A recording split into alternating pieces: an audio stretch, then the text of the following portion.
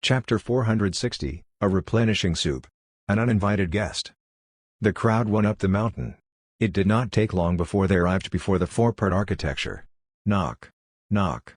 Knock. Mr. Lee, we're here. Doji's back.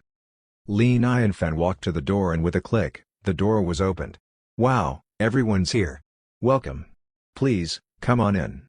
Li Nianfan had a smile on as he invited the guests inside. Upon stepping into the four-part architecture, the Jade Emperor and Empress jolted. Their hearts were thumping rapidly. They were instantly nervous. Although they had heard from Yang Jing about the upgrades here, they only realized how high-end it was when they experienced it in person. Chaos Spiritual Qi, a yard full of Chaos Spiritual Qi. A breath in here made the body so much lighter. One felt refreshed. Even the Qi in the body became active. One could feel all the energy in the body recovering. Even the air in here was equivalent to the air in the most divine places. The heavenly temple was nothing close to this. How they wished they could come over to the expert's house often. For no other reason than to breathe the air in here. What a gain. As for Mosquito Taoist, it was her first time here. The moment she walked through the door, her body jolted, her mind blanked. She was dumbfounded. Luckily, she had a black robe on. Nobody could see her extremely shocked face. This was the world of a Bigshot? Too terrifying. At this moment, she felt the pores all over her body opening up. Her cells were jumping in joy. This was her instinctive reaction.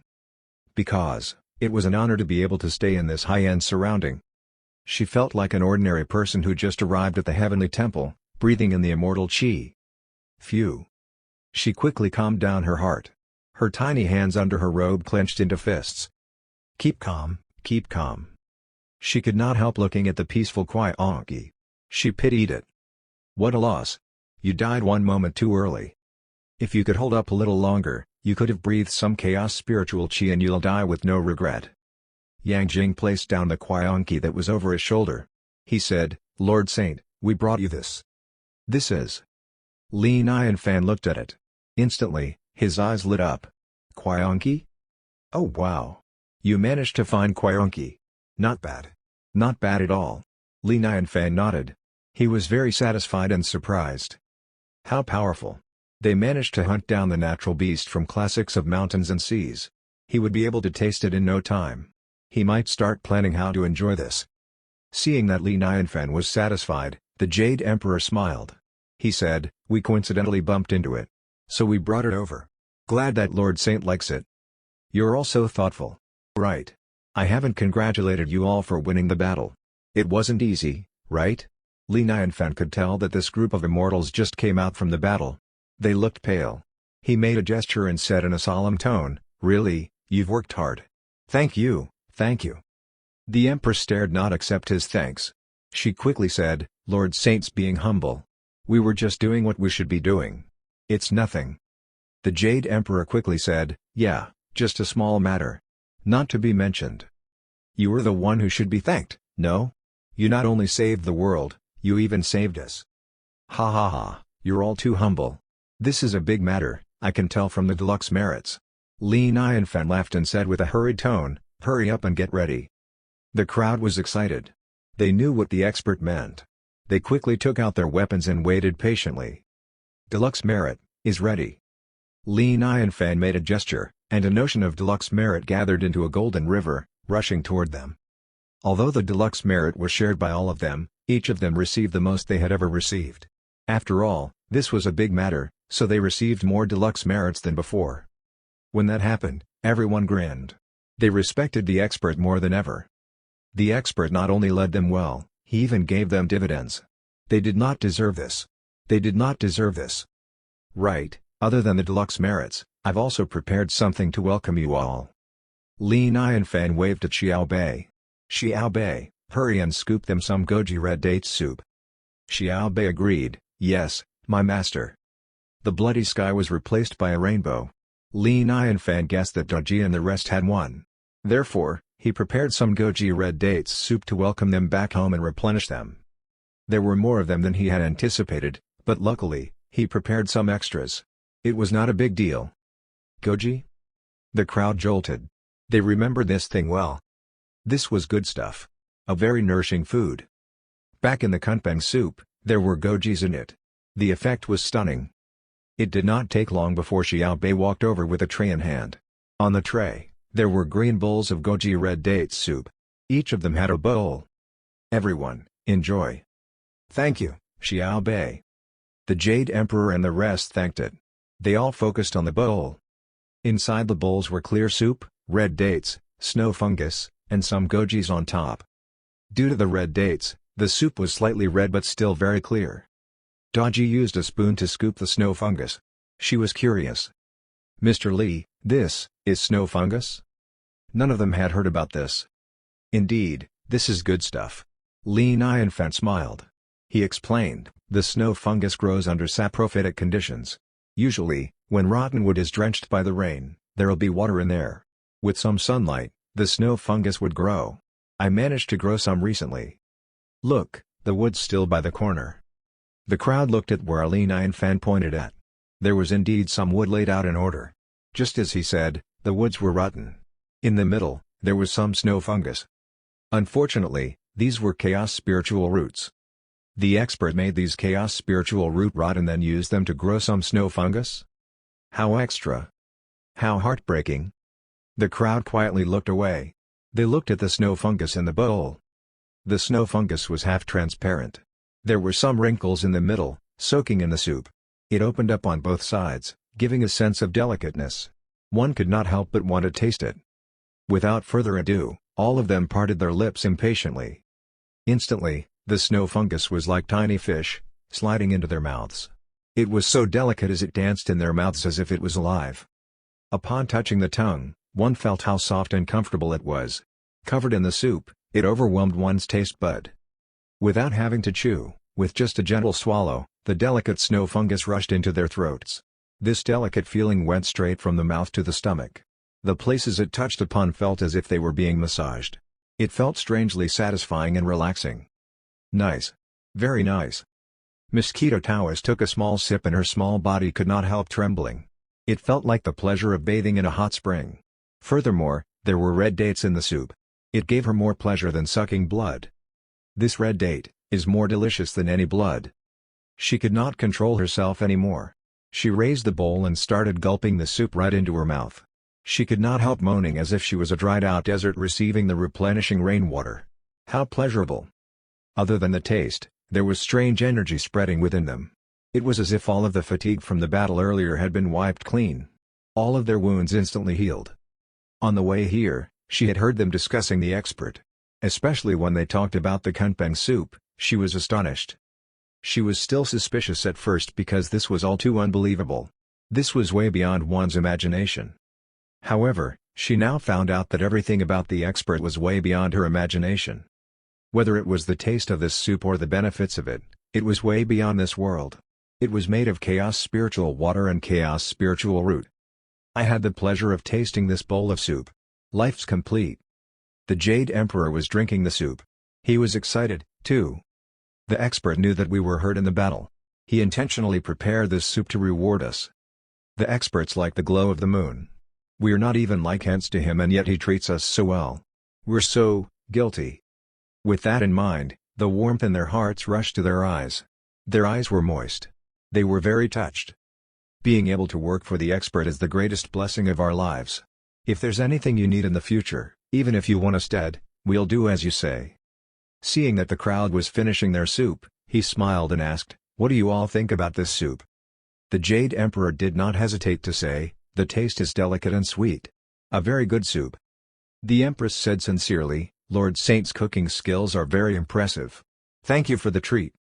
Li Nianfan waved it off. He said, "All I can do is cook. Moreover, it's only a bowl of soup. You all brought me Huayongqi, I should be the one thanking you all." "It's a small matter, don't be so humble," Yang Jing said with a serious tone. "We'll look out for the rest of the beasts and classics of mountains and seas. We won't let you down." Li Nianfan nodded. "That'd be great. Don't insist, though. Just let it be, thank you." After chatting for a little longer, the Jade Emperor and the rest stood up and left. They rushed back to the heavenly temple and gathered all of the gods to find the rest of the beasts. This had become the most important mission of the heavenly palace. How rare it was for the expert to have a request. If they could not do this well, they would be so ashamed. At the same time, somewhere beyond outer space, an elder walked out of the chaos. His eyes were like stars as he looked in the direction of the eldritch world. He said, "This is the world, here I come." Chapter 461, Sister Nuwa, I don't need these. Inside the cave, Nanan finally saw the woman. The moment she saw her, Nanan jolted. She was captivated by this woman's beauty. This woman was very beautiful. In comparison, she was like a delicately crafted art piece while the others were merely drafts. Living things made of heavenly chi had a benefit, they were all beautiful and flawless. For example, Goji and Fire Phoenix. Their beauty had exceeded ordinary living beings. Other than beauty, the most captivating thing was the chi exuding from her body. It was formal, elegant, and luxurious. It had a motherly glow, making one feel extremely comforted and familiar. Hello. Nanan looked at the woman blankly for a moment before snapping out of it. She cautiously walked past the snake tail on the ground as she slowly approached the woman. The snake tail was part of the woman's lower body, like a viper, twisting from the cave outward. Looking at how Nanan was cautious, the woman smiled gently. A glow appeared on the snake's tail and they turned into a pair of beautiful legs. She leaned on the stone wall as she smiled at Nanan. "Little girl, who's your master?" Be it his power or insights, I was deeply impressed. The woman was surprised. She could not recall who would be able to teach such a stunning child.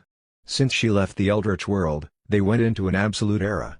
It was impossible to teach such a talented girl. As a saint, she could tell by just a look that Nanan's body was solid.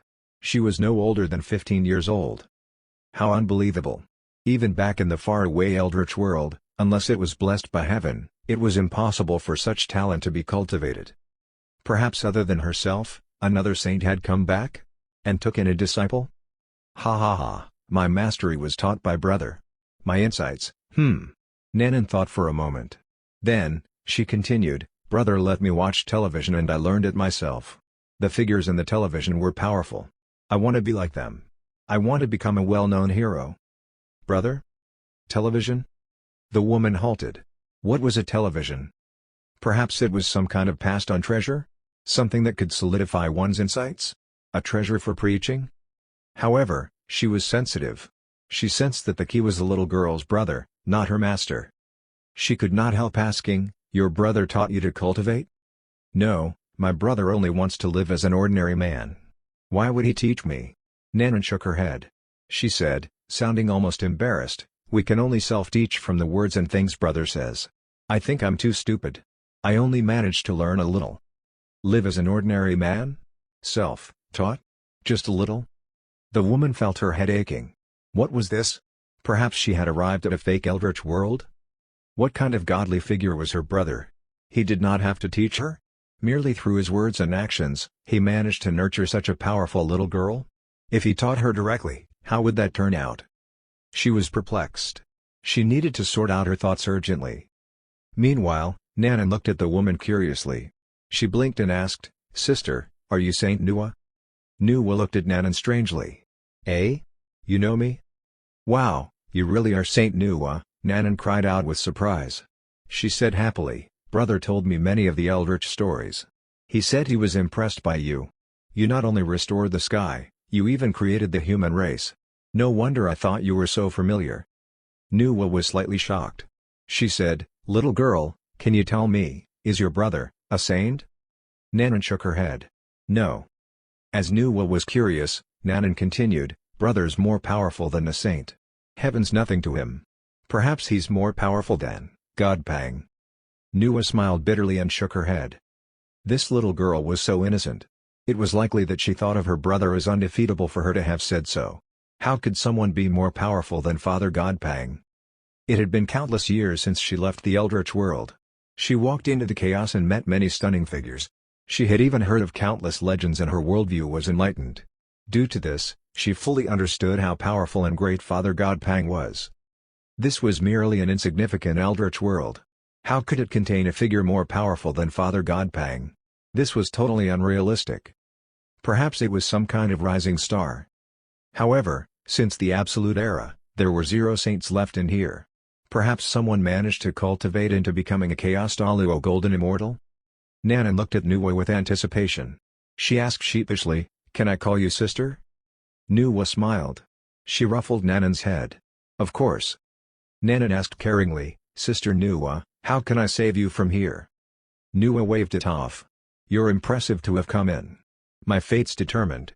I'm happy to have met a human race sister like you before my death. Sister, as the television said, I'm in charge of my own fate. There will surely be a way." Nanan looked up and saw that the mountain was hanging mid-air. From here, they could see the peak of the mountain. There was a golden glow like a cage hovering above Nuwa, weighing her down and trapping her here. This pressure was very powerful. Nanan had experienced it before. Merely just a hint of it was able to trap immortals. Nuwa was held down by this force, constantly having to withstand it. It must be very painful. Nanan's eyes instantly turned red. She sobbed, "Sister, I can go and ask the Jade Emperor and Empress for help.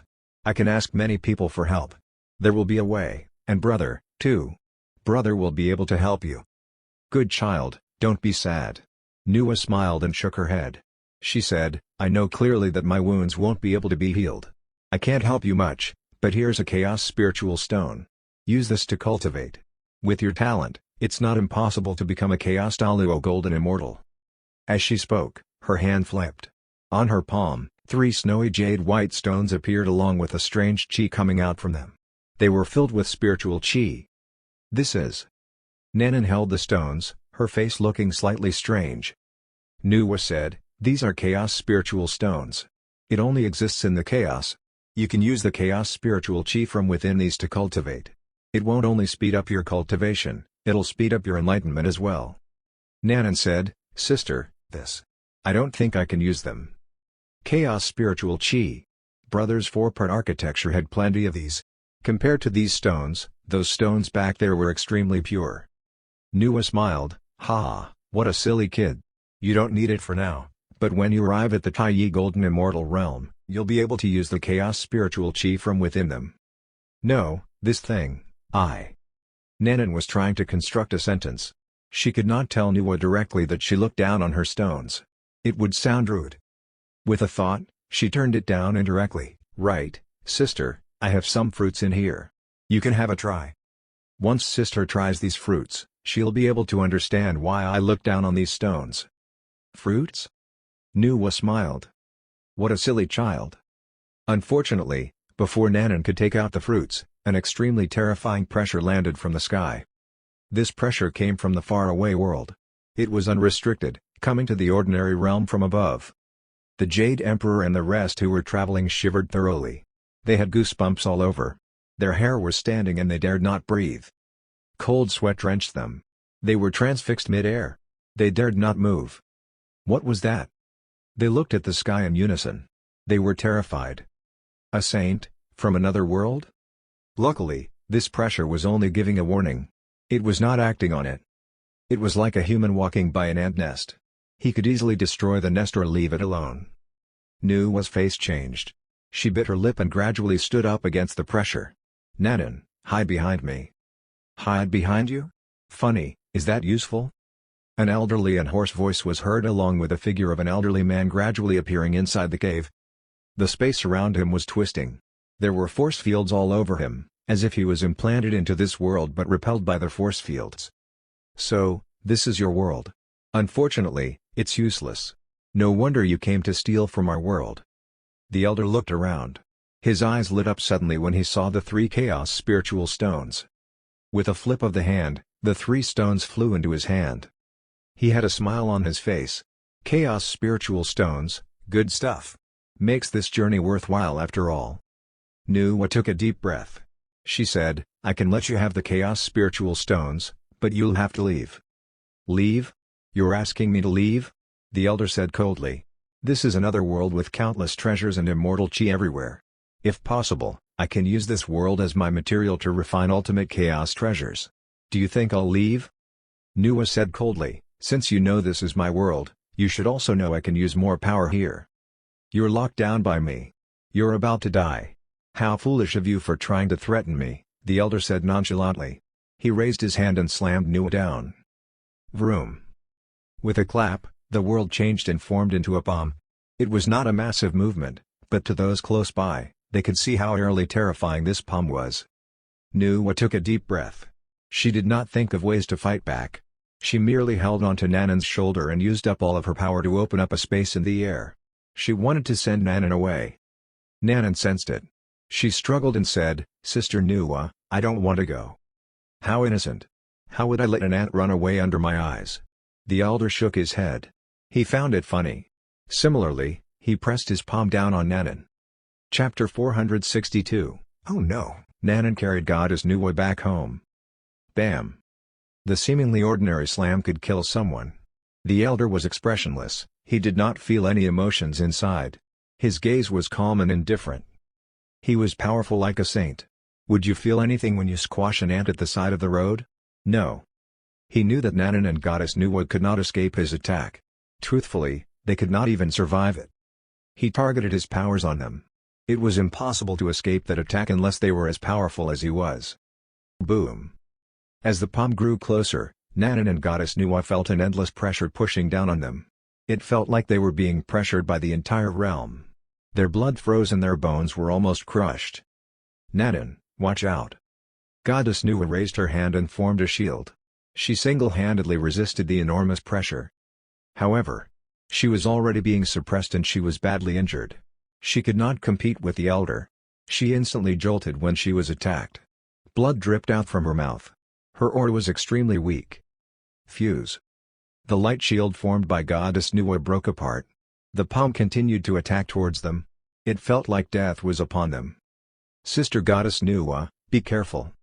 Nanan could not move an inch under the attack of a saint. She was hallucinating a black hole under enormous pressure.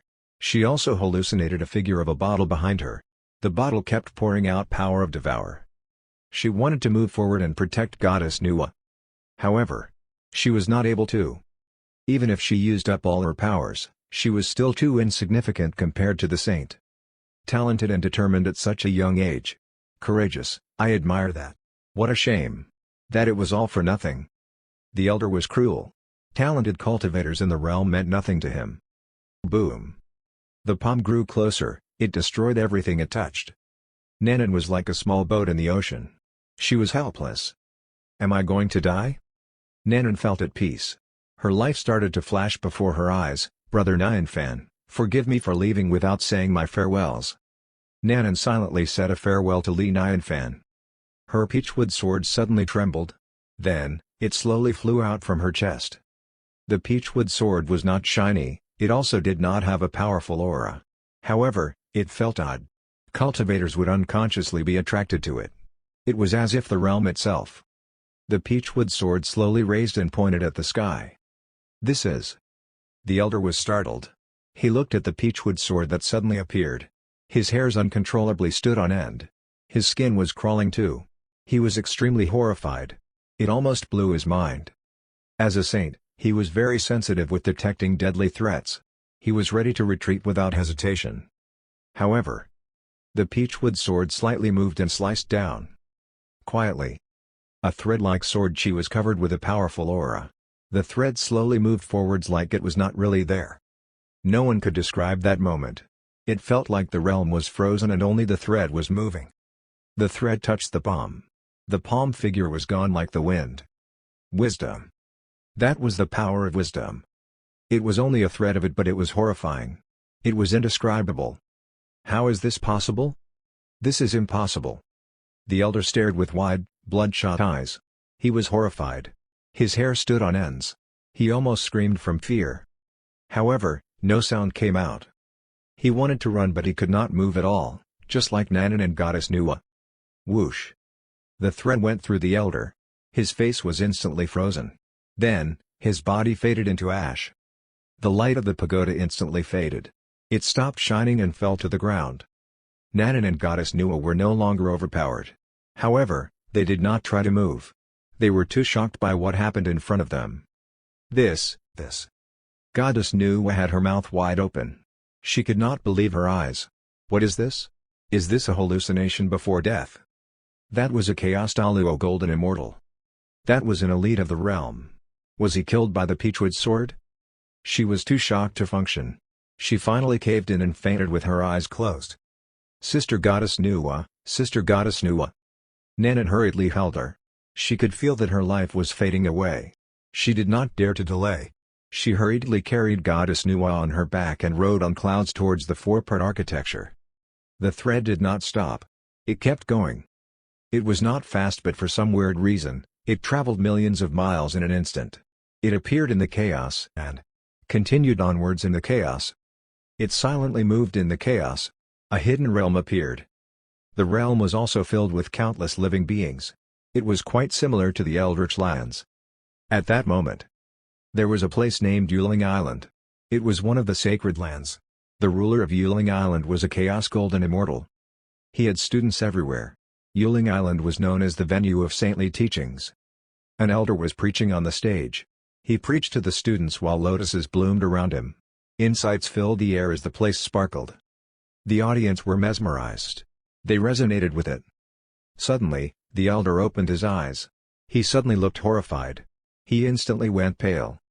One of his clones was killed. Moreover, the clone had been through something horrifying. There was someone powerful in that realm. It was ultimately related to wisdom. How is this possible? How could it be?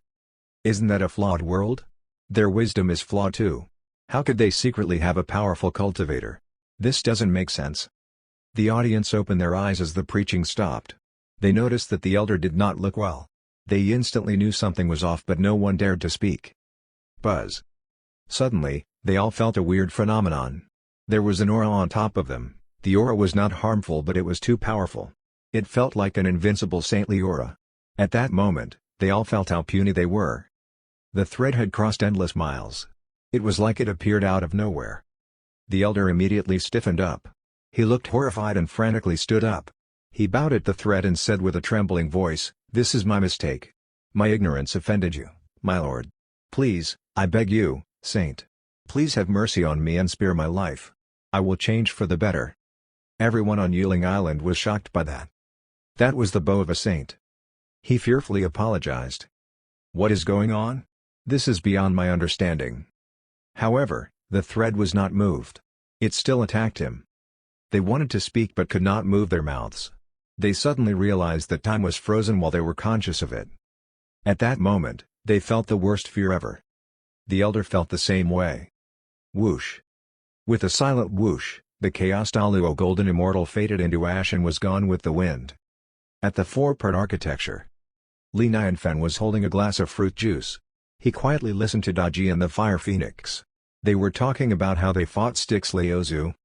He felt anxious listening to the frightening story. The ambitions of a wolf. Li Nianfan had to shake his head. He felt a shiver. Who would have thought that Styx Laozu was going to sacrifice everyone to prove his wisdom? This is so horrifying. Li Nianfan exclaimed, "Heroes! You all are heroes of the world." He thought of what he saw that day. He also thought of the fearless cultivators who had risen up to fight. He was thoroughly impressed.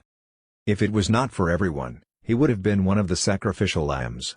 He would probably be dead. The immortal realm was so scary. However, if Styx sacrificed me, he probably would be dead too. He could choose to do it, but I don't want to sacrifice myself to let him die. The Fire Phoenix and Daji looked at each other. They felt speechless. "Master, you are the true hero. We are not able to defeat Styx Laozu on our own." Li Nianfan asked with care, "Are you both all right? Are you sure you are not injured?" Daji smiled and replied, "Don't worry, we are fine." "Good." Li Nianfan sighed in relief. The disaster was over, the world was at peace again. The sky went dark after the story time. Li Nianfan stood up and said goodnight to Daji and the Fire Phoenix. Then, he went back to his room and slept. Time passed. The night was chill and cold. Nanan rode on clouds with Goddess Nuwa on her back. She did not dare to rest. She went back to the four-part architecture as fast as she could. "Knock knock, Xiao Bei. Open the door." "It's me, Nanan." Creak. Xiao Bei opened the door. "Welcome home." "Thanks, Xiao Bei." Nanan nodded. Then, she rushed to the room of Li Nianfan. She hesitated and whispered, "Brother Nianfan, are you asleep?" After a moment, Li Nianfan replied, "I was. But I'm awake now." Li Nianfan yawned. He guessed that something happened, so he opened the door. He looked at Nanan. He smiled and asked, "Nanan, back so soon?" Brother Nianfan, can you take a look at her? Nanan carried Goddess Nuwa into the room. What? Li Nianfan looked at Goddess Nuwa. She was super pretty. Did this kid kidnap her at midnight because she is pretty? Li Nianfan frowned. If that was the case, he had to guide Nanan with her immoral actions. However, he soon realized that the lady was pale and weak. She looked like she was Sleeping Beauty. Li Nianfan realized things were not as he thought. He asked, "Is she hurt? Did you rescue her?" Nanan nodded and said, "Brother, she is Goddess Nuwa." Li Nianfan jolted. He thought he misheard it. Knew what? Nuwa? Which Nuwa? The Goddess Nuwa who made man from clay. Gasp, you carried Goddess Nuwa back home? Chapter 463, Goddess Nuwa, I was the fool the whole time. Li Nianfan gasped and felt thunderstruck. This. What the heck happened when you went out? How did you end up carrying Goddess Nuwa back home? Brother. Sister Goddess Nuwa seems to be dying, Nanan snapped Li Nianfan out of it. Quick, let me take a look. Li Nianfan stopped being shocked. He instantly checked her pulse. At that moment, he did not worry about the fact that he was checking the pulse of a saint. He tried to refrain from doing so. Truthfully, the saints he most respected were Goddess Nuwa and Empress Hautu. Goddess Nuwa fixed the sky and made man from clay. She was the mother of all mankind. It was without a doubt. He had to pay his respects. Empress Hautu sacrificed herself by turning into reincarnation. She created a home for the dead. She was also incredible. Apart from that, he also respected Taishang Elder. After all, he passed down the teachings of Tao to the humans. Humans were able to reproduce and live for generations. The other religions were mostly for the demons. Li Nianfan naturally did not discriminate against them, but he would prefer religion for humans because he was a human. He respected Buddhism as much as he respected Goddess Nuwa and Empress Hautu. He had already met Empress Hautu. He did not expect to meet Goddess Nuwa, too, especially in a scenario like that. Goddess Nuwa was not doing well. Li Nianfan had to rescue her. Her pulse was worse than how she looked. She was extremely weak, almost on the verge of death. Not only was she exhausted, but her pulse was also inconsistent. She was badly injured. Suddenly, the bottom half of Goddess Nuwa transformed. Her two legs turned into a snake's body. Li Nianfan frowned and said, "We need to hurry, she's transforming back to her true form." His mind was churning for healing plans. Truthfully, he had observed Goji and Fire Phoenix to compare the bodies of cultivators to the bodies of ordinary people. He discovered that their appearances were pretty much the same. That was normal. It would be weird if a cultivator had a disfigured appearance. However, cultivators healed differently. The medicine of cultivators was not accepted by the bodies of ordinary people. Cultivators needed spiritual herbs. Spiritual herbs were defined as cultivator medicine by Li Nianfan. Therefore, he studied and analyzed various spiritual herbs. Combining his medical knowledge, he easily compiled a list of spiritual herb types and their qualities. He could create elixirs and medicine. He got a lot of spiritual herbs from the Bigshots. He got them from cultivators, the Jade Emperor, and the Empress. He had enough for research. However, he was facing an issue. Suddenly, Goji and the Fire Phoenix walked over. They asked curiously, "What happened?" Nanan carried Goddess Nuwa back home. Li Nianfan pouted. Then, he said, "Great timing. Hurry up and check her injuries. Take a look and see if she was cursed, or if there are some destructive leftover powers." Goddess Nuwa was obviously injured from battle. If the opponent did something to her, Li Nianfan knew that he could not help her. Goji and Fire Phoenix looked at each other. They smiled bitterly and shook their heads. The master's starting to act again. Bodily injuries were nothing to cultivators. It was surface-level injuries. The crucial injuries were on the primordial spirit of a cultivator. The primordial spirit of Goddess Nuwa was damaged. She was left with a hint of consciousness. She could evaporate and fade away at any given moment. Her injuries were incurable. If she were any other immortal, she would be dead already. She could not be saved unless there was a miracle. However, we have a miracle. This miracle likes to pretend to be an ordinary man. They thought to themselves. Goji went along with it and said, "Master, Goddess Nuwa has no leftover powers or curse." "Good. I shall make some medicine and try to save her then. I hope it works." Li Nianfan nodded and did not dare to delay. He started to brew some medicine in the middle of the night. Goddess Nuwa was a saint. She was a powerful cultivator, so he should help her. She could possibly survive and wake up. Li Nianfen brewed some medicine soup until daybreak. He fed Goddess Nuwa the medicine. He told Goji and Fire Phoenix to take care of Goddess Nuwa while he continued to brew more medicine soup. 3 days had passed. Li Nianfen surprisingly realized that Goddess Nuwa was getting better. Her injuries were healing. At least she was no longer on the verge of dying. Goddess Nuwa groaned and her eyelashes fluttered as she slowly opened her eyes. Her eyes were as bright as stars. However, she looked lost. She kept thinking about the moment before she passed out. She was once again in disbelief and shock. She had to breathe heavily. She tried to calm down and realized she was lying in bed. Her surroundings were unfamiliar to her. She was slightly dumbfounded at the moment. Suddenly, she heard a happy voice. "Sister Goddess Nuwa, you're awake." "Nanan?" Goddess Nuwa was puzzled. She asked, I didn't die? Why am I here?" Nanan replied, "I brought you here. My brother saved you." "Your brother saved me?" Goddess Nuwa was stumped. "My injuries were so serious that even saints couldn't help me. I should be dead by now. After all, my primordial spirit was damaged. The best case scenario for me is getting the chance to reincarnate. How is it possible that I've been saved?" She quickly thought of the peachwood sword before she passed out. She asked bafflingly, "Nanan, that peachwood sword. Did your brother give it to you?" Nanan nodded. "Yeah, he said it's a lucky charm." "Lucky charm?" Goddess Nuwa twitched. "So lucky that it killed a Chaos Daluo Golden Immortal? Can you believe that?" She took a deep breath. She jolted when she took a deep breath. Then, she gasped. Gasp. She had goosebumps. She could not believe it. The air she breathed made her skin crawl. Goddess Nuwa lifted her hand as if she was trying to touch the air. "Chaos Spiritual Chi. This is Chaos Spiritual Chi? How is this possible? How is this possible?" She looked around and stared at the air around her. A house full of Chaos Spiritual Chi. This. I must be hallucinating, right? I must be in a coma or dreaming or something. She was a drifter in the chaos. She spent a lot of effort looking around in the chaos. She was happy for a long time when she found a Chaos Spiritual Stone. A Chaos Spiritual Stone was nothing compared to the room full of Chaos Spiritual Chi. She would require a lot of effort to get Chaos Spiritual Chi out from a Chaos Spiritual Stone. Plus, it would be impure. Chaos Spiritual Chi existed in the vast chaos that contained everything. It was impossible to achieve unless one had extraordinary powers or incredible luck. "Nanan, you. Goddess Nuwa finally understood why Nanan said that the Chaos Spiritual Stone was useless in the mountain cave. She lived amongst Chaos Spiritual Chi. A Chaos Spiritual Stone was merely a turd to her. Darn. I was the fool the whole time? Hee. Sister Goddess Nuwa. I told you I'd treat you with fruits. The fruits planted by my brother are super delicious. Here you go." Nanan chuckled and gave Goddess Nuwa a peach.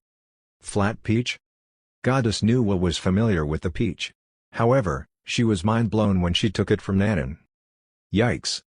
She jolted and exclaimed, "Chaos Spiritual Fruit. This is a Chaos Spiritual Fruit. You call this a fruit?" She looked at Nanan with disbelief. She felt awful. "I've been living in the chaos for so many years. I've seen a lot of boastful bigshots, too. However, this is the first time I've seen someone living so luxuriously. This is a Chaos Spiritual Fruit. A super valuable treasure birthed from the chaos. Its value is equivalent to a small universe. I'm not going to lie. The entire Eldritch world isn't even as valuable as a Chaos Spiritual Fruit tree." She felt thunderstruck because she never tasted or smelled a Chaos Spiritual Fruit before. She only drooled over the rumors. She never thought that she could try it. However, how did a Chaos Spiritual Fruit appear in front of me? It was unreal. "No. My brother said they're fruits. So, they're fruits." Nanan corrected her, "Apart from peaches, we have apples, plums, pears, and a lot of other fruits." Goddess Nuwa was baffled. She suddenly felt like she was in the wrong place. This must be a different dimension.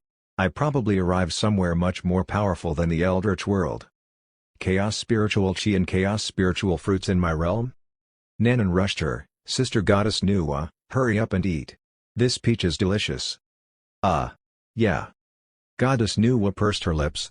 She did not care anymore. She bit down on the peach. Crunch. The juicy peach popped in her mouth like a water balloon. Endless juice poured into her throat. The flesh was not too soft and not too hard. The sweet flavor and the amazing texture of the fruit made her feel at ease. Her pale face started to blush. Yummy, delicious. The aura of the realm also started to nourish her primordial spirit. Chaos spiritual fruit. I took a bite out of a chaos spiritual fruit. So this is what a chaos spiritual fruit tastes like. Boo-hoo. Goddess Nuwa swallowed the juice. She suddenly sobbed. She felt like she had been living poorly and eating weeds all those years when suddenly, she had the chance to eat meat. It was an emotional experience. Chapter 464, The Impressively Nanan Fan. Crunch, crunch. Goddess Nuwa was mesmerized by the delicious peach. She sucked on it because she was not willing to waste any juice.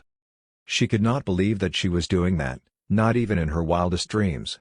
She could not believe that she had such a weird opportunity. Creak. Suddenly, the door was pushed open. Goji and Fire Phoenix walked in.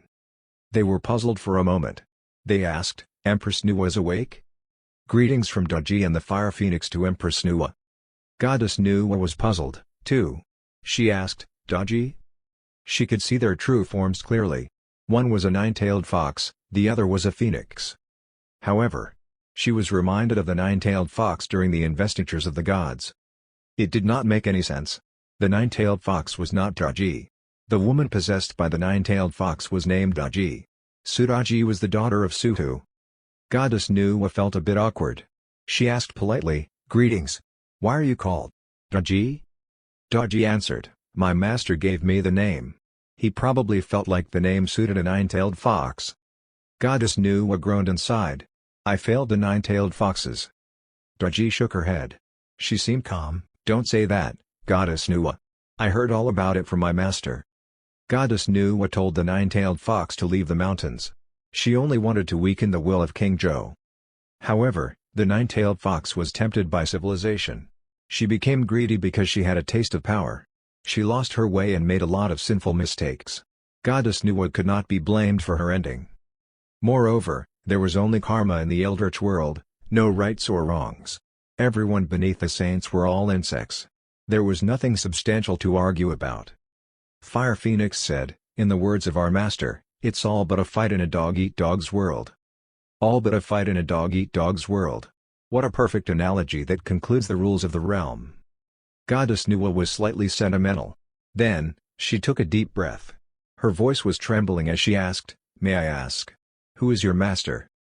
The place was full of chaos spiritual chi and chaos spiritual fruits. It was unheard of. It was too terrifying. Nobody would believe her. "Our master's beyond our understanding." Goji shook her head. Then, she went serious. She sternly said, "Goddess Nuwa, my master has a taboo. I hope that you remember it and stick to the rule. Otherwise, there would be serious consequences if you angered my master." Goddess Nuwa felt her heart thump. She was listening attentively. She asked, "What taboo? Please, tell me, Lady Goji." "The taboo of the expert. I have to know. Otherwise, if I anger him, yikes, I can't even imagine it. So scary. The peach you just ate is just an ordinary fruit. The air you're breathing is just ordinary air. And my master's just an ordinary man." Goji paused and explained, "Of course, I know all of these things are extraordinary. But, we have to act like it's ordinary. Got it?" Goddess Nuwa processed it and nodded.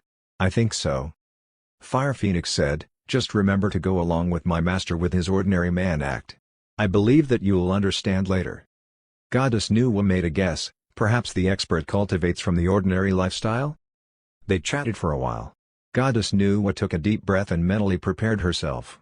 Then, she stood up and walked out of the room. She realized that the room was extraordinary. Every item was desired by saints. Even her bed was made from chaos spiritual roots. Goddess Nuwa looked at the nearby door. Her heart trembled. She was afraid and anxious, but she had to face it. The expert saved her. She had to talk to the expert no matter what. She calmed herself down and slowly walked towards the door.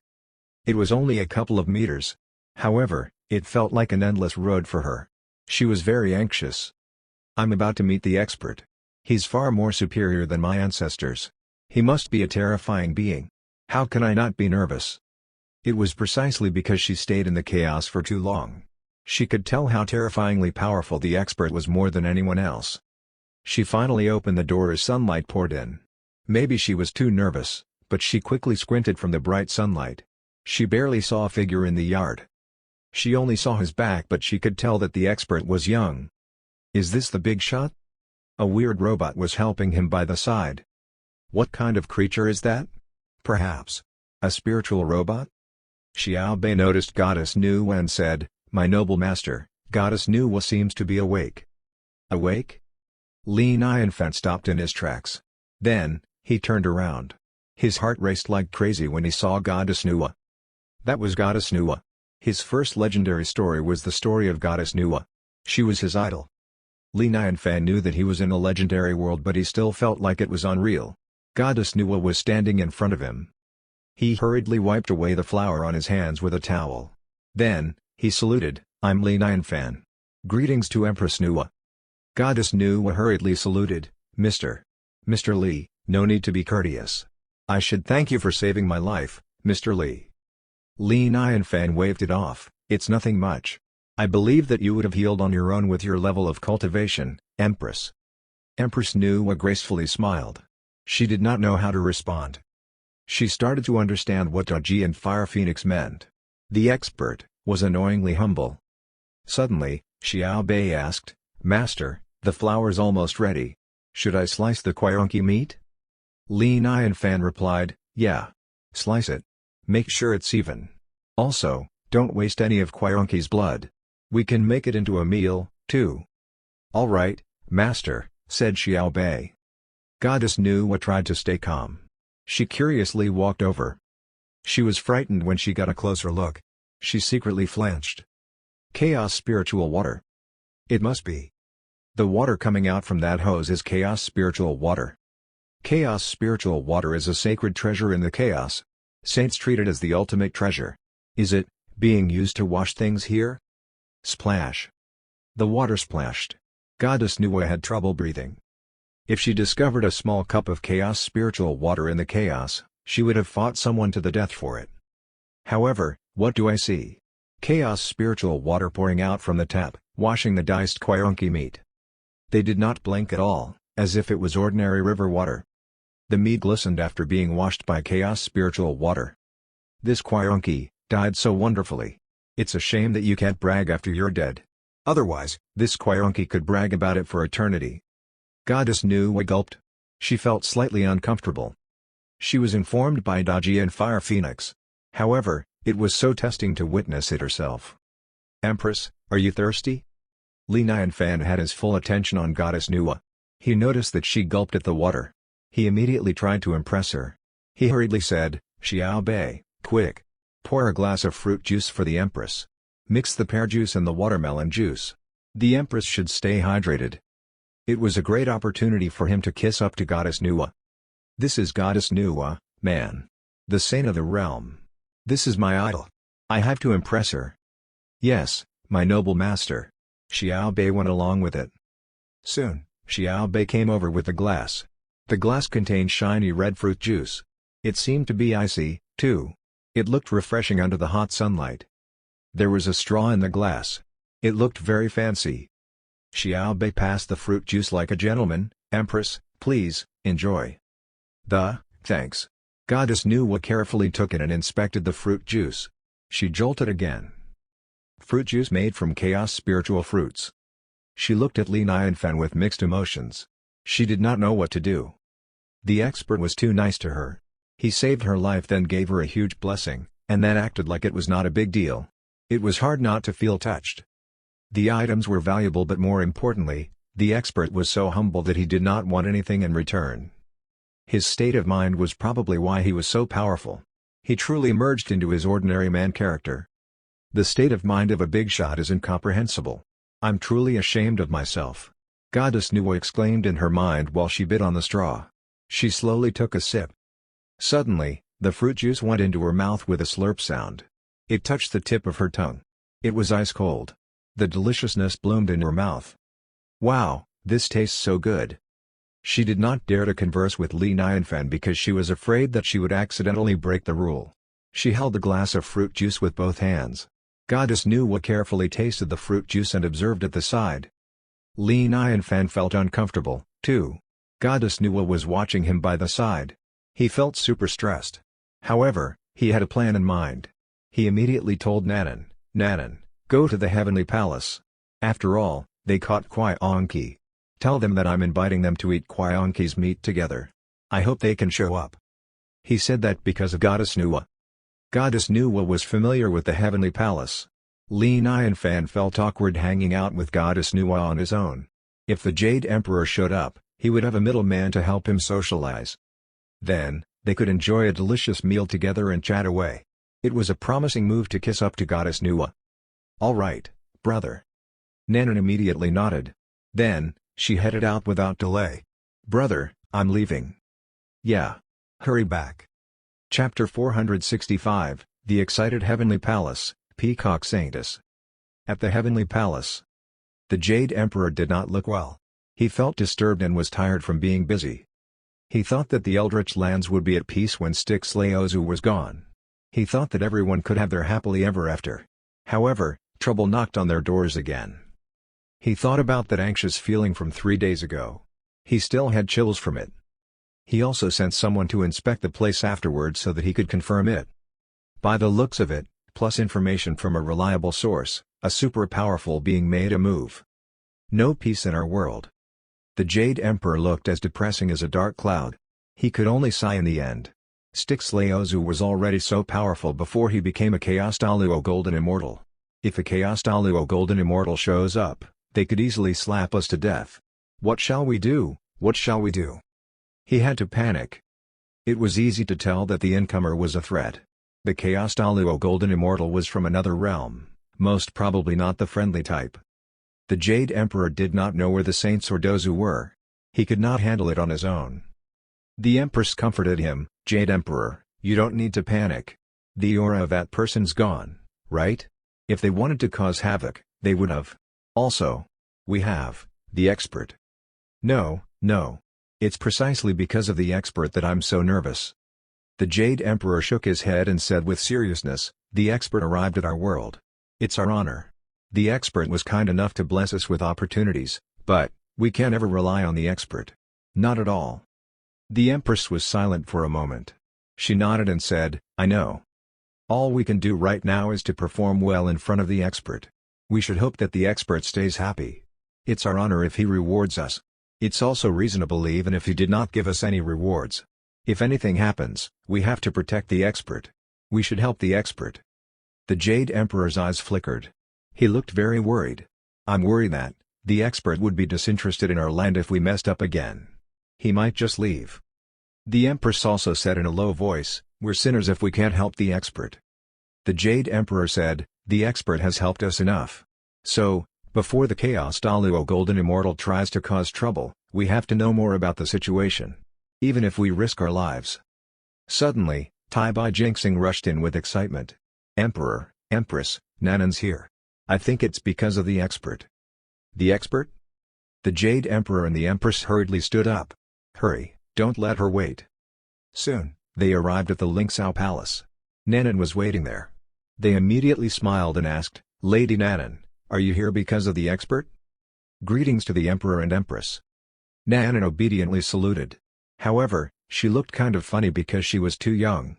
She replied, "My brother's making a delicious meal out of Kwai-onki's meat. I came here to invite you all to the meal. I hope the Heavenly Palace can show up." "Invite us?" The Jade Emperor and Empress were pleasantly surprised. "We'll show up." "No, wait, it's our honor. It's our honor to attend." They felt like an opportunity had fallen from the sky. They were able to go visit the expert. Even breathing in the four-part architecture was worth it. In other words, the expert is inviting you to seize a huge opportunity. Will you go? Only fools won't go. Tai Bai Jinxing was baffled. He was almost drooling. However, he knew that he could not attend. After all, he did not capture Kwai-onki. Sigh. "Why would you let me hear about this? This is torture.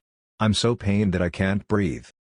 The Jade Emperor asked, "Lady Nanan, did the expert say anything else?" Nanan thought about it and said, "Oh, yeah, Sister Goddess Nuwa was in the four-part architecture." What? Empress Nuwa? Everyone was shocked. Then, they exclaimed, "Are you sure it's Saint Nuwa?" "I'm sure." Nanan nodded and said, 3 days ago, my brother saved me and Empress Nuwa. Empress Nuwa was badly injured, too. She just woke up. My brother must have thought about that, so he told me to invite you all." 3 days ago? The Jade Emperor and the Empress were well aware of that.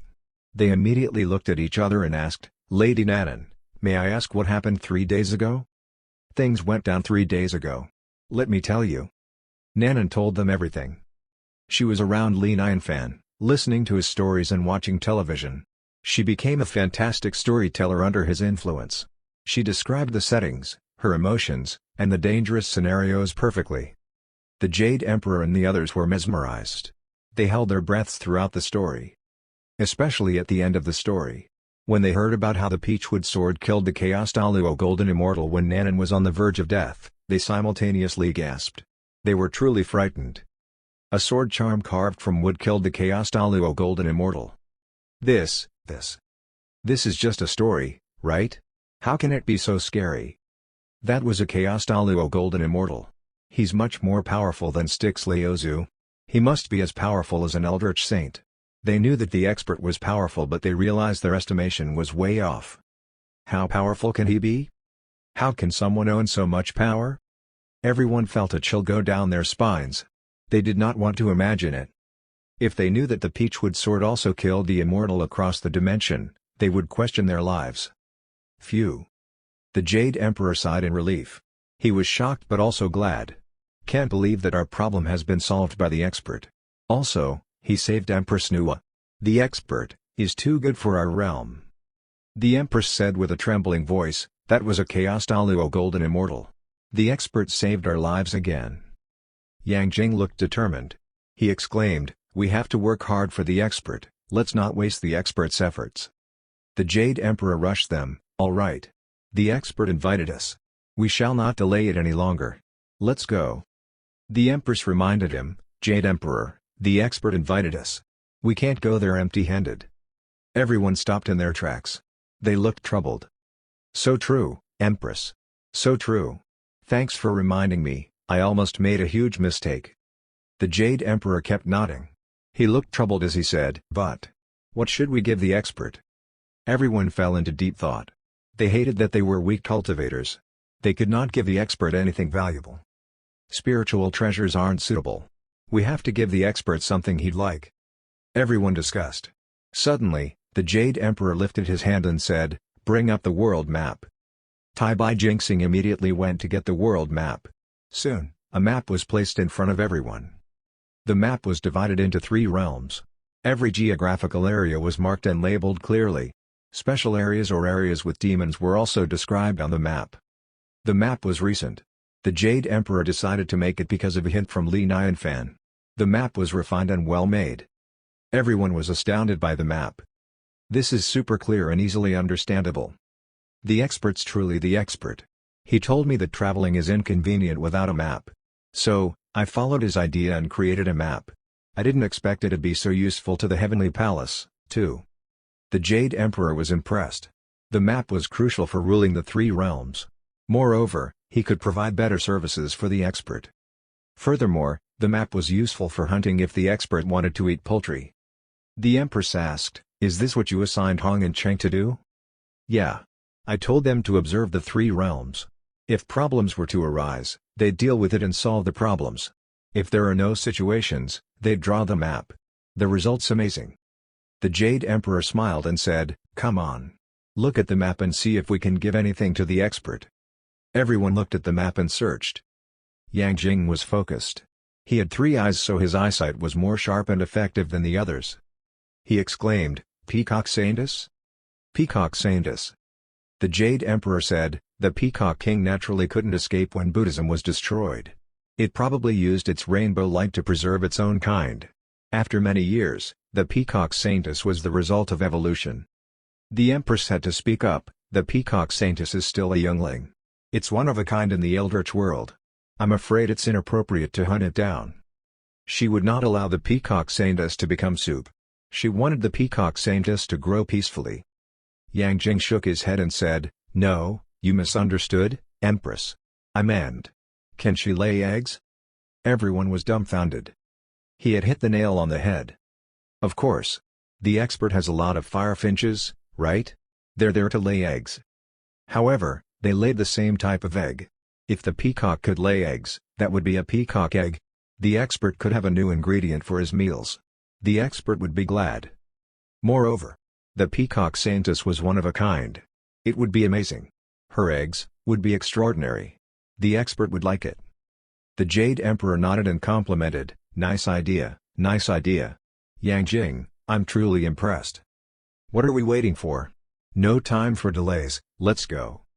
Chapter 466, No way, I have competition for laying eggs. At the Peacock Mountain. The mountain was not originally called Peacock Mountain. However, ever since Peacock Saintess lived there, it was renamed the Peacock Mountain. The mountain did not look like what it used to be. The Peacock Saintess ordered the demons to renovate the area. They connected the hills so it looked like a late peacock from afar. It was regal and beautiful. The mountain was very recognizable. Peacock Saintess was a show-off. Therefore, the place was extremely famous, too. Meanwhile, in the mountains, a five-color sacred light shined. Immortal powers circled at the center of the light. Spiritual chi was misty and floating in the air. It looked like a paradise. A hill appeared amongst the green trees and thick bushes. Streams and waterfalls splashed in the mountain. A woman in five-colored clothing sat on a throne in a pavilion near the bridge and the river's stream. She was sitting in a position where she was half laying down on her side. Her nails were long and pure gold. Her eyelids had a layer of golden eyeshadow. She also had winged red eyeliner. She emitted regal vibes from top to bottom. At the same time, she was perfectly lazy. She closed her eyes and rested. Her throne was piled with various treasures, mostly Wuhang spiritual items. They were glimmering with her iridescent light. The light in the mountain kept shifting like a LED light in a bar. It shifted rhythmically. Insects and birds chirped in the mountain. All sorts of animals stood amongst the trees and flowers. They stood in a row and sang in an orderly manner. They were clearly trained. They stayed in rhythm and created wonderful music in the mountains. It was not hard to tell that the Peacock Saintess placed importance on the quality of life. Peacock Saintess was very satisfied with her lifestyle. She was considering changing her title to Peacock Queen because Peacock Saintess was not fancy enough. Suddenly, several figures moved in the air. They finally landed on top of the clouds. They observed the situation from above. This is the place. The Peacock Saintess was enjoying the music. She felt interrupted. She opened her eyes with distaste and looked up. The Jade Emperor saluted, greetings to the Peacock Saintess. Jade Emperor and Empress? Peacock Saintess was startled. She frowned and asked, may I know why you're here? She had memories before she reincarnated into the Peacock Saintess. She was just a tiny golden immortal but she was not afraid of the Jade Emperor and Empress. The Empress said, actually, we came here to ask you something. It's related to a golden opportunity for you, Peacock Saintess. You must take this seriously. Golden opportunity? The Peacock Saintess noticed that they were being serious. She was instantly curious. She loved magical and iridescent items, especially Wuhang treasures. She asked excitedly, what is it? Feel free to tell me.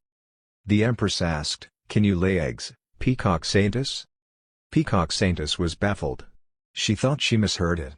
She asked in a low voice, what do you mean? The Jade Emperor explained, don't misunderstand, Peacock Saintess. We mean no harm. But the expert's looking for someone to lay eggs for him. We're trying to help you earn this position. It's a huge opportunity for you. Help me? To lay eggs for somebody else? A huge opportunity? Peacock Saintess trembled from the insult. She was enraged. She asked with a cold expression, are you insulting me? She would have fought them if she could. She was the Peacock Saintess, the only peacock left in the realm. She was born a national treasure. The Peacock Saintess placed importance on her image and reputation. She had never felt so insulted before. She scoffed angrily, go away, farewell. Why are we wasting our time on her? The expert's waiting. We can't delay it any longer. Just grab her. Yang Jing was expressionless. His cape blew behind him as he flew toward the Peacock Saintess with his weapon. You guys are bullying me. I will fight you. Peacock Saintess was flushed. Her demon powers were activated. Her clothes shined and fanned out like a peacock tail. five-color sacred light shined blindingly at Yang Jing. Her eyes were widened. She hyped herself up. "Don't come near me. Die, die." However, she was a weaker cultivator. Her five-color sacred light was not as strong. Yang Jing was much stronger than she was. She could not stop Yang Jing at all. Yang Jing waved his hand and out came the demon capture rope. The rope tangled around Peacock Saintess like a snake.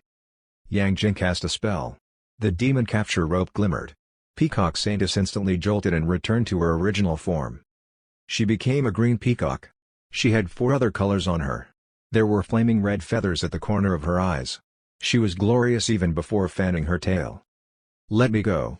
Let me cultivate for another 1,000,000 years. We can battle by then." Peacock Saintess struggled. She screamed, "Why did you capture me? Let me go now." The Jade Emperor and the others acted like they did not hear anything. They dragged Peacock Saintess toward the fallen immortal mountain. She started to whine once she realized it was not working. "Jade Emperor, Empress, the peacocks have always played nice. We haven't crossed you, right? I'm only 30,000 years old. I'm still young. Let me go." Boo-hoo. The Peacock King, Kang Xuan, was famous for being a neutral pacifist. He had not killed anyone innocent. The Jade Emperor explained, "Peacock Saintess, we mean no harm. Don't you worry, all you have to do is lay eggs every day. You'll receive huge blessings. It's a dream job for countless people. They'll envy you." Peacock Saintess was pissed. "Nah. Lay eggs?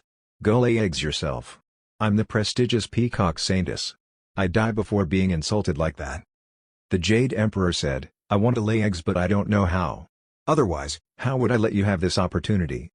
The Empress exclaimed, "Stop chatting with her. Seal her voice. Don't let her disrupt the expert." They were instantly quiet. They hurried to the fallen immortal mountain. They walked on the mountain path and soon arrived at the 4-part architecture. The door of the 4-part architecture was opened because they were expected. The Jade Emperor and the others slowed down at the same time. Then, they carefully entered the 4-part architecture. They greeted, "Lord Saint, we're here." "Yo, you arrived. Welcome." Li Nianfan instantly smiled. He welcomed them. "Sit. Have a seat." The Jade Emperor and the others saw Goddess Nuwa with her fruit juice. They were immediately startled. They hurriedly bowed and greeted, "Greetings to Goddess Nuwa." Goddess Nuwa waved it off. She smiled, "Long time no see. No need to be courteous." Goddess Nuwa and Li Nianfan both secretly sighed in relief. Li Nianfan felt like it was easier to talk to Goddess Nuwa with the Jade Emperor around. Goddess Nuwa felt the same way. She was not used to how things work around the expert. She was in desperate need of guidance. She needed someone familiar to explain things to her. The vibes in the 4-part architecture were instantly much less awkward. However, there was a peacock. She struggled until the moment she entered the 4-part architecture. She immediately froze. Her feathers were ruffled and her eyes were wide with amazement. "What's this feeling? I feel like a low-class being that just stepped into a high-class place. I've never seen such an awesome place. I can't believe it. I'm not prepared for this. How can my little heart endure it?" She always felt like she was a regal being. She collected a lot of rare treasures. She renovated Peacock Mountain into a high-class paradise. However, the mountain was a pile of turds compared to the 4-part architecture. Peacock Saintess looked around and observed the place. She realized she could not figure anything out. Everything in the 4-part architecture was beyond her recognition. Even the air she breathed was some type of extraordinary spiritual chi. "What's this paradise? This is too much." She tried her best to control herself but she was still quivering. She was shocked and terrified. She had a complete mental breakdown. Then, she finally saw the firefinches. There were a bunch of round firefinch eggs next to their nest. More importantly, the firefinches were also Taiyi golden immortals. "What's going on? No way. I have competition for laying eggs? What should I do?" Peacock Saintess was flustered. She felt someone choking her neck. Then, she realized she was being lifted up by the neck. "The Bigshot lifted me up. The Bigshot lifted me up. What should I do?" Peacock Saintess was petrified. She almost passed out. That was the most unforgettable day she ever had. "You guys are too courteous. Why did you bring a gift when I invited you?" Li Nianfan looked at the peacock. He smiled and said, "Wow. This peacock's so beautiful.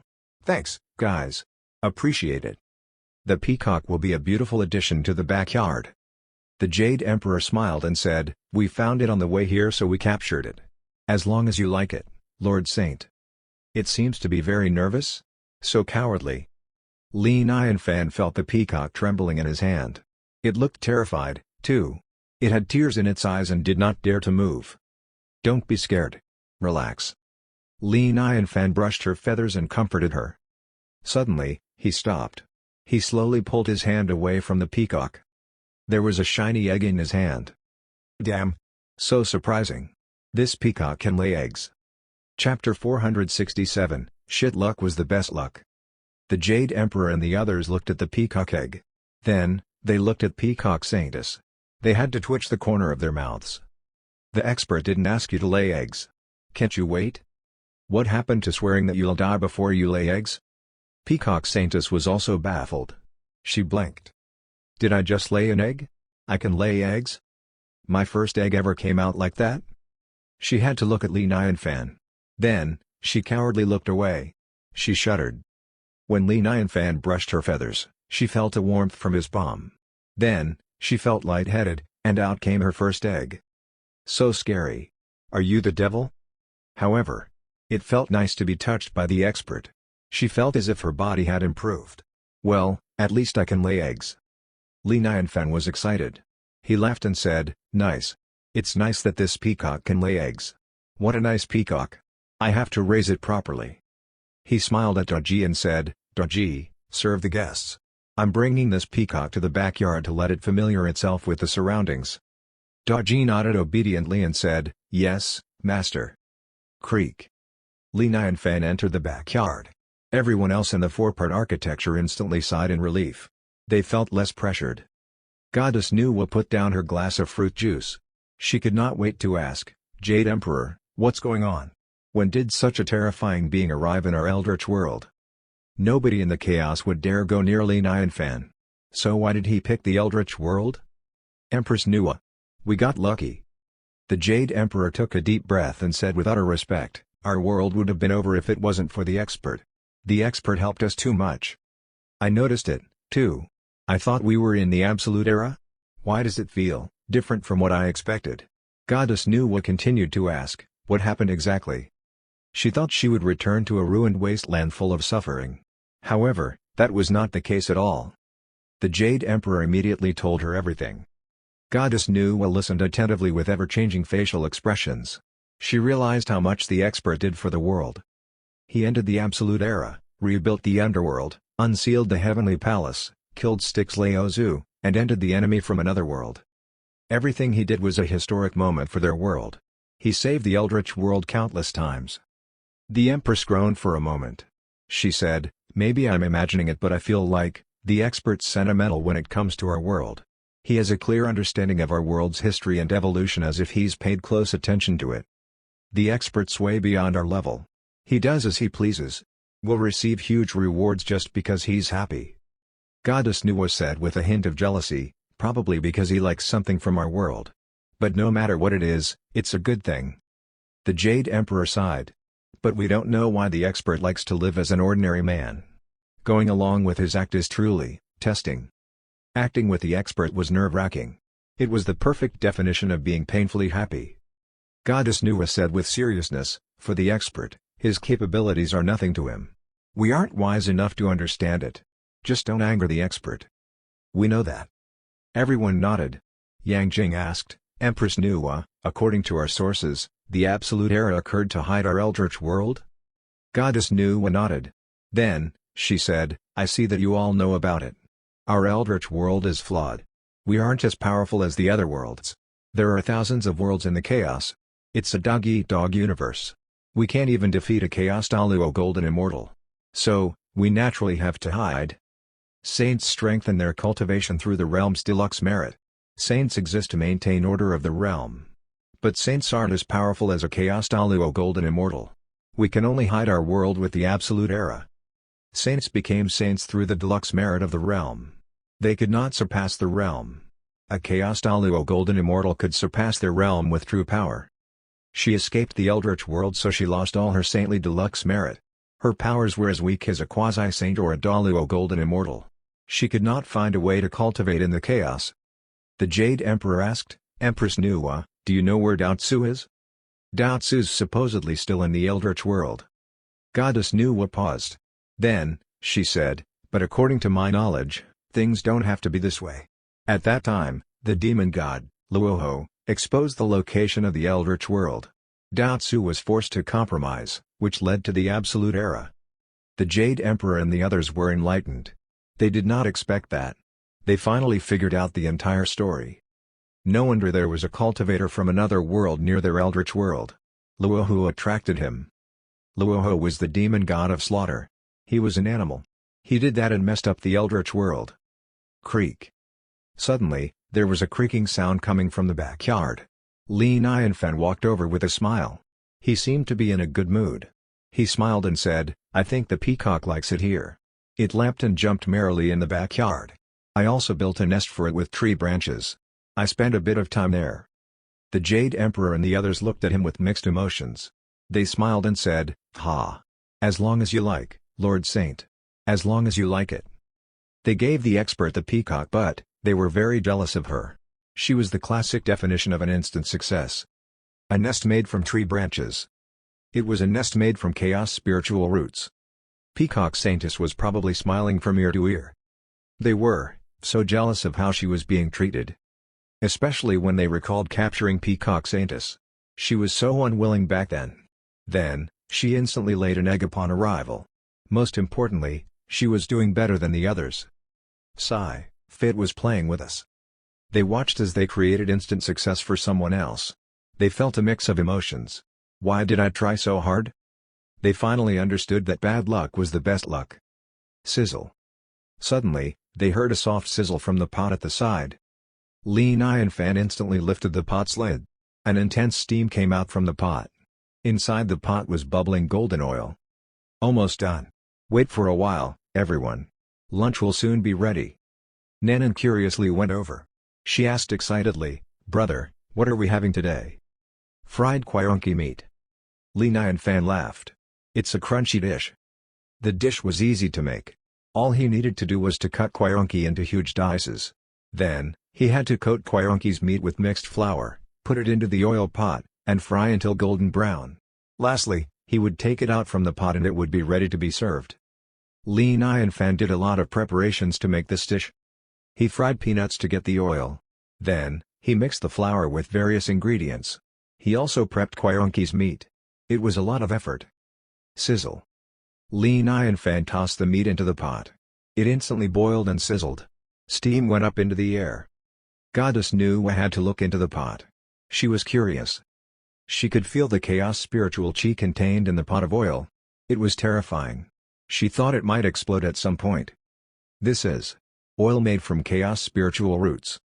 She had never seen anything like this in her years of drifting in the chaos. It would be a great blessing for others to get a single peanut. No one would use them to get peanut oil like Li Nianfan. Her worldview was expanded around the expert. Kids could not resist fried food. Nanan could not wait. She kept gulping at the side. She did not forget to brag to Goddess Nuwa. She said, "Sister Goddess Nuwa, my brother's food is super delicious." Goddess Nuwa smiled and asked, "Really?" The Jade Emperor and the others did not even think about it. They all nodded at the same time. They were not as obvious as Nanan, but they were all salivating. Goddess Nuwa was looking forward to it. The Jade Emperor and the others are so obsessed with his cooking. How delicious can it be? Maybe because they were too excited, they went silent as they surrounded the oil pot. There was only a sizzling noise in the four-part architecture. Li Nianfan had to laugh at their reactions. These are all big shots. Goddess Nuwa, the Jade Emperor, the Empress, and Erlang Shen. Now they're waiting to eat fried food like preschoolers. Such a wonderful sight. Done. Li Nianfan smiled and took the meat out. He placed the meat on a plate. The meat pieces were glistening with oil. The golden coating was very appetizing. It's shining. The meat's shining. Gulp. Everyone looked at golden meat and had to gulp. Fried food was not very aromatic, but it had a unique smell. It looked very appetizing, too. It easily got them hooked. Li Nianfan placed the plate in front of Goddess Nuwa.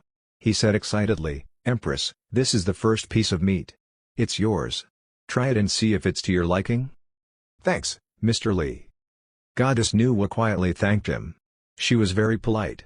Then, she picked up the meat with chopsticks and slowly inspected it. The meat was cut into a perfect bite-sized cube. It had been too many years. She had forgotten all about delicacies. She no longer felt hunger for food. However, at that moment, she felt like her stomach was empty.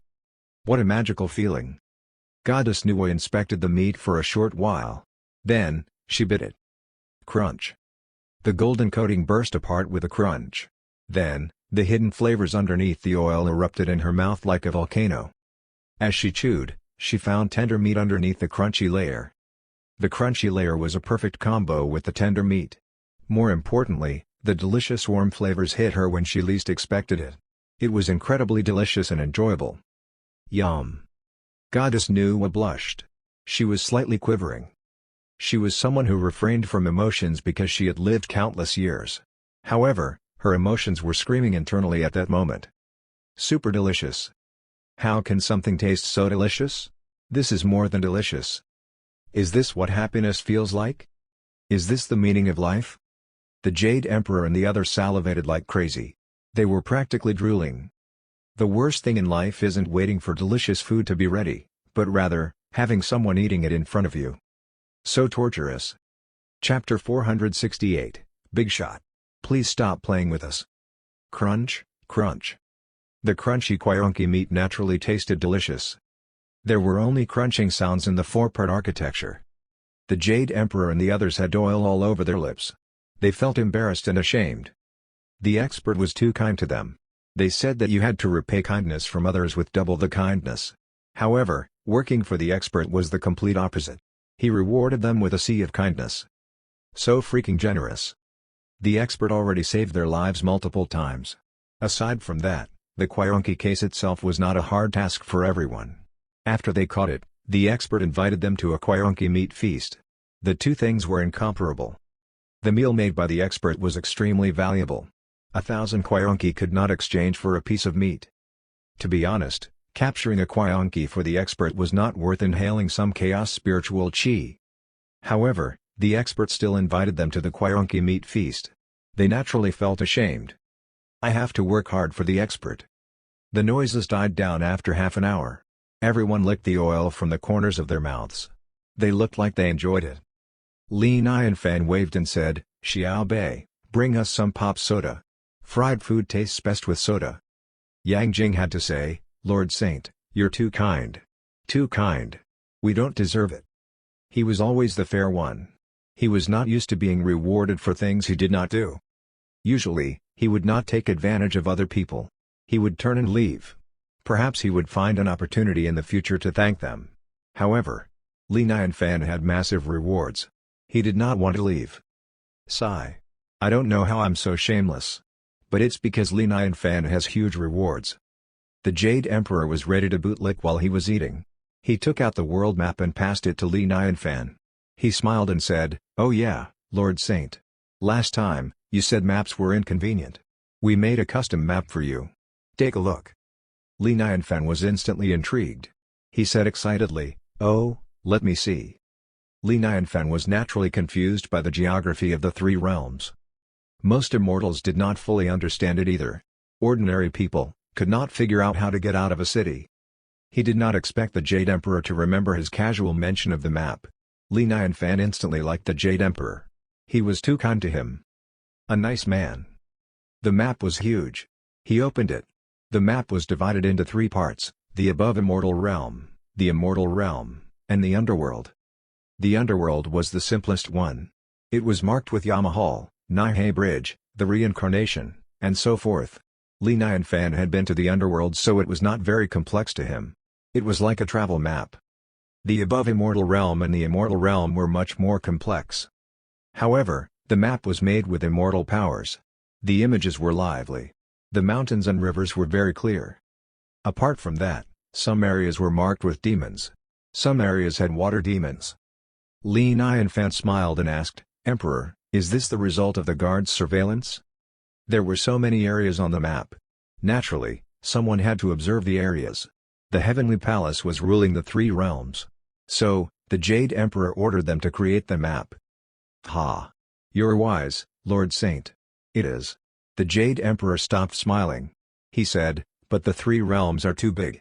There are a lot of areas that we couldn't map out. It's good enough. Li Nianfan waved it off and thanked him. Thanks for everything, Emperor.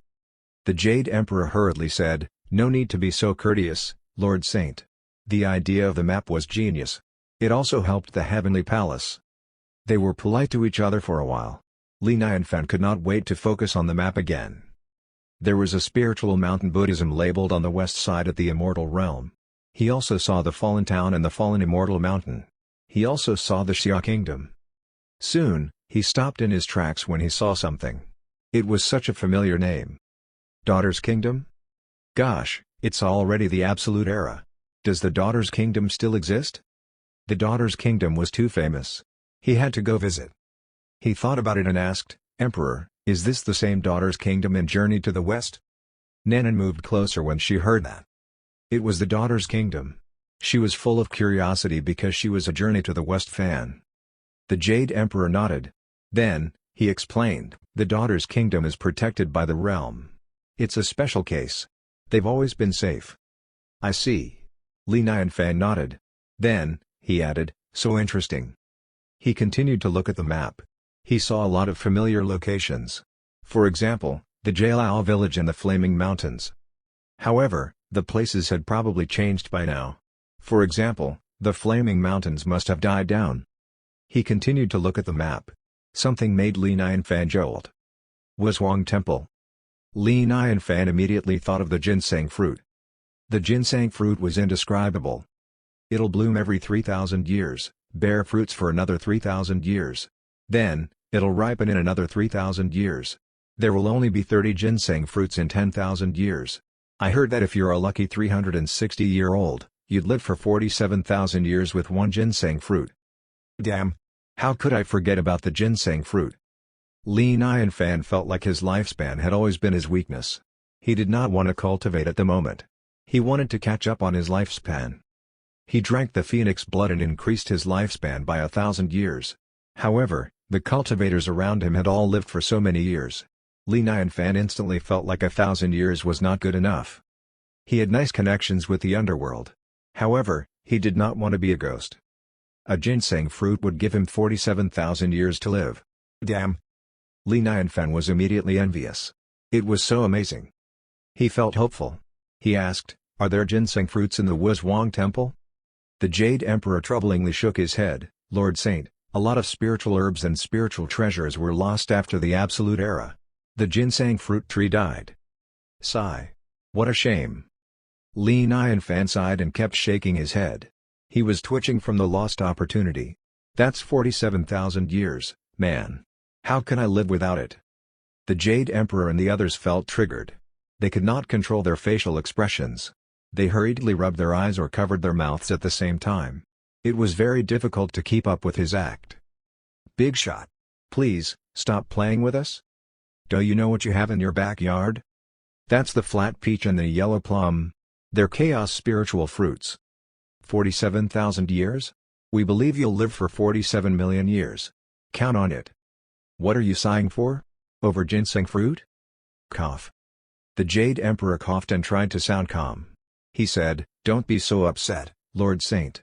The Absolute Era is over now. Maybe the spiritual herbs would grow again. Really? Li Nianfan was instantly energetic. Hopefully. It's good to have hope. He carefully put aside his map. It was a great item. It could make his boring life so much more interesting. I arrived at the legendary world. I should travel and have fun, right? He asked with curiosity, Emperor, what's the situation of the three realms? It must be difficult to create this map. It's all right. The realms are a bit disorderly because it was left to their devices for such a long time now. There are a lot of demons that came out to cause havoc. The Heavenly Palace is lacking in staff. We can't handle everything at once. The Jade Emperor was afraid that it would disturb the expert. He hurriedly added, but don't worry, Lord Saint. We've got it covered. Good. Thanks for the hard word, nodded Li Nianfan. Li Nianfan was expecting the havoc. He already thought about it way before that. The three realms were too huge. Plus, with cultivators, too. There were demons and cultivators everywhere. Can you imagine how chaotic and crazy it'd be when no one's in charge? Pure havoc. Li Nianfan had run into demonic and evil forces before. Thankfully, he had a lot of big shots around him to protect him. Other people would have ended up tragically. It was kind of like giving everyone a gun when there were no laws. The Heavenly Palace was rebuilt, but it was unrealistic for them to manage the three realms in such a short time. The fastest way they could do that was to recruit. Li Nianfan touched his chin and started to groan. Each recruit would mean less havoc and more justice. When the majority belonged to justice, the realm would naturally run its course in an orderly manner. Emperor, I have an idea. Li Nianfan felt like he should help. He said, you can recruit people on my behalf. I'm the Deluxe Merit Saint. I can reward them with Deluxe Merit if they join the Heavenly Palace. They might lose Deluxe Merit if they don't join the Heavenly Palace. The Jade Emperor was overjoyed. He immediately said, nice. Thanks, Lord Saint. Cultivators were suckers for Deluxe Merit. All the cultivators would want to join the Heavenly Palace. He had that idea before, too. However, he could not do it without the permission of Li Nianfan. Therefore, he had kept the idea at bay. If that's the case, I should help out, too. Goddess Nuwa suddenly smiled. Then, she said, Jade Emperor, I'll occasionally preach to everyone in the Heavenly Palace and the demons. Preaching from a saint was a huge blessing. It was naturally very appealing. Goddess Nuwa wanted to hit two birds in one stone. The Absolute Era caused the Eldritch world to lack experts. Their battle force was weakened. They naturally could not continue to weaken with the expert around. Preaching could heighten their will to battle so that they could provide better services for the expert. In other words, everything revolved around the expert. Chapter 469, No Righteousness or Evil in the Chaos, Manage the Order of the Realms again. Everyone discussed it for a while. They focused on talking about the future of the Eldritch world. They created a general plan on how to manage the three realms. Li Nianfan could not believe he participated in such an awesome meeting. Goddess Nuwa on his left, the Jade Emperor and the Empress on his right. They were talking about the fate of the people and the fate of the realms. How amazing it was. He was not a powerful cultivator, but thankfully, he had vision. He constantly gave great advice. The Jade Emperor and the others could not wait. They got up and said their farewells. They left the four-part architecture. Goddess Nuwa instantly asked with curiosity, did you guys capture Kuaiyonki for the expert? Yang Jing nodded. Then, he said, you don't know it yet, Empress Nuwa. The expert's a big fan of poultry. He also gave us a cookbook. Kuaiyonki was the first on the list. Goddess Nuwa was instantly intrigued. She asked, oh? Really? Let me have a look at the cookbook. Her first reaction was to look for opportunities to repay the expert. It was rare that the expert wanted anything at all. She had to perfectly execute all the possible tasks. Moreover, for someone like the expert, he should not have to hunt on his own. It was their time to shine. Don't worry, Empress. The cookbook's in me. Look. Yang Jing opened his third eye again and projected the PowerPoint slide. Goddess Nuwa looked at the beasts that flashed by. She gradually looked serious. She sighed in the end and frowned, I should have known. The expert's cookbook isn't that easy. The Jade Emperor immediately asked, you're very knowledgeable, Empress. Do you recognize any beasts in the cookbook? I've heard about a lot of them in the chaos. Goddess Nuwa nodded. She said sternly, I suffered after stepping into the path of a chaos Daluo golden immortal. I wandered around in the chaos, and in the end, I could only venture into other worlds to seek for Tao. Unfortunately, I was discovered. I've heard of some of the beasts in that world. The Jade Emperor and the others nodded. As expected. The beasts aren't limited to the Eldritch world. The expert has such a broad worldview. How could he limit himself to the Eldritch world? Goddess Nuwa had to smile bitterly. She shook her head. Then, she said in a low voice, according to my knowledge, the toady mentioned in the cookbook is famous in the chaos. Toady? Everyone was puzzled. They were also amazed. The chaos was endless and magnificent. Even saints had to be careful when they wandered in the chaos. How awesome must toady be to be famous in the chaos? Goddess Nuwa said, toady can devour anything. It can eat endlessly and devour realms. Actually, it's much like Styx Laozu, except it succeeded and Styx Laozu failed. The Jade Emperor was shocked. It successfully escaped fate? Goddess Nuwa nodded. Then, she said, the chaos is vast with countless worlds. Opportunities are everywhere. Anything's possible. Toti went for the slaughtering route. It somehow devoured worlds and realms. It's not a chaos Daluo golden immortal. It's a next-level beast that's incomprehensible. As she spoke, she also felt emotions in her heart. She thought to herself, anything's possible in the vast chaos. Who would have thought that a super-powerful being would arrive in our eldritch world? Moreover, Toti loves devouring flawed worlds in the chaos. If Toti discovers our eldritch world, we'll surely become food. However, someone in our eldritch world sees Toti as food. Things do change all the time. It's a dog-eat-dog world. Yikes! The Jade Emperor and the others gasped. They felt dizzy. Devour realms? This Toti is so scary. They also thought of the Styx Leozu. If the expert did not help them, Styx Leozu probably would have succeeded. Styx Leozu might not be able to devour realms, but he could become a Chaos Daluo Golden Immortal. The Jade Emperor exclaimed, the vast chaos is so unimaginable. Styx Leozu was such a visionary. The Empress frowned.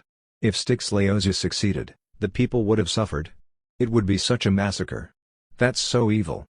The rules of nature have no rights or wrongs. Only the strong and the weak. To us, it's evil. To him, it's just the emotions of insects. Goddess Nuwa wandered in the chaos for a long time. She fully understood that lesson. She said bitterly, the realm created countless lives, then it kills all its creation. Is that righteous or evil? In the eyes of powerful beings, what's the difference between millions of lives and insects? You cross the road and step on an ant. Are you considered evil? Everyone went silent. Her words instantly enlightened them. Goddess Nuwa continued, the Absolute Era. The banishment of saints. The sealing of anyone stronger than Daluo Golden Immortals. The weakened spiritual chi. It's all for the eldritch world. We have to weaken its presence. We became insects. After all, no one would seek an anthill to kill it. I see. The Jade Emperor and the others processed everything they heard that day. Oh yeah, the expert gave us hope, but we must keep a low profile. Goddess Nuwa said, don't make moves if you're stronger than a Daluo Golden Immortal. Lessen our risk of being discovered. Just live the quiet life, it's the safe way to go. Hopefully, anyone that knew about the location of the eldritch world had died. They might be able to hide and live. The Jade Emperor kept nodding. Yes. I shall give orders to seal the powers of anyone stronger than a Daluo Golden Immortal. The eldritch world was exposed. They would have continuous troubles. If it disturbed the expert, they would be in big trouble. We have to train ourselves to be stronger. Also, we have to help the expert with the cookbook's delicious meat. The Jade Emperor said, oh yeah, Goddess Nuwa, the expert also told us about our world. It's very mysterious and fascinating. I think it might be the route of a Chaos Daluo Golden Immortal. Goddess Nuwa instantly breathed heavily. Really? Quick, show me. Then, the realm was at peace again. Everything was running smoothly. At least it was generally peaceful. The evil forces were either destroyed or had died down. They did not dare to cause havoc anymore. Even the demons were quiet. The Heavenly Palace had shown its capabilities after all the incidents. The underworld was also respected. Things were peaceful in most areas. The new members of the Heavenly Palace were worth mentioning. They went from rough recruitment to recruiting elites. The new recruits were required to pass a test or had to have achievements and experiences. The test was mainly divided into two parts. One of them was to test their skills. The other test was to check their deluxe merit. They could not be sinful. Li Nianfan suggested that they should run the tests like an exam. They set up the test location. As for position titles, the cultivators were required to battle it out. The powerful cultivators were required to take a sin check test along with a background check. The Heavenly Palace was extremely busy. They had all sorts of test locations and recruitment battles. Li Nianfan naturally participated in watching.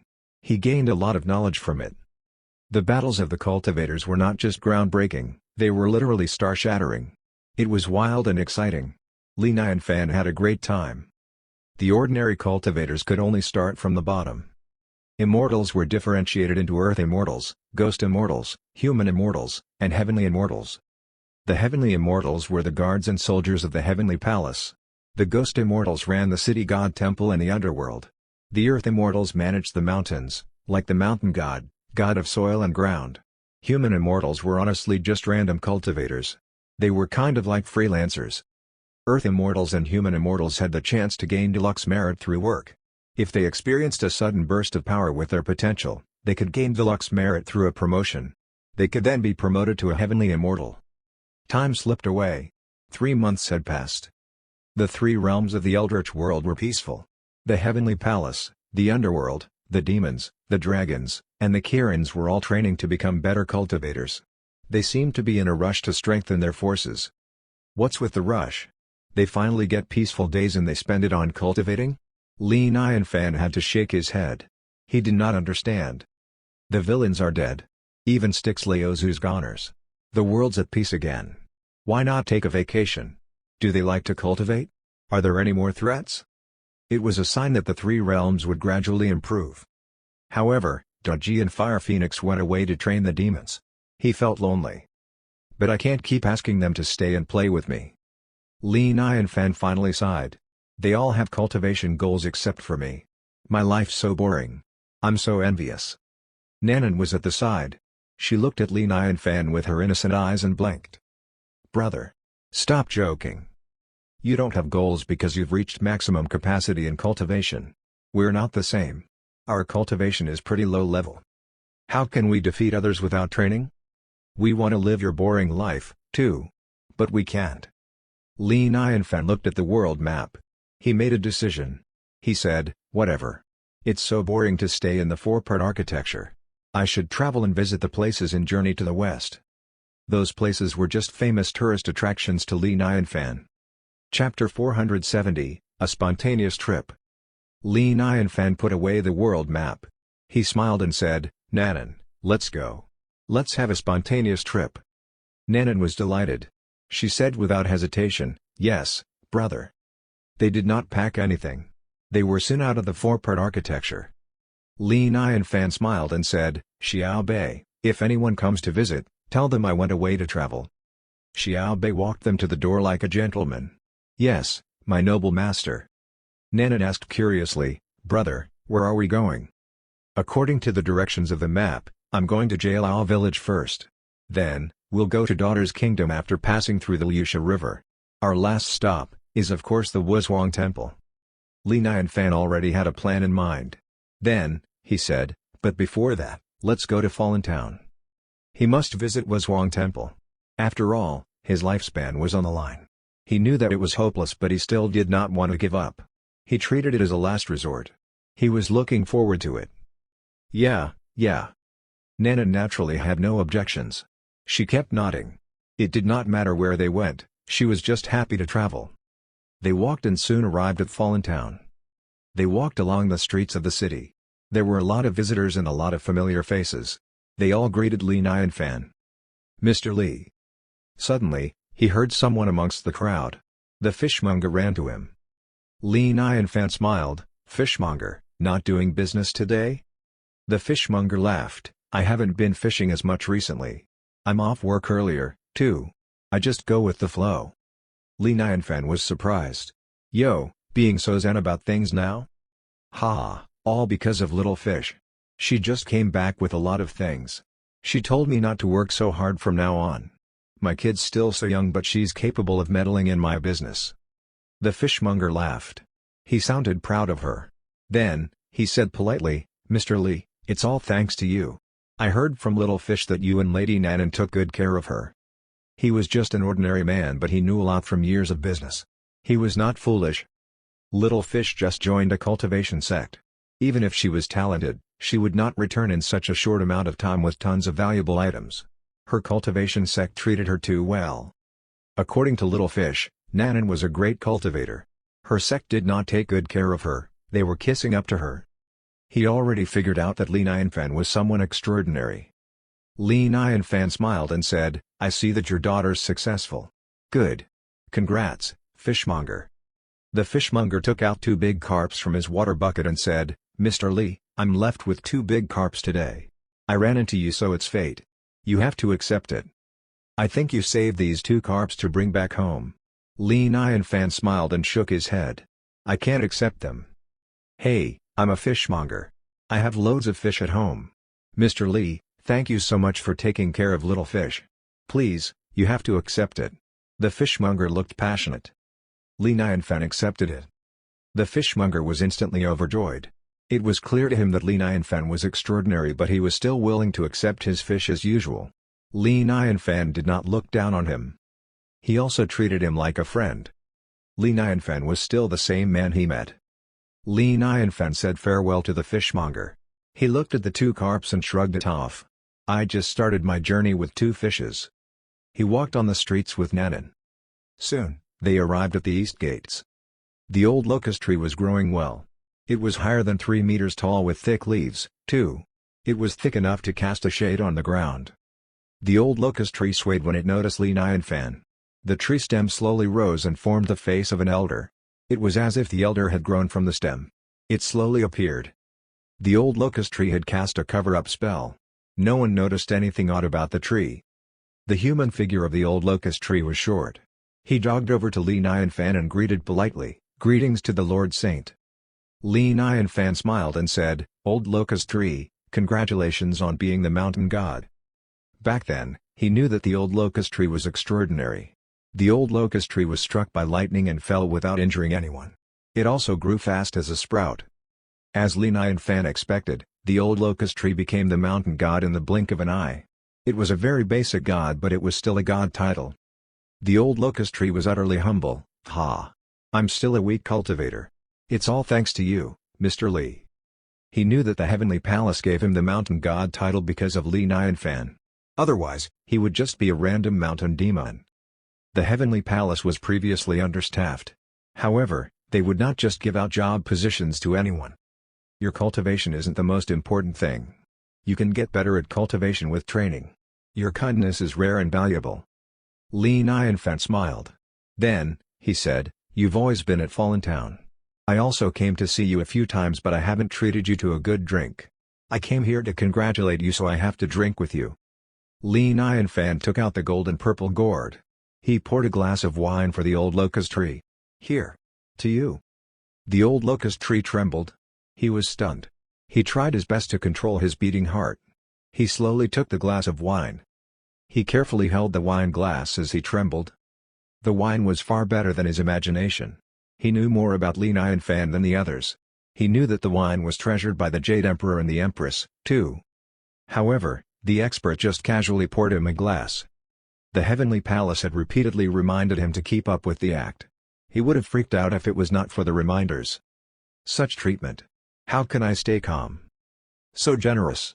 The expert is so generous. So generous that he could barely hold it together. He felt like a rich guy just rewarded him with $1 billion for walking on the streets. It was an incredible feeling. He took a deep breath. He did not dare to delay. He hurriedly raised the wine glass to cover up his nervousness and drank it in one go. It was just wine, but it still made him blush. He felt feverish, as if his forehead was going to emit steam. He hurriedly activated his powers. He suppressed the after-effects of drinking the wine with all his might. He forced himself to stay calm. Nice wine. Li Nianfan said, "Oh yeah. Old locust tree, I have something to ask you." The old locust tree immediately straightened up. He said, "Feel free to ask, Lord Saint. I'll tell you everything I know." Li Nianfan asked, "If I travel somewhere else, how can I summon a mountain god or an earth god?" He forgot to ask the Jade Emperor that question.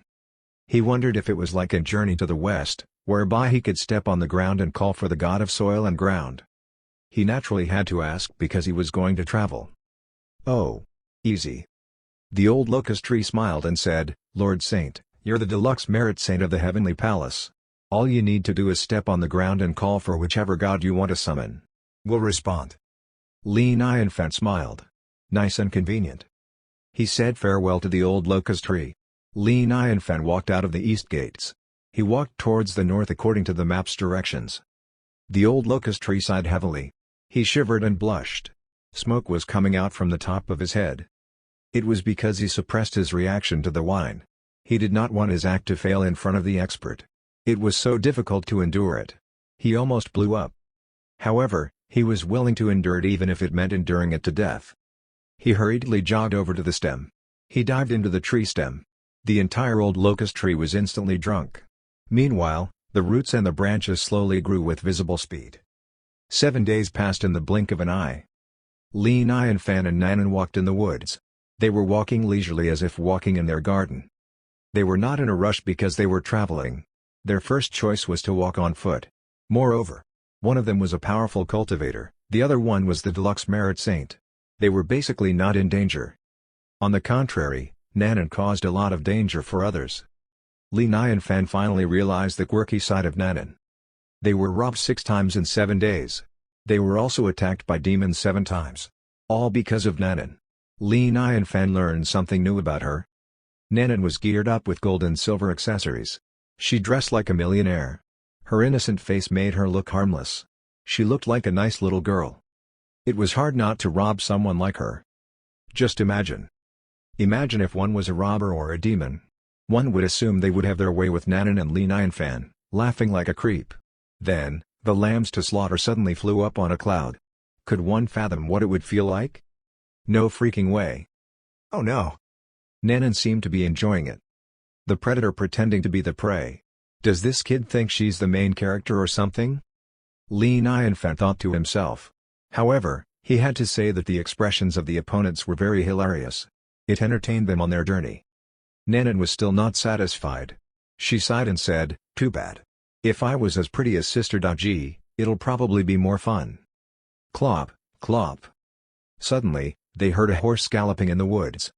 Chapter 471, Go to Jji village together. Here we go again. Nanan was instantly delighted. She looked around. Then, she thought about something. She put on a necklace made of gold. She hid behind Li Fan like an innocent girl. She also rattled her golden bells in her hands. It chimed. She looked like she was not aware of evil forces in the realm. Li Fan was speechless. Here we go again. The test of humanity. His mind was miles away. He felt like it was very much like the test of the river god. Brave adventurer, did you drop this silver axe or this gold axe? Clop clop. The horse was getting closer. Nanan and Li Fan were both energetic. They felt the excitement of waiting for the fish to take the bait. Finally, an army of people slowly walked out of the woods. They were a small pack of traders. They did not have a lot of goods. They had 2 horse carriages in total. There were 12 people with simple clothing. A young man led the caravan. He sat on top of the goods in the horse carriage. He seemed a bit extravagant. The others were riding on horses. Some were guarding the goods with long swords or machetes. It felt very martial artsy. Li Fan was not intimidated at all. He looked at them like how he watched television. Halt! The traders naturally saw Li Fan and Nanan. The young man on the horse carriage immediately stopped the horses by raising his hand. Clang! Nanan acted like she was startled. She accidentally dropped her gold coins. It was very flashy. The traders stared and breathed fast. They went silent. "Excuse me, I have too much money," said Nanan apologetically. "Can you guys help me pick it up?" Cough. "All right." The young man on the horse carriage coughed softly to cover up his awkwardness. Then, he leapt from the horse carriage and picked up the gold coins on the floor. He realized the gold coins were heavier than he imagined. His eyes were teary after picking them up. "Darn, can't believe this is my richest moment in life." "Here." The young man struggled to give Nanan her gold coins back. "Yo," he returned the coins. Li Fan was impressed by the young man. Nanan rolled her eyes. He had passed the first test, which meant he was a nice young man. Li Fan saluted. He smiled and said, "Thanks, bro." "Ha. You're in the middle of the woods. Aren't you worried that you'll attract trouble by all the accessorizing?" The young man sounded jealous. Their gold accessories were blinding as he got closer. He gulped. Then, he said, "Thankfully, you ran into me, a righteous warrior. Otherwise, you would have been dead." Li Fan smiled and said, "Sorry. My sister's immature. She likes being flashy with gold accessories." The young man twitched. He had to glance at the gold and purple gourd on Li Fan. "Do you think your sister is the only immature one? Your gold and purple gourd is sparkling. It must be very expensive. You're wearing it on your belt like that. You're no better than your sister." Nanan suddenly sighed and said, "We used to be rich but things are different now. We have to escape with our family's fortune. We have no one to depend on. I'm afraid no one would realize even if we died in the middle of nowhere. She was not being subtle about it. In translation, we're rich and vulnerable. No one will look for us, so feel free to rob us. The young man had to glance at them. He secretly cursed them out. Escaping with such flashy accessories? These two are truly rich folks. They had never experienced hardship before. They talk like they are stupid, too. The young man shook his head. He asked, "May I know where you're heading to?" Li Nianfan smiled and replied, Jailao village. I think you meant Jejia village. The young man rolled his eyes. He smiled and said, "It's quite far from here. The two of you won't make it. I'm afraid it'd be more difficult than flying for you two. My caravan can drop you two off." Li Nianfan said, "Thanks, buddy. But it'd be like an escort service. Hee hee, you have to." Li Nianfan laughed. "How much?"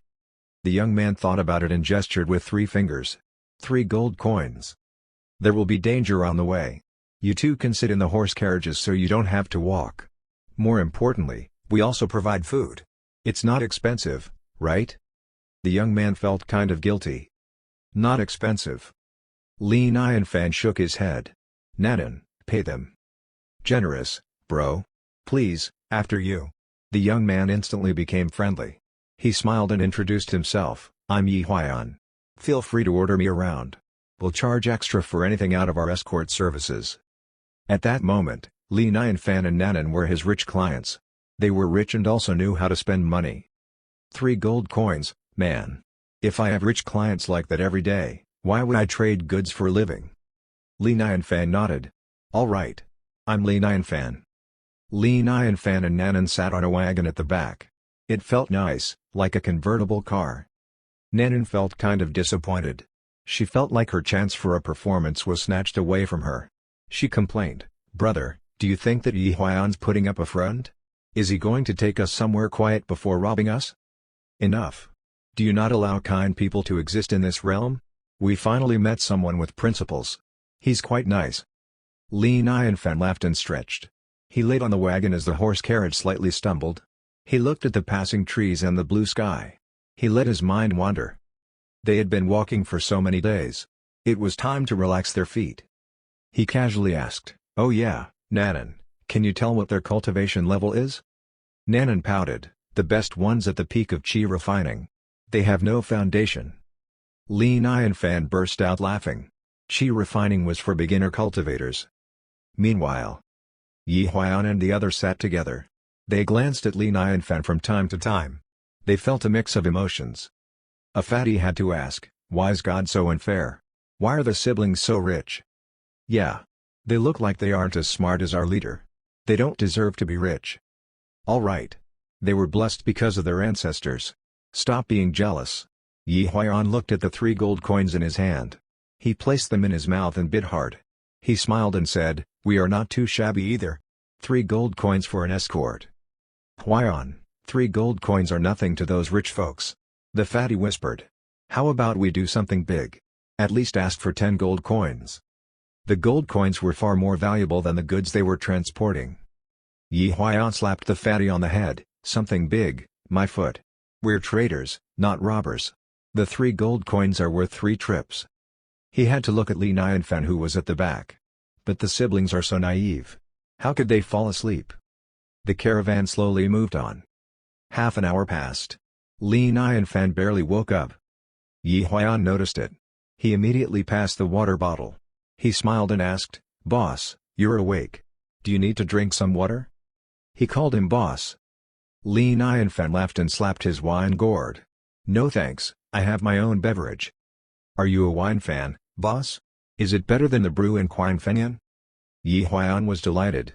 He became a promoter. "To be honest with you, I have traveled the realm for many years. I think the Quinfenyan's wine is the best. Too bad that it's expensive. Do you want to try it? I can sell you some. My casual brew isn't comparable to that. But, no thanks." Li Nianfan smiled and shook his head. The young man loved money, but he was not unethical. However, he did not want Yi Huayan to drink his wine at the moment. First of all, they were strangers. He did not want to befriend him. Second of all, he was confident in his food. Maybe the traders resisted the temptation of money, but they could not resist the temptation of delicious food. It would be ridiculous if they forced him to give them his wine. It was entirely possible. Li Nianfan was not scared of them, but he did not want unnecessary trouble. He did not have a weird fetish like Nanan. He would treat them to a drink later. Yi Huan felt slightly disappointed. Never mind then. Then, they chatted. Yi Huan was a traveler. He knew a lot of interesting things. He was extremely chatty and had a sense of humor, too. Li Nianfan knew two types of people. One was pure ordinary people. The other one was cultivators from cultivation sects, mostly respectable elites. He did not know any random cultivators. He listened to the experiences of Yi Huan and felt slightly sentimental. Those cultivators lacked resources. They were either lucky enough to become cultivators, or they were separated from their cultivation sects due to various reasons. They were ordinary cultivators. They earned more than ordinary people, but they were living in danger. It was a hard-knock life. Yi Huan asked curiously, "Boss, why do you want to go to Jialao village?" Li Nianfan casually replied, "Because it's famous." "Have you read Journey to the West, too?" Yi Huan said, "Speaking of that, Jia village became famous, too. They say it's basically Jialao village. I wonder if it's true." Chapter 472, Can't Live Past 3 Days. Jia village? Li Nianfan nodded. He knew this was the current name of Jialao village. After all, so many years had passed. It was not easy for Jialao village to have survived until now. It was normal to change its name. He said, "What? Perhaps the journey to the west made Jia village famous?" "Exactly," Yi Huan nodded. Journey to the West came from an unknown immortal, and it told the story of all the powerful immortals. Let alone the ordinary men, many cultivators would study it as well. According to their observations and comparing it with the descriptions in the book, they had a conclusion: Jia village is likely to be Jialao village. Really? Li Nianfan was dumbfounded. He shook his head bitterly and smiled. He did not expect a nonchalant story from him would cause such a big movement. The cultivators even studied it thoroughly. From the map given to him by the Heavenly Temple, he had verified that Jia village was indeed the Jialao village. He was surprised that this cultivating world managed to make this as well. What detailed work! Yi Huan said, "Since it's related to the faraway era, many people came because of that." Li Nianfan found it funny. So, the journey to the west created a tourist attraction? Tourist attraction? Yi Huan halted. He did not understand. Li Nianfan explained, "A place for visitors to visit." "Sounds like one." Yi Huan nodded. He then said in a mysterious tone, "However, according to my source, the Jia village is very likely to be the actual Jialao village." Li Nianfan asked curiously, "Oh? What source?" "Ha, I'll tell this to you for free, no charge." Yi Huan laughed and said, "All these years, Jia village had lived in peace with no demons attacking it. They managed to stay intact during a few disasters. Most importantly, everyone dies of old age and the entire village is very wealthy. Isn't it strange? They had good wealth, no trouble, and died of old age. This was the ideal life that all ordinary people chased after. If this village had maintained this for a long time, this was indeed an ideal place to live. It was strange, especially in this cultivating realm." Li Nianfan said, "Perhaps it's related to the local soil and water. Maybe it's a coincidence." Yi Huan shrugged, "Who knows, but this is a functioning immortal remain. No matter if it was real or not, many people would be attracted to it." Li Nianfan raised an eyebrow, thinking. Perhaps Jubaji actually went back to Jialao village after obtaining the sutra? That he cast some immortal spell over this land to protect it? This was very likely. He wondered where Jubaji had gone. Buddhism was destroyed by the demons. Wukong turned into a preaching pearl to die with the lawless. The monk and his disciples did not end well as well. Li Nianfan did not want to think about it. He had met with the Jade Emperor and Gajiro. However, he was still unable to meet the four of them that had impressed him the most. Li Nianfan could not help sighing. What a pity. Well, it was nice being able to visit the tourist attractions from the journey to the west to curb his craving. Li Nianfan let out a long sigh to make the thoughts go away. The caravan continued the journey. Other than Yi Huan coming over to chat with them, they did face some troubles along the way. However, those were some insignificant characters. Yi Huan and his men had some cultivations and they were able to fight them easily. This made Li Nianfan and Nanan more at ease. This was the benefit of spending money. Although those were minor matters, they came one after another, which was quite annoying. It was nice to hand it off to the others while they get to enjoy it. How relaxing. With that, the journey went on for 3 days. Today, the group arrived at a canyon. It seemed very dangerous. The surrounding trees were scarce and the soil on the ground went from soft to stiff. There were some scattered stones everywhere. However, the caravan stopped. Li Nianfan noticed that they were not the only ones who stopped here. A few other caravans had stopped. Yi Huan, who was in front, turned back at him and said, "Boss, we can only go over at night. Let's rest here for now." Li Nianfan asked curiously, "Why's that?" "Ha, this canyon's known as the Black Wind Canyon. A dryad with over 1,000 years of cultivation took over this place. If we go over during the day, we'll be dead." Yi Huan soothed the horse and said, "However, the dryad will stop during the night. As long as we don't wake it up, we'll be fine. Don't worry, boss. I've been to this place for more than 10 days. I'm a professional." Nanan asked with anticipation, "How powerful is the dryad?" "I heard it's in its late foundation building," Yi Huan said with an astonished tone. He continued with a serious tone, "It's too powerful, it rules over this place. Nobody dares to offend it." Nanan was instantly uninterested. She waved it off and said, "Only a late foundation building? What are we waiting for, then? Keep going." Sigh. "A young girl like you is indeed ignorant and fearless. Do you know what late foundation building means?" Yi Huan was amused. He pointed at himself and said, "Along the way, did you see how cool I was killing the demons? Very powerful, right? And yet the dryad's slightly more powerful than I." Nanan looked at Yi Huan calmly. She was about to speak, but Li Nianfan smacked her head. He said, "My sister's ignorant. Please, don't blame her. We'll go over at night, then." "Boss, I've always wanted to tell you all something along the way. Please, don't mind me for being straightforward." Yi Huan halted and said, "The two of you have been brought up under nice conditions. You have no idea how wild and dangerous it is out here. You showed your wealth and didn't know about the dangers of the world. To be rude, if you go on like this, you two won't last for 3 days in this outside world." Li Nianfan made a gesture. He smiled and said, "I know, I'm lucky to have met you, Brother Yi. Don't worry, I took your money, so I'll keep you safe." Yi Huan waved it off. He said proudly, "I'll let this dryad be arrogant for a little while. Soon, when I have a breakthrough, I'll kill it." Li Nianfan asked, "This dryad offended you before?" Yi Huan said coldly, "Killing demons is my duty as a cultivator. Furthermore, with this dryad residing here, it has killed countless lives. Of course, I must kill it." Li Nianfan nodded. "Good ambition. I know, right, boss. Have you heard of the Heavenly Palace? It's right above our heads." Yi Huan looked up with a glow in his eyes. "I heard the Heavenly Palace is recruiting some immortals. Unfortunately, if I was born a few hundred years earlier, I might even apply for this. It's okay, I'll get in one day, and I'll be at least a heavenly guard." Li Nianfan smiled. He did not speak.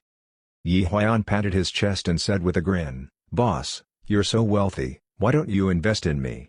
You only need to give me 10 or so golden coins. When I get rich one day, I'll return them to you 100 or 1,000 times." Li Nianfan pretended that he did not hear it. He closed his eyes and laid on top of the goods. "Hey, you missed an opportunity. You'll regret it in the future." Yi Huan pouted and walked away sadly. Time passed. The night had arrived quickly. All the caravans were preparing to enter the canyon. After all, this place was like a life and death exam to those people. Yi Huan took out a talisman paper and wrapped it around the carriage. He said this would cover up the chi of the carriage. The other caravans made similar gestures. However, there was not much communication between the caravans. They all did their things and only cared for themselves. The night turned even darker. Some caravans could not wait any longer and started entering.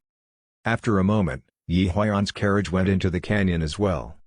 He did not forget to remind them, "Boss, when we get in there, don't speak. Take good care of your sister." Li Nianfan could not help smiling. "Okay." Nanan rolled her eyes. If it was not for Li Nianfan to stay so low-key, she would have gone over in clouds to make Yi Huan's eyes pop in shock. Cluck. Cluck. Cluck. Under the moonlight, only the vague sound of horses galloping was heard. The crowd dared not breathe too loudly. The canyon was long but the crowd dared not speed up. They needed an hour to pass through. Luckily the journey was harmless so far. They had arrived at the middle of the canyon by then. Suddenly a sound was heard. The ground shook.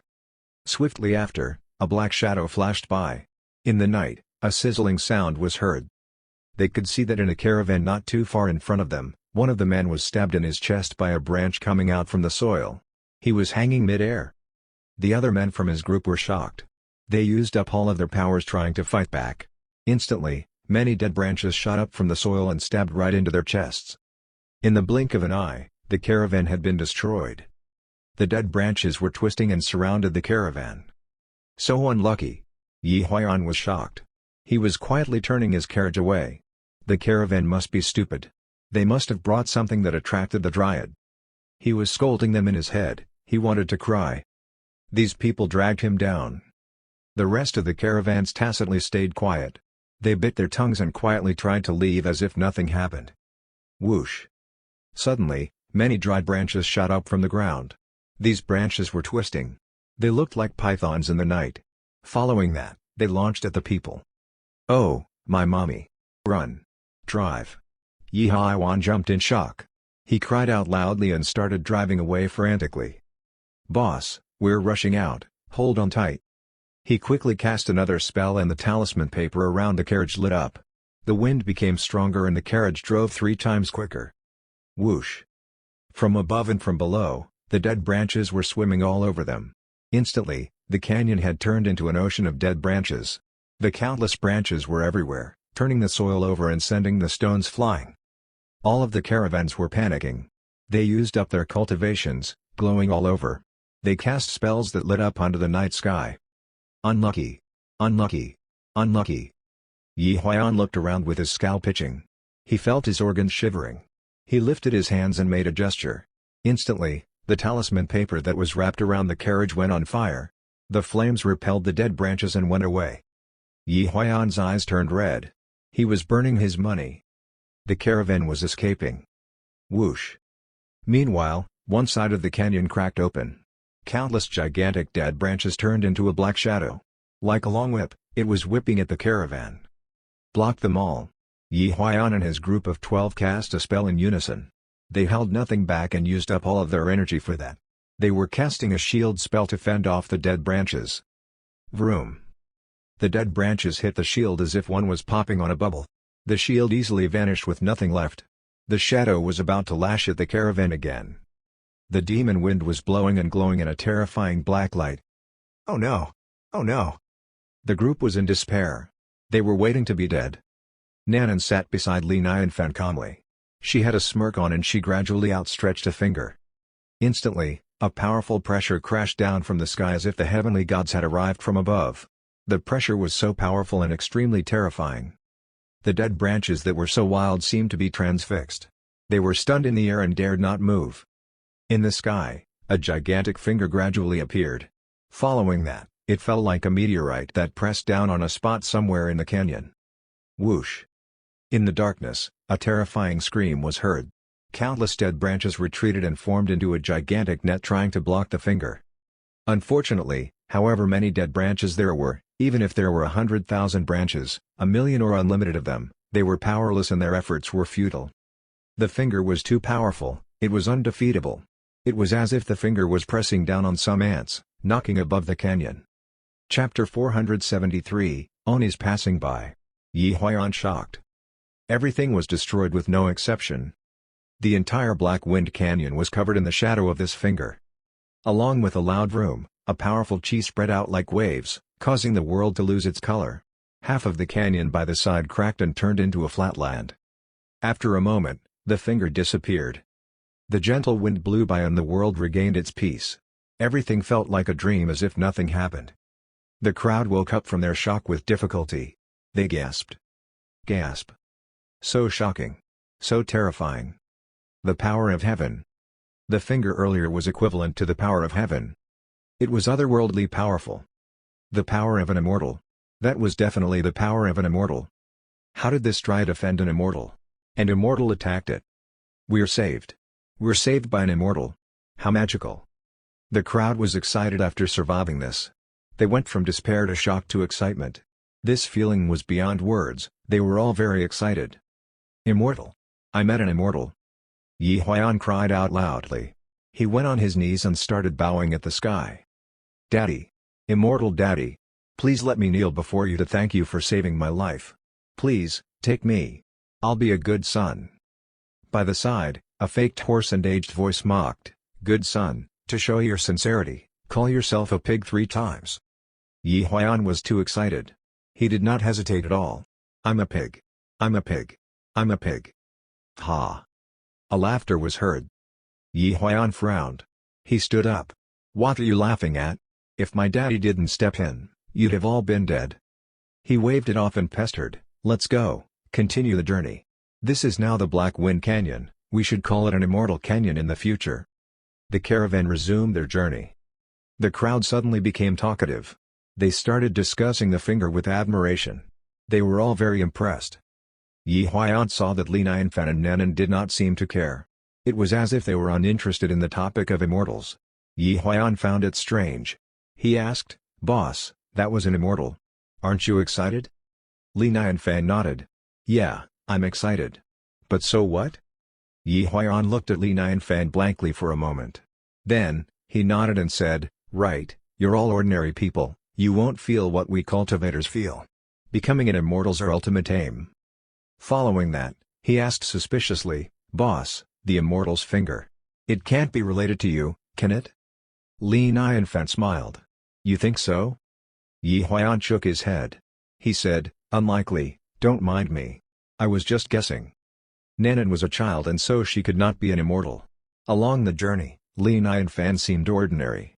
He acted like an ordinary man, so it was unlikely for him to be an immortal as well. He was simply asking. He asked because Li Nianfan and Nanan appeared as if they were unafraid of anything. They were either ignorant or powerful. Furthermore, the likelihood of an immortal who happened to pass by the Black Wind Canyon and save them all was too little. All of them had shown their power earlier, only Li Nianfan and Nanan had not shown any. In addition, they seemed as if they were unafraid of anything. This made Yi Huan suspicious.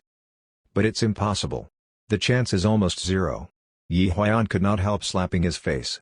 They're probably just 2 ignorant siblings. He did not speak for the rest of the journey.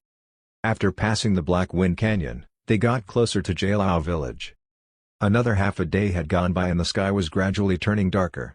Yi Huan ran over to tell Li Nianfan that Jailao village was right in front. They would arrive by tomorrow morning. The night was darkening. Yi Huan and the group were all cultivators, so they could go on a few days without sleeping. Li Nianfan closed his eyes and fell asleep. While Nanan sat by his side, she was yawning, feeling bored. To Li Nianfan, the time spent during this journey was very relaxing. As for Nanan, it was boring. She was active and always liked to challenge powerful demons or others. Ding! Meanwhile, a bell was heard. It sounded rather ear-stabbing so late at night. This made the forest eerier than before. A strange chi was appearing around them. Yi Huan cried out in a low voice. His voice was very anxious, Stop the carriage. Stop it. The carriage stopped. Under the autumn night sky, the leaves started flying from the ground. Along with the bell, they circulated the forest. Nanan asked curiously, What is it? Li Nianfan woke up from his sleep. He looked around. Yi Huan said quickly, Don't speak, it's the dark soldiers passing by. He appeared as if he knew a lot of things. The truth was this was his first time meeting those soldiers. His face had stiffened and he was very nervous. He dared not breathe. Nanan asked, What do you mean? The underworld sent soldiers up to take people. Yi Huan pursed his lips. He dared not speak much but he was afraid that Nanan was ignorant and might do anything shocking. He had to bite his tongue and explain, This is rare. Normally, the souls are automatically sent back to the underworld. However, there are unique souls with deeper hatred, sins, or demon kings that require the Onis to take them down. Nanan nodded. She then asked curiously, I see, will we meet Black and White Impermanence? Yi Huan jumped in terror. He begged with a shivering voice, Please, my lord, I beg you to not speak. Just don't speak until they're all gone. Who was Black and White Impermanence? Those were the heads of all Onis. Now that the Onis were passing by, this girl was mentioning the name of Black and White Impermanence. Was she asking for death? Anyone Oni was an immortal. She would put them all in danger. Meanwhile, under the night sky, 5 figures gradually appeared. They were walking toward them from afar. Instead of walking, they made no sound as they walked. Only the sound of wind blowing. Black and white impermanence? Yi Huaiyan looked at the black and white figures. He was dumbfounded with his mouth open. He could not feel his tongue. This girl jinxed it. They happened to bump into black and white impermanence. He was terrified. When he saw the Onis coming in his direction, he was carefully turning his carriage away to make way for the Onis. The others were all terrified. They all lowered their heads and dared not to look. After all, black and white impermanence were directly related to death. Who was not afraid of them? The movement of the carriage attracted black and white impermanence's attention. However, they did not seem to care. They did not care about the things in this ordinary realm. They were simply glancing over. However, with just a glance, the two of them jolted. Their faces changed abruptly and they changed direction. They were coming toward the caravan. This made Yi Huaiyan and his men tremble so hard. Their heads were about to explode and they were all shivering. Meanwhile, they could not help imagining a series of things happening. Perhaps black and white impermanence saw them and went, "Oh, this person is running out of time, too. Let's bring him away as well." That would be bad. So stimulating. Luckily, black and white impermanence ignored them all. They greeted Li Nianfan with all friendliness, "Lord Saint, long time no see." Gasp. Yi Huaiyan and the group gasped. Their eyes popped out as they almost fainted from the shock. Lord Saint? Oh, my mommy. What kind of existence did they have in their carriage all along? Even black and white impermanence looked up to him? What's the matter? Black and white impermanence felt disturbed from the staring. They raised an eyebrow and said with an unpleasant tone, "Do you all not want to breathe anymore?" "Sorry, we're sorry." Yi Huaiyan and his men covered their mouths and crawled to the side. They continued to shiver. They were pitiable, small, and helpless. Greetings to black and white impermanence. Li Nianfan returned the gesture. He smiled and said, "Did you two came up personally to bring someone back?" Behind black and white impermanence, there were 2 more Onis. Between them, there was an elderly man handcuffed by the Onis. He was not struggling and did not scream. He seemed calm. This is the master of the Jia village. He brought peace to the people with some merits, also. Bei Wuchang halted before he said, "Lord Saint must have heard about the Jialao village's uniqueness. We came here to have a look." Li Nianfan asked strangely, "Because of Jubaji? Perhaps Jubaji really did stay in Jialao village back in the day?" Bei Wuchang sighed, "Possibly. However, we're not as powerful and didn't find anything." He Wuchang said, "To be honest with you, we speculated that perhaps the Dingai needle and 9-tooth rake of Jubaji were hidden in the Jialao village. However, this is just speculation. So many years have passed, all the treasures might have turned to dust." Dingai needle, 9-tooth rake. Li Nianfan could not help feeling excited. These were the 2 well-known godly weapons. Even if he could not meet Jubaji in person, it would be nice to see his weapons. Wukong handed the Dingai needle to Jubaji before he died. After that, Jubaji brought his weapons and this Dingai needle to Jialao village. This did make sense. If this was true, his trip to the Jialao village would be worthwhile. Ba Wuchang asked, "Perhaps Lord Saint came here for this as well?" Li Nianfan nodded and smiled, "Yeah, I'm coming over to have a look." When the elderly man heard that Li Nianfan was going to Jialao village, his eyes jolted. He looked at Li Nianfan profoundly. He was rather emotional as he repeated, "It's my fault, it's my fault." Li Nianfan found it strange. Though black and white impermanence did not find it strange. They explained, "Please, don't be alarmed. His soul has left him and his consciousness is entangled by his obsession. We'll bring him down with us now." Bei Wuchang made a gesture. "Lord Saint, we'll go down now. Please, excuse us." Li Nianfan nodded. He said, "All right, goodbye." Chapter 474, Self-Obsessed Yi Huaiyan. Black and white impermanence left with the wind. They made no sound and soon disappeared in the darkness. The scene regained its calmness. Only the wind was blowing. Yi Huaiyan crawled up in fear. He dared not even stand up. He had an apologetic smile as he said nervously, "Immortal, no, Lord Saint. I was ignorant, I deserve to be dead. Also, thank you for saving our lives. Please, let me kneel before you." Before he finished speaking, He started worshipping Li Nianfan. The others followed. They were all very sincere. Li Nianfan waved it off. "It's okay, come back up." Yi Huan quickly said, "Lord Saint, don't mind me. I don't mind anything else, I like to bow, my body does it without my control." Li Nianfan could not help shaking his head. "I just happen to have some connections. I'm actually an ordinary man myself." Yi Huan could not help scowling at him in his head. Only a fool would believe him. Who was that? That was the infamous black and white Impermanence. The Onis from the underworld. They were nothing ordinary. And yet, what did they do when they saw Li Nianfan? They came over to greet him. They treated him so politely. They were so humble in front of him. It was apparent that Li Nianfan was higher ranking than them.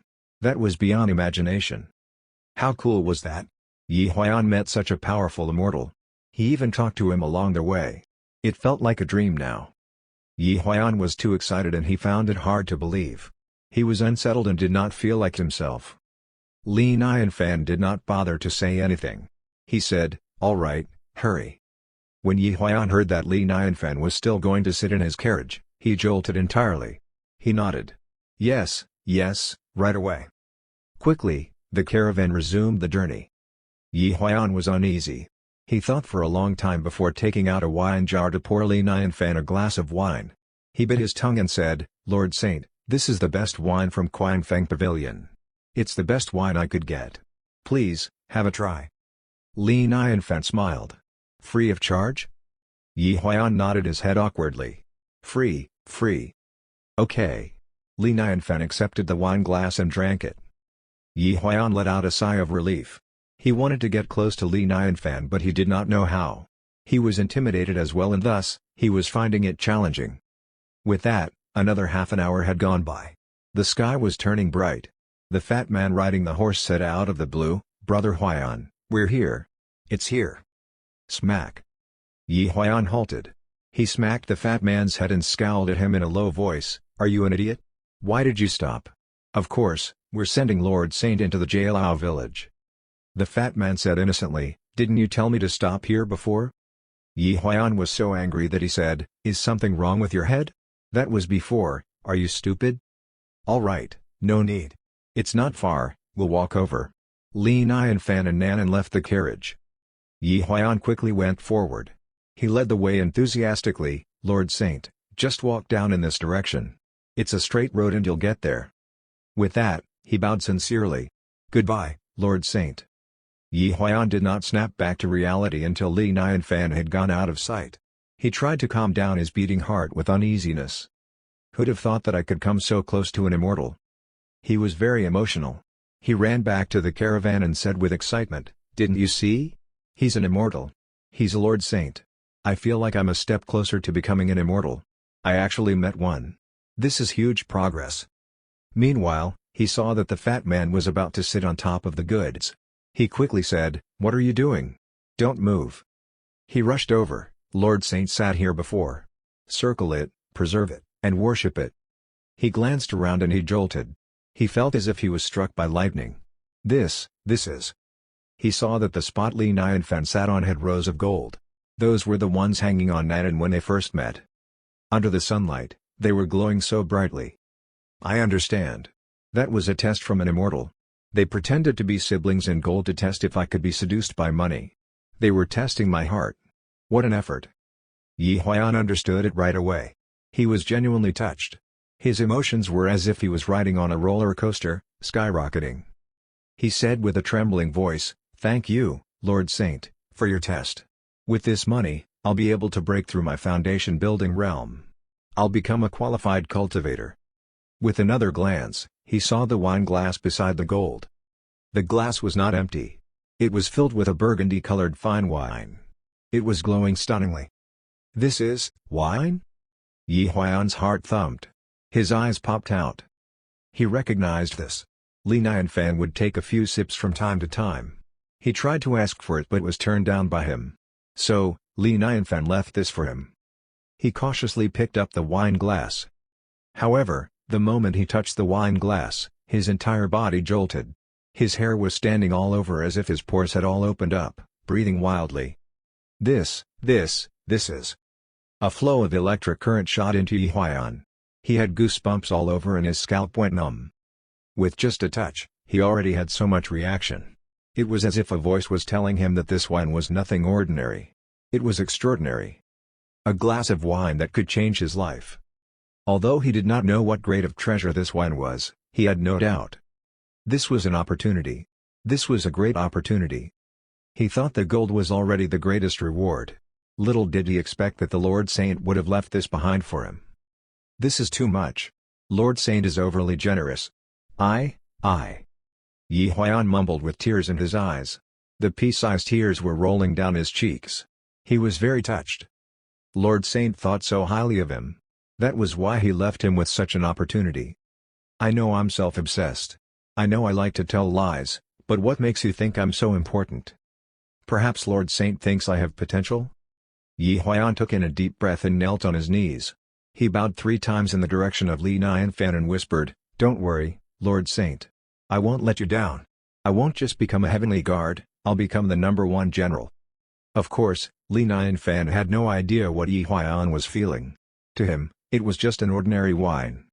When the man tastes my wine, he must be so impressed. The wine he gave me was so bad. As for the gold, he and Nanan stole it on the way. There was no use for him to keep them anyway, so he might as well leave it for someone in need. Yi Huayan seemed like a good man. He might become a powerful cultivator one day, who knows? Everything was a nonchalant act of Li Nianfan.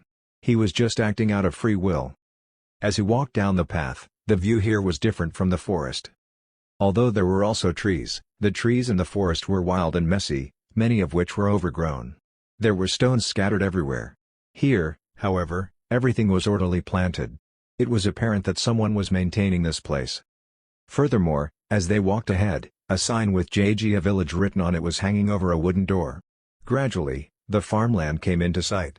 They were all in order. There were signs of people living here with tile-roofed houses coming in sight. Nanan's eyes lit up suddenly. "Brother, there's a demon chi in front. They seem to be fighting vigorously there." As she spoke, a flame shot to the sky and exploded in the air. Following that, ripples of chi lashed out along with the glow in all directions. It seemed exciting. "Let's go and have a look." Clouds appeared below Li Nianfan and Nanan's feet. They were rolling over at a high speed without attracting too much attention. They went past many houses and stopped before a bigger house. Many people were surrounding it by now, including many cultivators. Moo. Meanwhile, a yellow bull made a sound with demonic chi all over. It rushed out from the yard of the house and escaped. "What a daring bull. You killed people in here and now you're trying to run away?" In the yard, a scoff was heard. Following that, a black chain shot out like a python. It was glowing as it entangled the bull demon. The bull demon turned over and opened its mouth. Its drool was instantly turned into a water shield, blocking the chain. A moment later, another thin, yellow rope wrapped around the bull's hooves. With a jolt, 4 of its hooves were tied up. The bull demon cried out and fell to the floor. "Kill the demon." With a scoff, a blue sword appeared. It cut through the air and went right into the neck of the bull demon. The sword cut its head off. Before it died, the bull demon's 2 horns glowed up. With a tilt of its head, its horns blocked the sword. Vroom. The bull demon's horns were cut in halves. Fresh blood oozed out of it. It laid on the ground with only 1 breath left. The people inside the surrounding houses stretched out their heads and looked at it with uneasiness. The more daring ones rushed over to watch how they killed the demon. In the yard, a group of people gradually walked out. They were different from the rest. They were cultivators. The sword made a spin in the sky and returned to a young man's hand. He scoffed, "A mere bull demon. How dare you mess around in Goji village? I'll kill you today to worship my master." The bull demon opened its mouth to speak and wailed, "I haven't killed anyone ever since becoming a demon. I won't even try to kill Master Gao. Someone's framing me. Please, trust me." Chapter 475, Intervening. Distinguishing Bulls. "Trust you? To let you mislead us?" someone said coldly. This group of young men appeared sharp. They were powerful cultivators. The bull demon twisted its body and said listlessly, "It wasn't me. Miss Gao Yue and I are in love. Why would I harm her father? Let go of me. If you capture me now, the actual murderer will be escaping." "Ha, in love with Miss Gao Yue? One of the young men had a cold face on. "You're lured by Miss Gao Yue's beauty. You wanted to get hold of her but Master Gao objects, so you got angry and wanted to kill him." With that said, an uproar was heard. The crowd made sense of it. They looked at the bull demon with disgust. "I see, Master Gao's been kind all his life, and yet, he was harmed by a bull demon. Sigh. What a pity. The Gao family fed this yellow bull for more than 10 years. This demon's so cruel. What a cruel demon. You never truly know someone completely. This yellow bull helped my farmland before. I thought it was a good demon, who'd have thought? I pity Miss Gao Yue." The crowd was discussing and pointing at the bull. Li Nianfan was curious and found out about it. He knew the story plot briefly. So, this yellow bull had been plowing for the Gao family. Everyone thought it was an ordinary yellow bull that was hard-working and they all liked it. However, as time passed, they gradually felt that the yellow bull was not ordinary. More than 10 years had passed and it never aged. Furthermore, it seemed extraordinary from time to time. It was not only hard-working, it even protected the village from the surrounding demons. The crowd then realized that this yellow bull was a demon. Although they were shocked, they were still able to accept it. After all, they had grown to know this bull well. They treated it as a good demon and liked it. It was quite normal in this cultivating realm. However, some changes happened 3 years ago because this bull demon fell in love with Miss Gao Yue. It was taboo for a demon and an ordinary person to fall in love. It was not well received. They treated the bull as a good bull and yet, it fell in love with the master's daughter? This triggered Master Gao a lot. He was against this. Therefore, no matter how the bull demon pleaded or how Miss Gao Yue pleaded, Master Gao did not budge. If it was not due to his inability to fight against this bull, he would have cooked it. Last night, Li Nianfan even saw black and white impermanence bringing Master Gao back to the underworld. He was thoroughly dead and it made sense to suspect the bull. Watching the reaction of the crowd, Li Nianfan could not help feeling emotional.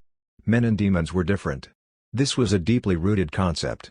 Although the bull demon seemed okay normally, when something happened, it was the first suspect and target. Meanwhile, a few more people walked out of the house. One of them was a woman, 28 years old. She was in her blooming age, dressed in a light green silk dress. She looked like a woman from a wealthy family. She looked at the bull with her reddened eyes. Her beautiful eyes were filled with disbelief as she questioned sadly, "Why did you kill my father?" The bull demon looked at Gao Yue and said emotionally, "Gao Yue, I swear, I wasn't the one killing your father. As I said, Ancestor Gao was kind to me, so I came here to return the favor. If Master Gao's in trouble, I'd use my life to protect him. Why would I kill him? Trust me." Li Nianfan looked at the woman and the bull. He could feel the love and tension between them. This Jialao village was indeed a strange land. It was either a human and pig or a human and bull. What a land of nice dramas. "You! How daring of you, you demon! How dare you defend yourself?" Behind Gao Yue, a tall, strong young man spoke. He was in a white robe. His face was handsome but he seemed flirtatious. He said with a definite tone, "Master Gao's body was obviously stabbed by a bull's horn. Who else could it be other than you?" The bull demon cried out, "That's impossible." The young man smiled coldly. He made a gesture and said, "Bring out Master Gao's body. Show it to the bull demon." Instantly, 4 people carried out a stretcher with Master Gao's body. On his chest, there was a terrifying hole stabbed through. Fresh blood was flowing out. It was terrifying. Looking at her father, Gao Yue started wailing. By the side, the young man sighed and comforted her while glaring at the bull demon. Master Gao was severely wounded and it was a big hole. It was indeed not caused by any weapon other than the bull horn.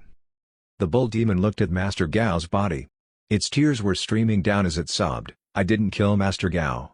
Gao Yue, please, trust me." Gao Yue shook her head. "How am I supposed to trust you?" "Gao Yue, a demon is a demon. They're not like us humans. Now that we have all the evidence, there's no way for it to defend itself." The young man scoffed. He continued, "Go ahead, kill this heartless bull demon." Whoosh. With that said, the flying sword appeared again with a whooshing sound. The sword was dangerously sharp as it went right into the bull demon's head. The sword was powerful, just like the cultivators. Gao Yue could not bear to watch it. She parted her mouth but hesitated. Meanwhile, a voice was heard from the crowd. "Stop." However, the sword did not stop. It did not care. It was about to stab right into the bull demon's head. Right at the moment before the sword went through, a small hand reached out by the side and precisely caught the flying sword. The sword was making a buzzing sound, but it was unable to get out of the grip. Nanan played with the sword in her hand. She said coldly, "My brother asked you to stop, didn't you hear?" The flirtatious young man frowned. His eyes were glowing. "Who are you? Are you with this bull demon?" The young man controlling the sword said anxiously, "Let go of my sword." "I don't care who you are." Nanan raised her hand and the sword instantly fell before the man. The man picked up the sword and looked at it with pain in his eyes. "How dare you do this to my treasure?" Nanan's eyes glinted with a piercing chill. She said coldly, "Humph! How dare you ignore my brother? I'm being nice to you by not killing you." To her, Li Nianfan was her world, her everything. Everyone had to obey every word he said. Li Nianfan asked them to stop, and yet, this man did not seem to care. This triggered Nanan a great deal. If it was not for Li Nianfan who told her not to kill the innocent, she would have killed them all. Other than Li Nianfan, everything was nothing to Nanan. The man was intimidated by Nanan's chi. He could not help taking a step backward. He said in a trembling voice, "Demon, demon." Nanan scoffed back at him, "You're the demon. You're all demons." The flirtatious young man's eyes glinted. He frowned and asked, "May I ask what you mean by that?" He was not brainless. Nanan was able to easily catch the treasure sword. This showed that she was way more powerful than that man. She was at least a golden core cultivator. Furthermore, Nanan was so young with such high cultivation. It was best to not offend her. "I asked you all to stop." Li Nianfan gradually walked out from the crowd. He smiled and made a gesture, "My name's Li Nianfan, greetings to you all." The bull demon looked at Li Nianfan and Nanan. It was perplexed. It did not expect anyone to save it. It was feeling very grateful. "Thank you so much for helping me. I didn't kill Master Gao." The young man asked, "Can you give me a reason?" Li Nianfan said, "The reason's simple. Master Gao was not killed by this bull demon." With that said, everyone was shocked. Gao Yue's eyes lit up. She looked at Li Nianfan and asked, "Could you please explain why? I thank you for this." Li Nianfan shook his head. "Simply because the wound wasn't caused by the bull horn." Nonsense. Someone doubted it right away. If this wasn't caused by a bull horn, what weapon could cause this? It's indeed caused by a bull horn, but not the horn of a bull demon. Li Nianfan smiled. He continued, "If I'm not mistaken, this wound was caused by a female bull. And the bull demon's a male bull, so it's different." Instantly, everyone was stunned. They were confused and did not think about this. Li Nianfan picked up the chopped-off horn from the ground and looked at it in his hand. He said, "Look, the male bull's horn is bent. If one was stabbed by this horn, more than one hole would be made. The wound will open up on two sides. On the other hand, a female bull's horn is straight. That's what caused the wound on Master Gao." Everyone fell silent. Everyone was stunned. Thinking back, this did make sense. One had to admit that the way to examine a dead body was too far behind in this realm. They could not even distinguish wounds and tell the difference. This was the key. Even the flirtatious man was stunned. He could not help looking at the other young man. He asked with voice transmission, "What's the matter? I asked you to find a bull horn and you did this?" The other young man felt wronged. He said bitterly, "Young master, I didn't mean to. I didn't know there were male and female bulls." Chapter 476, It's like hitting a jackpot to stay around Lord Saint. Li Nianfan looked at the crowd and could not help shaking his head. This was the power of knowledge. The murderer lost at not having knowledge. Without a doubt, someone tried to frame this bull demon. Someone killed Master Gao and blamed it on the bull. Unfortunately, there was a miscalculation. He could not distinguish a male bull from a female bull. Gao Yue was excited. She said, "Boo, you really didn't kill my father?" "Boo?" Li Nianfan's lips twitched. What an appropriate name. Was this the human and demon version of the cowherd and the weaver girl? Boo was pleased. It said, "Yue, I certainly did not." Seeing that Gao Yue was about to walk toward Boo, the flirtatious young man by the side had a glint in his eyes. He pulled on her and said, "Yue, this thing's tricky. We still can't trust this demon." He paused and said, "Master Gao's wound was caused by the bull horn. This is suspicious. Even if the bull demon didn't do it itself, perhaps it asked another bull to do it. In other words, this bull demon's suspicious." Hearing that, Gao Yue's face changed. She did not know what to believe. Li Nianfan looked at the flirtatious young man. He went into deep thought. As a modern man in his previous realm who had been brainwashed by all kinds of drama, he made sense of the situation. Although it was only speculation, it should be quite close. After all, in this cultivating realm, one's power came first. The tricks they pulled were overly simplistic. Li Nianfan was not being arrogant, but these tricks were minor in his eyes. The bull demon was not a big figure. There was nothing worthwhile to it. The only issue was that it was in love with Gao Yue. From the beginning, the flirtatious young man had been trying to accuse the bull demon. He wanted to kill it as soon as possible. He also stood close to Gao Yue. His intention was too apparent. Was this a bitter love triangle drama? "Miss, the bull demon's still a demon, it's better to be cautious," the butler beside Gao Yue said. He looked at Li Nianfan and Nanan. Then, he smiled and said, "Miss, we need to thank the two of them, if not we'd have killed the bull wrongly." Right. Gao Yue nodded and walked over. She said with reddened eyes, "My name's Gao Yue, greetings to Mr. Li. Thank you for speaking up. If not, I would have regretted it for the rest of my life." Li Nianfan smiled and made a gesture. "Miss Gao, nice to meet you. It's nothing significant." Gao Yue asked, "Mr. Li doesn't seem familiar. You're not from this village, right?" Li Nianfan said, "I came from Fallen Town. I was sightseeing and came here to visit." Gao Yue knew what to do. She said, "If you don't mind, you could stay a few days at the Gao mansion." Li Nianfan did not turn it down. "If so, thank you for your offer. This man's quite knowledgeable with good observation. You can even tell a male bull from a female. You taught us something indeed." The flirtatious young man walked over and smiled like a gentleman. "My name's Sun Yun, I'm a disciple of Kingling Mountain. May I know who's your master?" Li Nianfan felt that he had seen through this man. As he was about to speak a few words with him, Nanan spoke first. "My brother and I have no sect. We were lucky to have come across a big opportunity to become what we are today." Here, it started again. Time to test one's humanity. Li Nianfan fell silent. Sun Yun's eyes glinted from the deep end. The glint went away quickly and turned into a chill coming from within. What a foolish kid. How dare she ruin his plan. They were being the busybody and they were asking to be dead. However, he had a smile on his lips. "I see, Brother Li must stay here at the Gao mansion. We have to thank you well."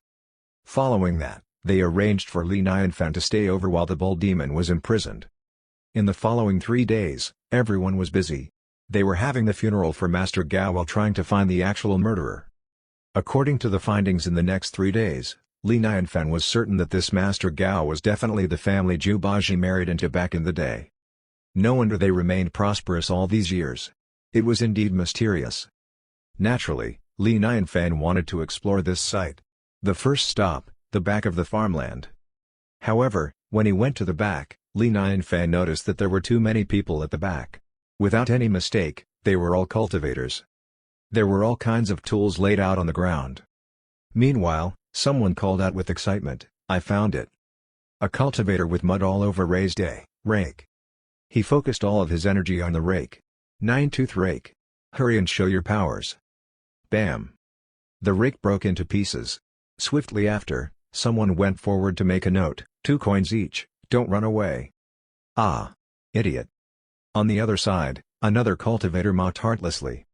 Following that, his eyes focused on a stick leaning on the wall. "Nine-tooth rake, don't you think I can't recognize you if you turn into a stick? Show yourself." Other than him, someone else was digging the soil with his entire body almost beneath the ground. One could only see the soil being plowed. Of course, other than the holes, each of them was like a mouse digging for treasures. Li Nianfan turned around. He was speechless. It seemed that there was no use staying here, it was all ruined. They ruined the attraction site.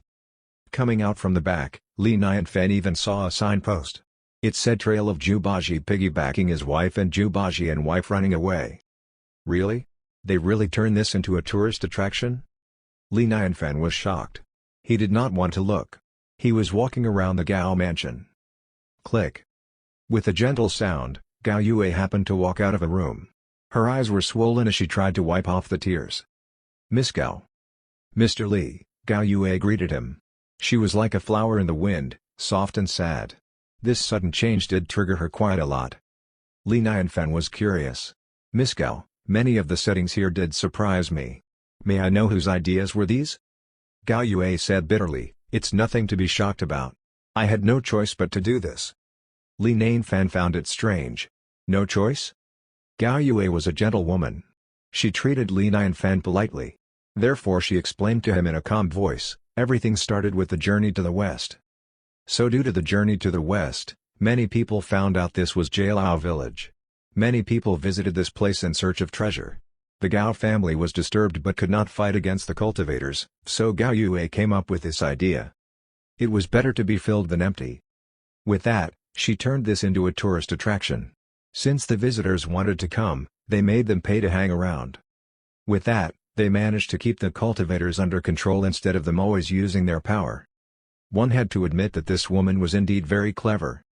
Gao Yue continued, "Luckily, my Jia village is protected by the Qingling Mountain. Sun Yun's the sect master of the Qingling Mountain sect. He lives here to personally make sure the cultivators don't start causing trouble." Sun Yun? That man did have some innovative ideas. He was merely waiting for his time. However, Li Nianfan only thought about it. If he said it out loud, Gao Yue would not believe him and might even hate him for that. Li Nianfan said, "Miss Gao's very clever to have come up with this idea. What use is there? My father's still dead." Gao Yue pursed her lips and said with sadness, "My family has always been kind. We never had any enemies. The death of my father must be related to someone eyeing the treasure from Journey to the West." Li Nianfan fell silent. He did not expect this matter to be related to his book. If he did not tell the story, perhaps the Gao mansion would live without trouble, and perhaps Master Gao would not be dead. Without a doubt, although Gao Yue did not say it, she must have had some prejudice against Li Nianfan. Looking at her, he felt guilty. He had to help out in this matter. "Let's not talk about it, Mr. Li. Goodbye for now." Gao Yue bowed at Li Nianfan and was ready to walk away to stay by Master Gao's body. Li Nianfan looked at her back. He opened his mouth and finally, he sighed and said, "Please, stay, Miss Gao." Gao Yue turned and looked at him suspiciously. "Is there something else, Mr. Li?" Li Nianfan said, "Would Miss Gao like to meet Master Gao one last time?" Gao Yue stared at him wide-eyed. She was dumbfounded. "Mr. Li, what do you mean?" Li Nianfan said, "I can bring you to the underworld to meet Master Gao." Gao Yue had a look of excitement on her face. She then asked with disbelief, "Ria, really? As long as you're willing to do so." "I'm willing to. Of course, I am." Gao Yue was very excited. She nodded uncontrollably. "Okay." Li Nianfan smiled and stomped on the ground 3 times. "God of soil and ground, please, come up." Gao Yue looked at Li Nianfan while Li Nianfan looked at the ground. He was trying to stay calm. He would be lying to say that he was not nervous. After all, this was his first time summoning the god of soil and ground. If he failed or if there was no god under this land, he would be too embarrassed. He would end up looking like a fool. Luckily, the god of soil and ground did not disappoint Li Nianfan. It did not take long before a small elderly man with a walker and a bent back slowly spun out from the ground. He was very nervous as he bowed at Li Nianfan politely. "Greetings to Lord Saint." Although he was already trying his best, his body was still trembling. There were beads of sweat on his forehead and he did not even dare to look Li Nianfan in the eyes. He had no choice. Lord Saint's reputation was too powerful. Even the Jade Emperor and Empress made it clear to them all that Lord Saint was far beyond them. He was an existence way beyond one's imagination. No matter who met him, they had to please him wholeheartedly. Nobody should offend him or upset him. Li Nianfan looked at him curiously. His hair was long and white. They hung on him like dried grass. "You're the god of soil?" "Yes, Lord Saint, I'm made of the improved ginseng below the ground. I'm highly nutritious. If Lord Saint likes any of my body parts, just tell me. I'll cut it off for you." God of soil did not even hesitate to show him his ankle. He did not hesitate to show his sincerity. Cough, cough. "No need. You're overly friendly." Li Nianfan coughed and said, "All right, bring us to the closest city god temple. We'd like to pay a visit to the underworld." God of soil dared not slow him down. He quickly said, "Please, follow me." Li Nianfan looked at the dumbfounded Gao Yue. "Miss Gao, let's go." "Arg." Gao Yue jolted as she covered her mouth in shock. She said blankly, God? Not even close. I'm just a lucky ordinary man. Li Nianfan smiled and waved it off. Instantly, a cloud appeared below his feet, bringing along Gao Yue and God of Soil toward the sky. The city god temple was in a small town not far away from here. With Li Nianfan's pace, the temple had come into sight in just 5 minutes. God of Soil stood on the Deluxe merit golden cloud. Both his legs were trembling. This was the most epic moment in his life. So much Deluxe merit. He wanted to cry just by looking at it. He directed them with a trembling voice, Mr. Li, it's right in front. Thank you. Li Nianfan nodded. To stay low-key, he gradually landed on an empty land outside the town. God of Soil waved it off as he said with terror, you're too humble. If there's anything else, I'll do all I can. Li Nianfan looked at him. With a thought, he took out a peach and handed it to him. He said with embarrassment, I don't have anything with me, I only have some food with me. It's nothing significant but very yummy. Please, have a try. He knew that many immortals were nice to him due to his Deluxe merit and his friendliness. However, he could not simply give out Deluxe merit. He asked for a favor with nothing to offer back. It was not good for his reputation. Since good food was a way to show one's appreciation, the taste of the fruit was impressive so it would not come across too stingy. To be a good man, one had to give gifts. God of Soil looked at the peach in front of him and he was dumbfounded. His eyes popped out as if his soul was gone. This. He said he had nothing with him? Then what was this? This was the most precious treasure in the world. It was too precious. He had no right to even look at it. Li Nianfan saw that the God of Soil was zoning out. He said awkwardly, it's okay if you don't like it. I like it. God of Soil had chills all over and his legs almost went soft as he fell to his knees. He quickly said, my head wasn't functioning well. I'm getting old. Please, be generous and forgive me for my clumsiness. I love peaches. Really. Ha ha ha, as long as you like it. Li Nianfan smiled and handed him the peach. Goodbye for now. The God of Soil looked at Li Nianfan leaving and then at the peach in his hand. His hand holding the peach started to tremble vigorously. With so much excitement, he took a deep breath and lifted his hand to slap his aged face. Slap. He did not hold back when he slapped himself. He even left a mark on his face. However, he was grinning from ear to ear. The wrinkles all over his face shook as he jolted all over. This was not a dream. This was not a dream. He got lucky. He got so lucky. He merely showed him the way and yet the expert offered him this spiritual fruit. Wah, so extravagant. How touching. No wonder they said the Lord Saint was a big figure. Being able to hang around Lord Saint was indeed the greatest blessing one could ever get. Even talking to him was an opportunity. Out of so many immortals, the rate of bumping into Lord Saint was too low. And yet, he was able to have this honor. He got so lucky. This was like hitting the jackpot. He got rich in one night. He was so happy. No way, how could he enjoy this pleasure alone? He must find the God of Soil next door to share the happiness with him.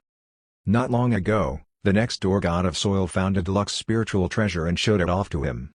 This time, he would make him watch as he ate the peach. Chapter 477, So Much Love from the Expert.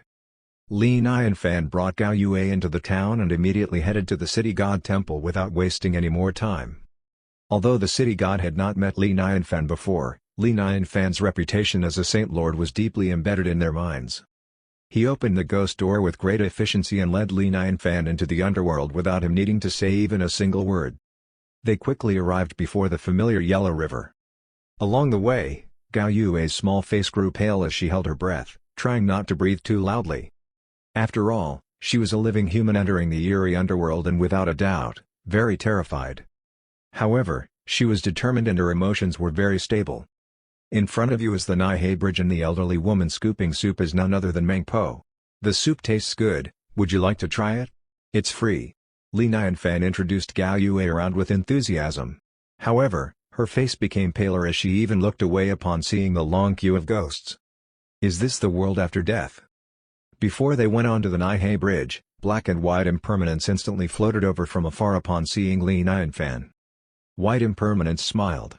Lord Saint, we meet again. What brings you here? Li Nianfan made a gesture. In all honesty, I have a favor to ask from both of you. Black and White Impermanence exchanged looks as their faces turned serious. They no longer dared to delay further. Lord Saint, please, tell us what it is. Li Nianfan went straight to the point. I'm here for the soul you brought away a few days ago. Gao Yue's face straightened in uneasiness. She did not expect her father to be taken away by Black and White Impermanence. Black Impermanence said, Master Gao? Li Nianfan nodded and said, exactly, this is Master Gao's daughter. I brought her here to let them meet one last time. Meng Po, who was serving the soup by the side, put the ladle down and said, it isn't difficult. Let me bring you over. Li Nianfan thanked her. Thank you, Empress. He had been trying to bribe the underworld staff and profited after all. Especially finding out that Meng Po was the Houtu Empress who Li Nianfan deeply respected. Therefore, everything should be alright with Meng Po's approval. Ha, Lord Saint's too polite. Meng Po had a friendly smile on her face before speaking to an Oni by the side. You'll take charge of serving the soup. Be nice and don't drink it again. It could not be helped. Ever since Lord Saint changed the soup's recipe, 8 Onis had to be sent away just within a few months. Therefore, she dared not pass the ladle to someone else. The incident further elevated the underworld's lack of manpower. Meanwhile, inside the Yama main hall, a soul was kneeling in the hall with grief shown on his face, begging for forgiveness. He was Master Gao. The general of the Bloody Sea sat in the hall and coldly said, how daring of you, Gao Guangliang. I tried talking nicely to you since you've helped many people and gained some merits. Don't accuse me of being heartless if you're still unwilling to reincarnate. It was a simple matter, as Master Gao would reincarnate into a wealthy family and enjoy a blessed life. It was a happy ending.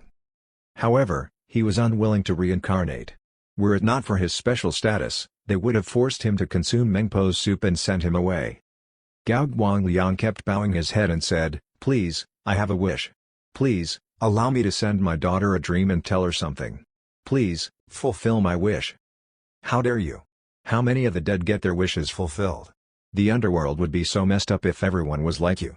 Red glints could be seen in the general of the Bloody Sea's eyes as he scoffed, you're dead, so the matters above no longer have anything to do with you?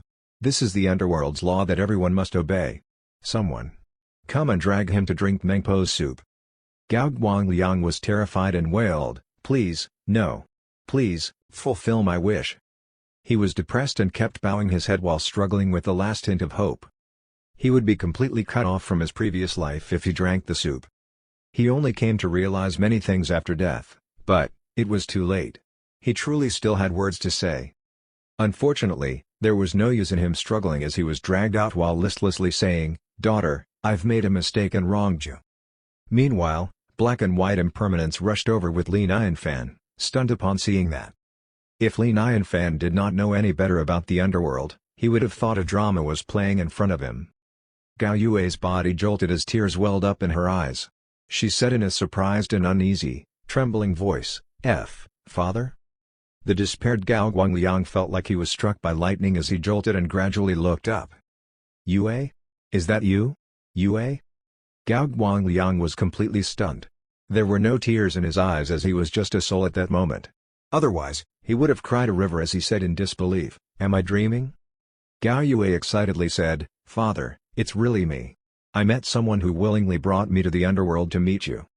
All right, both of you should greet the general of Bloody Sea before speaking further with each other, said White Impermanence. He waved and asked the Onis to release Gao Guangliang. The general of Bloody Sea saw them and instantly walked over upon seeing Li Nianfan. He greeted upon arrival, greetings to Lord Saint. Li Nianfan returned the gesture, greetings to the general of Bloody Sea. The general of Bloody Sea had partially guessed the reason for his arrival and smiled. I wonder what brings you here, Lord Saint? Meng Po said, Lord Saint would like us to let Master Gao meet his daughter for one last time. Li Nianfan awkwardly made a gesture. I'm sorry to ask as I know this isn't how it usually works. Hey, don't say that. We don't have many rules here. The general of Bloody Sea smiled generously as he waved it off. It's a small matter, a small matter. Let them meet, it's okay. On one side, Gao Guangliang stared at them with widened eyes. He recalled the general of Bloody Sea mentioning there were strict rules in the underworld. Was that it? However, he was no fool. There was no need to correct the general as he would not understand the Bigshot's world. Li Nianfan said. Miss Gao, just speak to your father if there's anything. Gao Yue emotionally said, thank you, Mr. Li. Thereafter, she went to the side with Gao Guangliang and conversed for one last time. Gao Guangliang immediately said, Yue, it's my fault. I'll approve of you and Bu being together. Your happiness is still the most important matter here. Thank you, father, said Gao Yue, who broke into joyful tears in excitement before she paused suspiciously. If so, Bu didn't harm you? Of course not. Gao Guangliang shook his head and sighed. The person who killed me had a bull's horn in hand and wanted to frame Bu. I regretted it very much back then. Why did I stop both of you from getting together? I would have wronged you if they succeeded in framing him. How can I die in peace? Father, they almost succeeded. Luckily, Mr. Li spoke up and stopped it. Gao Yue was very grateful toward Li Nianfan. She then said in a low voice, Father, do you know who killed you? Gao Guangliang said, he was too careful and had his face covered. However, he should be a high-level cultivator. I think he came from Jialao village. Gao Yue could not help asking, Father, is there really an immortal relic in our village? Gao Guangliang thought for a moment. Maybe. Maybe not. Meanwhile, Li Nianfan was bored and chatted with the others to maintain his connections. He sincerely thanked them, thank you so much. Lord Saint's too polite. We're all friends. The general of Bloody Sea laughed before waving. Hurry, ask them to bring some tea over. Cough, no need. I brought wine. Li Nianfan was revolted by the food in the underworld, so he took out his gold and purple gourd and shook it. I've improved the red wine. Would all of you like to try it? Can we? The general of the Bloody Sea gulped and said, I look like a fool. Lord Saint's drinks are the best, of course. Thank you for treating us. All of you have helped me a great deal. Don't be so polite. Instantly, Li Nianfan smiled nonchalantly and poured a glass of wine for each of them. All of them got emotional upon receiving the wine. Lord Saint was too nice. He had already helped them so much, hence it was a must to work for him. However, he would never ask for a favor without reciprocating in kind. They provided such minimal help and yet Lord Saint rewarded them with such a huge opportunity. That only made them further indebted to him. They had no way of repaying him anymore. We're just a bunch of ants. How can we ever repay him? What a fool. We only need to work for Lord Saint. The crowd had that thought in their minds. They knew their circumstances, that they could no longer afford to repay. After being emotional, they resumed their focus on the wine glasses. All of them gasped as their pupils dilated. Especially Meng Po, who was more knowledgeable and knew what it was. Her small hand trembled and almost spilled the wine. Luckily she regained her composure just in time. If she did spill the wine, even only a drop, her heart would ache so much that she would have chopped her hand off. Although she appeared calm on the surface, her heart was like the stormy sea. This wine made from Chaos Spiritual Root? Chaos Spiritual Root. Their eldritch world had no way of producing such a thing, as the Chaos Spiritual Root was way beyond their world. Even the heaven of Eldritch or Hongjin Daotsu would never have gotten hold of Chaos Spiritual Root, much less herself. On the other hand, wine made from Chaos Spiritual Root was quietly laying in front of her. It was too unreal. It was terrifying. Perhaps my cultivation could continue even quicker with this wine. In fact, since the underworld was rebuilt by the expert, I have a chance to finally escape the underworld's restriction. Meng Po looked extremely emotional as she looked at the wine in front of her with a dry throat. The expert loved them so much. So vast. So great. They were unworthy of his love. Of course, the others did not know about the Chaos Spiritual Root's existence. However, they could feel that although it was also called wine, it was different from the past wines they had. A strong craving overwhelmed their bodies as they knew the wine would benefit them greatly. The previous wine they had was made of spiritual roots. At that moment, perhaps it was made from using something beyond spiritual roots? Something from beyond their world? Gasp. Their scalps were tingling in terror. The expert had elevated it again. Was this the joy of accompanying a Bigshot? What a Bigshot! So touching. They were delighted and enjoyed the taste so much the moment they sampled the wine. It was a joyous and exciting experience. Li Nianfan smiled upon seeing them loving the wine. Come on, don't be polite and have more. Meng Po jolted. More? It was a godly wine. Even one drop was already a priceless opportunity, let alone one whole glass. She dared not even dream about it, And yet, she could have another glass? How unreal it was. Li Nianfan found it weird. Unless one glass is already enough? You don't want more? Meng Po immediately snapped back to reality and quickly said, yes, yes, yes. I want more. Thank you, Lord Saint. The group of them were chatting and drinking wine. After a moment, the father and daughter gradually walked over upon finishing their talk. You're done? The general of Bloody Sea unwillingly put down his wine glass in disappointment. Why did they not talk longer? Did they not see him drinking wine and talking to Lord Saint? Every second spent with him was priceless. However, they kept those thoughts to themselves and they dared not reveal them. They must not get greedy and dare to have any impure desires, especially in front of the expert. Gao Yue and her father went on their knees, bowing with gratitude. Yes, thank you to everyone here for giving us an opportunity. We did this for Lord Saint, said the general of Bloody Sea. He continued in an official tone, if you're done, don't waste any more time. Go on and reincarnate. Gao Guangliang nodded. All right. Gao Yue's eyes reddened but she seemed better than before. She then said to Li Nianfan, thank you for giving me this opportunity, Mr. Li. I've nothing to give you in return. Please, let me kneel before you. Li Nianfan quickly helped her up and said, Miss Gao, don't. I ought to do this. He then told her about the journey to the West story and the indirect harm caused to her family. He would feel bad if he did not help her. After that, he stood up and said to the black and white impermanence, we should return to the ordinary realm since this is now solved. Goodbye. Lord Saint, we've nothing to do and we're bored. Why don't we send you off? Black and white impermanence stood up. They did not know how to pay Li Nianfan back, so they could only treat him with the utmost respect and provide good services. Li Nianfan smiled. Thank you. Chapter 478, so, those are black and white impermanence. Black and white impermanence personally escorted Li Nianfan back to the ordinary realm immediately. Along the way, Gao Yue seemed relieved despite her brows furrowed in confusion. Li Nianfan curiously asked, Miss Gao, did your father say who killed him? Gao Yue shook her head and bitterly said, it's certainly not Bu, but we still don't know who did it. However, that person came for the immortal remains in Jailao village. Really? Li Nianfan raised an eyebrow and after a moment, he thought it was the right time to give her some pointers. Miss Gao, do you suspect anyone? Suspect? Gao Yue frowned and shook her head. There were too many people who came over. I really can't think of who the preparator is. Li Nianfan advised, you might be able to find out who did it if you consider the killer's motives. Motives? Let alone Gao Yue, even the black and white impermanents were dumbfounded. The expert spoke profoundly such that they could not understand him.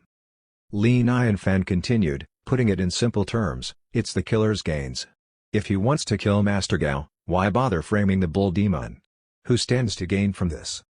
Who would gain from this? Gao Yue started thinking as her eyes turned profound. She was already clever and with Li Nianfan's pointer started to have many thoughts. She said in a low voice, what you mean is that, the killer is someone close to us. If it was an external cultivator, there was indeed no need to frame the bull demon. In addition, that person hated the bull demon and wanted to frame it. The most direct outcome would be, her falling out with the bull demon. The person who would benefit from all that would be Sun Yun. Gao Yue's lips parted as she quickly used her hands to cover her mouth with widened eyes. She had a look of disbelief. Sun Yun had been wooing Gao Yue and did not hide his feelings for her. Everyone could tell his motive such that he even made it clear to Master Gao. However, Gao Yue only loved the bull demon, hence Sun Yun had no chance. Gao Yue still found it hard to accept and said, impossible, Mr. Sun is the Kingling Mountain young sect master. He was well educated and defended the Jia village from aggressive cultivators. Father even asked me to accept him. Why would he kill father? Li Nianfan said in a calm tone, Miss Gao, you might not be his only target. He might have other intentions. Sun Yun helped to defend the village from other cultivators doesn't mean he doesn't have ulterior motives. Gao Yue's face changed. What you're saying is that, he's doing it for the immortal relic, too? If Li Nianfan said that in the past, Gao Yue would not have believed him because she considered Sun Yun as a nice person. Furthermore, Kingling Mountain had been protecting the Jia village. Why would an ordinary woman like her suspect a cultivator? So the suspicion went from a demon to a sect master? It was too mind-blowing. Black Impermanence said, ha, what's there to think about? Can Lord Saint be wrong? Just listen to him. White Impermanence said in a bootlicking manner, Lord Saint's analysis is so profound. He had seen through it all. Clever. So clever. It made Li Nianfan very awkward, but he could not tell them to stop, hence stayed silent and seemed very mysterious. Black and White Impermanence felt it was time for them to perform, hence they said, if Lord Saint finds it troublesome, we can take action to remove Sun Yun's soul. This evil man deserves to be dead. Li Nianfan pursed his lips and quickly stopped them. No need, it's better we gain sufficient evidence first. Gaining evidence. Lord Saint is indeed a great role model. Lord Saint is so clever and powerful.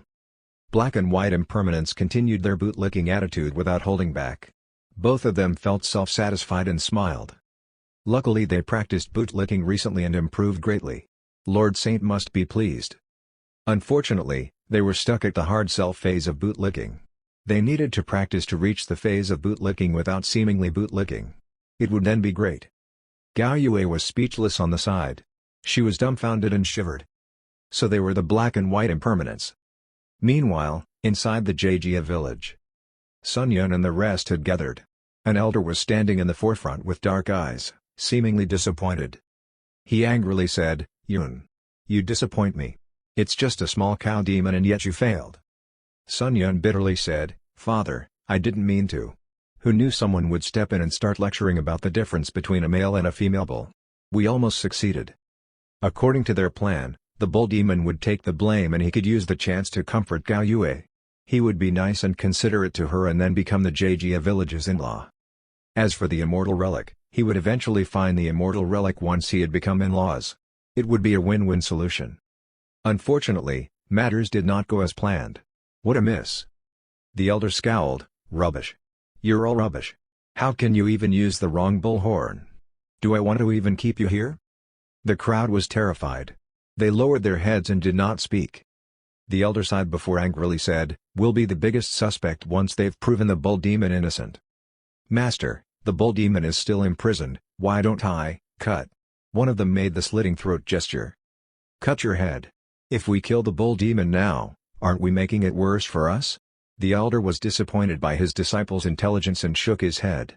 This won't work, we must plan something else.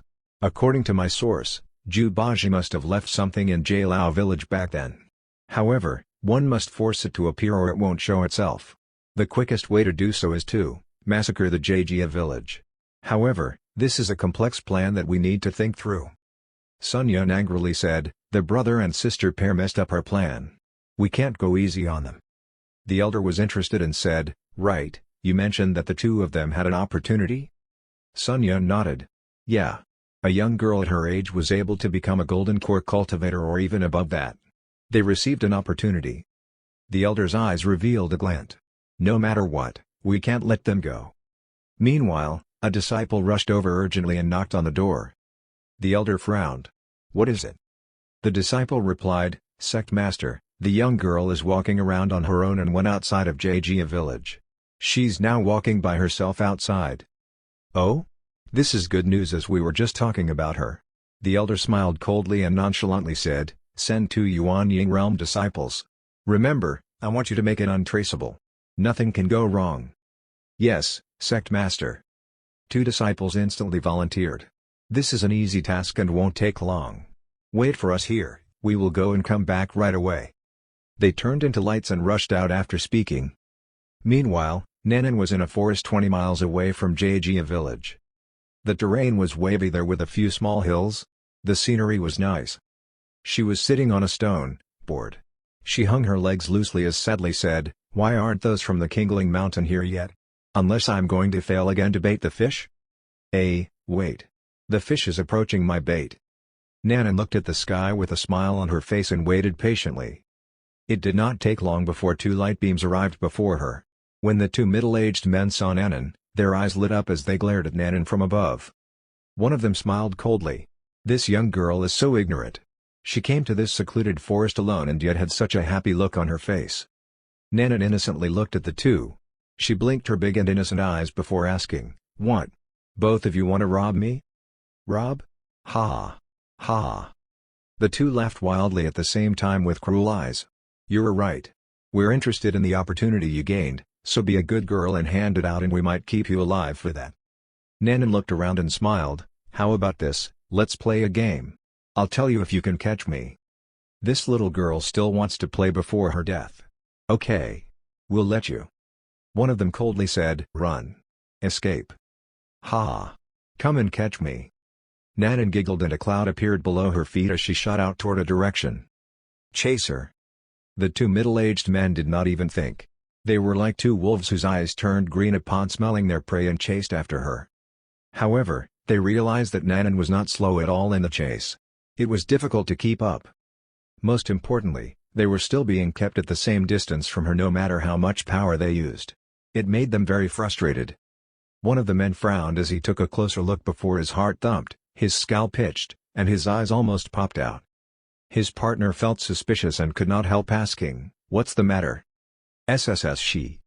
The middle-aged man was trembling and could not speak properly. It was as though he had seen the most terrifying thing in the world. He wanted to cry. "She has a cloud below her feet. Only an immortal could ride a cloud." They both jolted as they were merely chasing and did not observe properly.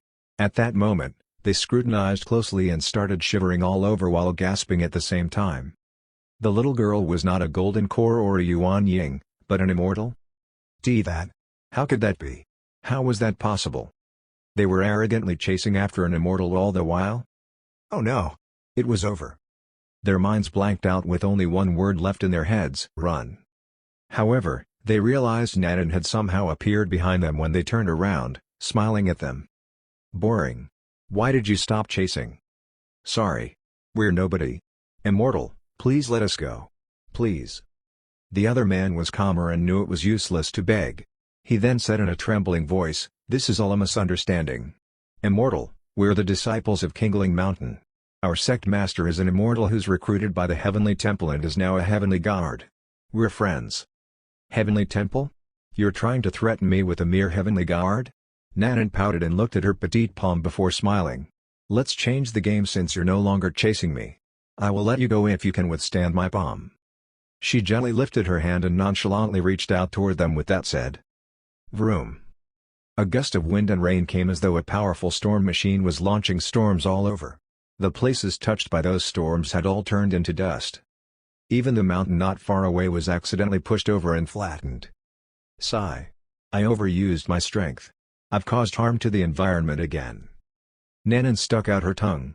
Luckily, brother didn't see it. Luckily. Half an hour later. The Kingling Mountain sect master arrived at the spot in person. His face darkened when he saw the surrounding mess. It seems that little girl has an expert supporting her and might have been immortalized. Her goal here is likely Jubaji's immortal relic. A glint shone in the elders as his mind was quickly spinning. It seems I must report this to my ancestors. Li Nianfan was inside the room. "The disciples of Kingling Mountain attacked you?" Gao Yue took a deep breath. She could not help shaking her head and sighed. "I never expected them to behave as such.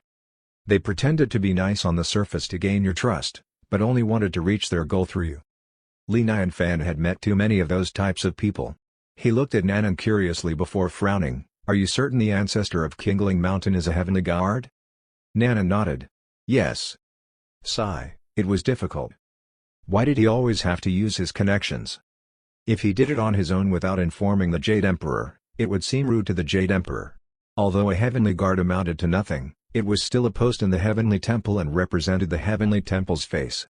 Li Nianfan thought for a moment. I wonder if their ancestor is involved in this matter. It doesn't matter if he's involved or not.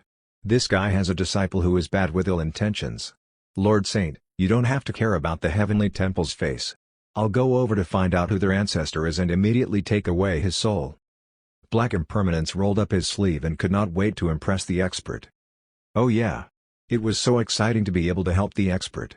It was worth his entire existence. No way, we must tell them in advance. Li Nianfan did not want to cause trouble with those big shots due to a small matter, so he had to be cautious. He then said, think of a way to find out if their ancestor is involved. We can't wrong a person. Such consideration and convincing. Lord Saint is indeed my idol. Lord Saint is clever. Clever. Black and White Impermanence started bootlicking him again. Gao Yue merely sighed with a bitter look. I didn't expect the immortal relic would cause so much trouble such that even immortals want to find it. White Impermanence said, Miss Gal, you don't know. If there's really a dingai needle or nine-tooth rake, they're both the finest treasures. I don't even have one. Gao Yue widened her eyes. It was not until then when she realized the importance of those treasures. She hesitated for a moment and said to Li Nianfan, Mr. Li, Father told me that if there's really an immortal relic, the most likely places of all would be there. Chapter 479, Mighty Golden Cudgel, Show Thyself. Li Nianfan could not stop his heart from thumping. Where? Gao Yue pursed her lips and doubtfully said, We have lived here for generations and are familiar with every blade of grass here, but we've never come across anything strange as we'd always go to that place. We'd have found it by now if there are any treasures. Li Nianfan could not help pestering. Miss Gao, just tell me where it is.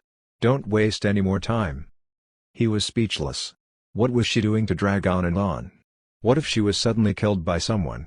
She would not be able to speak at that time and it would be too late then. Such was the taboo of revealing secrets.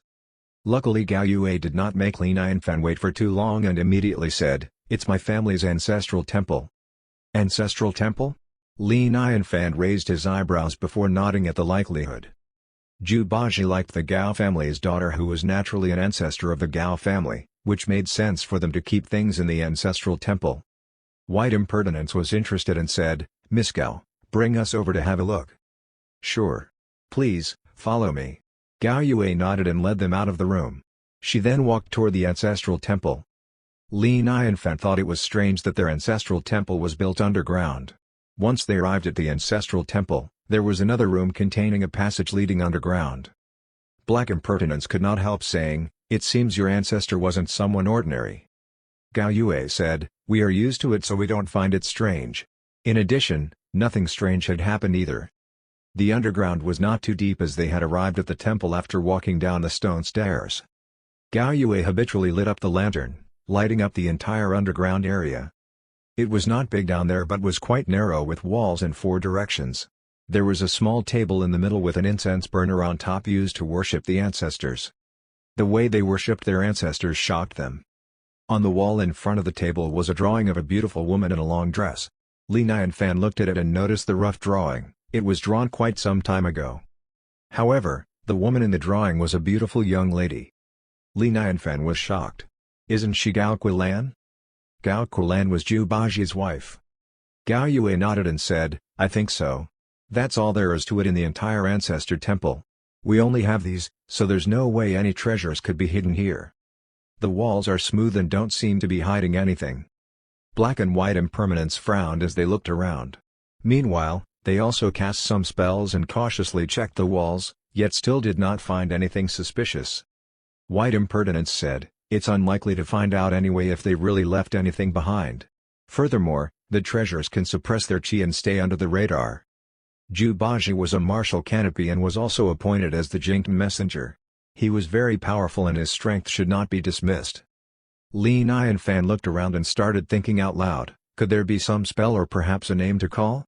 For example, the mighty golden cudgel, show thyself. Vroom. The entire Dajia village jolted following his words. Although it only lasted for a second, everyone felt a huge movement with many who were unable to stabilize their stance and immediately fell to the ground. The Black and White Impermanence exchanged looks, not seeming surprised. It was finally coming. The expert must have found it annoying and directly called for it. Vroom. A strange rhythm appeared between heaven and earth from within the ancestral temple. The surrounding walls suddenly let out a glaring golden light. The drawing gradually landed on the small table following a gentle breeze. Thereafter the wall behind the drawing started to collapse. The golden light was so eye-catching like a pearl that came out of nowhere and exploded. The golden long shaft inside the wall gradually appeared inside under the golden light. Li Nianfan could not help but automatically paired with the unique background music of Wukong's arrival upon seeing the scene. Besides the golden long shaft was the nine-tooth rake. Although its appearance was retro, it was also glowing. Sizzle. The glaring light crashed onto the floor and reflected straight up in the air. A golden pillar was formed and almost tainted everything else in gold. The Black and White Impermanence's faces straightened before quickly making a gesture to suppress the visions. However, countless people had seen that vision at that moment. The entire Jia village went into an uproar. Kingling Mountain Sect Master had a glint in his eyes. His aged face was flushing red from extreme excitement. It has reappeared. The treasure has reappeared. Jia village does contain hidden treasures. He was very excited. If it was the Dingai Needle Nine-Tooth Rake, he would be rich. Those two treasures were the ultimate spiritual treasures made by old Tai Shang. The golden cudgel contained Dayu's deluxe merit. It was a deluxe merit treasure. Let alone an ordinary immortal, it was a precious treasure even to a Daluo golden immortal. Sun Yun's eyes reddened and impatiently said, "Father, why did the visions disappear? Let's hurry." The elder smiled coldly. "Don't rush. We need to stay calm in times like this since they are within the Jia village. We'll get them in no time." Inside the Ancestral temple, Li Nianfan halted in surprise but found it funny. "Wow, it's so simple? It's indeed a spiritual treasure. So, we merely have to call its name for it to appear." Zhu Baji was so cool. Who would have thought that instead of looking for them everywhere, one merely had to call its name? Though the black and white impermanence could not help smiling bitterly. How was that simple at all? It was only simple for you. If someone else called its name, the golden cudgel would not even budge even after that person tore his throat from shouting. White impermanence coughed gently and said, "Who'd thought the golden cudgel was kept in here? No wonder." The mighty golden cudgel contained deluxe merit. It made sense as Jia village had been protected since it was guarded by the merits.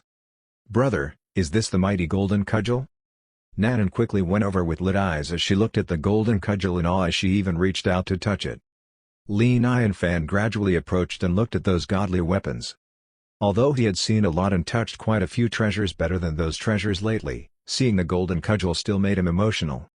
After all, he was extremely excited as that godly weapon was too famous. Nanan was curious and asked with anticipation, "Brother, can I try holding it?" Li Nianfan smiled and nodded. "Yes, but the mighty golden cudgel is 13,500 pounds, so be careful." "Ha, the weight isn't an issue." Nanan was very excited. His small feet went forward and with a soft growl, she picked up the golden cudgel and held it. Whoosh!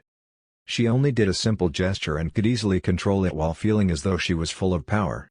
She then delightedly said, "A nice cudgel. A nice cudgel." Li Nianfan emotionally looked at Nanan. He remembered the time Nanan first started cultivating, she was using an axe. It seemed that she really liked heavy weapons and had no interest in flying swords. No wonder she liked the golden cudgel so much as it suited her. Li Nianfan made a decision and noted to himself, it would be a good idea to let Nanan keep the golden cudgel. Meanwhile, Nanan had put down the golden cudgel and imitated instructions from Journey to the West by calling out, "Thicken. Get thicker." Li Nianfan was speechless. However, the golden cudgel did not get taller but instantly expanded to be as thick as a water bucket. Li Nianfan watched with his scalp numbing and could not help but asked, "Nanan, what are you doing?" Nanan said, "I'm trying it out as you can see. It'll be bad if it gets taller and makes a hole in the ceiling." Li Nianfan looked at the ceiling and thought it made sense. She was indeed very thoughtful. After thinking for a moment, he said, "All right, those movements must have attracted some attention from above. It'll be quite troublesome." The black and white impermanence nonchalantly said, "It's a small matter. Lord Saint, don't worry as the Onis out there will fix it." Li Nianfan smiled. "I know it's a small deal for both of you, but I think we can use this chance to test that bunch from Kingling Mountain. I'll need you two to make a trip first." The black and white impermanence's eyes jolted with lights upon hearing they could help Lord Saint. They happily said, "Lord Saint, please tell us." Li Nianfan said in a low voice, "We could, then." They discussed for a while before the black and white impermanence went ahead to execute their mission. Li Nianfan, Nanan, and Gao Yue then walked out from the Ancestral temple as though nothing had happened. They headed back to the Gao mansion. It was a mess inside the Gao mansion as expected. Regardless of those visible cultivators or hidden ones, all of them had revealed themselves. Lights were flashing above the mansion as all of them were searching rudely. Countless eyes fixed on Gao Yue upon seeing her. Some even asked urgently, "Miss Gao, what's with that vision? Can you explain to us?" "Nonsense." Sun Yun scoffed and rushed over with a cold face. He seemed flirtatious and handsome before arrogantly said, "Jia village is under my protection. Why should the Gao family explain this to you?" The Kingling Mountain's ancestor was a reputable immortal and so everyone was intimidated. Sun Yun showed a smile before going over to Gao Yue and quickly glanced at Li Nianfan and Nanan on the side with darkness in his eyes. Why were these two with Gao Yue? Was the opportunity taken? He took a deep breath and caringly asked, Yue, are you okay? She felt the fakeness of Sun Yun's actions since Li Nianfan had warned her. She could not help frowning while she said, I'm fine, thank you for your concern. Sun Yun asked, Yue, where did you go? I'm so worried. Gao Yue followed Li Nianfan's script and said, Father sent me a dream which allowed me to learn something about the Gao family. Meanwhile, he also told me that Bu didn't kill him, so please let go of Bu as I've decided to marry him. What? Sun Yun's eyes widened. He looked at Gao Yue with disbelief and could no longer hide his emotions. His face started changing while his eyes darkened.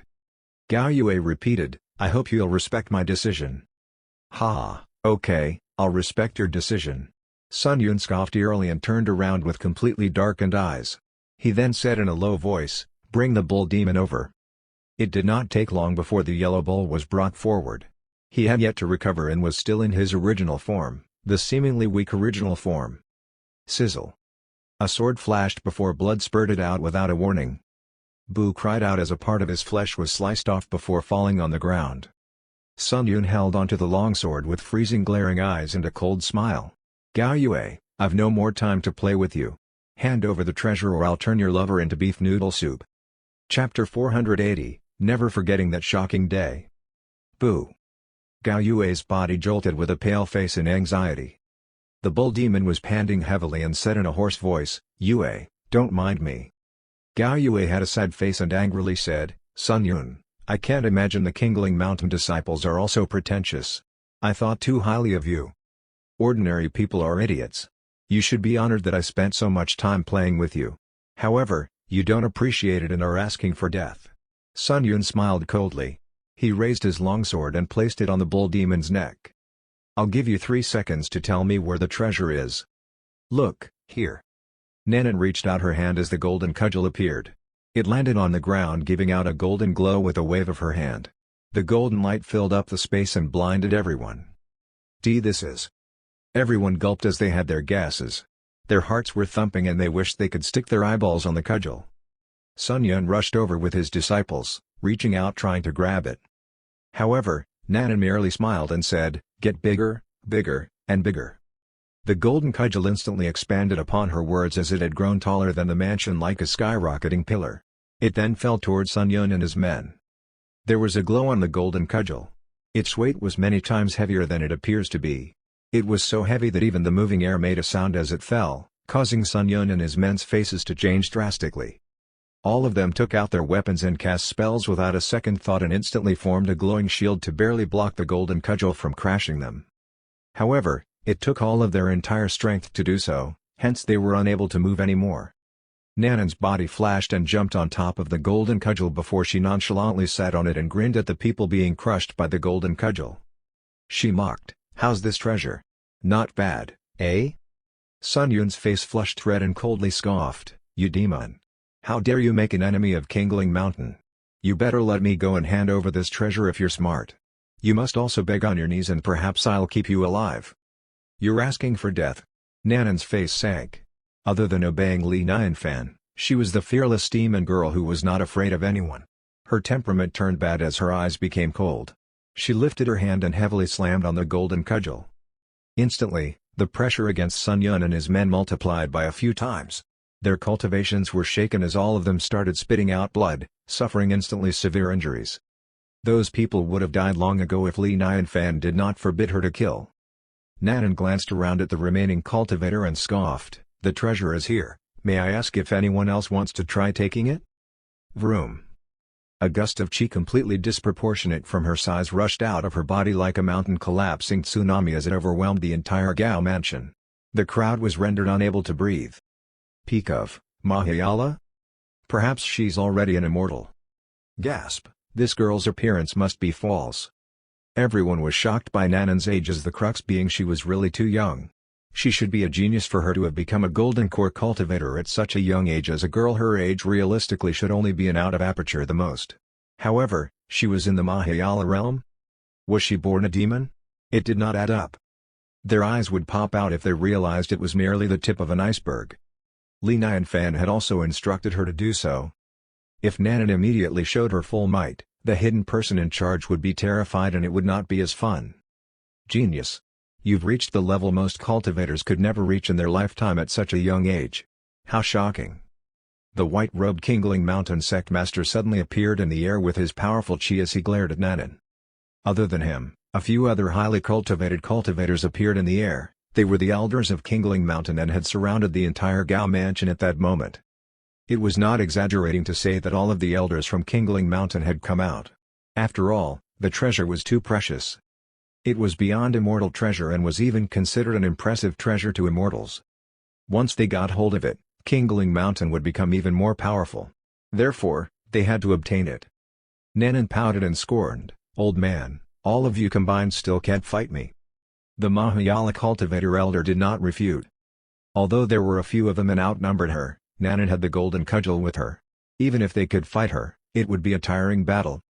However, he did not panic. He wanted to win, so he squinted and smiled. "Little girl, the immortal from Kingling Mountain isn't any ordinary immortal.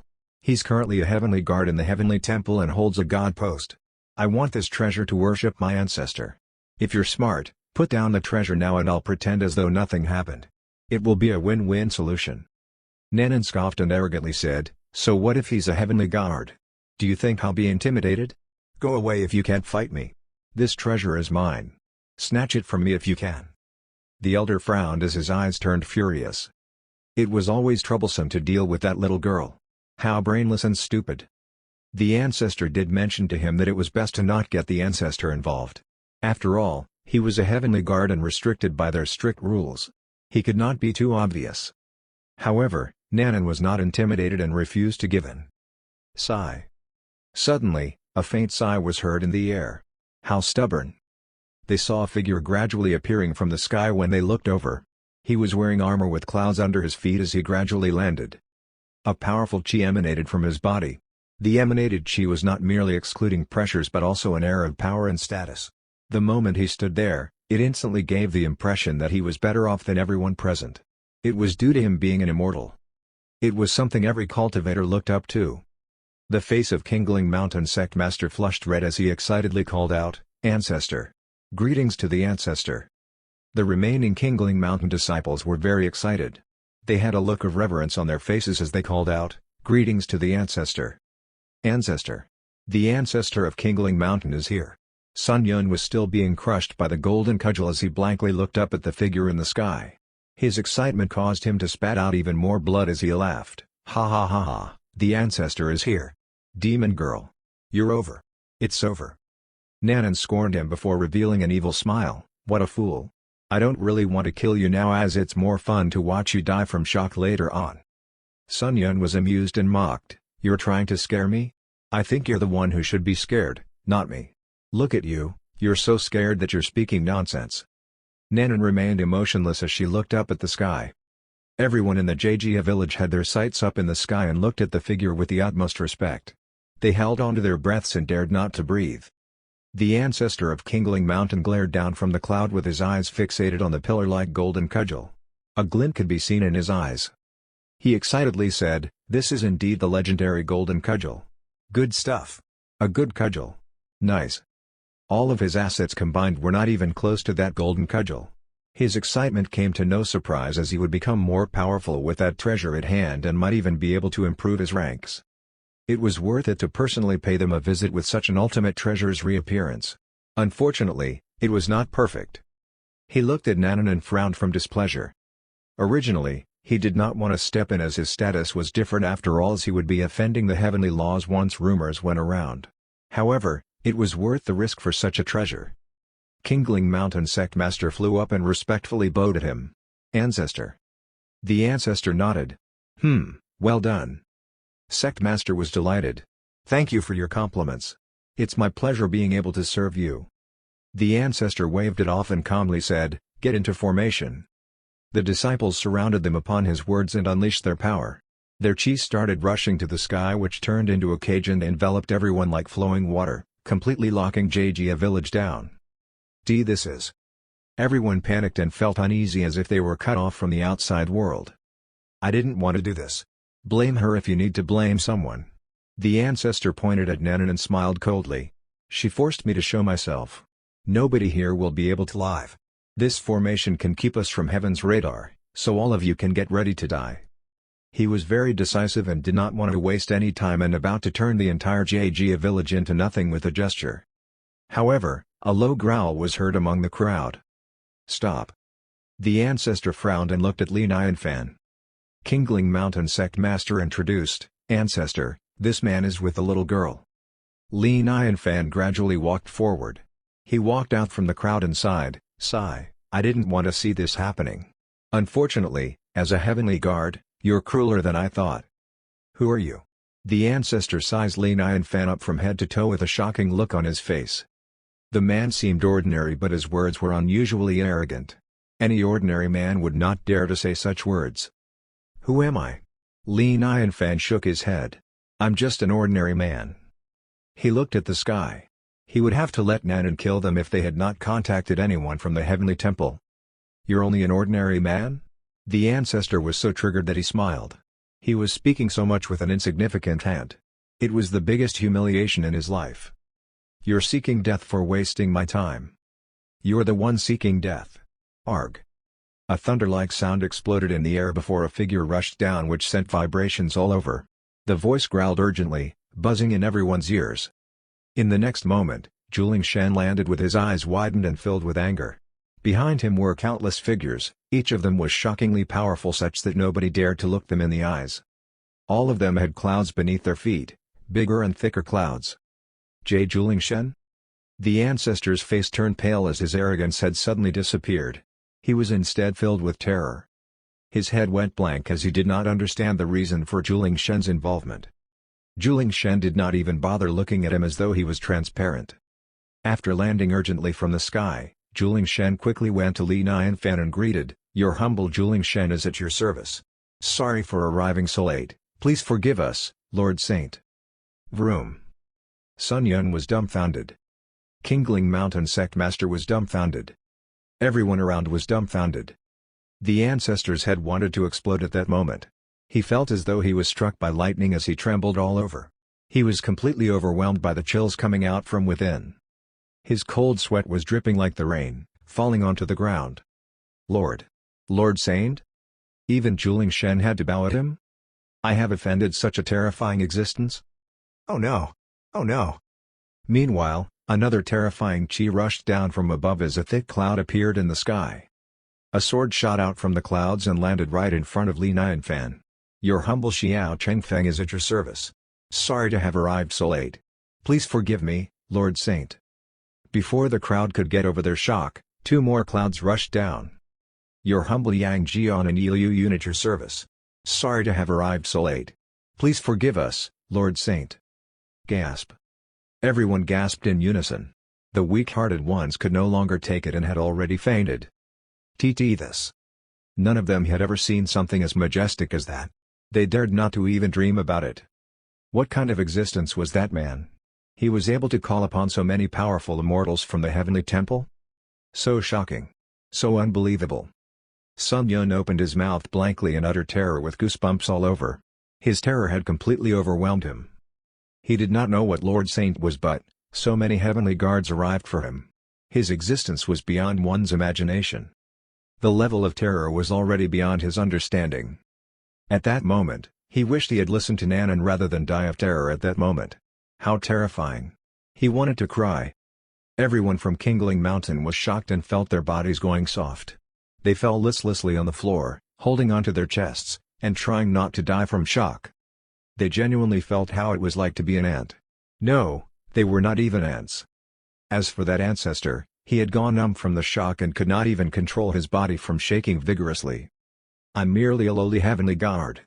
What did I do to deserve the arrival of so many powerful heavenly guards?" At that moment, he only wanted to kill himself. In truth, he was doing it. Spit. He spat out a mouthful of fresh blood all over as his body fell from the air and died. He was still so arrogant a moment ago. He was the immortal that everyone looked up to and yet, he killed himself. Everyone in the Jejia village could never forget how shocking it was. Death was the only way out with so much fear and despair. Unfortunately, it was not ideal on some occasions. On top of a cloud, the black and white Impermanence scoffed, "How daring of him to offend the expert. He can't make it up even by dying 100 deaths. Let's go and grab his soul back." White Impermanence nodded. "Indeed, let's bring him to the 18th level of hell first." Chapter 481, A Hint from the Expert, My Duty. The entire Jejia village fell silent. Everywhere in the sky was filled with countless heavenly guards standing on clouds. On the ground, Yang Jian and the other 3 guards stood there. Any one of them would be a mega Bigshot in the ordinary realm, and yet all of them showed up together due to one man. "I'm only an ordinary nobody surrounded by countless immortals.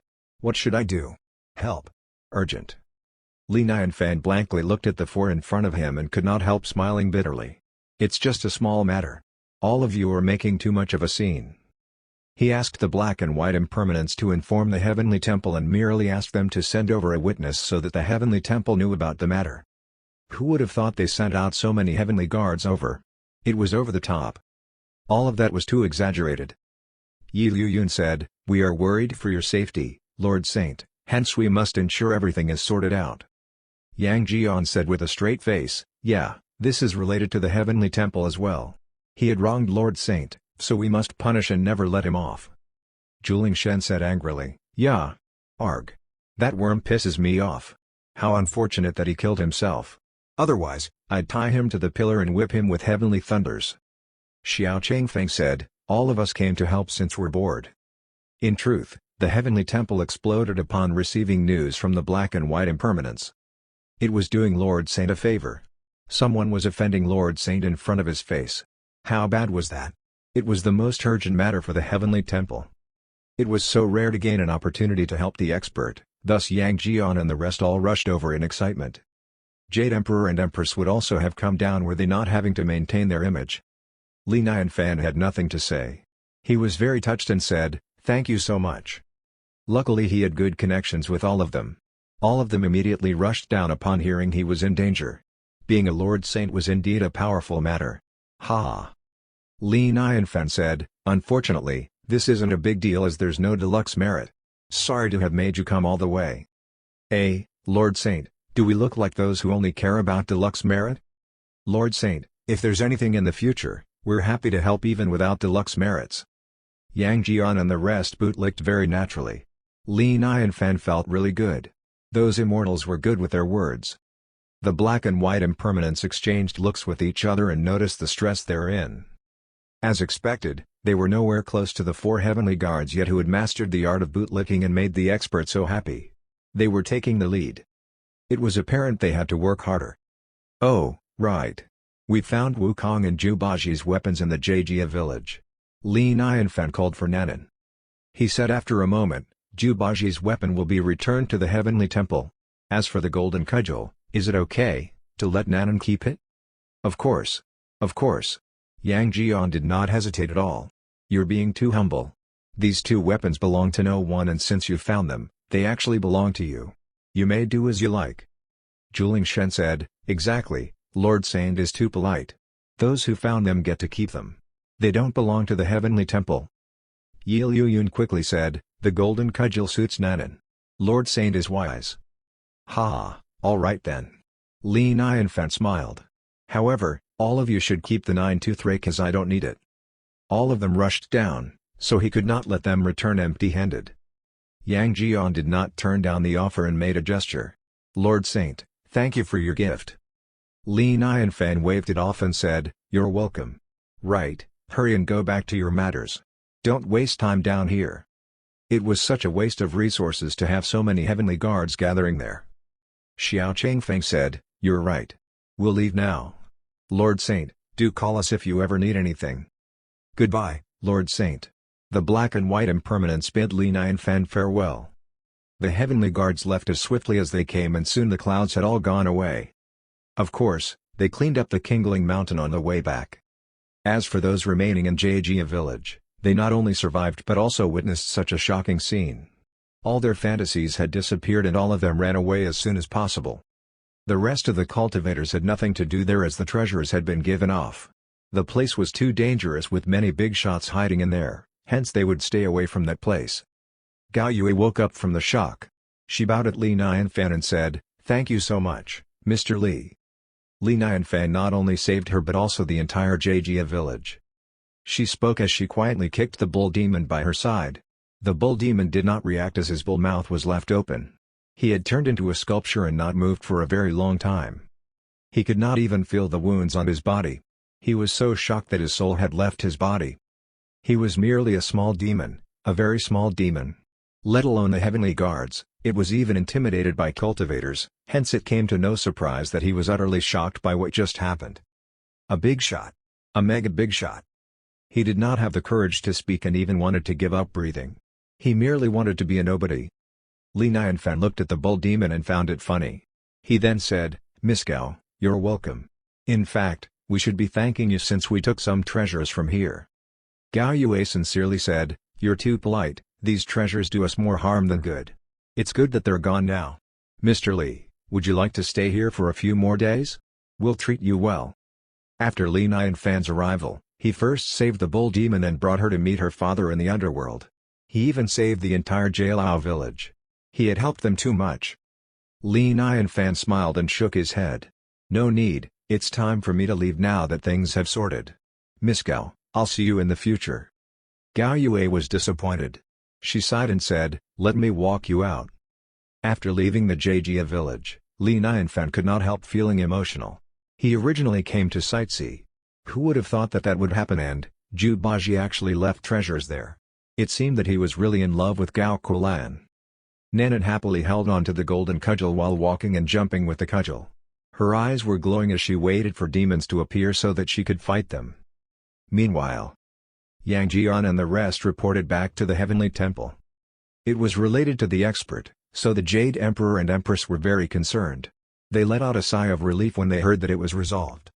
Yang Jian said, "Right, Jade Emperor and Empress, they've found the golden cudgel and 9-tooth rake from Jialao village. The expert only kept the golden cudgel and said that the 9-tooth rake should belong to the Heavenly Temple and asked me to bring it back." He took out the 9-tooth rake as he spoke. Jade Emperor said with guilt, "Sigh, it does indeed belong to the Heavenly Temple. Who'd have thought the expert is so considerate? While we can't do much for the expert." The 9-tooth rake was made by old Taishang and belonged to Martial Canopy, and so it naturally belonged to the Heavenly Temple. However, so many years had passed and the Heavenly Temple was unable to find it. It was then found by the expert and even returned to them. They had taken too many advantages from the expert, which made them even guiltier. Jade Empress sighed, "The expert has been giving and treating us with so much respect. All we could do is to show our faces when he needs us. For example, why did they send out so many heavenly guards that time? It was because there were too few things they could do for the expert. They would of course do their best when there was anything they could do for him. Even if it was a very small matter. It was the respect they must show to the expert. However, they clearly knew that they were only comforting themselves. At the end of the day, they were useless. They had no way of proving themselves useful. Most importantly, they did not even help the expert at that time, and yet brought back the 9-tooth rake. Hurry up and improve ourselves. Let's try to be more useful to the expert." Jade Emperor said and continued, "General Yi Yun, you don't seem to have a suitable weapon yet. You may keep the 9-tooth rake since the expert likes you." Yi Yun said, "Thank you, Jade Emperor. I'll make the most out of it to help the expert." Jade Empress beside him said, "Right, did the expert give any instruction?" Yang Jian shook his head. "No, the expert told us not to waste time. He asked us to hurry back to do our work." Jade Emperor was disappointed. "That's all? Did the expert really say so?" Meanwhile, an ethereal voice was heard in the air as a glow was seen with many flowers blooming following that. It was a sacred sight as a figure arrived. Everyone greeted, "Greetings to Empress Nuwa." "It's all right. I've heard everything you've said." Nuwa was concerned with Li Nianfan's news. She had overheard every word they said and still could not help but appear at the end. Jade Emperor curiously asked, "What do you mean? Did the expert mean something else?" Nuwa coldly said, "What do you think? Have you forgotten how Dao Ju like to speak in riddles? I don't even like to say things clearly, let alone the expert." Once they had reached a certain realm, they could not simply speak. For example, if the emperor was hungry and said he was hungry, it would seem degrading. Instead, he would usually hint at others about it. Therefore, those who could understand the Emperor would be promoted. The Jade Emperor instantly said, "Please enlighten us." Nuwa said in a serious tone, "The expert asked all of you to hurry and do your own matters." What would that be? What would that be? The crowd frowned. Were they not working already? Unless they had to work overtime? Meanwhile, the Jade Emperor saw the third eye on Yang Jian's forehead and had a flash of inspiration in his eyes as he cried out, "You're referring to the expert's menu?" "Yeah, how can I forget such an important matter? Providing food for the expert's menu is my duty. I'm such a failure. Even the expert had to remind me of it himself. I'm such a failure." Chapter 482, Fight for the Expert. Everyone had a look of realization. They recalled the classics of mountains and seas. The Heavenly Palace treated the expert's menu very seriously. They had remembered every beast from the menu and kept an eye out for them to find out if they existed in this eldritch world. Unfortunately, they had not been able to find any trace. The conclusion was that most of these beasts existed in the chaos or other worlds. Yang Jing frowned and sighed. "It's been a long while since we brought Huayonqi to the expert. How can we not bring him the second beast after this long?" Juling Shen said, "Even the expert couldn't help dropping hints to pester us. How embarrassing was that?" All of them felt useless. Although they knew about their mission, they felt powerless. One had to know that the chaos was infinite, hidden with all kinds of different worlds in it. Some worlds were so huge with great dangers. They could not go over to someone else's world to hunt down a beast. This could easily turn them into someone else's dish. Even the goddess Nuwa almost got in trouble. Meanwhile, Xiao Changfeng suddenly stood up. He said, "Jade Emperor, I'd like to resign from my god post." The Jade Emperor frowned. He asked doubtfully, "General Xiao, you're—" "I'd like to go into the chaos to hunt down the beasts for the expert." One would die upon entering the chaos. However, so what? Dying for the expert was an honor. If he was scared and did nothing, he would have wasted the expert's expectations of him. He would be too embarrassed to live. "Brother Xiao, you're so mean. You never thought of bringing me along?" Yi Liuyun laughed and said, "Jade Emperor, I'd like to resign as well." Yang Jing said coldly, "The two of you aren't even a Daluo Golden Immortal. You have no right to go into the chaos. If anyone's going, it has to be me. I, Yang Jing, have never owed anything to anyone.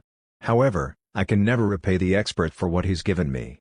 Nothing less than my life is worth giving him." Juling Shen took 2 axes from his waist. He swung them in the air and growled, "No matter what, I'm definitely going."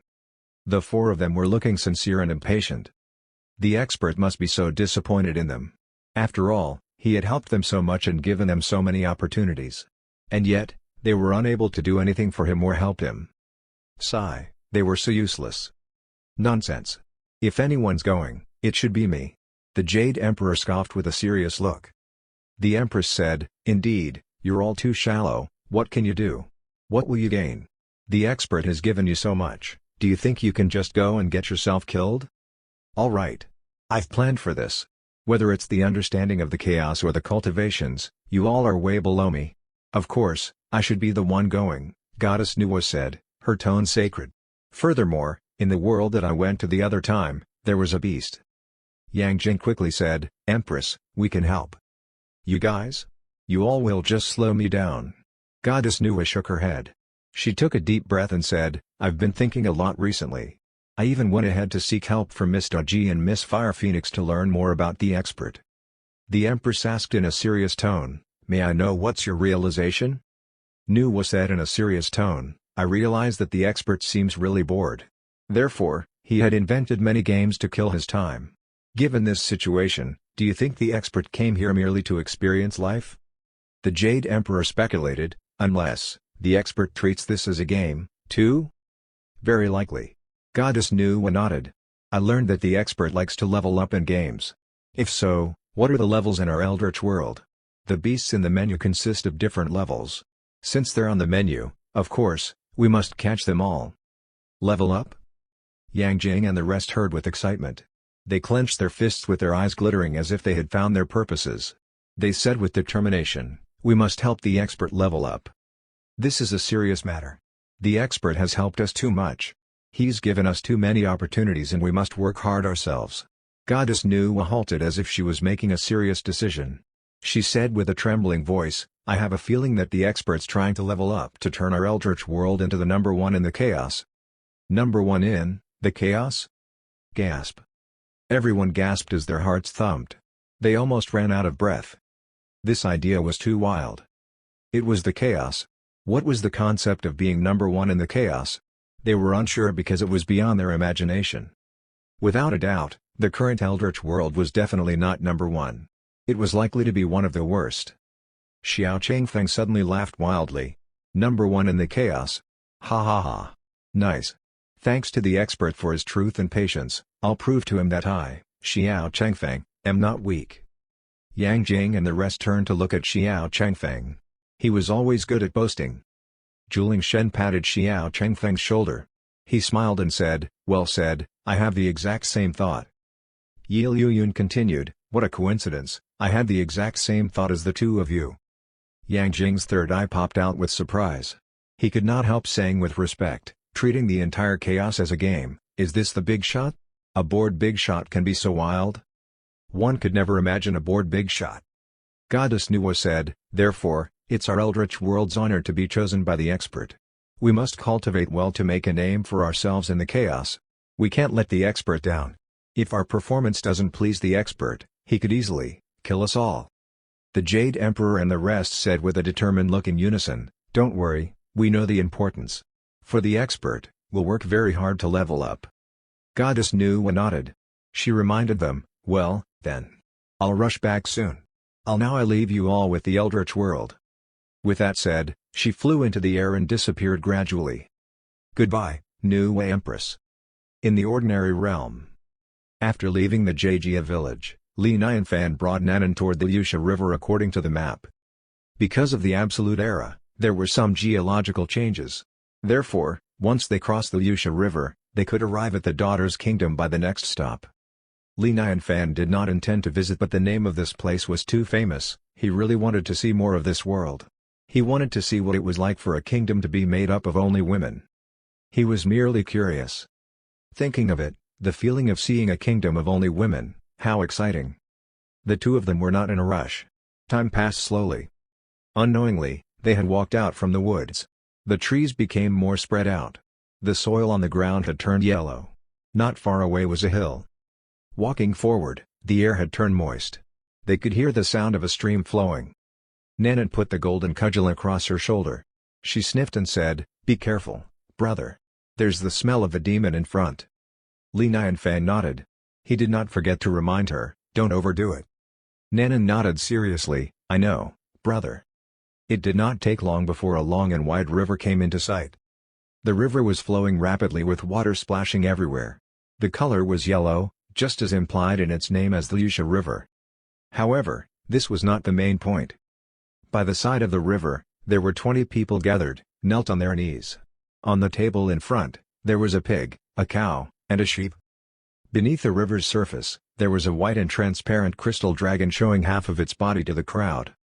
The outlook of this crystal dragon was unique. Its body was glass-like, looking very beautiful under the sunlight. With that, the two people in the forefront each held onto a child and handed them to the crystal dragon. "How dare you?" Nanan glared, her small face flushed red. "Cruel dragon. Take my cudgel." Before she finished her sentence, she rushed over and lifted her cudgel, smashing between the crystal dragon and the crowd. She not only smashed the table into pieces, she even caused some ripples in the river. She was so powerful that the crystal dragon jolted. Its face changed and did not hesitate to rush into the water. Trying to run away? The cudgel in Nanan's hand rapidly thickened and elongated. It rushed into the river and started stirring it. Instantly, splashes were everywhere. It did not take long before a swirl was made. The energy was so powerful that one would find it hard to breathe.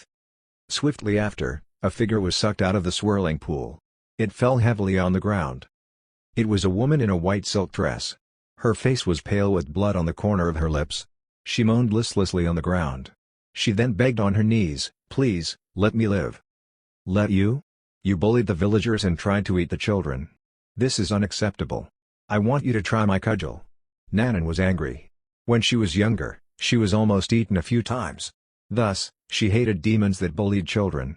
Nanan's face was cold as she raised her hands, ready to hit the demon. Please, please, let me go. This is a misunderstanding. Immortal Zhao didn't bully us. Please, forgive her. Meanwhile, 20 or so villagers begged on their knees for the crystal dragon's life. Nanan halted. She frowned and looked at the crowd. She looked at the two children who were handed over and asked, "You're all trying to make the crystal prawn eat these two children?" The two villagers shook their heads as they explained, "Of course not. Why would Immortal Zhao eat children? We wanted our children to touch Immortal Zhao and to get some immortal chi." The two children were hiding behind the adults. They were terrified. Li Nianfen ran over with an angry face. He smacked Nanan's tiny head from the back. "I told you to look closer. Look at what you've done." Li Nianfen was quite speechless. He scolded, "Do you want me to confiscate your golden cudgel?" "Sorry, brother. I thought the two children were in danger." Nanan lowered her head. "I'm sorry." Li Nianfen looked at the listless Immortal Zhao. His mouth twitched. They had wronged a good immortal. He quickly said, "Go and apologize to her." At the same time, among the chaos, a figure gradually stood out. He had a gray robe on with holes everywhere. He seemed worn out with messy hair and clothes. He had a wine jug in hand, staggering in the chaos. He seemed wasted. He was walking aimlessly, half drunk and half sober. He took a step into the Eldritch world. Chapter 483, A Visitor. Ali the Crystal Dragon. The light was piercing. The darkness of the chaos was taken over by the bright light, like someone coming out from a dark night into a room full of light. "Huh? This is..."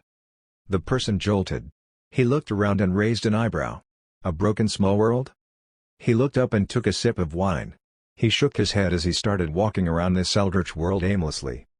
Behind him, his long sword jolted and started to grow. "Brother Feng, be careful now that we're in others' world." "Ha, don't worry. This world's much smaller than our world. It's trying so hard to hide itself, how can we be in danger?" The man calmed his long sword and said, "Furthermore, we don't have bad intentions. Since we're here, it's by fate. We might as well explore this world."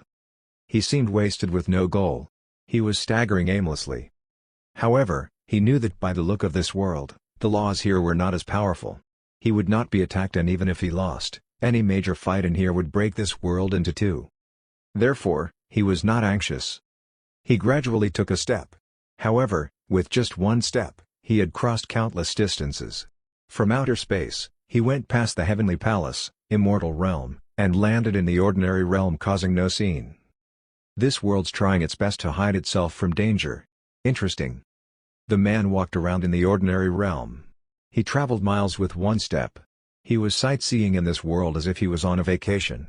However, this was not a random tourist attraction. This was the entire world. It did not take long before he arrived at the Xia Kingdom. Since the development, the Xia Kingdom had expanded and prospered greatly with lots of human luck.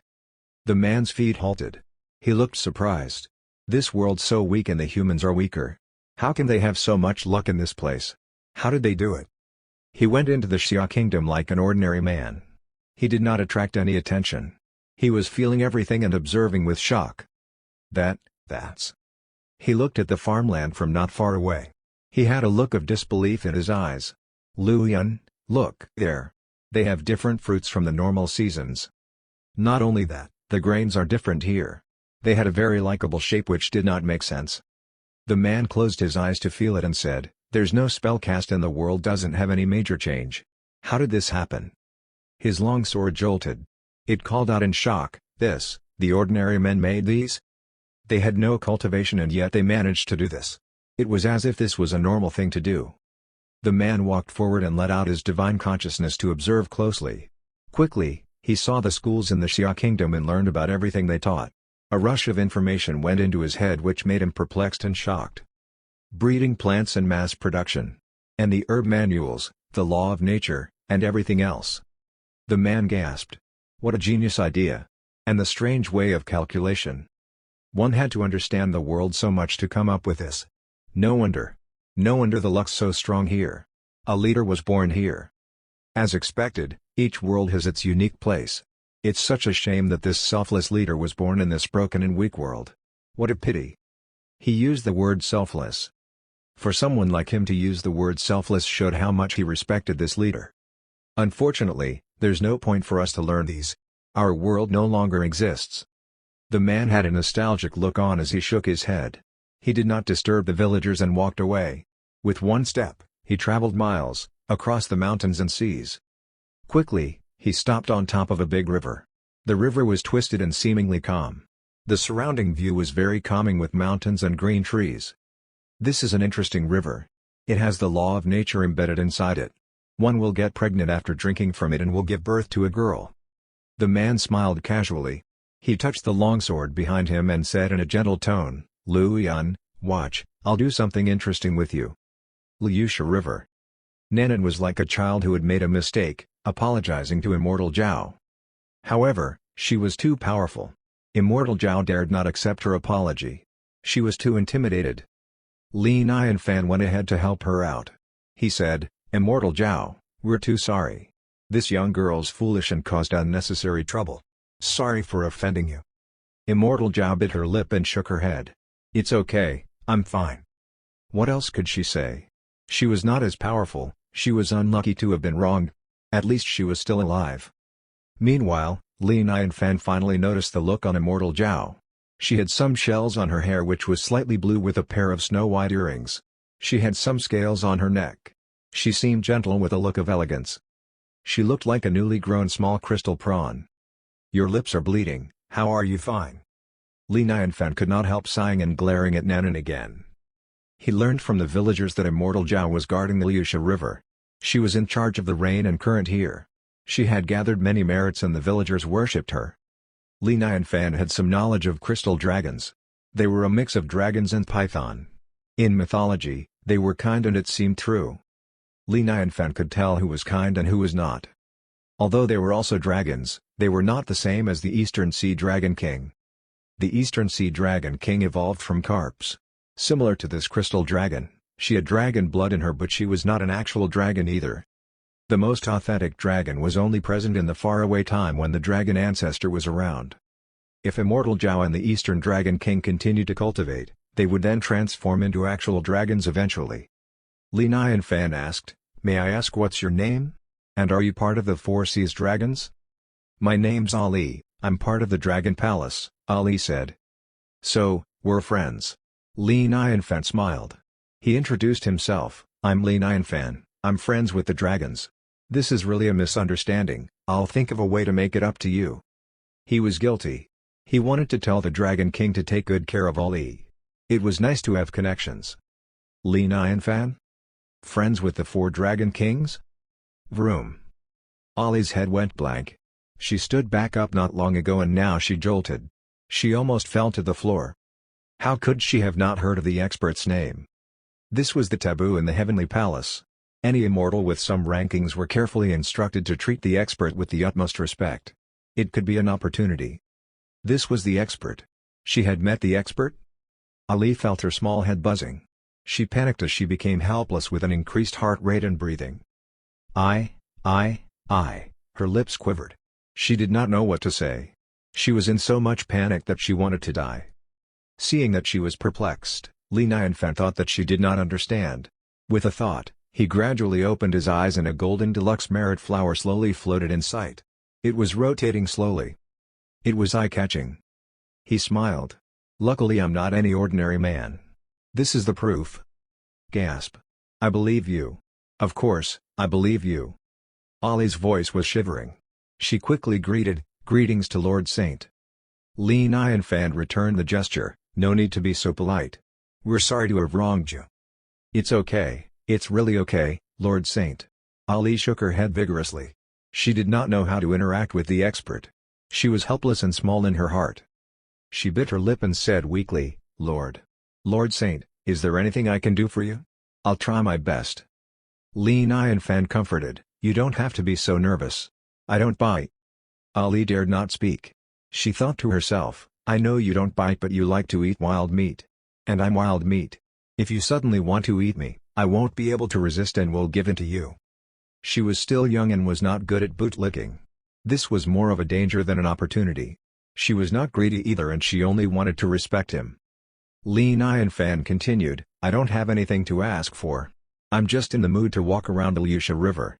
You've been here for how long? Are you familiar with this place?" Ali said, "I've been here since young, and I was given the position by the Dragon Palace to guard this place. I know this place quite well. If Lord Saint's interested, you may come over to visit my place." Li Nianfan was interested. "At the bottom of the river?" Ali nodded. Li Nianfan smiled. "That's not bad, sure." Ali nodded and her body jolted with light circulating. Soon, she turned into a crystal dragon and went into the water. She floated on the water and said with respect, "Lord Saint, please, come up." "Okay." Li Nianfan smiled and did not hesitate to sit on the neck of the crystal dragon with Nanan. Ali prepared them before rushing into the Liusha River. She was getting around the water easily. Although the current of the Liusha River was urgent, the current around Ali would become calm and back away. Ali was not only calm, but she could also make the water go away. Thus, Li Nianfan and Nanan were unaffected. However, the surroundings were nothing close to the other ocean. The water was impure and there was not a lot of variety. There were many stones. As Ali went down further, she arrived at her cave soon. It was indeed a cave with an empty and bald entrance. Chapter 484, Breaking Bottleneck from a Burp. Ali's body jolted as her long tail pointed at the entrance of the cave. As she was about to enter it, she was blocked by some resistance. "Stand there." Along with a loud scoff, up to 100 figures swam over. They were all kinds of water demons, from lobsters to frogs. They looked unfriendly. Swiftly after, wild laughter was heard. A weird and powerful body rushed out from the cave. His face had black scales with his eyes popping outward. He was half human and half fish. He glared at Ali and said, "Ali, you're finally home. What's your consideration? Marry me." Ali twisted her body and growled, "Blackfish demon, you took over my cave when I'm not around? What does that even mean? We're a couple, how's this taking over your cave?" Blackfish demon laughed. He was in a good mood. With a gesture, his bunch of demons walked over with a few boxes of pearls and money. Blackfish demon said arrogantly, "I made some money recently. I even prepared the betrothal gift. We'll live here. What's the fun of becoming an immortal? Why don't you be with me and name ourselves kings while living freely?" Ali was so angry that she stuttered coldly, "You're insane. Get out." "Get out?" Blackfish demon said coldly, "I've liked you for a long time. Since I've come, I came prepared. You have to marry me even if you don't want to. You're shameless." Ali scoffed as her body jolted. A long water ripple slashed toward Blackfish demon like a knife. The water ripple looked simple but it contained the power of the river. The places it touched had blended into the water. It made it very powerful with unlimited cutting power. The Blackfish demon squinted. He twisted his wrist and a big silver knife appeared. He was powerful and the knife let out a buzzing sound. Following that, he slashed the water ripple and turned it into two easily. It then vanished. Black Demon Fish's eyes glinted as he laughed. "Good knife. It's indeed a good deluxe spiritual treasure." He was satisfied. With this treasure, he was undefeatable. This female crystal dragon could only become his. Deluxe spiritual treasure? Ali halted. She was uneasy. Her power was similar to the Blackfish demons. However, it was not the same now. The treasure was too powerful. "Not bad. Why don't you give in and accept your fate already? Don't worry, I'll be a good husband." Ha ha ha. Blackfish demon walked out and approached Ali. Meanwhile, he glared at Nanan and Li Nianfan. He said coldly, "You even brought home a wild man. I can forgive you but I need to eat him." "You want to eat me?" Li Nianfan smiled and shook his head. "Coincidentally, I'm thinking of a way to cook a fish dish. I'm ready to make a tomato fish slice." Ali was hurt by Nanan. Li Nianfan felt sorry. Now that a dish had come, it reminded Li Nianfan that it was time to make a nice dish to try. Blackfish demon said eerily, "Ha! How are you so stubborn before you die? I've also thought of a dish, a tomato human dish. You shall die." However, before his knife arrived, a very powerful rush of chi rushed into him. The river water flew back and emptied the spot he was standing on. A gigantic golden cudgel lashed down and landed on his head. Blackfish demon cried out in shock. He felt his body becoming as heavy as a mountain. He did not even have the chance to get his knife before this cudgel ended his life. There was no resistance and no sound. He fell to the ground and turned into a gigantic blackfish. He was dead. Done. Nanan kept her golden cudgel and pouted. "Luckily I didn't use too much force. If not, the flesh would have turned mushy." "Brother, what about these small demons? No need, drag the blackfish in. Oh. The terrified small demons jolted after Nanan dragged the blackfish into the cave. When they regained consciousness, they were shocked and escaped like crazy. The abrupt death of their king was a terrible sight to them. Inside the cave, Ali was back in her human form. She was terrified. She led the way as she said sincerely, "Thank you, Lord Saint, for your help." If she was captured by the blackfish demon to become his wife, it would have been a nightmare. Even the thought of it was very scary and unacceptable. Li Nianfan said, "It's a small matter. I'm hungry now. The blackfish isn't a bad dish. You're in luck." The cave was not luxurious, but it was a nice place. It was spacious with a few glowing pearls as decoration. It was made by emptying a big stone. There were some rooms and things, though the decoration was ordinary and not exceptionally grand. Compared to the Eastern Sea Palace, this was poorly done. No wonder many immortals did not like to stay in this place. Each position would go on from 1,000 to 10,000 years. They worked in poor conditions, which was difficult for the immortals. Ali led Li Nianfan and Nanan to the living room. She poured them wine and said awkwardly, "Lord Saint, please, have a drink." "Okay, thank you." Li Nianfan lifted the wine glass and took a sip. He asked curiously, "This blackfish is a demon from the Liusha River?" "Yes, Lord Saint." Ali nodded. She said, "He's arrogant around here. He'd flip the boats over from time to time and eat the passerby. I've fought him a few times and none of us won the fight. So I can't do anything about him," she said as she could not help looking at the blackfish with a complicated look. Thinking back, Blackfish Demon was merely a dish in the eyes of the expert. She knew that the expert liked wild meat. As expected, Blackfish Demon sacrificed himself to treat him. He was good at this. "All right, the blackfish is still fresh, let's hurry and sort it out." Li Nianfan smiled. He had eaten many demons, so he was not as emotional. The thought of eating the tomato fish made him drool. This would be a nice dish. The recipe for the tomato fish was simple. Tomato and fish were the two main ingredients. He would then sprinkle some condiments and white wine to thicken the broth to boil the fish in. The two main keys in this dish were the cutting skills and the mixing of the broth. Of course, these were not difficult for Li Nianfan. They were easy to him. Since he brought the condiments with him, he only had to put them on the fire to cook the condiments with tomatoes. The broth then started to boil. As for his cutting skill, no introduction was needed. Seeing that Li Nianfan was taking out his pots and pans, Ali was so shocked and helpless. She did not expect the expert to be so friendly. He brought along this fancy set of cookery with him. How much did he love eating? She then looked at herself. There was not even a kitchen in her cave. Li Nianfan moved rapidly and professionally, sorting things out orderly. Looking at him, he worked in one movement. It was aesthetically pleasing and one did not want to break it. Ali wanted to help, but she did not know how to help. She could only look at him from the side. Especially when Li Nianfan was cutting the fish with the knife, she felt a warm breeze on her face as she could not help being drawn into it. Her world blurred out and all she could think of was Li Nianfan slicing the fish. She seemed to have seen the law. She was speechless and did not understand it. Anyhow, it was very impressive. The knife glinted as the fish was perfectly sliced. The flesh was equally sliced with transparent and crystal bits. The scales were peeled off as well. The patterns were shown. It was a work of art. One knife cut after another, the fish slices formed a line and were even glowing. Ali was perplexed. At this moment, she had a sudden realization. The Blackfish Demon was so lucky. It was turned into a dish by the expert. What kind of honor was that? Look, it was even glowing. It did not take long before the fish was completely sliced. They were then added to the tomato broth. The timing was perfect. Everything was done. Now, they only had to wait for the fish to be cooked. Since they were waiting, Li Nianfan smiled and asked, "Immortal Ali, what do you usually eat?" Ali thought for a while and said, "Usually, the ordinary man would worship me by putting food into the river. Sometimes, I also eat the fish and prawns from the river." "You eat them raw?" "Yeah." Ali's face flushed red. She was embarrassed. Normally, she did not find it strange to eat things raw. However, looking at Li Nianfan's mocking eyes, she felt somewhat guilty. Li Nianfan smiled, "Ha ha ha, do give it a try. Good food's an important part of life."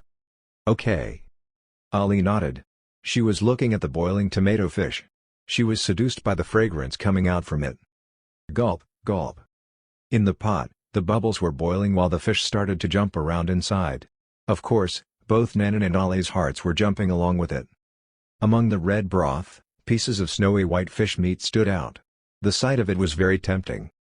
On top of that was the fragrance of tomato and fish meat in the air. Gulp. Ollie could not help licking her lips. She gulped. She had completely calmed down. She was squatting by the pot, blankly looking at the food inside it. Her small nose sniffed. "It's about time. Have a try." Li Nianfan's words sounded like music to Nanan and Ollie. They picked up the chopsticks quickly and took out the fish from the pot. The fish was thinly sliced but the flesh was very bouncy. They did not break apart too easily. As the fish went into their mouths, the sourness of the tomato exploded. The sourness was not invasive, it was just right. As it touched the tips of their tongues, it awakened their taste buds. Following that, the fragrance of the fish and its smoothness exploded. Arg! So yummy. Ollie's eyes turned into stars. She was crying in her heart. So the fish who fancied me tastes so good. Yum. Following that, she moaned. Upon swallowing the first slice of fish, the energy in her started to circulate. It felt as if she had eaten something very nourishing. Her body heated up and her face flushed red. This dish contains spiritual roots? She found it hard to believe. She took a deep breath and carefully scooped out a small bowl of fish broth. She parted her small mouth and took a sip. The sour broth went around in her mouth. It then flowed down her throat and arrived in her stomach. The delicate texture heated up her stomach. The broth touched each corner of her body. The energy she felt was like a drop of water entering a pot of hot oil, splashing everywhere. The energy rushed to her head. She parted her mouth and moaned. Burp.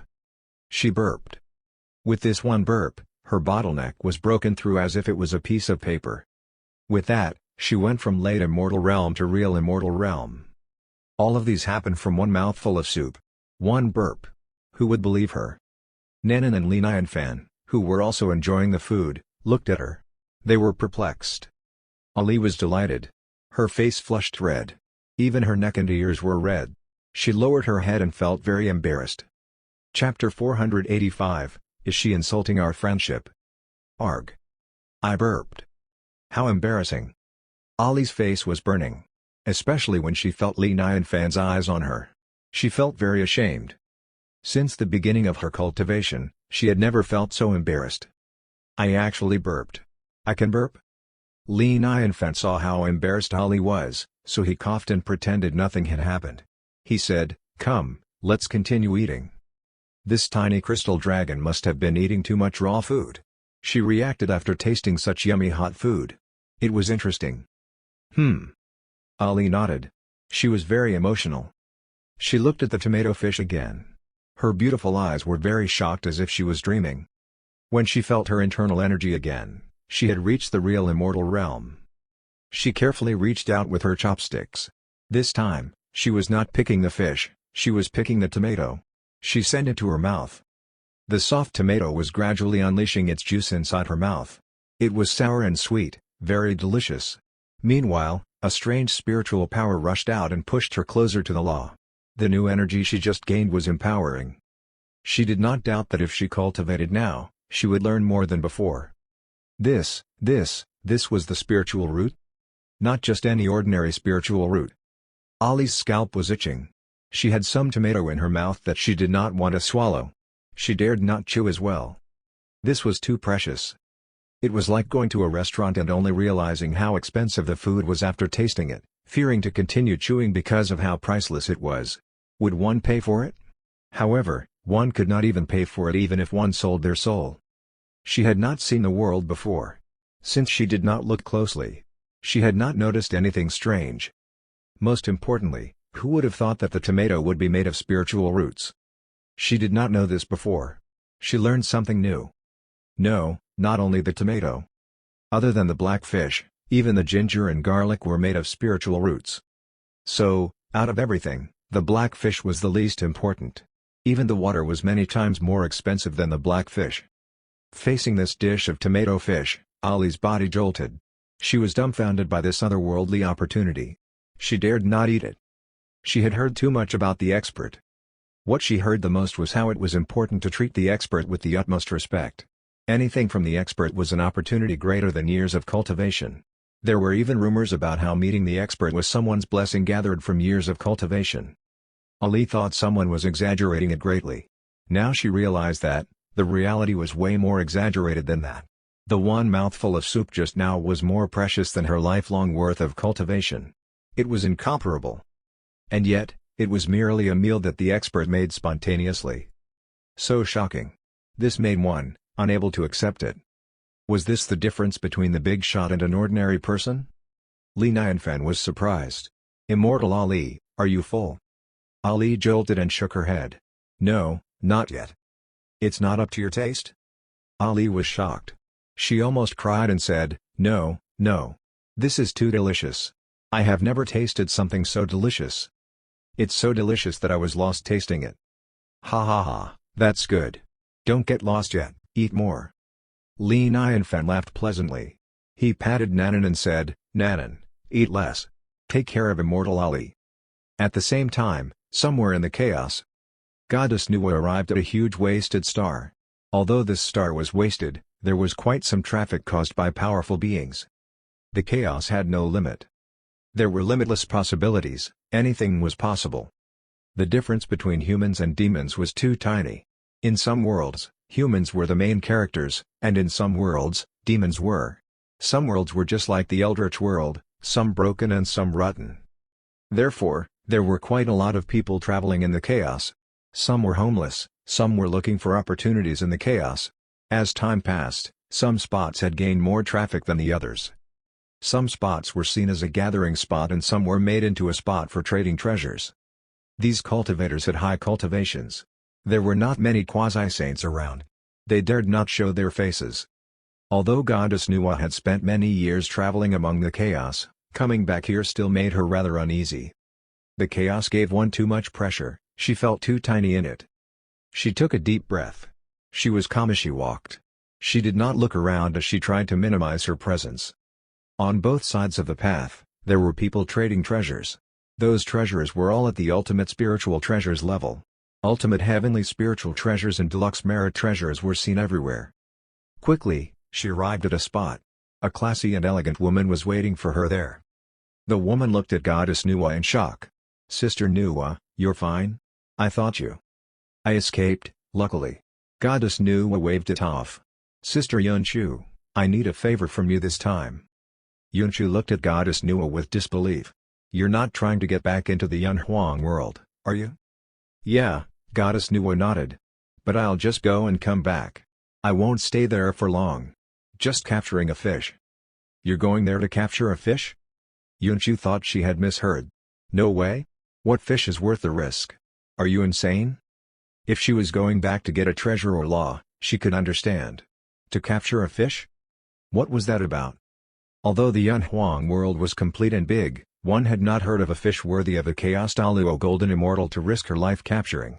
Perhaps it was a new breed? Perhaps she had other intentions and she was brushing me off by using the fish as an excuse? Yunchu thought that it was very likely. Everyone had their own secrets in the chaos. She did not dwell on it. She said in a serious tone, Sister Nuwa, are you sure? Are you sure about this decision? Is it worth it? Similar to Goddess Nuwa, she had to get out from her own world to live in the chaos.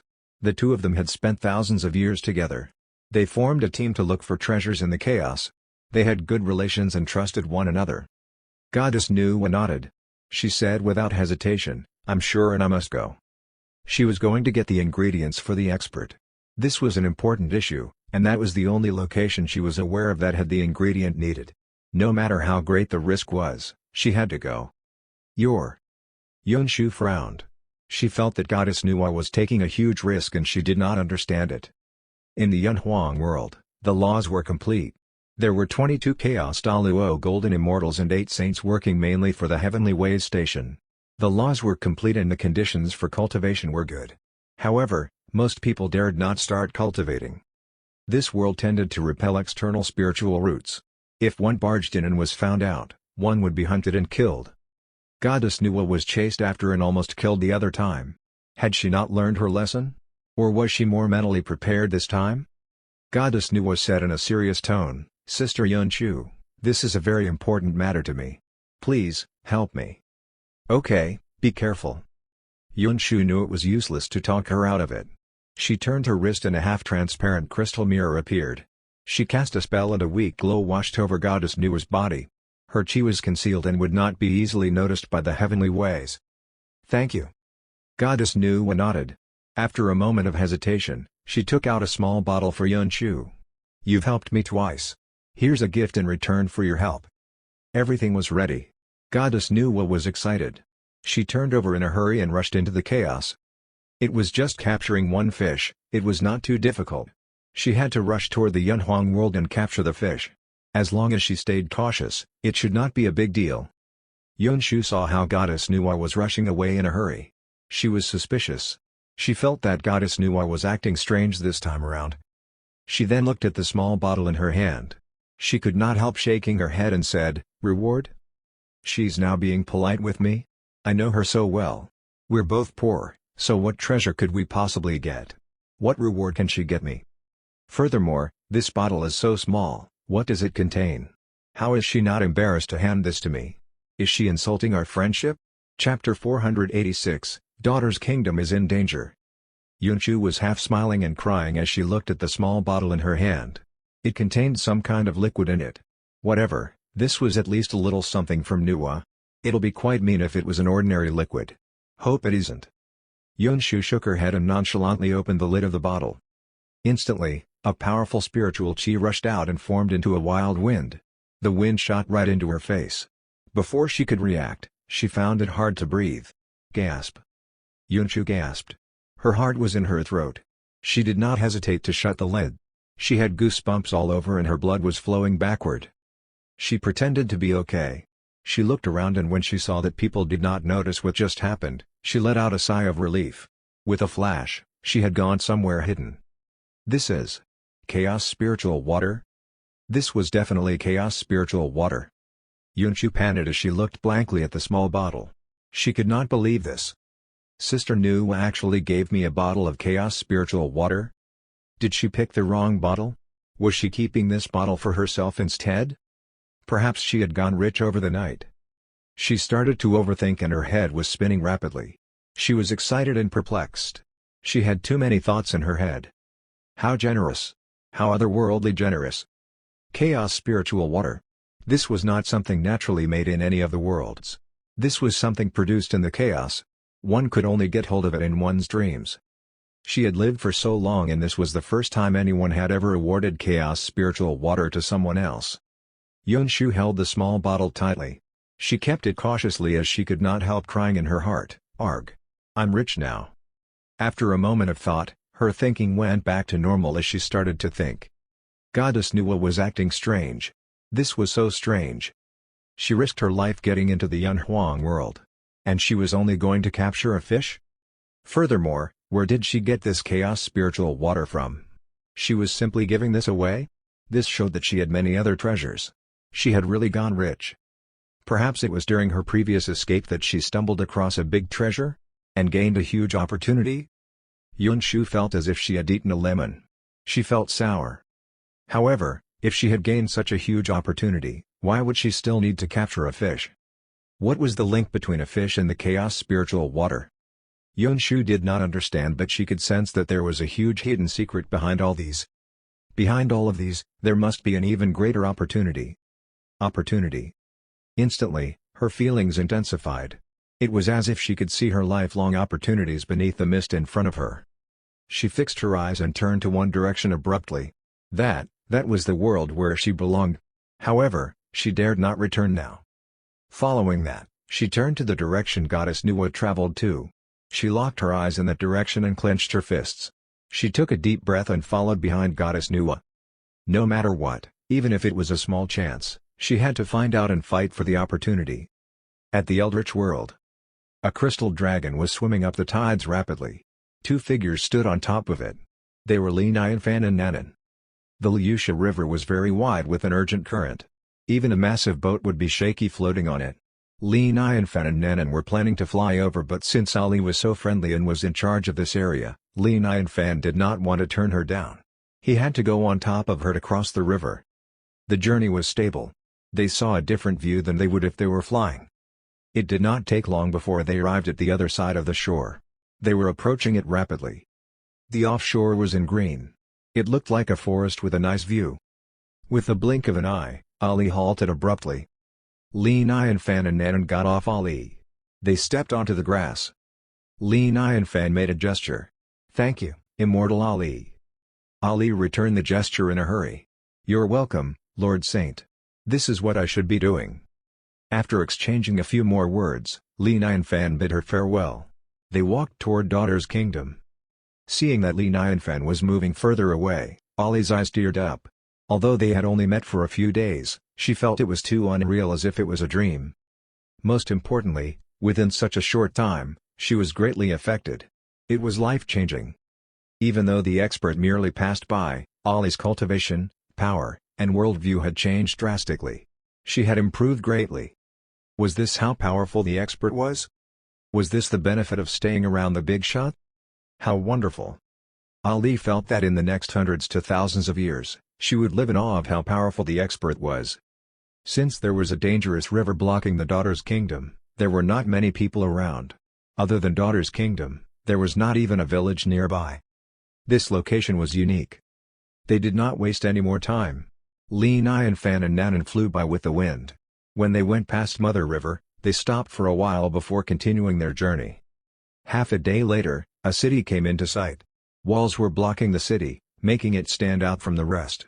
They used the walls to block out the surrounding beasts. One could feel how prosperous the city was just by looking at it. "It looks like we're here." Li Fan's eyes sparkled.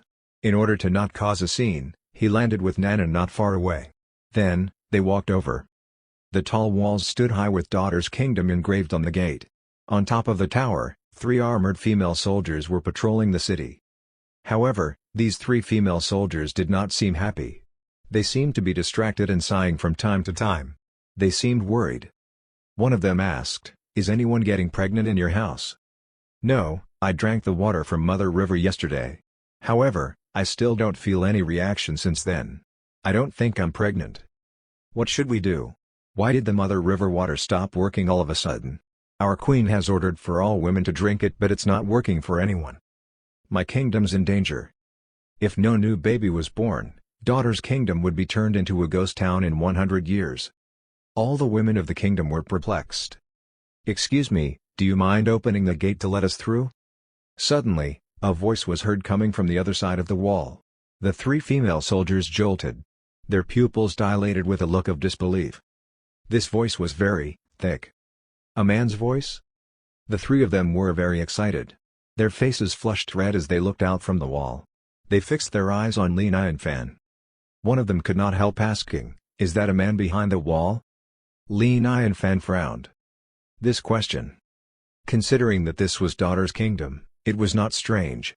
He said honestly, "Yes, I'm a man." "Open the gate. Open the gate, hurry." Quickly, the gate was opened. 2 female soldiers rushed toward Li Fan. They stared at Li Fan and said with enthusiasm, "Welcome to Daughter's Kingdom. Please, come in." The other female soldier rushed to the palace in the city. She was rushing and crying out loud, "A man's here! A man!" Initially, the entire Daughter's Kingdom had a sad atmosphere. The women were sobbing and wailing by the road. Originally, according to the Daughter's Kingdom's tradition, a woman must drink from the Mother River at 20 years old and give birth to a female baby in 3 days. However, this tradition stopped 3 months ago. Since the Mother River stopped working, nobody was able to get pregnant. This was a nightmare for those who had just turned 20. They could only hide in their rooms and cry. When the female soldier cried out, the dead city was instantly lively again. All women had lights in their eyes. They found it hard to believe and were all excited. Those crying in their rooms walked out and looked around. It did not take long before footsteps were heard. Following that, women came out in all directions.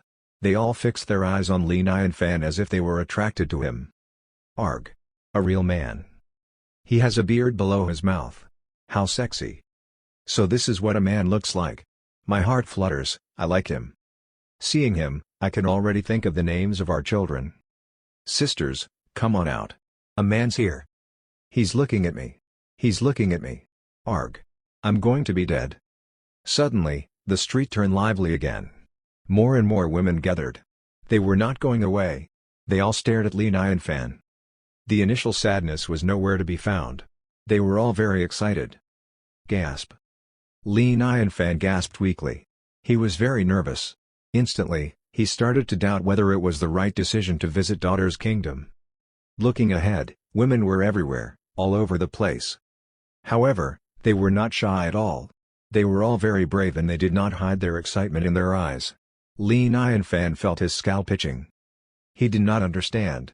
These women seemed skinny and gentle. How could they be so wild? Dong. The two female soldiers pulled out their swords. They said, "Back off. Back off. Stop pushing. He's our queen's most valued guest. Touching him is a deadly crime." Li Nianfan could not help saying to Nanan, "Nanan, please, protect me." "Yeah, brother, don't worry. I'll keep you chaste." Nanan nodded. She tightened her grip on the golden cudgel. She felt that these women were scarier than the demons. If they were demons, she would not hesitate to smash them with her cudgel. However, they were all women and she found it harder to get rid of them. Finally, against the ever-approaching women, the two female soldiers led them into the palace. Upon entering the gate, an expensively dressed woman was waiting. Seeing that Li Nianfan was coming in, her beautiful eyes widened. Her long and red dress dragged on behind her as she walked toward him. Li Nianfan took a small step backward. He said, "My name's Li Nianfan, greetings to your highness." The queen halted and said, sorry to seem desperate. "Since Mr. Li has come from afar, please, stay in my palace. I'll ask them to serve you some drinks." Although she said so, her eyes were staring at him from all angles. She was staring at Li Nianfan. He must have entered a wolf's den. He only knew how attractive he was after coming to Daughter's Kingdom. Li Nianfan felt very lucky. If he came straight to Daughter's Kingdom from the transgression, he would not have anything left in him by now. He gently coughed. "Your Highness, sure." The queen smiled and said, "Mr. Li, please, follow me." Walking upstairs, they went into a palace. Many women were serving them. They were all looking at Li Nianfan with a flirtatious smile on their lips. The queen looked at Li Nianfan and asked curiously, "May I ask, how did you get to my daughter's kingdom?"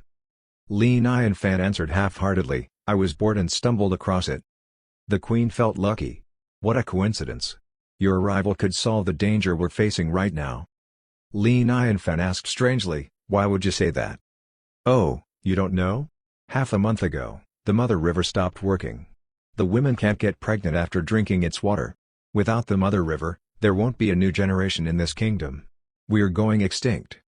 The queen seemed sad, but she then said with excitement, "I begged the sky 5 days ago for a male to arrive. My kingdom will listen to him and worship him as our king. Who'd have thought that Mr. Li's now here? You're destined to save my daughter's kingdom." Li Nianfan understood what she meant. He felt helpless and his scalp itched. He bit his tongue and said, "Your Highness, you don't necessarily need a man. Who knows, there might be a way to save the Mother River." "No, it's impossible for the Mother River to regain its power. I think having a man is more reliable than the river." The queen looked at Li Nianfan and looked rather embarrassed. She said, "Mr. Li, do you think I'm pretty?" Li Nianfan replied, "Of course, you're pretty." The queen leaned in with a seductive smile. "I have many pretty women in here. If Mr. Li becomes the king, you won't have to do anything. No matter what you need, we'll do our best to satisfy you. You only need to be a man." What did she say? Be a man? Him? Chapter 487, So seductive. Can you blame me? Nonsense. Dirty. Impossible. Li Nianfan jumped in shock. How could she say that? Did she want him to live? You're kidding me. I'm just an ordinary man. My power is limited. How am I even comparable to the Mother River? Li Nianfan twitched and he said with a straight face, "I think what's important now is to fix the Mother River again." "Mr. Li, don't panic. We'll give you enough time to rest. You can do it when you feel like it." The queen said understandingly. She stared at Li Nianfan with lust. "When you walked over, did you find anyone that you fancied? I'll send them over right away. They'll be willing to." "Ha, no need." Li Nianfan backed away slightly. He hid behind Nanan and said, "Your Highness, we just met today. You don't even know who I am. Who knows, maybe I'm a bad person, maybe I'm not even your type." Who would have thought that a deluxe merit saint like him had to be protected by a small girl in this daughter's kingdom? The queen said, "You're kidding me. We like how you look, everything else doesn't matter." In other words, only looks mattered. Right? Li Nianfan was speechless. He could only say, "To be honest with you, I know the heavenly palace well. I can ask some immortals to help fix Mother River. I can assure you it'll be running again. Goodbye for now, I'll come back next time." He definitely would not. A kingdom with only women was scarier than what he imagined. Women were like tigers, this was not a lie. "You want to leave?" Seeing that Li Nianfan had stood up, the queen's face changed. She stood up and said, "No way." Roar. From the outside, a row of women rushed in. Each of them was weaponized with armors. They blocked Li Nianfan from leaving. They did not hide their desires in their eyes. They glared at Li Nianfan, either licking their lips or gulping. Li Nianfan almost went soft. He did not doubt that if the queen did not make an order to protect him, these women would have rushed upon him. It would be bad. A handsome female soldier suggested, "Your Highness, why so polite? Once we capture him, he'll accept his fate and listen to us." "Exactly, let's do that." The female soldiers were more excited than ever. "How dare you all!" Meanwhile, Nanan straightened her face. Her small face was blushing. She outstretched her hand abruptly and a strong chi pushed the female soldiers back. Instantly, the weapons in their hands rushed out. They all gathered in the skies controlled by Nanan and formed into a ball. Nanan said with a cold face, "How dare you think so lowly of my brother? It won't be just your weapons in the sky next time, it will be you all." Everyone jolted. They had a shocking look on their faces as they backed away. "Mr. Li, you..." The queen's face turned pale. She looked at Nanan, feeling shocked. She did not know what to do. Li Nianfan felt more secure. He smiled and introduced, "This is my sister, she knows some tricks. Don't worry, as long as I'm not under attack, she won't hurt you all." He paused for a second and said, "As I said, we have connections in the heavenly palace. As long as we can leave, it won't take long before Mother River is fixed." He said as he signaled to Nanan that he was ready to leave.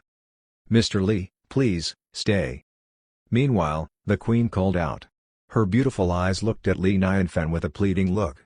She had tears in her eyes as she bowed at Li Nianfan.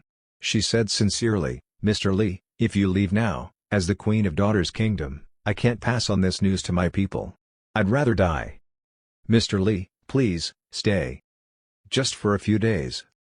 Wah! Instantly, all of the women turned into vulnerable women. They were all sobbing and begging. This. Li Nianfan frowned. He found it challenging. Of course, he knew what they were concerned about. Once Li Nianfan had gone back, Daughter's Kingdom would be in danger. Once he left, the queen might as well kill herself. She was not kidding. "Mr. Li, I have an idea."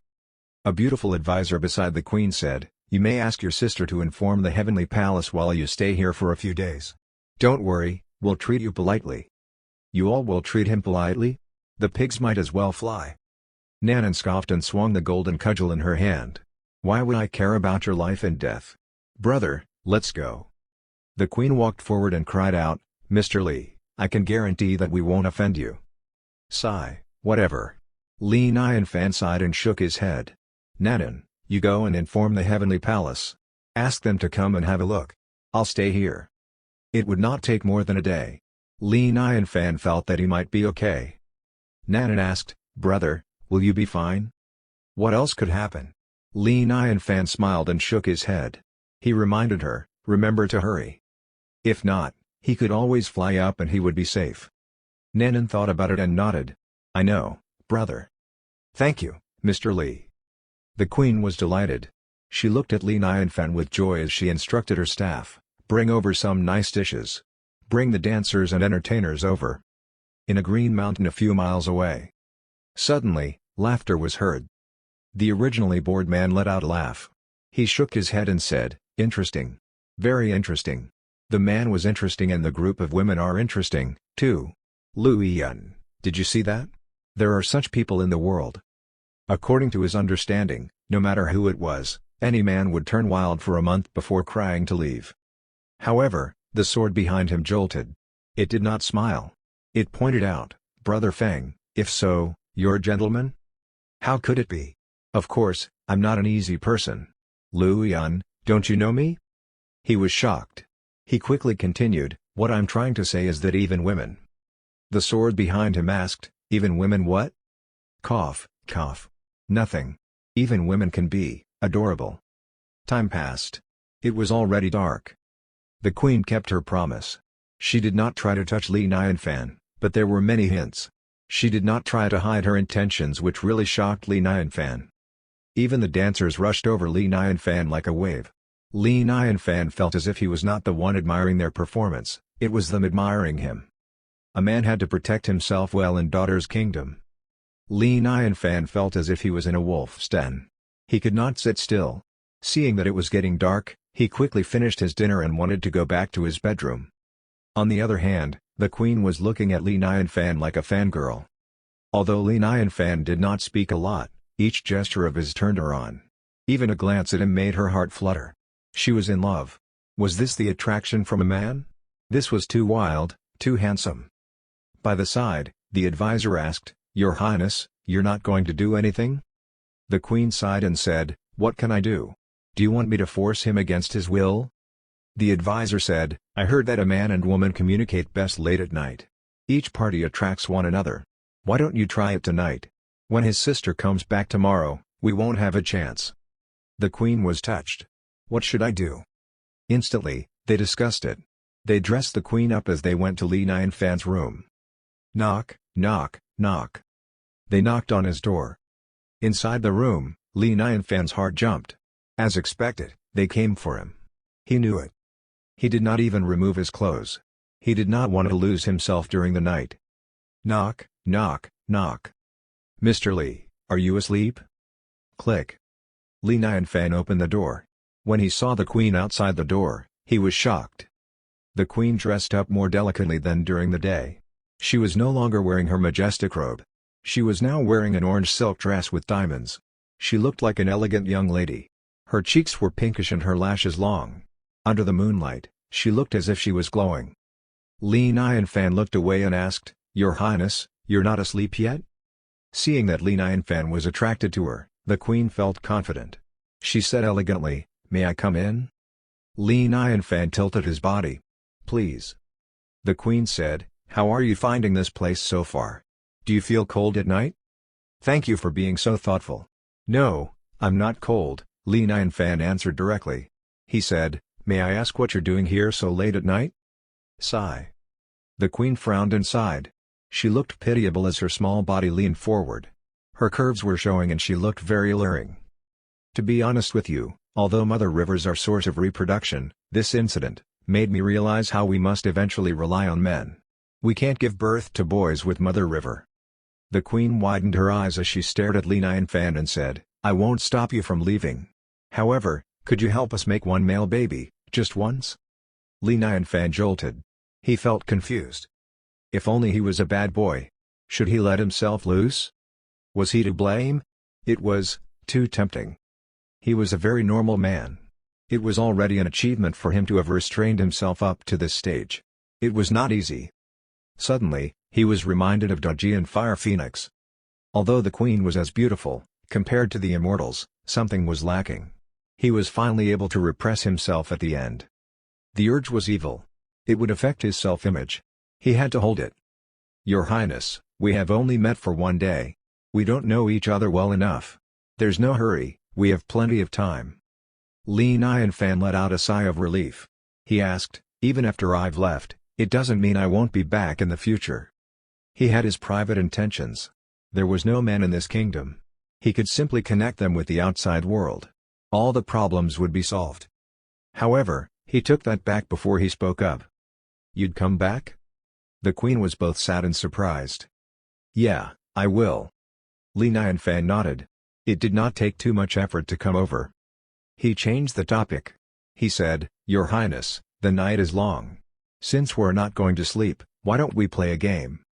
The queen was interested. What game? Call in 2 others, 4 of us will play together. Li Nianfan took out a square wooden box. Let's play flying chess. Chapter 488, It seems like you're not as knowledgeable. The night was getting dark. A huge cloud appeared and quickly landed on the ground. The Jade Emperor came in person. He had Yang Jing and Juling Shen behind him, as well as 6 heavenly soldiers behind them, rushing toward Daughter's Kingdom. They heard that the expert needed help and that he was at a wolf's den and needed rescue. They dared not take any more time. They rushed over at the quickest speed. They had serious faces on. They controlled the clouds above Mother River. They scanned the river and sent out their divine consciousness to find out more. Yang Jing opened up his third eye and checked out every detail of the river. The law of this river was changed by someone. The Jade Emperor said abruptly with a straight face, "The law was changed?" He did not seem too pleased, he was worried. Yang Jing jolted. His heart sank as he said, "The law here was set by a saint, right?" "A saint." The Jade Emperor took in a breath and his pupils dilated. The laws were set by the saints back in the day. There were 9,981 laws. Daughter's Kingdom was one of them. And yes, it was set by a saint. He did not make it too explicit, but the crowd fell silent. If this was set by a saint, not anyone could have changed it. Only a saint could have changed it. It seems that another visitor has come to our world. The Jade Emperor pursed his lips. He was perplexed and worried. Very worried. Goddess Nuwa went out, and now that this Bigshot was here, they could not find him. Perhaps it was the saint from this world returning. He was playing a joke on everyone. The Jade Emperor could only comfort himself with that, although he knew that this was very unlikely. He said suddenly, "Yang Jing, Junling Shen, this is dangerous. Do you still want to tag along?" Yang Jing's black robe flew in the air. He said, "Jade Emperor, what are you talking about? Have you seen me running away from danger? You think too lowly of me." Junling Shen widened his eyes. He said calmly, "Me, too." Cultivation had always been against the heavenly ways. There were dangers everywhere. The path of immortalization was even harder, it was very difficult. They had been through countless dangers. It was as if drinking tea, fighting, and surviving were all part of the journey. Furthermore, this mission was related to the expert. The expert gave them an opportunity. Of course, they had to go all out. If it was simple, the opportunities would not have made them shoot up like a rocket. Even if they did not say it explicitly, they knew by heart that they were ready to sacrifice their lives for the expert. If they ran away from danger, how shameful would that be? What point was there to stay alive for? Okay. The Jade Emperor nodded. He glanced at the heavenly soldiers behind him and said calmly, "Go back." However, none of them moved. One of them said, "Jade Emperor. The mission hasn't started, we have no reason to go back." Another soldier said, "Jade Emperor, no heavenly soldier has ever been sent home before. It doesn't make sense." The Jade Emperor shook his head and said weakly, "There's nothing you can help with. You're here to give up your lives. Actually, even though we're not as powerful, we could still do something for the expert. Jade Emperor, if an enemy came from the chaos, I'm willing to sacrifice my life to fight against them." Meanwhile, 3 heavenly soldiers bowed at the Jade Emperor. They said, "To be honest, my descendants met the expert back in the ordinary realm. The expert helped them a lot and there's no way for us to repay him. Please, give us a chance to do something." "So, they're the expert's friends." The Jade Emperor let out a friendly smile. He asked, "You're?" Nanan said, "Uncle Payan, Uncle Gu Yuan, and Uncle Gu Chang Ching. I heard from my brother that they brought the chickens over for him." "That's all we could offer," Payan smiled. "We're glad that the expert didn't mind them." Nanan said, "Ha ha ha, that bunch of chickens are now more powerful than you." Payan and the other 2 coughed awkwardly. "Ha ha, sure, sure. What was there to say? Those chickens laid eggs for the expert. If possible, they would rather become his chickens." Wah! They were nothing close to the chickens. How triggering. By the side, the Jade Emperor could not help sighing and saying, giving the chickens to the expert was indeed confusing. He was emotional and he could totally relate. Not long ago, they gave a peacock to the expert to lay eggs for him. They were jealous of the peacock as well. The Jade Emperor's status was not even close to the animals who laid eggs for the expert. Sigh, it felt so bad. He wanted to sleep. Nanan said, "Okay, Daughter's Kingdom's too dangerous. I must rush back to find brother." She was in a hurry. She wondered how her brother was doing. The Jade Emperor quickly said, "Yeah, we should. Hurry back, don't take any more time." Nanan nodded. She left them with the cloud and rushed toward Daughter's Kingdom. The Jade Emperor straightened his face. He ordered, Everyone, look around. Send out signals when you find something strange. Nanan was quick. The sky had just turned bright when she was flying above the daughter's kingdom. She rushed into the palace. She said to the servants in a panic, "Where's my brother?" The servants were instructed by the queen. They said, "Mr. Lee's now resting in the room. You may wait for him in the living room." Nanan frowned. "No way, I wanted to meet my brother now." The servants quickly said, "The queen and Mr. Lee are now resting. They're not to be disturbed." "What? Resting together?" Shocking. Nanan was dumbfounded. "The queen's now in the same room as my brother?" The servant replied, "Not only our queen, the advisor, and general as well." "What? There are 4 of them?" Nanan could not believe her ears. She gritted her teeth with tears in her eyes. She said in a low voice, "How daring! Bring me over, now." She should not have left them. She knew these women had intentions for Li Nianfan. They were like wolves. Since she left, she gave them chances. She had wronged brother, Hua. The servants were terrified. They had to obey her and brought her to the room. As they approached, they could hear a conversation coming from inside the room. They were laughing from time to time. Nanan's steps turned heavy. She was depressed. She stopped outside the room and dared not enter. She started to imagine different scenarios. The sky was turning bright. They had been talking throughout the night. How? It seemed that they had succeeded. She had wronged Sister Daji and Sister Fire Phoenix. She was very sad. Finally, she bit her lip and cast a spell to unlock the door. She then pushed open the door. Click. The door was unlocked. The room fell silent. Nanan was dumbfounded. She was prepared for everything and yet, that was what she saw? She asked blankly, "Brother, what are you all doing?" Li Nianfan smiled and said, "An exciting flying chess. It's a fun and innovative game." Nanan's small lips parted. She was shocked. "You all have been playing flying chess throughout the night?" "Yeah, it's fun. We've forgotten about the time." Li Nianfan looked at Nanan. Jay asked, "You're back so soon? Are they coming from the Heavenly Palace?" Nanan let out a sigh of relief. She smiled and nodded. "They're coming. They're investigating the cause. There seems to be some trouble." "I see." Li Nianfan stood up and thought for a moment. He was curious. "Glad that they're coming. I'd like to have a look as well." Li Nianfan was curious about how the river could impregnate the women and how it suddenly stopped working. Li Nianfan said to the queen, "Your Highness, please, excuse me. I believe that the river will be fixed in no time." This time, the queen did not stop him. After spending a night with this man, she had started to trust him. She said, "Yeah, I trust you. Can you let me keep this flying chess? It's a small game, just take it." Li Nianfan did not mind. He walked out. By the side, the queen quickly asked another person to take his place to continue the game. At the same time, Mother River was flowing between the forest. In the sky, clouds were flying by and patrolling the area. Payan and the other 2 traveled in a group. When they passed by the mountain, they glanced around and saw a figure among the trees. The man was standing at the foot of the mountain. He faced the flowing river, standing alone with nothing to hide. At this instance, he gradually turned over to look at the 3 of them. With just a look, even without any chi, a powerful chi appeared. It felt as if the wind was blowing wildly, making it hard to breathe. It felt as if the ants had the attention of the humans. One could not help feeling nervous from within. Instantly, the 3 of them felt a chill. Their heads turned black. It seemed as if they had no right to look at this kind of existence. However, after a moment, Payan's body jolted. His voice was hoarse and tiny. "We found him." The 3 of them made a sound. Their chi circulated and formed into a light pillar as it rushed upward. In the past, this was something simple. They could do it easily. However, now it seemed to take up so much effort. Even a small gesture took all of their energy. Huh?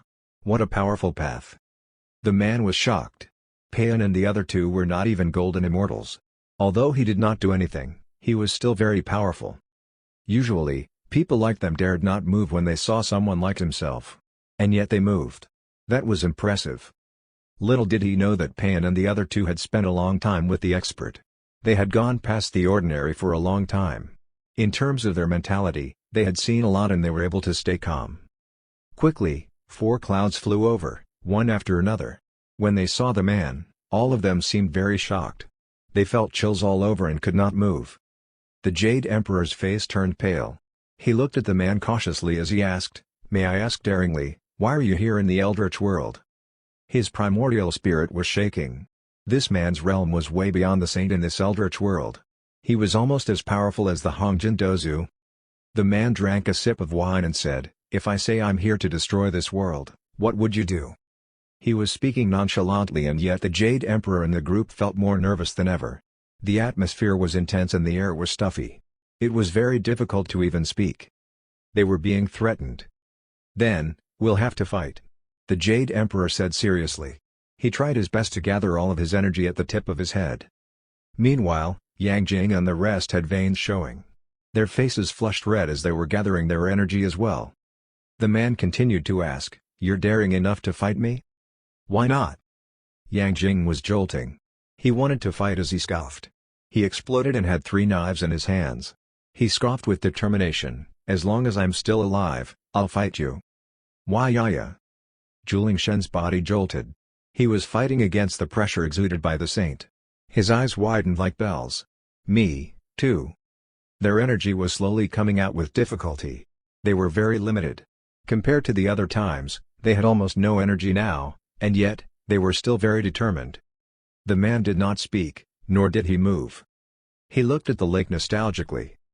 Back then, when his world was in danger, all of them tried their best to defend it as well. They wanted to fight for their world. And yet, he escaped. Thinking of that, he could not help clenching his fists. His eyes darkened as if he could see his world getting destroyed all over again. He felt emotional. The long sword behind him glowed and said, "Sigh, Brother Feng, let it be. Don't play with them." "How brave," the man sighed and said, his tone heavy and emotional. "Your world's indeed astonishing." From the moment he arrived in this world, he had seen many astonishing things and people. He was surprised. Even though this was supposed to be a broken world, he felt as if he had learned a lot. Suddenly, he was moved. He asked curiously, "The man seems to be an ordinary man? And you all are probably the people in charge of this world. Who'd have thought that a word from him would make you all come all the way here?" Of course, he knew it was Li Nianfen who sent Nanan to ask them for help. Who would have thought that an ordinary man could seek help from big shots in this world? This did not make sense. Ordinary man? The Jade Emperor shook his head. He felt proud of himself. "It seems that you're not as knowledgeable." Chapter 489, A Harmless and Friendly Bigshot. "Oh?" The man let out an astonished look. "Unless he's not an ordinary man?" He drank another sip of wine again. He found it amusing. He was not as knowledgeable? Someone from this broken world said he was not as knowledgeable? Who was he? He was possibly the most important person in this world. He was way beyond them, unreachable. It was as if an ant called out to the owl in the sky, saying the owl not as knowledgeable. The saint was not to be insulted. Although he was wasted, he would not permit this from happening. "I'm not a violent person, but if you can't give me an explanation, you shall die," he said nonchalantly. As he spoke, the space around him condensed and froze. At this moment, the river stopped flowing, the wind stopped blowing. The tree leaves halted, the noises around them silenced. Everything in here had turned into a painting, completely cut out from the original world. This was how powerful a Chaos Daluo Golden Immortal was. Changes could be made easily. In this world, nobody could speak to the saint. Of course, he's not an ordinary man. He's a traveler in the chaos. He arrived in my Eldritch world to live as an ordinary man. If you can't read him, doesn't that show that you're not as knowledgeable? The Jade Emperor almost ran out of breath but persisted through. He bit the bullet and said, "Now we would like to ask you on behalf of the expert to fix Mother River. If not, we don't know what to say to the expert." He spoke as they groaned. They were all struggling. Although they could no longer gather their energy, they still did not give up. They were not going to back away from fear. Facing this man, even though they were terrified, they knew they had the expert supporting them. If they backed away, they would bring shame to the expert. The saint was not to be insulted. When one became a saint, power was everything.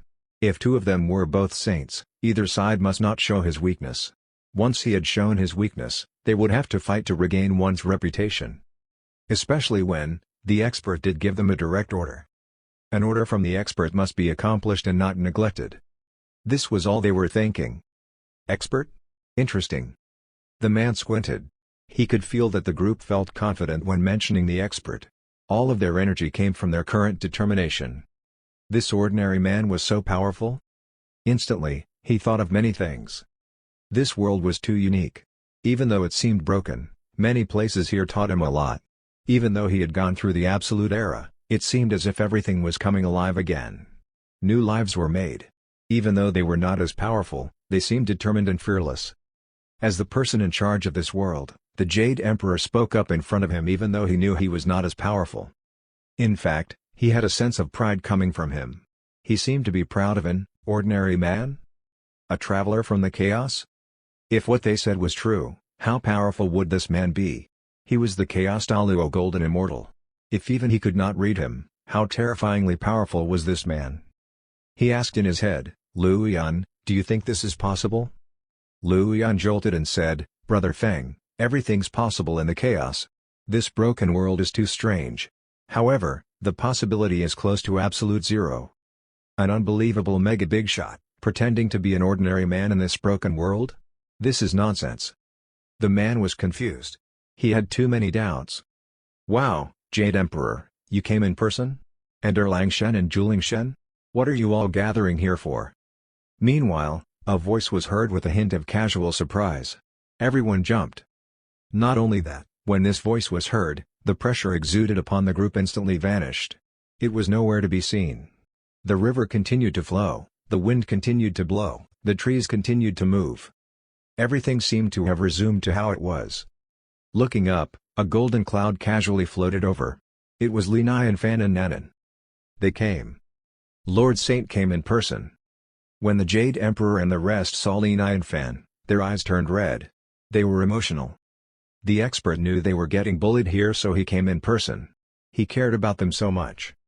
They were not surprised that the pressure had vanished. With the expert around, what pressure could there be? Nothing. They instantly stood upright and greeted, "Greetings to Lord Saint." Li Nianfan asked curiously, "Jade Emperor, did you find anything?" The Jade Emperor dared not hide anything from him. He told him everything. The man's pupils dilated. He was very shocked. He stared at Li Nianfan with a look of disbelief. He was not affected by the realm of Saint at all? The so-called realm of Saint was a temperament. A chi that belonged only to saints. For example, when the Jade Emperor made his appearance, the villagers dared not look him in the eyes. The realm of Saint would affect his surroundings. And yet, since the arrival of this stoic ordinary man, his realm of Saint instantly vanished?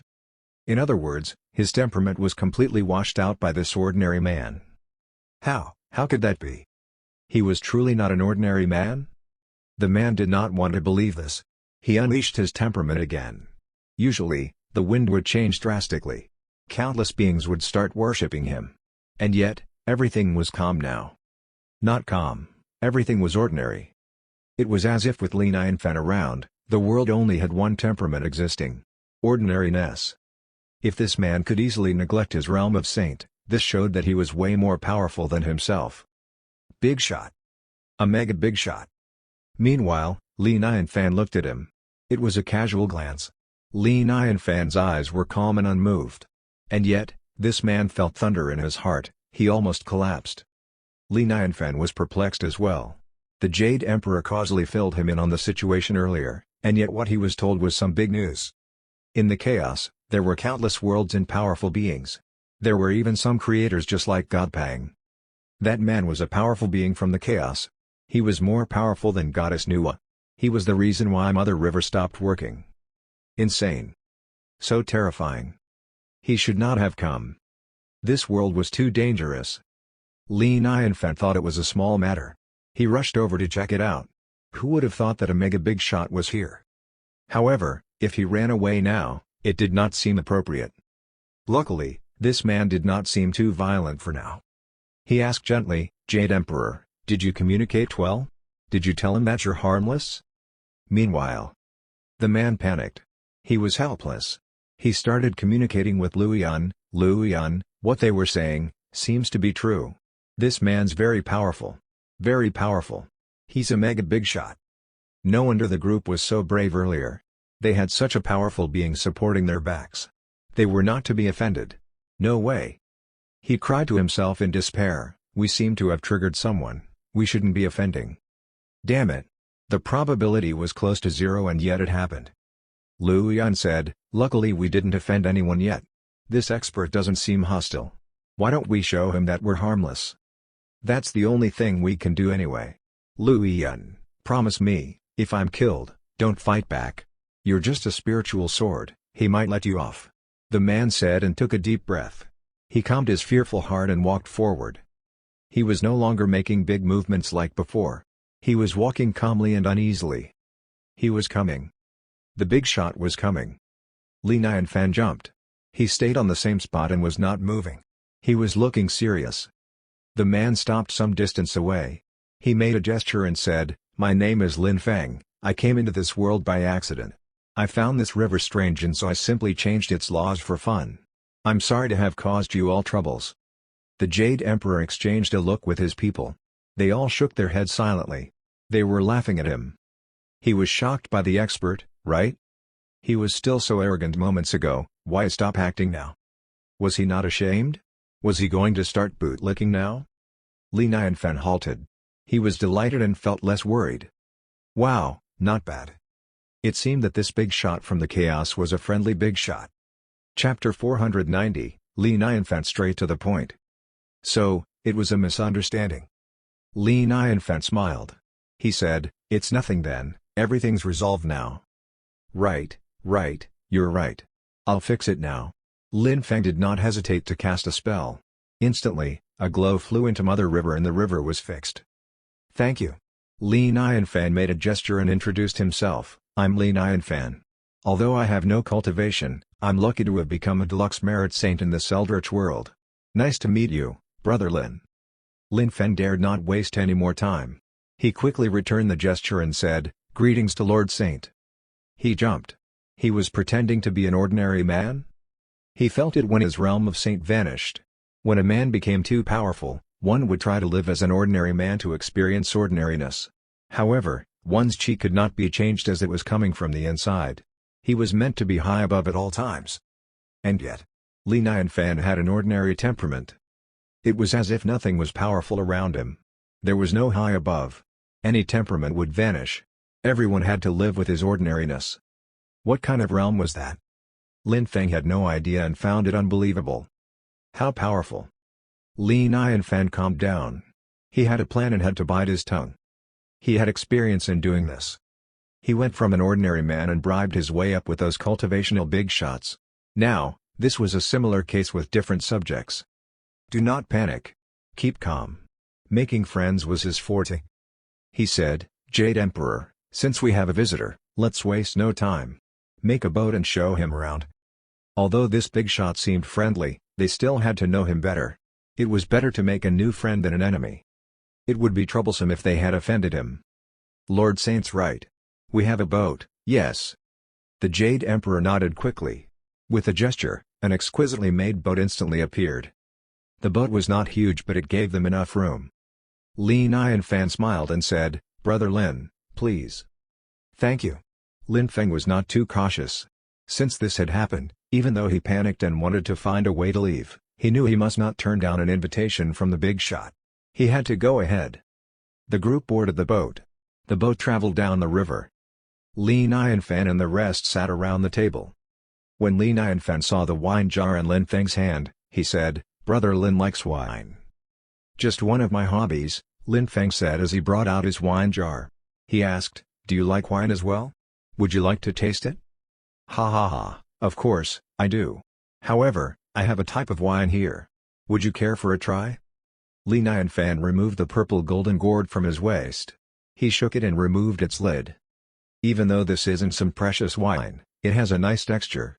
I can assure you. Really? Lin Feng was shocked by what Li Nianfan said. He was also curious as he could not help looking at the purple golden gourd in his hands. In the beginning, he did not see anything different about this gourd. He found it eye-catching, bright, and glowing. However, it did not take long before his heart sank. He found this very interesting. Brother Feng, this gourd's an ultimate treasure.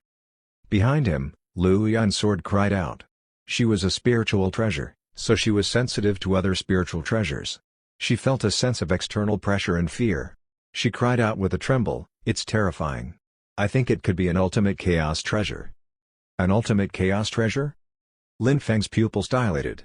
He focused his divine consciousness on the gourd. He felt as if he was looking at an ocean. His head turned dizzy as if his consciousness was about to get sucked in. He dared not go on. He cut out his divine consciousness. His body was filled with cold sweat. He was in fear. If this thing could suck in his divine consciousness, there was no doubt that this was an ultimate chaos treasure. He offended it. He really did offend it. How could he use his personal divine consciousness to look into the expert's treasure? Luckily the expert was generous and did not hold it against him. If not, he could have died. "Brother Feng, are you okay?" Lu Yan's sword asked. "This gourd seems to be pretending to be ordinary?" It was trying its best to hide its glory and qi. It was trying to make itself look ordinary. Lin Feng took in a breath and said, "That's normal. Since the expert's trying to be ordinary, of course, his treasures would try to act along with him. Everything around the expert should try to be ordinary." This was the temperament of the expert. "I can't believe this. That was an ultimate chaos treasure. And the expert's using an ultimate chaos treasure to bottle his wine? What kind of wine is that?" Lin Feng and Lu Yan's sword were talking about how shocked they were. They were instantly scared and dared not breathe. Was this the pressure from meeting a Bigshot? "Come, try the wine." Li Nianfan had no idea Lin Feng had been talking to his sword all this while. He was pouring everyone a glass of wine. Whoosh! The wine flowed into the glasses and pulled Lin Feng back from his talking. When he saw the wine flowing, he was stunned as his head exploded. His jaw dropped and he took in a cold breath. Gasp! Meanwhile, Lu Yan's sword trembled. This wine was extraordinary. Very extraordinary. They had been in the chaos for too long. They had some understanding and knowledge. This wine had the qi from the chaos. It was made with chaos spiritual roots. So terrifying. So shocking. Lin Feng's heart fastened. His hair was standing everywhere. He was dumbfounded by what he saw. Li Nianfan looked at how shocked Lin Feng was. He asked curiously, "Are you okay?" Lin Feng thought quickly. He was trying his best to come up with an excuse. "I'm smelling the wine. Right. It smells so good. I can't help gasping." "Ha ha ha, it seems that you're really into good wine." Li Nianfan laughed. He said, "All right, try it. It's just an ordinary wine. Don't look down on it." I won't. Lin Feng felt his scalp itching as he replied.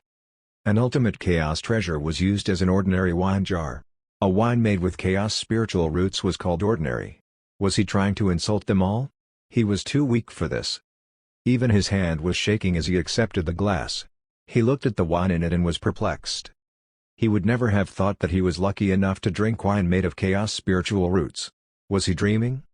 He was too excited. He had many thoughts and he felt confused.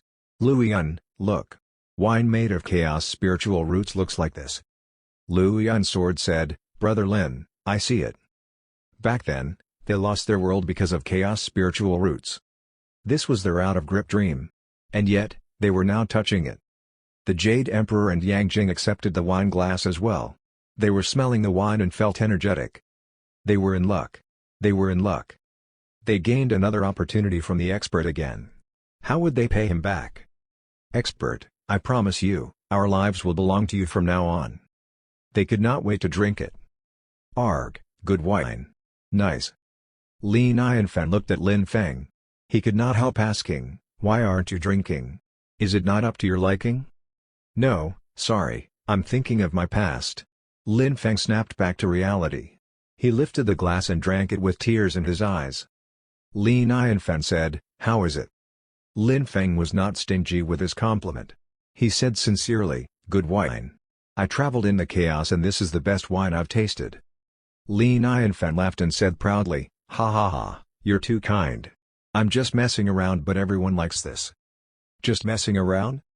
Did he give this wine to anyone? Lin Feng was dumbfounded.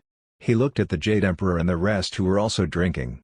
He found out that the expert would actually do that. Damn it. He wanted to collapse. Was there such a generous man in the entire chaos? Even if an existence like this man craved for this level of good wine, anyone in this broken world could get hold of this? No wonder these people dared to stand up to him. They worked so hard for the expert, and this man would do the same. Not much, just once per day. He would be a good bootlicker. Li Nianfan saw that it was about time. He asked, "Right, may I know why you came here?" Sigh, "I came in by accident." Lin Feng shook his head.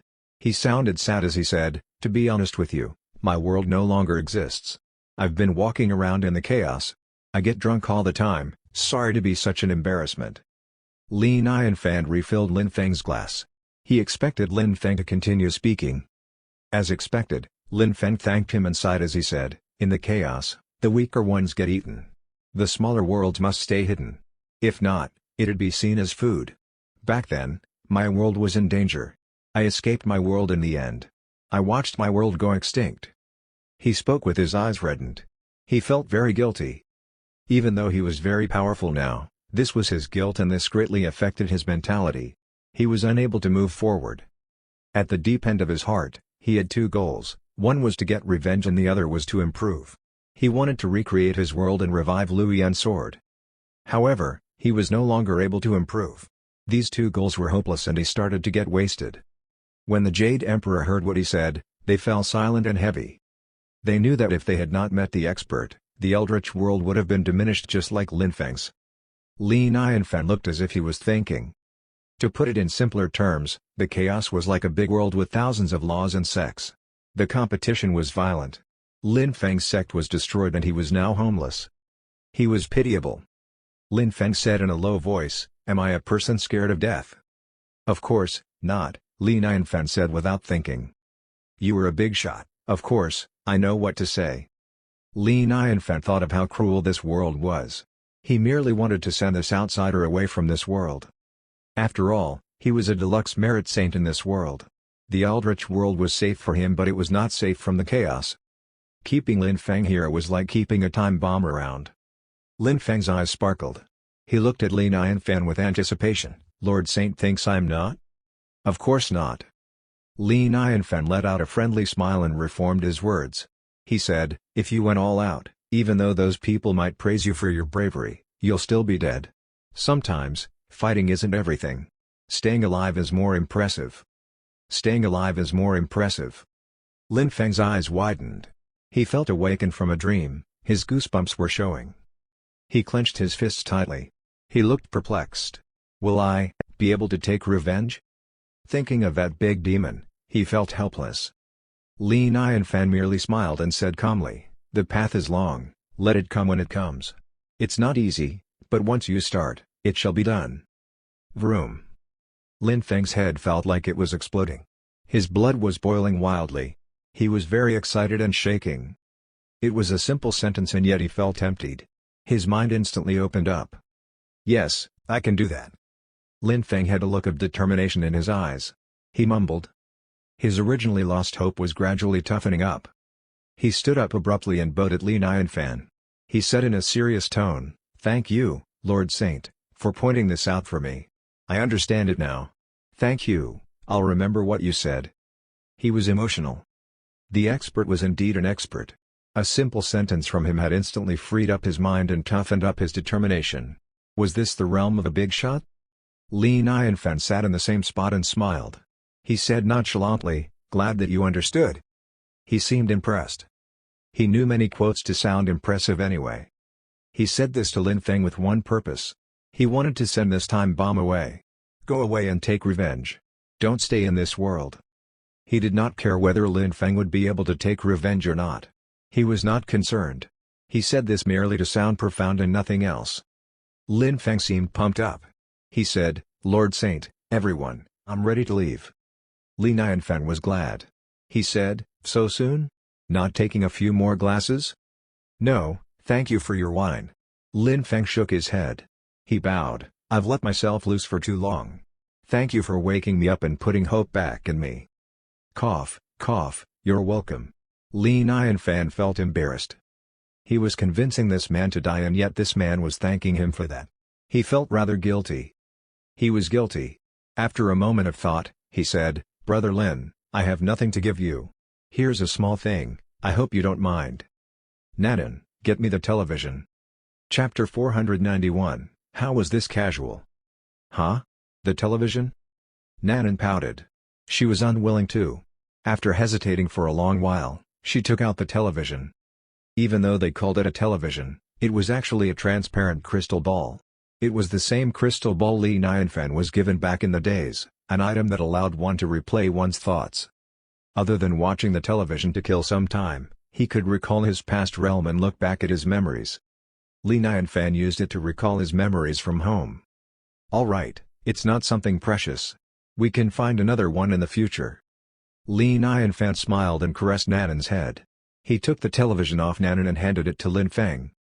He said, "Here, this item will help you store your memories. When you miss home, you can imagine your past and look at it through this crystal." Lin Feng looked at the television and felt his throat getting dry. He swallowed his saliva with difficulty. He stuttered, "This, for me?" His look of hesitation seemed as if he did not like it. Li Nianfan took it back and said awkwardly, "It's nothing special, it's okay if you don't like it." "I like it, I like it, thank you, Lord Saint." Lin Feng jolted. He thanked him instantly, "I really miss home." Thank you, thank you." Li Nianfan said, "Okay, keep it." Lin Feng looked at the television. He felt as if he was dreaming. He held it as if he was holding the most precious item. An ultimate chaos treasure. Although this television was not as powerful as the gourd, this was definitely an ultimate chaos treasure. Luo Yan, this is an ultimate chaos treasure? Brother Feng, it's indeed an ultimate chaos treasure, Luo Yan's sword was shaking as she said in awe. What kind of big shot was he? He simply gave away an ultimate chaos treasure? Just like that? Was he testing their hearts? After giving him the gift, Li Nianfan felt that it was about time. He said, "All right, I hope you get what you want." "Yeah, thank you, Lord Saint. Thank you, everyone. I won't forget the kindness you all showed me. Goodbye." "Goodbye." Lin Feng did not waste any more time. He flashed and disappeared in the air. He went back to the chaos. His speed was fast. With merely 3 steps, he was at the outer world and arrived on another star. Up until then, he still could not believe what just happened. He looked at the television in his hand and felt as if he was dreaming.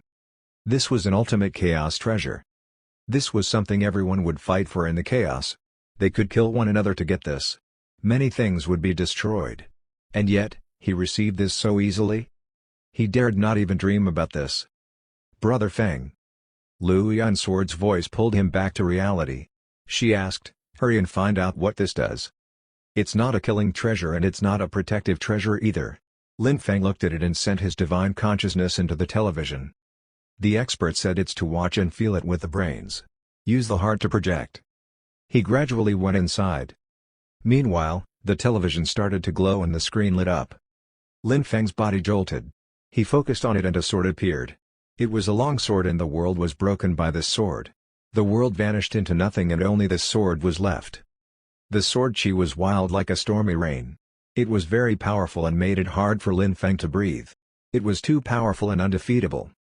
Meanwhile, the sword rushed toward him. What kind of sword was this? There was no way to run or hide from it. It was undefeatable. This was a deadly sword. Lin Feng watched as this long sword rushed at him. He could not do anything. The only thing he could do was to open his eyes wide and face his death. Vroom.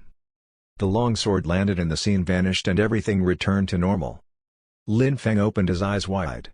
He had goosebumps and chills all over. He had fear in his eyes. "I'm not dead yet?" He looked at the television in his hand. He felt threatened with disbelief. That was, the preaching of the truth? This is an ultimate treasure of truth. It contains the truth. Lin Feng gasped with excitement. With this, he could understand the truth better. He would learn the ultimate truth with great improvement. No, not only that. Lin Feng recalled the sword from earlier and he gained a lot from that. However, this was merely the first layer. The television has more than that. That might as well be the very first layer. There are second layers, third. Terrifying. Undefeatable. With this, he might be able to take revenge. Revive Luo Yan's sword. These were the 2 goals he had. The expert was concerned about him not achieving his goals, so he rewarded him with this treasure. The expert was being so thoughtful, it was so touching. Lin Feng was shaking. This treasure was so unique. It was way more precious than an ultimate chaos treasure. This was the greatest gift. My teacher. My teacher. He faced the direction of the eldritch world and went on his knees. He had tears in his eyes as he cried out, although you didn't admit it, you not only taught me, you even walked me out of confusion. You rewarded me with the utmost opportunity. I don't know if I'm even qualified to be your student, but you're forever my teacher. I'll work hard to gain your approval. Don't worry, I won't let you down. Please, let me worship you. With that said, he bowed his head in the direction of the eldritch world 3 times.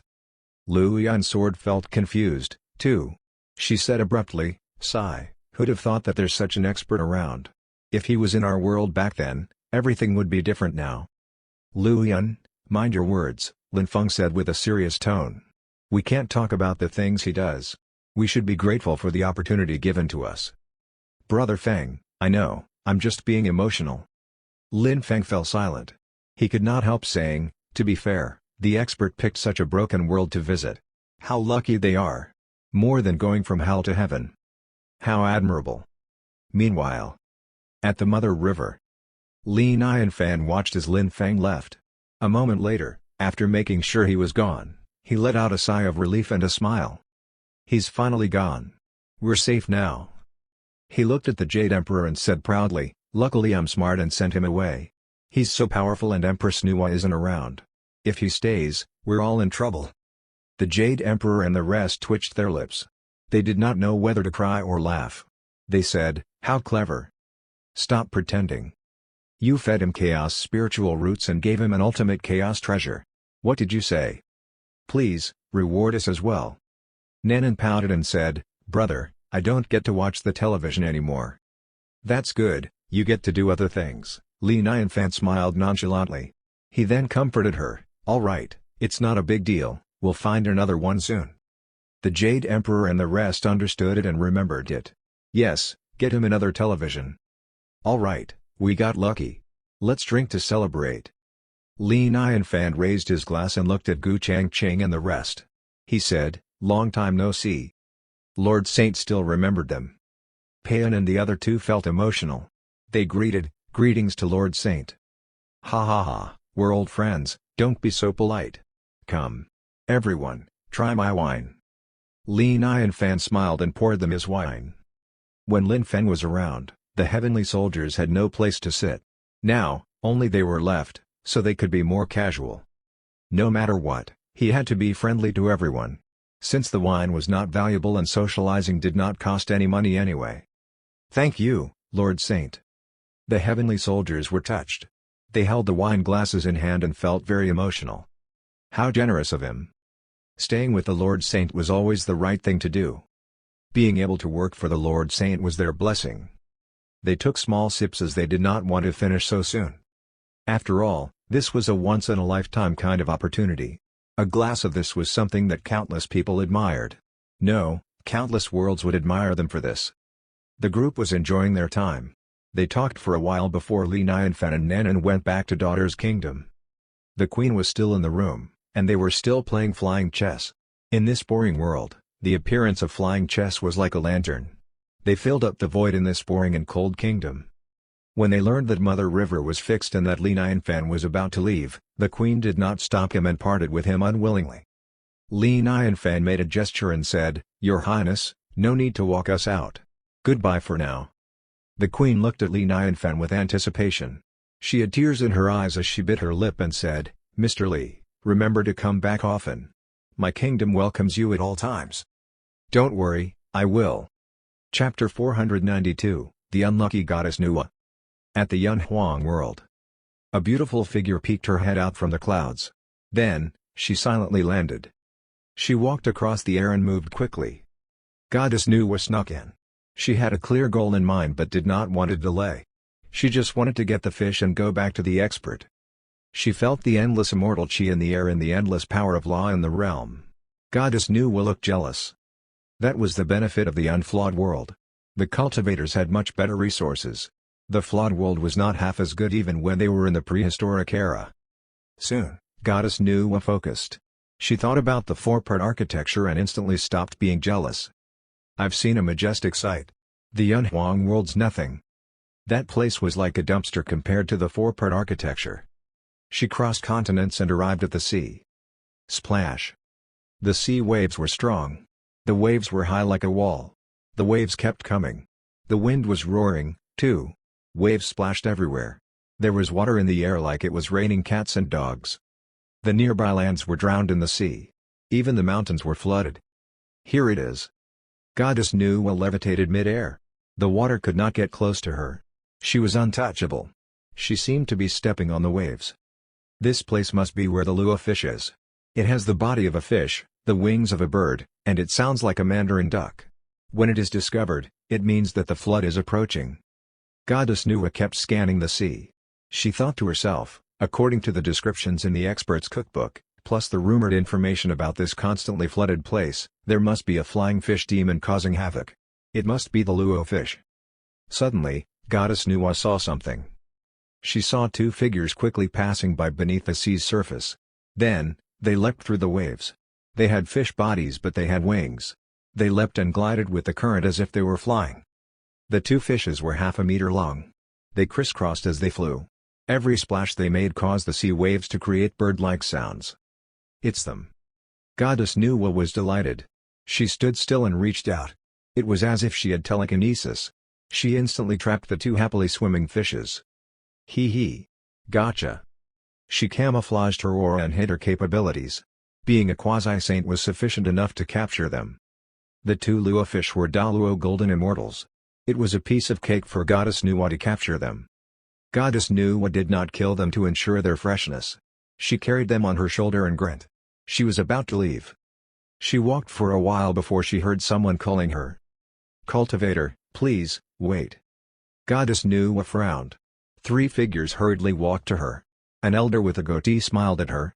He saluted and said, "I'm Cultivator Yun Chitsa. Greetings." "Greetings," nodded Goddess Nuwa. She did not introduce herself. She asked, "May I help you, Cultivator?" Yun Chitsa did not mind her manners. A lot of powerful cultivators were arrogant. No, not at all." Yun Chitsa was polite. He looked at the Lua fish on Goddess Nuwa. He smiled and said, "These two Lua fish have been causing havoc all year. The area is constantly flooded. My students and I saw how you captured them. We were impressed, so we wanted to greet you." They were there to get rid of the Lua fish. They were ready to fight. They did not expect to win without doing anything. Goddess Nuwa was annoyed. Everything was going as planned until she ran into a delay. Goddess Nuwa said calmly, "I shall leave if you don't need anything. Farewell." However, Yun Chitsa wanted to befriend her. He smiled as he followed Goddess Nuwa. He was a student of the Chaos Daluo Golden Immortal. He wanted to befriend powerful cultivators so he could preach.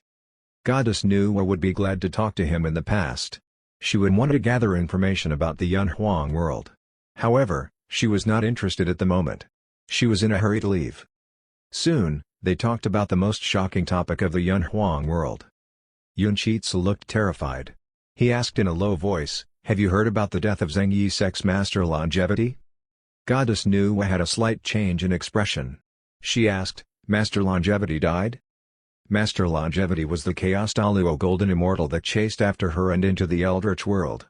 But that was his figure. How did he die? "Don't you know, Cultivator?" Yun Chitsa cast Goddess Nuwa a weird look. Then, he said, "This is serious news. Master Longevity was a powerful cultivator. He was a Chaos Daluo Golden Immortal. He was one of the greats in the Chaos. But 2 months ago, a sword chi outside the Chaos killed Master Longevity." Gasp. Goddess Nuwa gasped hard. Her eyes were wide with shock. 2 months ago. Sword chi. It must be the peachwood sword. She did not expect that the peachwood sword crossed dimensions to kill the actual Master Longevity in the Yunhuang world. The peachwood sword was the leftover powers of the expert.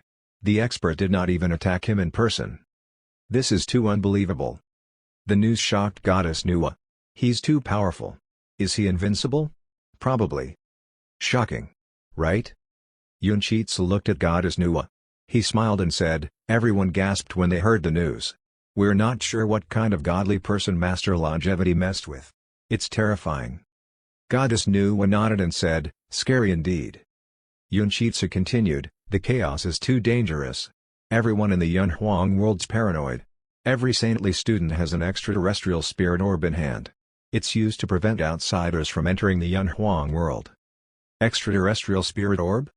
Goddess Nuwa felt her heart pound. She instantly had a bad feeling about that. No way. Don't tell me I'm so unlucky. Then, Yunchitsa took out an orb. He introduced it to her. This is it.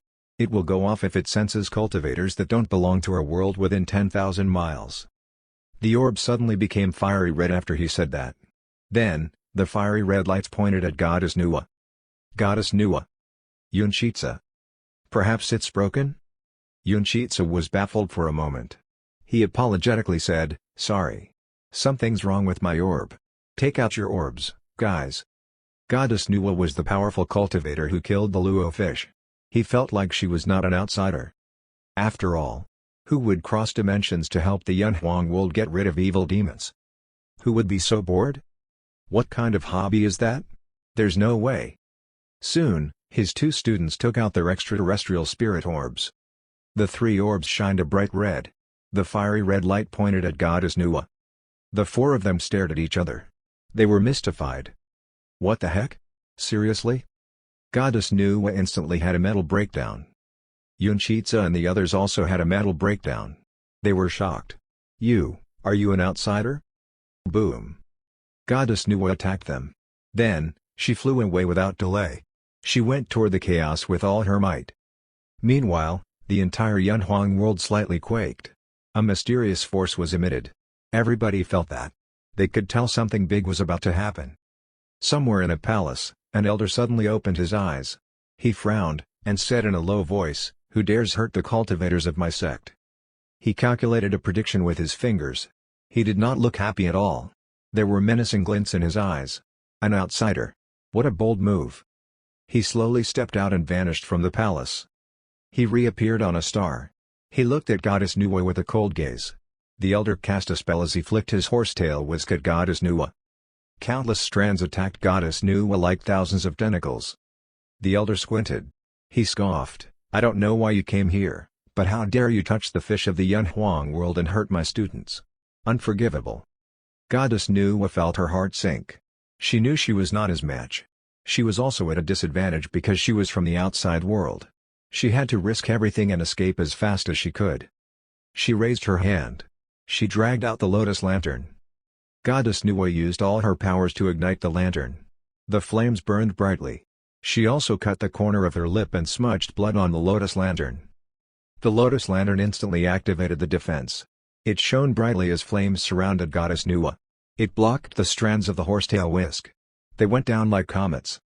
The elder yelled, "You're an outsider insect. How dare you mess with the glorious Yunhuang world? Follow me and kill her. Attack." A lot of figures appeared and attacked Goddess Nuwa. It was quite the commotion. At the chaos, outside of the Yunhuang world, Yunchu was hiding somewhere. She looked like she was struggling. She was thinking about how to ask Goddess Nuwa about the chaos spiritual water. It was a sensitive topic since it was a huge opportunity. I wonder how Goddess Nuwa was doing in the Yunhuang world. When will she come out? She mumbled to herself. Suddenly, she saw a figure flying out of the chaos. She looked closely and realized it was Goddess Nuwa. Goddess Nuwa had two big fish on her back, too. She was easily recognizable. Yunchu was baffled. No way. Goddess Nuwa went to the Yunhuang world to fish? She's so reckless. Then, she realized figures were chasing after her from the chaos. They targeted Goddess Nuwa. She was utterly stunned. She could not believe her eyes. What's going on? Did Goddess Nuwa mess with an entire hive of cultivators? Is this necessary? It's only two fishes. Why all the commotion? She kept looking back and forth at that moment. She was once again in a slump. Should I rescue her? Chapter 493, The Bloody Commotion Caused by Two Fish. Yunshu hid in the dark. She was having an internal battle. To rescue or not to rescue? That is the question. If I rescue her, I would be facing the wrath of the Yunhuang world. Even if I fight alongside Goddess Nuwa, we're outmatched. I'll be on the run, too. There are too many powerful cultivators in the Yunhuang world. It's too dangerous. However, maybe I can get on Goddess Nuwa's good side. The risks might pay off in the end. If I don't rescue her, This will be like watching a good show. That's all. She thought about the situation of her world and tightened her grip. Then, she looked at Goddess Nuwa. Goddess Nuwa had the Lotus Lantern to protect her, but she was in danger. The defense of a heavenly spiritual treasure was amazing, but her opponents were powerful. Some of them had deadly weapons, too. Yunshu made a decision. She instantly went over to the battlefield. If not now, when? No opportunities will fall in my hands if I don't seize it. She shifted and took out a mirror. She tossed the mirror. At that moment, a deadly black broadsword was attacking Goddess Nuwa. Boom! Every chop sounded like demon howls. It was bone-chilling. The black light of the broadsword was darker than the chaos itself. It had an unstoppable force. The Lotus Lantern was shattering. It kept attacking, and the chopping was getting stronger. The deafening noise affected her primordial spirit. Goddess Nuwa did not dare to fight back. She was stuck from the horsetail whisk strands. She felt helpless against the group attack. Jet black light surrounded Goddess Nuwa on the fourth chop. Goddess Nuwa was pale. The Lotus Lantern flickered like it was about to go out. She tried to hold on. Suddenly, a mirror appeared. It expanded with the wind and blocked the broadsword's light. Meanwhile, the mirror activated its extreme light. The chaos was instantly brightened. Everyone felt like the mirror weakened their aura. Cultivators fought with their eyes, primordial spirit, and by sensing auras. They instantly felt like they went blind. They could not target anyone.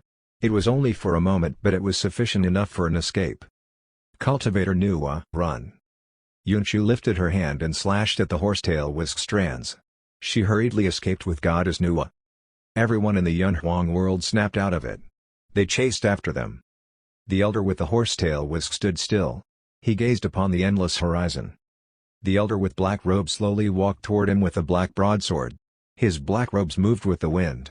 He was magnificently graceful and deadly. His aura had the power of slaughter. He asked, "Cultivator Qianfeng, why didn't you chase after them?" Longvis Qianfeng smiled. He asked mysteriously, "What do you think, Cultivator Tianyuan?" Longvis Tianyuan pouted. "Ha! I'm not a schemer like you. Just tell me what you want to do next." Longvis Qianfeng looked around. He had to say, "Master Longevity died. Everyone in the Yunhuang world's more cautious. Only you and I are brave enough to chase after her. Everyone else are sneaky elders who observe us cold." He paused.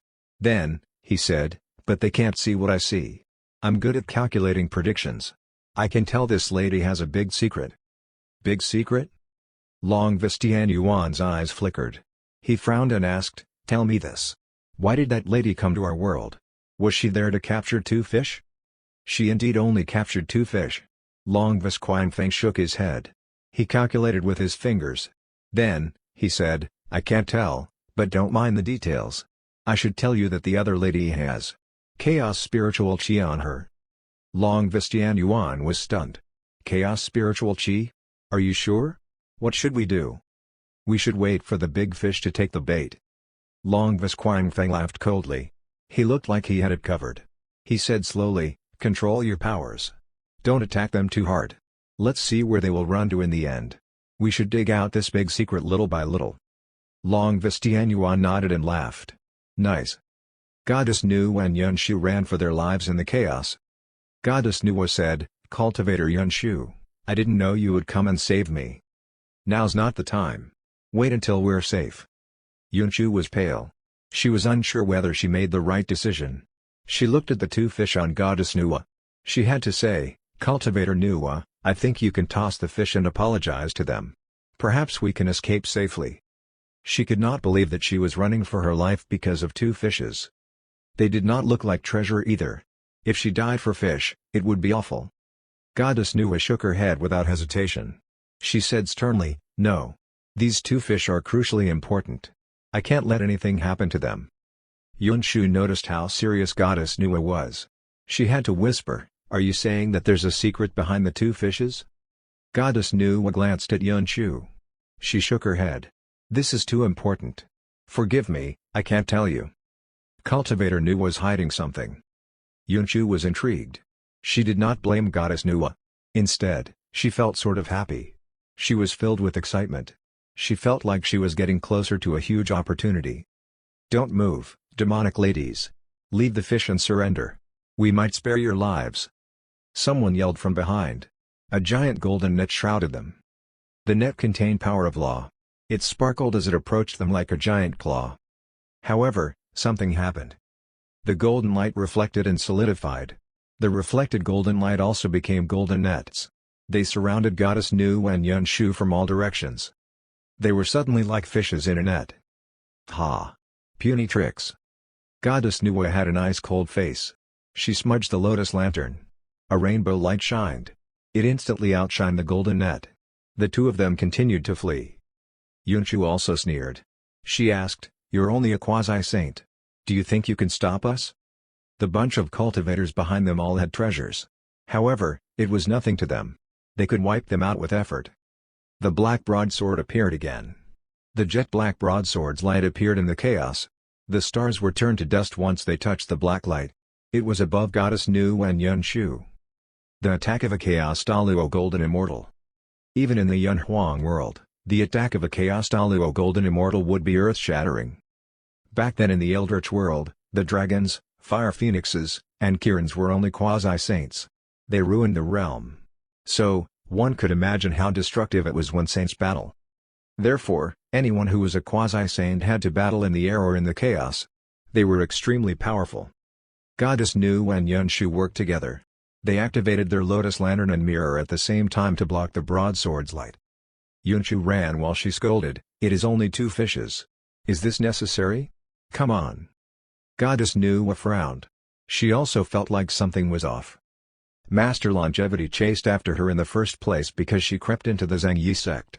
However, she was being chased because of two fishes. They were not some sort of treasure. It was a bit odd. Is it necessary? She could not figure it out. In the end, she saw it as the Yunhuang world being bossy. Goddess Nuwa did not look happy at all. She said, "Yunshu, let's sense while we run. Can you tell how many cultivators are after us?" Yunshu looked happy after a while. She said, "It seems like there's only one Chaos Daluo Golden Immortal. The rest are all quasi-saints." Phew, good. Goddess Nuwa sighed in relief. She quickly generalized their capabilities. Goddess Nuwa and Yunshu were saints in the prehistoric world. However, they were no longer saints when they were separated from the prehistoric world. They were not as capable anymore. They would not win against a Chaos Daluo Golden Immortal. However, if they returned to the Eldritch world, they could borrow the strength of the realms to fight back. Before that, they had to be extra careful. They continued to scurry in the chaos. They kept shifting and changing their directions. They would attack from time to time, too.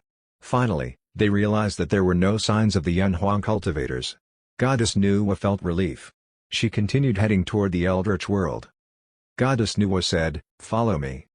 The cultivators saw Goddess Nuwa and Yunshu run in one direction. Long Vistian Yuan with a broadsword had to grin. He said in a low voice, "The fish has taken the bait." Chapter 494, Blackie's birthday, Are We Worthy Enough? In the Eldritch world. It was midnight. Li and Fan walked in the forest with Nanan. Next up, they were going to the last location of their trip, the Wuzhuang Temple. The Wuzhuang Temple was the place of immortal Zhen Yuanzi. Most importantly, it had the ginseng fruit. Li and Fan could live 47,000 years longer if he ate the fruit. 47,000 years, man. Such a long time. My hair would be all white by then. But I like it. The ginseng fruit's probably gone, but I have to check it out. Perhaps there'd be a miracle. Li and Fan felt troubled yet excited. Nanan, it seems like we have to sleep outside again. Li and Fan was used to it. They immediately start to set up camp. He laid on the ground and looked at the stars. The night sky was quiet and dark. The stars were bright and flickering. Hey, wait a minute. Why are the stars moving? Why are they moving so fast? Li and Fan was stumped. The stars moved and shifted into the shape of a dog's head. Li and Fan thought that he was seeing things. He looked closely. The stars moved again. They became a row of bright stars. Then, they became rings of light. Their colors were also shifting. Almost as if they were changing colors. Holy cow! Is this a drone light show? The heavenly palace is so rich. Li and Fan was stunned. He exclaimed, "I see. The stars can change colors." Nanan was pissed off. She had to complain, "Brother, is the Heavenly Palace having some sort of big event? They didn't invite us. Curse them." She was intrigued. She had clouds underneath her feet as if she was going to jet off. "Brother, come on. We have to hurry up and go over there." Li Nianfan waved it off. He casually smiled and said, "Enough. What for? We can watch it from the immortal realm. A closer view is worse." Nanan pouted. She unwillingly backed down. Somewhere amongst the stars, a bunch of cultivators was insanely busy. Some of them held flags to manipulate the stars, some of them held compasses for navigation. Some cultivators held rulers to calculate places. Next image. Lotus. Make it happen. Right, to the right. Yo, what's going on with you? Can't you differentiate your lefts and rights? That star over there, please, be brighter. Today, you shall be the brightest star. The cultivators were all Xingguan. They were responsible for star navigation and brightness. They were usually quite bored. However, they were busy that night. They started to sweat hard. Taoist Xing walked on the starry sky. He was supervising. Before the Heavenly Palace was rebuilt, he was working for the 7th Princess, Zi. He was also familiar with Li Nianfan. So, he was promoted into a Star Lord. He supervised the workers with a serious face. He said in a low voice, "Look alive. This is a task assigned by the Lord Dog. Don't slack off. We know. To be honest with you, the workload for a year isn't as much as tonight. I'm exhausted. Are there rewards for working overtime?" Taoist Xing slapped him on the head. "Overtime? It's an honor to work for Lord Dog. This is our chance to show our gratitude. Be mindful of your words. Got it?" Deified Dog stood midair like a cool dog. Its dog fur swayed with the wind. He yelled, "Today's Lord Dog's birthday. Make sure nothing goes wrong. Our Lord Dog's watching. You'll have rewards if he's satisfied." He said while taking out a bunch of dog food to munch. "See this? This is flat peach-flavored dog food. It's my usual meal. Do you know what being rich is? Our Lord Dog's the definition of being rich." The immortals stared at the dog food with jealousy. They drooled over it. The sentence worked. The immortals were pumped to work overtime. Meteor. Yes, meteor. Stand by, places. More meteors. We should make a meteor shower. It must be bright. The Jade Emperor and the others were watching nearby, too. The expert's dog was involved. They could not be careless. They were instantly astounded when they saw Deified Dog taking out a bunch of dog food. They were crazy jealous of Deified Dog. "We're worse than dogs. We immortals are worse than dogs." The Jade Emperor coughed softly. He said, "Yang Jing, Deified Dog is your dog. Can you ask for some dog food?" "Uncle, I can't do that." Yang Jing looked troubled. He shook his head and said, "I tried it before. Deified Dog is stubborn. He said only dogs can eat dog food. He won't give me any. I'll try again later, uncle. Maybe I can beg for some dog food for you." The Jade Emperor did not look happy. He scolded, "Yang Jing, you have such backward thinking. You want to eat dog food? How dare you think of me like that? I don't want to eat the dog food. I just have a dog. I asked you to help get some dog food for my dog." "Yang Jing, I'm your auntie, listen to me. Where's your dignity as Erlang Shen?"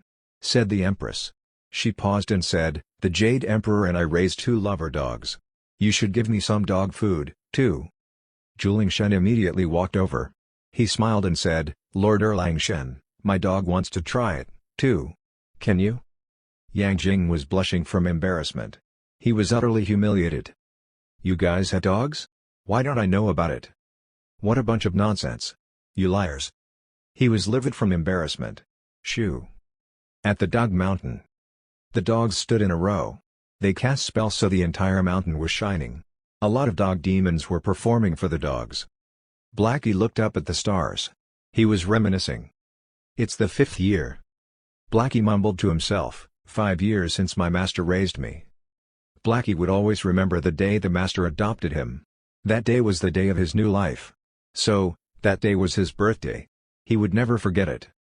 "Master, do you see the starry sky?" Blackie suddenly turned into a poetic dog.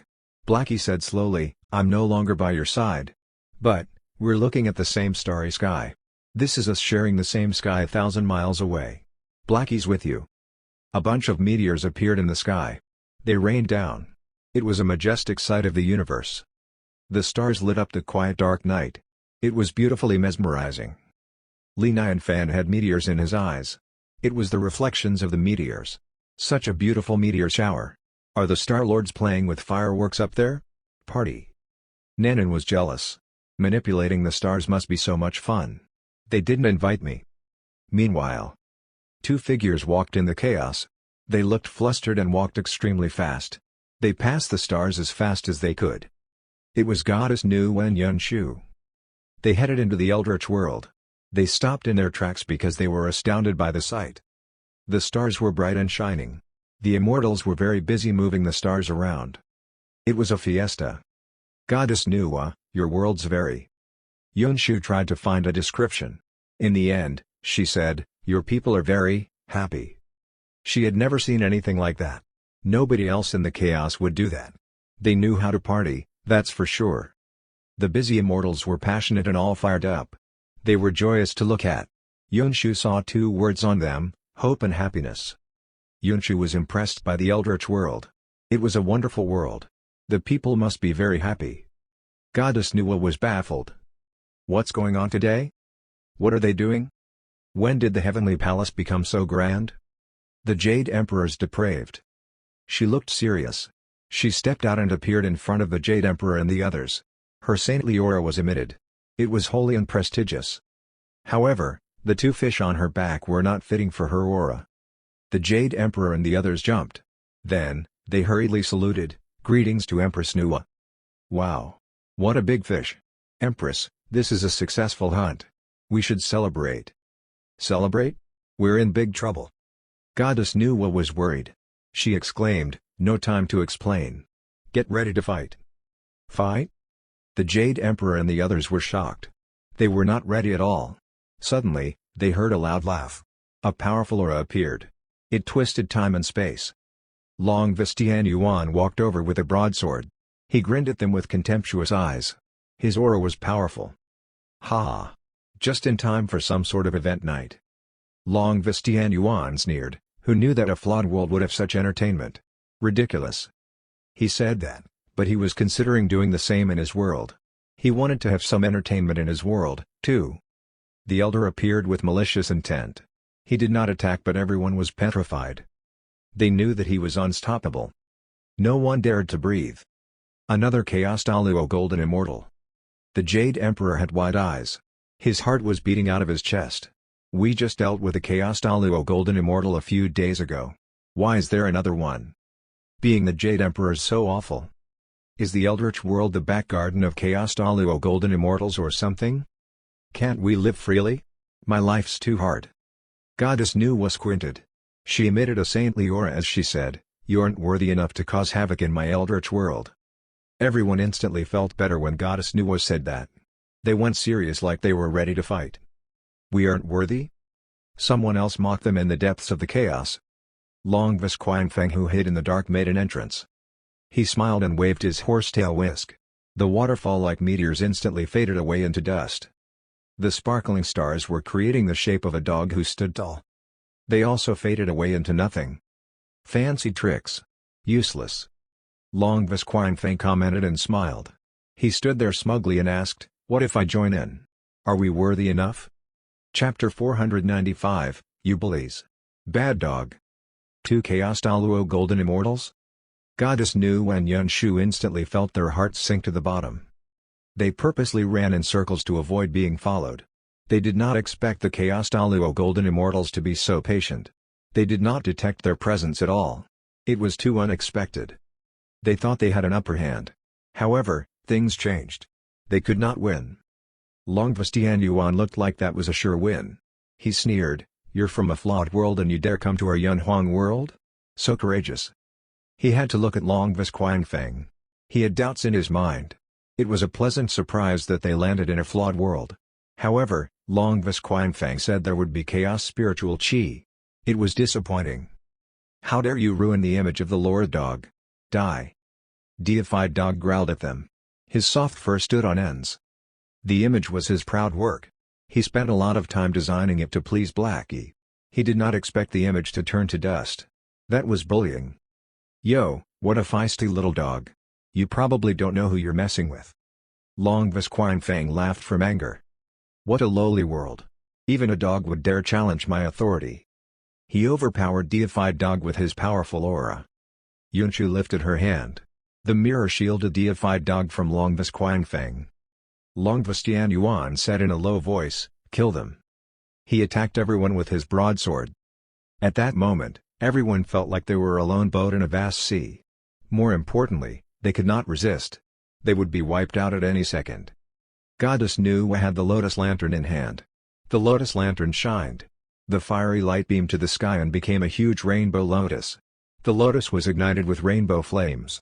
It slowly bloomed and became a huge lotus shield. It was powerful and majestic. It blocked the broadsword and attacked them. "Watch out," said Goddess Nuwa. Goddess Nuwa flew to the chaos while dragging the lotus lantern. She was ready to fight Long Vistian Yuan in the chaos. Fight. Yang Jing twirled his three-pointed double-edged blade. He fanned out his black cape and went for the kill. Useless. The blade attack was strong but it was easily crushed by the opponents. Then, a huge bronze palm attacked Yang Jing with an unstoppable force. The huge palm contained immense power of law. A mysterious aura was emitted. It was groundbreaking.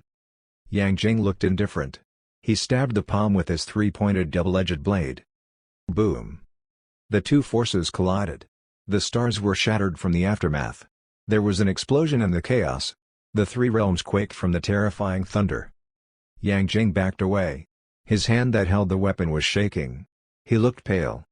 However, another huge bronze palm came at him without any warning. Yang Jing could only defend himself by putting the three-pointed double-edged blade in front of his chest. Boom. The palm attacked Yang Jing. He spat out a mouthful of blood. He was not able to avoid the attack. He fell like a comet. He crashed onto a star in the blink of an eye. The entire star shattered into pieces. Bam! Yang Jing slashed the palm attack with his three-pointed double-edged blade. He barely made it out. He was still bleeding from the corner of his mouth. Deified dog was instantly enraged. He yelled, "Master!" Yang Jing lifted his hand and gestured to deified dog to shut up. He looked at the cultivators of the Yunhuang world. A bunch of sheep. Laughing and celebrating with enjoyment. Your happy days are over when you meet us. A bronze-bald man slowly walked out. He had a menacing grin. He looked at Yang Jing and shook his head. Yikes! You can't endure 2 slaps? He slowly walked towards Yang Jing. The Jade Emperor and the Empress felt their hearts sink. They looked at each other. The flesh cultivator. He's as powerful as the 12 ancestors. There were a lot of cultivators in the vast chaos. It was a shame that the Eldritch world was flawed. Otherwise, they would have a lot of expert cultivators, too. The Jade Emperor flicked his wrist and out flew the Haotian pyramid. It flew toward the bronze man. He yelled and charged into the battlefield. Do you think you can mess with the Eldritch world? The Empress opened the land of mountains and rivers painting. It shielded the immortals. She yelled, weaker cultivators should run right now. You can't help by staying here. Get the Demon King, Mosquito Taoist, and Kunpeng. The cultivators from the Yunhuang world were all at least quasi-saints. The Heavenly Palace cultivators were mostly Tian immortals and true immortals. They were strongly outmatched. Staying there would be a burden. The battle of 2 Chaos Daluo golden immortals and 10 quasi-saints. The battle was a tough one for the Yunhuang world cultivators. However, for the Eldritch world cultivators, it was a battle that could destroy their entire realm. A big axe stopped the Haotian pyramid. Don't move. I'm your opponent. Wow, wow, wow. The little sheep starts to resist. This world isn't much, but at least they have some resources. We can share their ultimate treasures. It's better than nothing. The Yunhuang cultivators did not charge and attack. They casually looked at everyone as if they could easily kill them. Get help? Go on, get help. We'll be waiting. Ha ha. They laughed. Someone walked out arrogantly. He was the opponent of the Empress. You bullies. I, Xiao Chengfeng, am not afraid of anything. Xiao Chengfeng was flushed. He pulled the sword out swiftly with a clang sound. The cold light shone in the night sky. He held his sword like a lone moth. He charged toward the quasi-saints. Die. Someone said coldly. They charged their auras toward Xiao Chengfeng like a thunderstorm. Nobody attacked. The quasi-saints made Xiao Chengfeng groan with their minds. His primordial spirit was trembling like it was going to shatter. He was bleeding from his mouth and his nostrils. However, Xiao Chengfeng did not back away. He held his long sword and pointed at his opponents. He seemed to be one with his sword. He continued to move forward with red eyes. He charged at them with his sword. So rare to see a good sword cultivator. They scoffed. They attacked Xiao Chengfeng with a green hill that expanded with the wind. Kneel! They yelled before the small hill crashed into Xiao Chengfeng. It was as if they were yelling from the realm. It was irresistible. They overpowered Xiao Chengfeng and made him kneel. Xiao Chengfeng spat out a mouthful of blood. His sword aura was gone but his eyes were still determined. He stood up straight. Kneel, my foot. Xiao Chengfeng was like an insect against the green hill attack. He went down. Don't worry, brother Xiao. I'll help you. Yi Liu Yun had the nine-tooth rake. He activated his powers and teleported next to Xiao Chengfeng. He smashed the green hill with his nine-tooth rake. Yeah. Take this. Juling Shen held his axes. He flew to their side and enlarged. He was a 3 feet tall giant in the blink of an eye. The three of them worked together and held on. They resisted the green hill. Useless. I shall grant you the honor of dying slowly then. The green hill became more powerful. It was crushing down on them. Xiao Chengfeng and the others felt stuck. They used all their might to resist. They felt like they would be crushed at any moment. Meanwhile, Yang Jing was fighting the bronze-balled cultivator. Yang Jing was a cultivator of divine skills. He also mainly focused on cultivating the flesh. However, he was a fresh quasi-saint. Yang Jing was not on his level. His opponent would be unstoppable if he broke his divine skills. Dragon Rope. Yang Jing fought hard against the bronze-balled cultivator. His third eye emitted a mysterious light. He looked for a chance to attack. A golden rope appeared like a golden dragon. It entangled the bronze cultivator. The ropes entangled the bronze cultivator multiple times. He was trapped. Yang Jing held the other end of the rope and smirked. However, the bronze-balled cultivator laughed maniacally. He jolted and his powers went off like an explosion. The dragon rope was shaken off. Then, he pulled on the rope. Yang Jing was pulled toward him. He attacked Yang Jing with his bronze fist. Yang Jing's expression changed. He flicked his wrist and held the three-pointed double-edged blade tightly to defend himself against the attack. Bam! The powerful attack hit Yang Jing. Yang Jing flew away from the force of the attack. Master! Deified Dog ran over on all fours. He clenched his jaw with hatred in his eyes. Deified Dog opened his mouth. Wild winds formed a huge deified dog figure and a tornado was formed. It roared at the bronze-balled cultivator. The bronze-balled cultivator glanced at it. Then, he simply attacked with his fist. The destructive attack blew his attack into bits. Deified Dog also flew away from that hit. He crashed into a star. Yang Jing coughed out 2 mouthfuls of blood. He was pale. He stood up, using his three-pointed double-edged blade to balance himself. He exclaimed, "Deified Dog, go." Master. Deified Dog limped. He knew that he could not help his master. He could only growl at the bronze cultivator. The bronze cultivator did not look at Deified Dog. He moved towards Yang Jing and attacked again. He would fight a quasi-saint. The others were all insects to him. He did not even want to look at them. Deified Dog took out his dog bowl and tossed the bowl to Yang Jing. Deified Dog yelled, "Master, catch. Hold on, I'll get help. I need to beg for Lord Dog's help. My Lord Dog's as powerful as a saint. He'll turn things around." Then, Deified Dog limped towards the above immortal realm. The quasi-saints did not care about Deified Dog at first. However, they laughed when they saw how tragic he looked. Is that dog going to get help? Perhaps another dog? It's running away. So tragic. A classic bad dog. It's trying to escape. Chapter 496, Who gave you the right to kill on my turf? Deified Dog left. Nobody from the Yunhuang world cared. He was just an insect. Not worth mentioning. Enough. It's about time to end this. The owner of the Green Hill treasure was an elder. He smirked coldly and pressed down with his hands. He was going to crush Xiao Chengfeng and the others. Suddenly, the starry night was bright once again. The light coming from Xiao Chengfeng and the others was about to vanish. Then, stars were flickering again. It was as if they had been transported to another realm. I came just in time. right? Endless stars connected into a huge Kiran image. It looked down on everyone from the Yunhuang world. Outsiders. Why don't you kneel and beg for mercy? Yelled another voice. The stars lit up and formed an image of a giant dragon. The dragon moved and stared at everyone.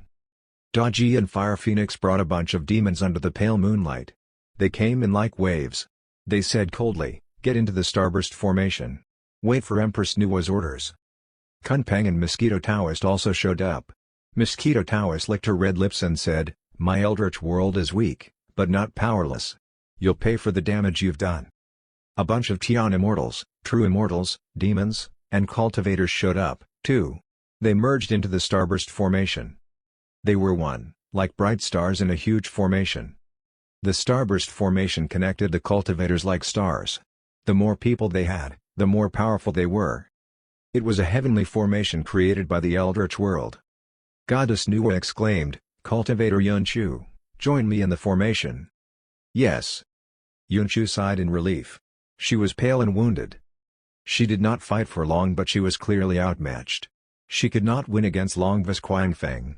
Goddess Nuwa could borrow the force of her realm, but she could not. She had been holding on.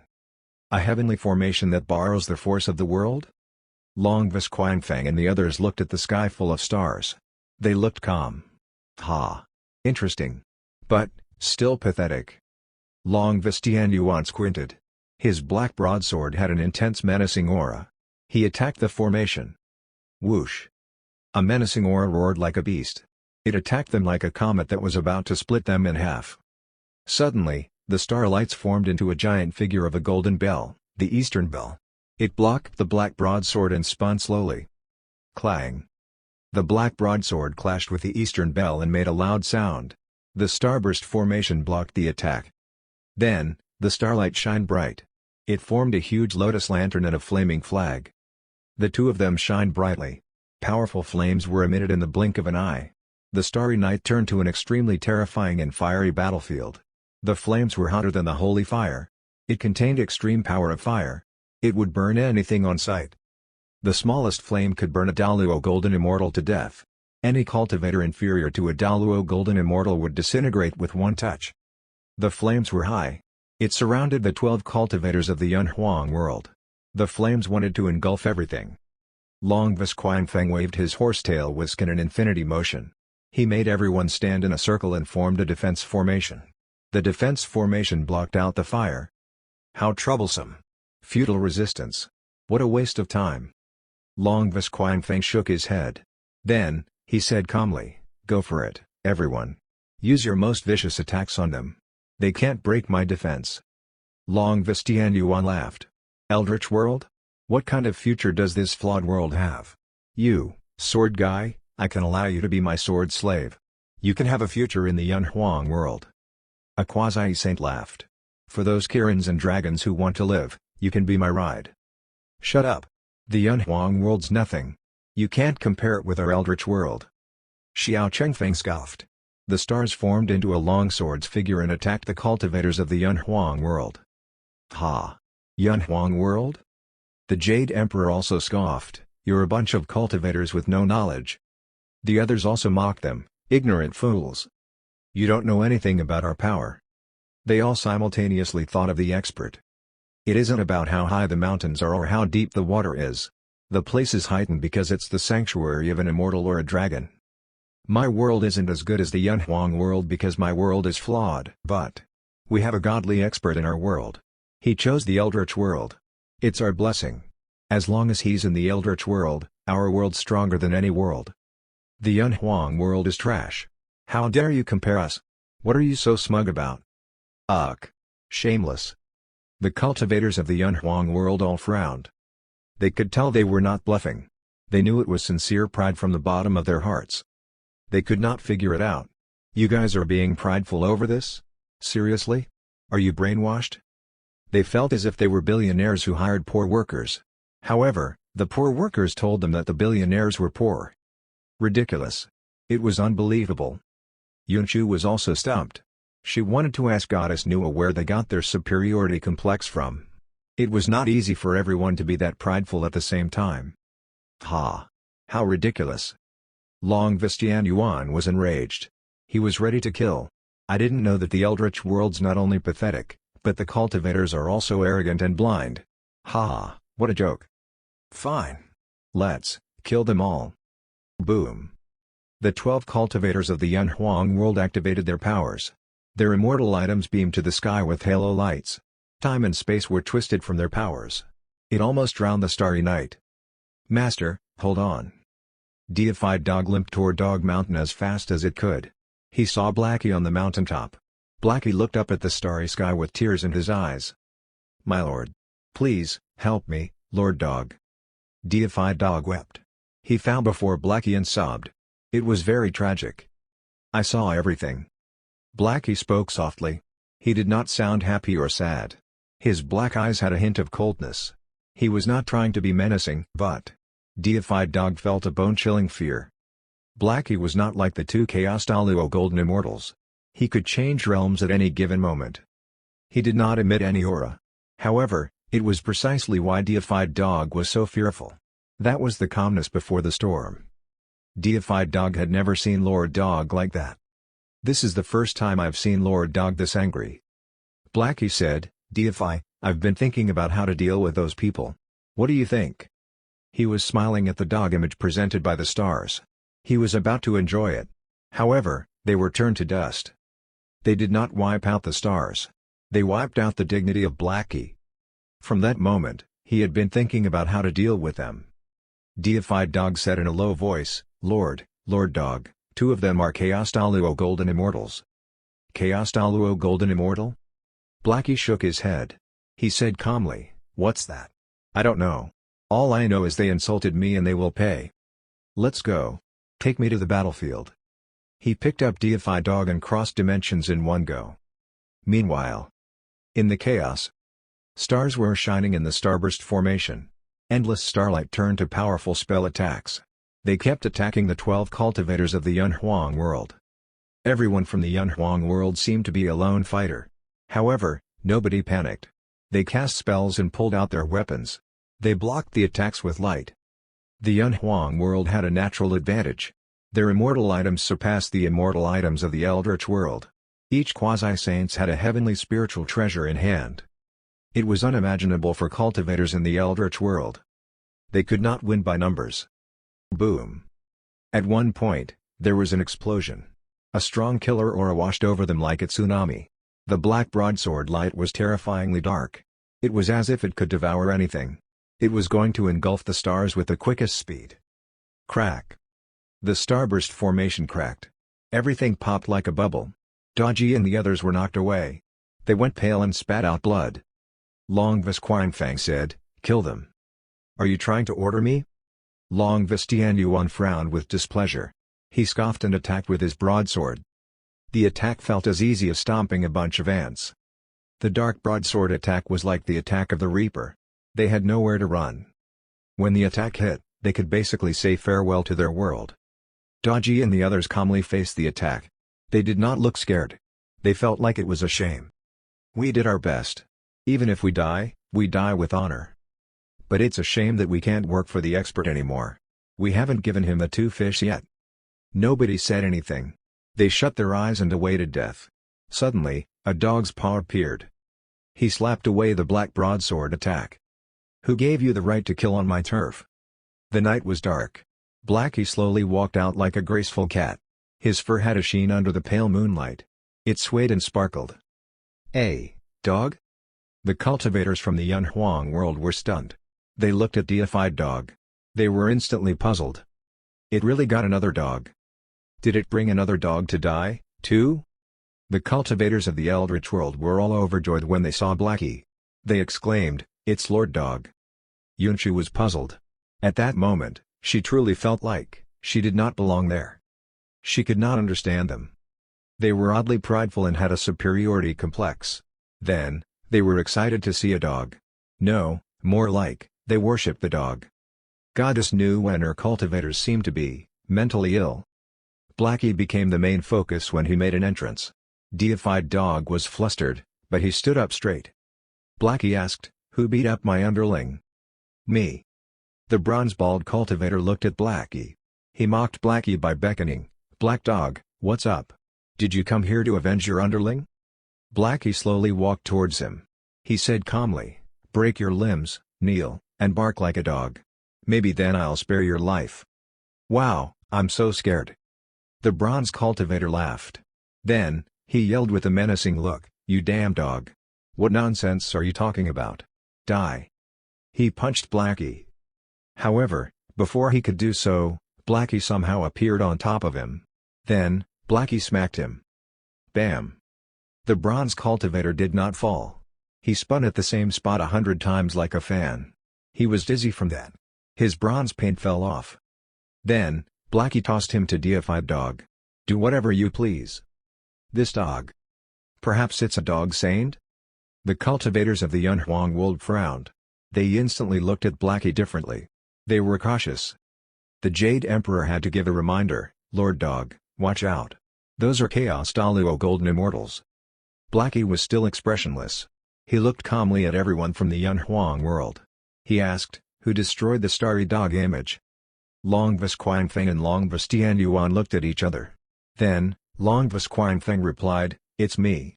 I couldn't stand it so I destroyed it. What does it have to do with you?" He tossed his horsetail whisk as soon as he said that. The thin strands of the horsetail whisk webbed out in the most terrifying way. It could tear the sky apart. Meanwhile, Longvis Tianyuan also attacked Blackie with his broadsword. "You're only a puny dog. How dare you come at us? Stop being pretentious. We don't have time to waste. Die." No one could react to the attacks from two Chaos Daluo Golden Immortals, especially at such a close distance. It was highly destructive. Their attacks looked like the face of death itself. They did not cast a spell attack. They were attacking Blackie with their immortal items. The horsetail whisk and the black broadsword landed on Blackie. The cultivators of the Eldritch world wanted to scream, but they realized something was off. They forced themselves to shut up. "No, nothing happened? How's this possible?" Chapter 497, Tell me honestly, am I able to make it out alive? Tell me honestly, am I able to make it out alive? Dead silence. Nobody moved while also forgetting to breathe. The sight was too shocking and unreal. It was too unbelievable. Even cultivators of the Eldritch world were stupefied. Those were two incredibly powerful Chaos Daluo Golden Immortals. They attacked the dog at the same time, but the dog seemed fine and looked calm.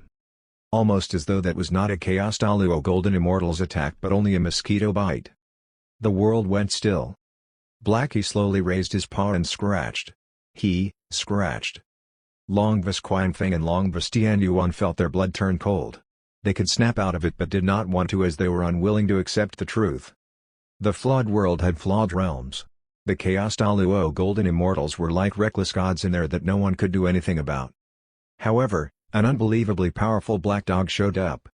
It surpassed their knowledge and understanding. At that moment, they made eye contact with Blackie. They were mind-blown. They were thunderstruck. Their limbs went cold as they felt waves of horror that almost made them lose their minds. "This dog is so scary. Run." That was the final thought in their minds as both of them ran away at the same time. However, the dog had attacked them with his paw. 2 slaps could be heard. Longvis Tianyuan and Longvis Qiangfeng were slapped in the face, causing the two of them to spin like a Beyblade. Yikes! Everyone finally snapped out and gasped at the same time. Their hearts almost jumped out of their chests from being unable to handle it. 2 Chaos Golden Immortals were spinning in circles, causing the area to be windy. The huge news in the chaos was unheard of. They could not believe what just happened in front of their eyes. It was too scary. They did not dare to look at Blackie for fear they might cry. However, it was only the beginning. "You guys ruined Lord Dog's birthday. It seems like he can only slap you for entertainment." Blackie stopped them from spinning before slapping their faces from left to right as several more slaps rained down on them. It was too fast to see. They could only see the heads of Longvis Qiangfeng and Longvis Tianyuan rhythmically moving left to right. Slap. Slap. Slap. Blackie hit them while he tore their clothes and left claw marks on them. They seemed extremely tragic at that moment. Everyone else quivered and felt like they had heard something they should not. So, this is the sound of a Chaos Daluo Golden Immortal being slapped. It also created an echo. The slaps were like drums. After a while, Long Vistianuan and Long Visquang dropped to the ground like dead dogs in a wounded mess, their bodies still twitching. Run, run, run. The other 9 quasi-saints were horrified and wanted to escape the accursed place. They ran as fast as they could with all their might. They even used up their powers, fuel, immortal items, or whatever they had at hand just to run. In the blink of an eye, they ran into the chaos. Run, boy. Run. Look at all of you. What a bunch of dogs. Blackie quietly watched them leave before retracting his paw. The quasi-saints managed to run far into the chaos. However, they were still fearful and felt like they barely survived. They would never forget that dog's face. It was a nightmare. Suddenly, the entire chaos quaked as the darkness suddenly turned into a black paw. It seems that they were inside the dog's paw all along. No, no. This can't be real. Lord Dog, spare. Spare us. The dog's paw picked them up like toys. Huh? Bad dog? Ha. Blackie sneered before tightening his paw. The 9 quasi-saints disintegrated into nothingness as their souls faded into the chaos. Plop. Blackie picked up the 2 Chaos Aluo Golden Immortals before dropping them in front of everyone. He then shook his dog fur as though it was a piece of cake. Gulp. The Jade Emperor and the others gulped. They already tried overestimating Blackie's powers. However, they realized they still underestimated Blackie all along. Their weak selves had limited their imagination. It sent a shiver down their spines as they forced themselves to stay calm. They then bowed with respect. Thanks for saving our lives, Lord Dog. Yunshu was uncontrollably nervous as her fists turned pale from clenching them too hard. Her brain was still buzzing as her body trembled. She thought she was dreaming ever since Blackie showed up and could not snap out of it. This. What kind of legendary dog is that? She felt like a helpless child at that moment as she held on to Goddess Nuwa. She was looking for comfort while tearing up from the panic. Cultivator Nuwa, your world's too scary. I thought we were the same. Turns out, you're secretly an affluent kid. You even have a dog god at your place. I was the clone all along. Blackie looked at Yunshu, who almost screamed as she cried and sobbed, Aye. I'm Yunshu. Greetings to Lord Dog. She then hurriedly added, I'm Nuwa's friend. I'm one of the good guys. Goddess Nuwa was as nervous as her and stuttered, Lord Dog, she's my friend. In all honesty, she had just returned to the Eldritch world. The Jade Emperor mentioned Blackie before, but that was the first time she witnessed Blackie's attacks. Blackie was mind-blowing. Blackie looked away without a care before looking at Deified Dog. At that moment, Deified Dog, who was sitting on the bronze cultivator who had passed out a long time ago, wiped his butt on his face. Blackie said, This isn't over yet. Blackie gave a serious look. It was a memorable day for me and Master, but they offended my master. I have to take my revenge. Deify, keep farting until he wakes up. Tell him to take me to that whatsoever Yun Huang. Yes, Lord Dog, said Deified Dog. The others had a changed facial expression. The Jade Emperor clenched his jaw. He then stepped forward and suggested, Lord Dog, the Yun Huang world's far stronger than the Eldritch world. How about we plan before we act? Lord Dog, there are a lot of Chaos Aluo Golden Immortals in the Yun Huang world and they have 8 saints. Apart from that, they have their home realm advantage. We have to be careful as safety comes first. Goddess Nuwa finally stepped out. She paused and decided to say, Lord Dog, I can go with you if you want to go to the Yun Huang world. Go with me? Blackie discriminatingly shook his head. No need for that. You're too weak and a lousy teammate. Goddess Nuwa instantly shut up from the awkwardness. Ouch. The bronze cultivator finally woke up, still dizzy from being attacked. He immediately screamed, How dare you attack me? You insects. You dogs. You're dead. A dog's butt with long black fur appeared in front of his eyes. Huh? Sigh, I simply want to be a pretty black dog. Why's that too much to ask? Why do you force me to do something like this? Blackie looked disappointed.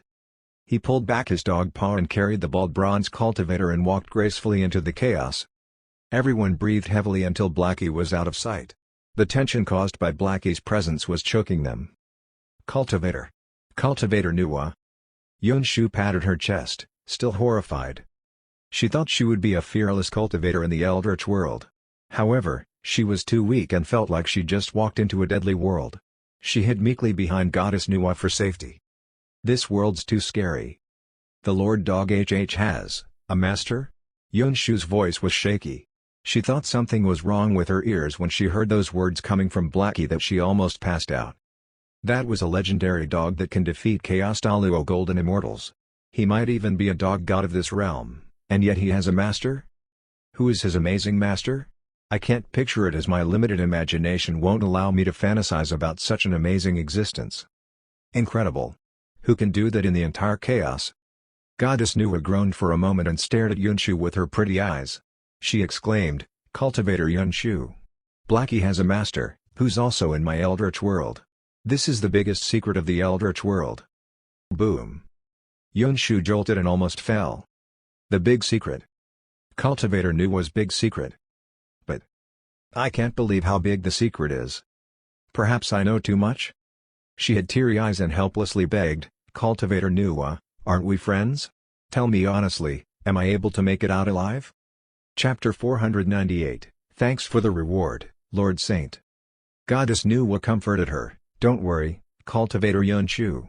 The expert's very friendly." Very friendly? Yeah, right. Yunshu was naturally worried. She did not expect to run into a godly expert. Will the expert hate me? What can I do to make the expert happy? Her mind went blank as she panicked. She wanted to turn and run. However, she almost died after all that. Is this not what I wanted? If I leave now, I'd be pushing away this golden opportunity. What else can I achieve in my life? Cultivators were supposed to fight for opportunities. Fear makes me weak. Yunshu took a deep breath and refrained from running. She asked softly, "Cultivator Nuwa, can you tell me about the expert? What should I do? It's fine if you can't tell me." Before Goddess Nuwa could answer, Deified Dog said, "I know what you can do to make the expert happy." Yunshu immediately said with respect, "Please tell me, Cultivator." She was a saint, but she did not dare to be arrogant in front of Deified Dog. Deified Dog was the underling of the Lord Dog. It was super awesome. Lay eggs. Deified Dog said, "You'll be loved by the expert if you can lay eggs." Deified Dog looked jealous and troubled. Sigh. Why can't dogs lay eggs, too? This is discrimination. So unfair. Lay eggs? Yunshu was stupefied. She had to look at Goddess Nuwa. However, Goddess Nuwa nodded with seriousness, "Cultivator Yunshu, you'll be highly successful if you possess this skill." Yunshu did not understand, but she knew that she missed out on something big. She shook her head in disappointment. "I can't." She bit her lip. She asked, "Is there anything else I can do?" "Too bad." Goddess Nuwa shook her head. "There are no other ways. Let me tell you about the things you need to be aware of when you meet the expert." Suddenly, a figure slowly flew over on a cloud. It was Nanan. She looked at everyone with a weird face. She said with curiosity, "Empress Nuwa, Jade Emperor, you're all here." Goddess Nanan. The Jade Emperor slightly jolted. Then, he hurriedly asked, "Does the expert want anything?" "My brother was watching the stars." The show suddenly vanished, followed by explosions. "We thought something happened." Nanan continued, "He told me to come check out the commotion." The Jade Emperor laughed. He said, "Thanks for the concern. We're fine." However, the Empress shoved the Jade Emperor. She whispered, "Are you stupid? Do you think the expert isn't aware of our situation? He obviously didn't send Nanan for that." The Jade Emperor was stunned. "Perhaps it's a hint?" "You fool." The Empress poked the Jade Emperor on his temple. She asked, "What's the first thing Goddess Nanan said?" "The stars." The expert was watching the stars. The Jade Emperor almost jumped. He was flushed. He hurriedly yelled, "Hurry up, move. Continue the star performance. The expert's watching. Hurry, hurry, hurry." The other immortals naturally overheard their conversations. They knew that the expert was watching the performance. They were instantly pumped. They started to get busy. "The expert's watching our star show. This is too great. Work hard, everyone. Places, places, move those stars." A lot of the stars were damaged from that battle. It's not enough. Go to the chaos and grab some stars. Come on, this is so frustrating. Move, move. It was an honor to perform for the expert. They could not believe that they interrupted the show. The Jade Emperor and the Empress were also involved. Goddess Nuwa was responsible for supervising everything. She was looking for perfection. The stars danced all night. The next morning, the sun was bright. Li Nianfan yawned and stretched. So late.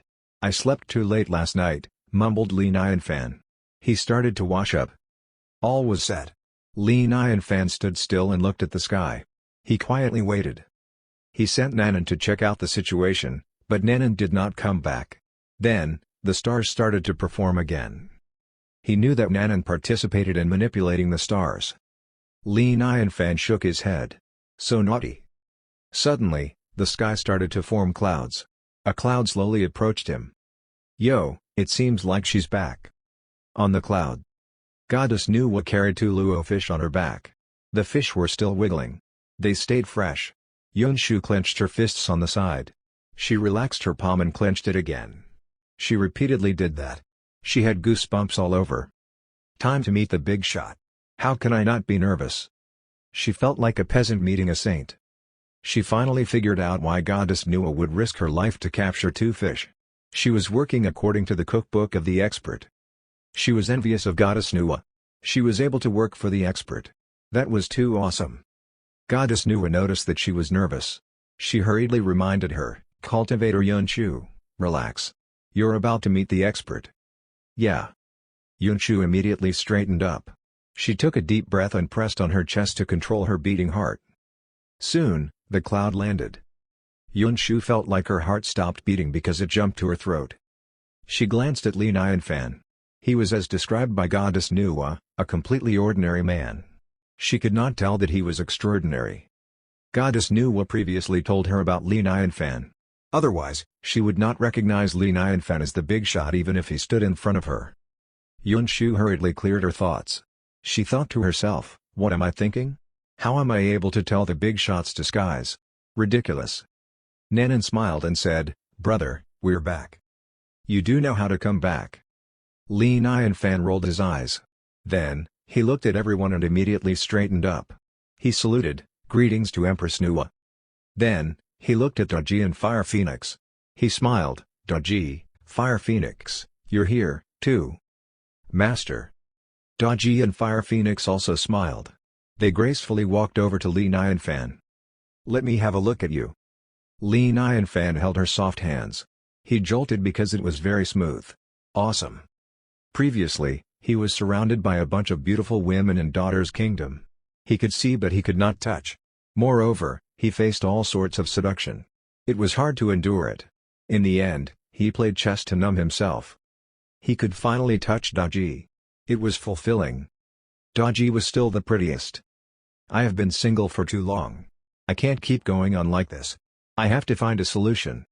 Li Nianfan realized the importance of having a woman around through the Daughter's Kingdom trip. Also, he transmigrated to this dimension. He was considered successful, so it would be a shame if he did not marry a beautiful wife. It was one of the best enjoyment in life. Li Nianfan would not deny himself that. I've enjoyed delicious food and I have my status. I've enjoyed all sorts of entertainment. Now, it's time for the next step. Li Nianfan thought to himself. He felt feverish and excited. Doji slowly moved closer and said with a soft voice, the demons are under control. I want to be with you from now on. I want to serve you, Master. Li Nianfan instantly laughed. Ha, good. Nice, Doji. Li Nianfan then asked with worry, oh yeah, was there a fight yesterday? Yeah. Doji nodded. She instantly told him what happened. Another outsider? This is so dangerous. Li Nianfan had to frown. He got rid of the outsider named Lin Feng. However, the Eldritch world was once again under attack. What's going on? The Eldritch world keeps running into trouble. Thankfully you're fine, said Li Nianfan. Then, he smiled and said, let's get into it. Take out your weapons, time for deluxe merit rewards. Goddess Nuwa took out her lotus lantern. Doji and Fire Phoenix took out the Eastern Bell and the flaming flag. Li Nianfan waved. Golden deluxe merit light rolled out like streams. It flowed towards everyone. Yunshu stood at the side. She did not dare to speak. She looked at Goddess Nuwa and the others, they looked thrilled. She felt disappointed because she knew that there was none for her. After all, she did not belong to their world. However, she was suddenly engulfed by a golden light. She was stumped and surprised. I get deluxe merit, too? She was touched, but more confused and flustered. After a moment of hesitation, she hurriedly took out her mirror immortal item. It absorbed the deluxe merit like it was thirsty. She watched the deluxe merit seep into her immortal item. She was in a daze. She felt a mix of emotions and started to tear up. Her world was worse than the flawed Eldritch world. She felt like deluxe merit was something out of reach for her world. She could not believe that she would gain deluxe merit. Moreover, deluxe merit that was not even from her world. It was too unreal. She felt flattered and surprised. Deluxe merit was something even saints would treat as treasure. Deluxe merit treasure could harm a Chaos Daluo golden immortal. Deluxe merit was more than powerful. It was precisely why every world had limited deluxe merit. It was very rare and precious. Why would they share it with an outsider? The realm did not allow sharing deluxe merit with outsiders. However, the rules of the chaos were broken by Li Nianfan. Yunshu sneakily glanced at Li Nianfan. She noticed how casual he looked. She was shocked and astounded. Is this the almighty expert? He's indeed scary. So incredible. Li Nianfan rewarded them with deluxe merit while he pondered. According to Daji, they aren't the only ones who joined the battle. The others have deluxe merit, too. But I can't reward them one by one. So inconvenient. As for taking away their deluxe merit, it was not beneficial for Li Nianfan. He did not consider it at all. It was too shameless. Moreover, he wanted to reward the cultivators that helped. He knew how dangerous the chaos was, so he wanted to make more allies. If only I can deliver the deluxe merit from a long distance, said Li Nianfan. Then, countless golden deluxe merit light poured out from him. It turned to strands and was delivered in various directions. Li Nianfan was overjoyed. Ha! I can. So convenient. Meanwhile, at the Wuzhuang Temple, the Jade Emperor and the Empress were with a bunch of immortals. They carefully dug around a wilted tree. Then, they buried Long Vistian Yuan and Long Vis Feng. The Jade Emperor said, the ginseng fruit tree is just a spiritual tree. However, it should be revived by having 2 Chaos Daluo golden immortals as fertilizer. The Empress said, hopefully so. After all, no one has tried this before. Ginseng fruit tree, please, revive. They heard from Nanan that the expert went on a trip to look for the ginseng fruit tree. Their first reaction was to do whatever they could to revive the tree. They needed to give the ginseng fruit to the expert. It was such a puny request from the expert. They would be ashamed of themselves if they could not do it. Goddess Nuwa suggested the idea after they brainstormed. Everyone felt like it was a good idea. So, there they were. They had to try any possible methods for the expert. Suddenly, there was a rumble of thunder in the sky. Golden light started to appear in the clear blue sky. That's deluxe merit.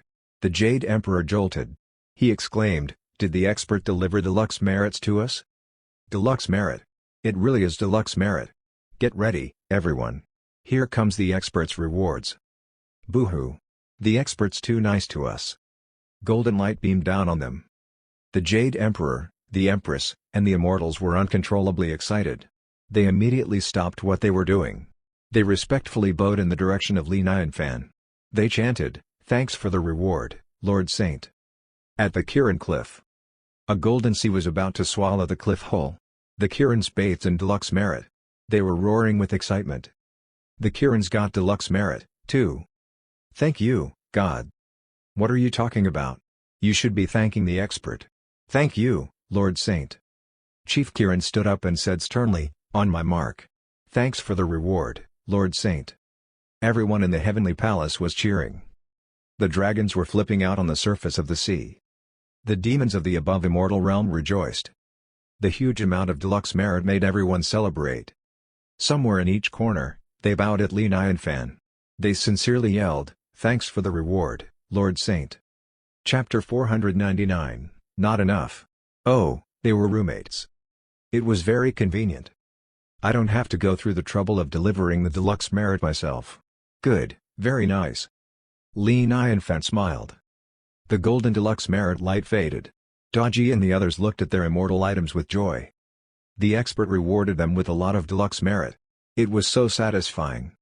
After all, they fought 12 powerful cultivators of the Yunhuang world with the Starburst formation. Goddess Nuwa looked at her immortal item. It was starting to emit a halo.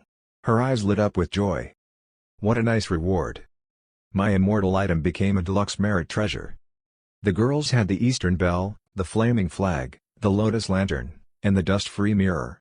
They used to be ultimate heavenly spiritual treasures. The items were much more powerful with the deluxe merit. There was a saying in the chaos, once you have an ultimate heavenly spiritual treasure with deluxe merit, your immortal item will be as powerful as a chaos spiritual treasure. They could own a chaos spiritual treasure with a bit more deluxe merit. So awesome and powerful. Yunshu was anxious. She quietly asked, "Cultivator Nuwa, I'm not from the Eldritch world but the expert gave me deluxe merit. Was it a mistake?" Goddess Nuwa reminded her, "The expert gave it to you, so accept it. I told you, don't act too surprised. This is how we usually do things. Act normal." "Oh." Yunshu gently nodded. Then, she tried to have courage. She carefully thanked Li Nianfan. Thank you, Lord Saint." "You are welcome." Li Nianfan chuckled. He asked curiously, "You look so familiar, Cultivator. You are?" Goddess Nuwa helped her answer, "Lord Saint, she's Yunshu. A friend I met in the chaos." "A friend in the chaos? Is she an outsider? But I can tell from her deluxe merit that she helped a lot in the battle. It seems like cultivators from different worlds can be allies, too. Since she's Goddess Nuwa's friend, she must be a saint, too." Li Nianfan immediately saluted and said, "Greetings to Empress Yunshu." Yunshu went stiff. Her hair stood on ends. She hurriedly said with a trembling voice, "Lord Saint, just call me Yunshu. I'm not used to a Bigshot being so polite to me. I'm not used to it at all. Boo-hoo, somebody, help me." Goddess Nuwa knew that Yunshu was not taking it well. She did not dare to let her speak anymore. She did not want Yunshu to anger the expert. She pulled out the 2 fish and said, "Lord Saint, I captured these 2 fish by coincidence. I think they look like the Luo fish so I brought them here." "Luo fish?" Li Nianfan was instantly intrigued. He looked at the Luo fish and carefully observed them. "Yo, the 2 fish are huge. And with wings, too. It really is the Luo fish." Luo fish looked like ordinary fish. Their wings were not feathery wings. Instead, they were rather scaly and heavy. It glimmered under the sunlight. Each fish was half a meter long. They could not move, but they still looked powerful. Magical beast. These are magical beasts. Time to fulfill my palate again. Li Nianfan was pleasantly surprised. He tried Kwai Onki before. Luo fish also existed. No way, are the beasts from classics of mountains and seas real? If so, I'm so excited to eat them. He wondered if he was lucky enough to eat them all. Li Nianfan looked at Goddess Nuwa. Then, he looked at Yunshu. He instantly smiled with understanding. "I get it." He asked, "Empress Nuwa, you just want to eat what I cook, right?" Empress Nuwa brought her friend to her world, like how someone would bring a friend back to their place. She naturally has to treat her to delicious food. Who's better than me when it comes to cooking delicious food? No wonder Empress Nuwa brought me 2 Luo fish. She's too embarrassed to ask for a free meal, so she brought the ingredients. Wow, Empress Nuwa. Perhaps Empress Nuwa boasted to her friend, saying that my meals are the best. He felt happy and proud. I can't help being a capable man. Goddess Nuwa did not dare to lie to him. She anxiously replied, "Well, I would like to if I can." "Ha! You can. Of course, you can. No need to be courteous, Empress Nuwa. Feel free to look for me for delicious food." Li Nianfan laughed. He felt honored that Goddess Nuwa liked his cooking. His casual words made Goddess Nuwa feel a warmth in her heart. She bit her lip and thanked him, "Thank you, Lord Saint." She could tell that the expert was not being courteous on the surface. He sincerely treated her as his equal. "The expert's too nice to me. No need to thank me. It's a piece of cake." Li Nianfan waved it off. Then, he smiled and said, "Let's not delay then. Let's go. Back to my place. I'll make a Luo fish feast." He felt like he was lucky. Cultivators like Goddess Nuwa wanted to eat something extraordinary.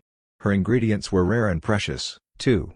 Li Nianfan thought it was unimaginable. He had a personal hunting team. Is this the happiness of being a food expert? Li Nianfan naturally would try to please Goddess Nuwa and her friend. The Wuzhuang Temple could wait. They immediately rode on clouds to the fallen immortal mountain. It was faster than walking. They saw the fallen immortal mountain after half an hour. Soon, they arrived at the four-part architecture. Creak. The door of the four-part architecture opened. Xiaobei welcomed Li Nianfan. "Welcome home, my dearest master." Li Nianfan ordered, "Xiaobei, hurry up and make a fruit platter.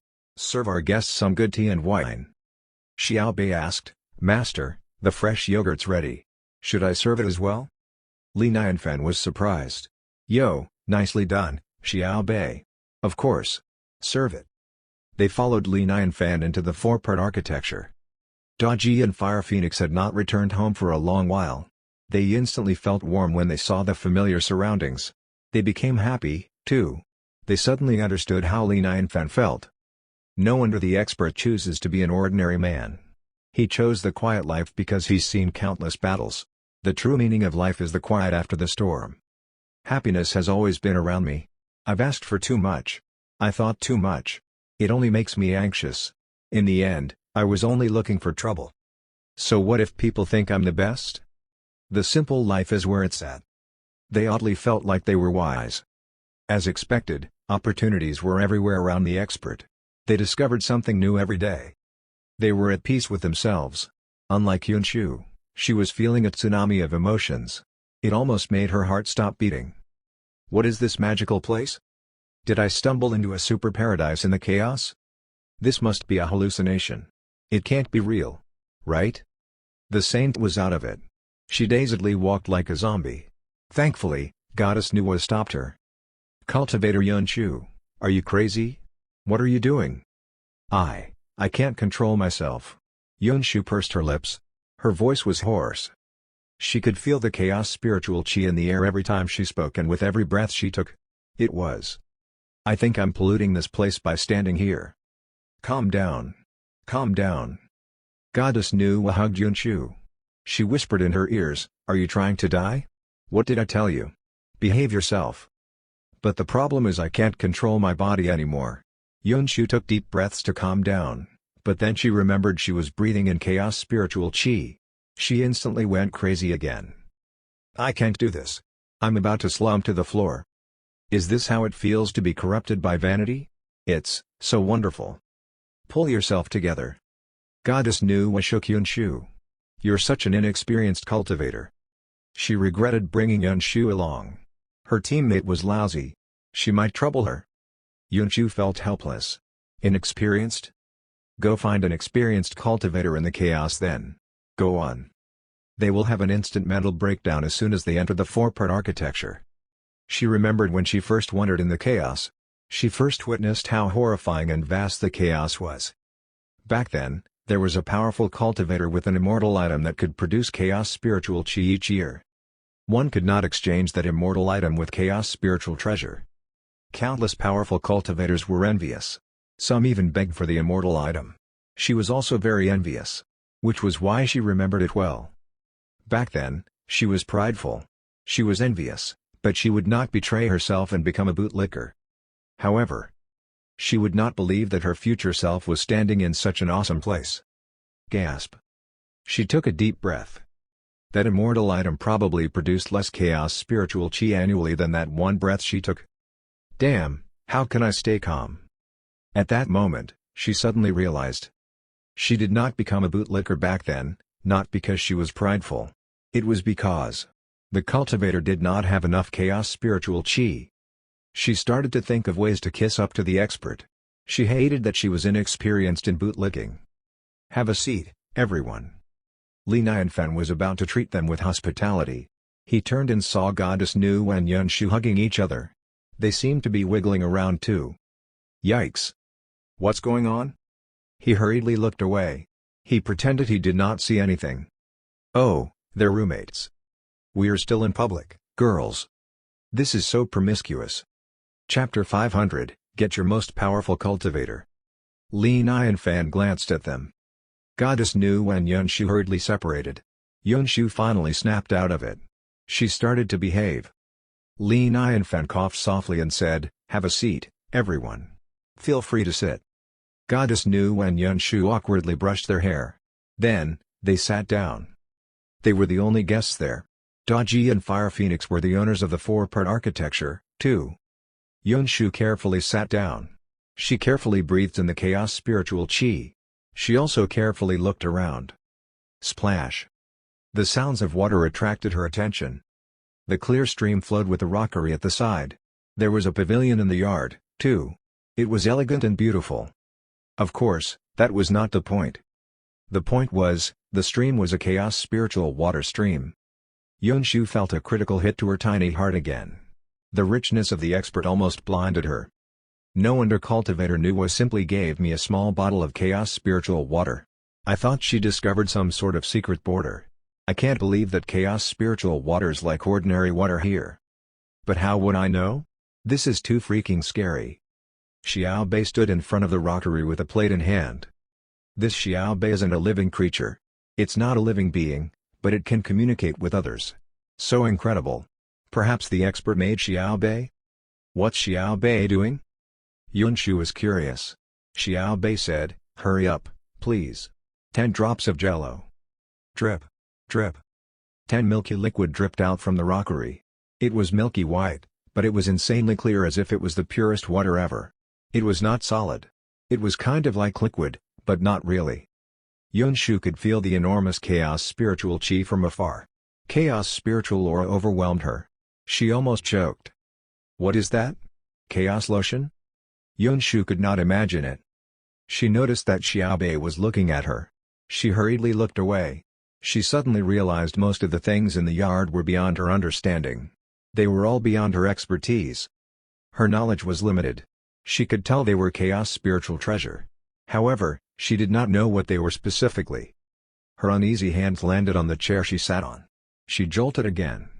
Yep, the aura of the chaos. Holy Mother of God, this chair's made from chaos spiritual tree wood. She hurriedly lifted her butt. She did not dare to sit on it. What if I dirtied the legendary treasure with my butt? Is this the place of a super big shot? It is indeed. Unimaginable. Huh? Are those a bunch of chickens? Yunshu looked at the row of firefinches. She could see that 2 firefinches were trying their best to lay eggs. Fresh eggs were coming out. Goddess Nuwa said, "Stop looking. The expert's backyard's more remarkable. He has a peacock in there to lay eggs for him, too. Jealous, right?" Yunshu pursed her lip and said, "Jealous." She finally knew the advantages of being able to lay eggs. She would smile in her sleep if she could live in a place like that. A skill was required to be around the expert. Xiaobei gracefully walked over with a tray in hand. "Everyone, here's the yogurt." Goddess Nuwa and Yunshu immediately thanked it. "Thanks, Xiaobei." Lin Yan Fan smiled and said, "Try it. It's a brand new delicacy."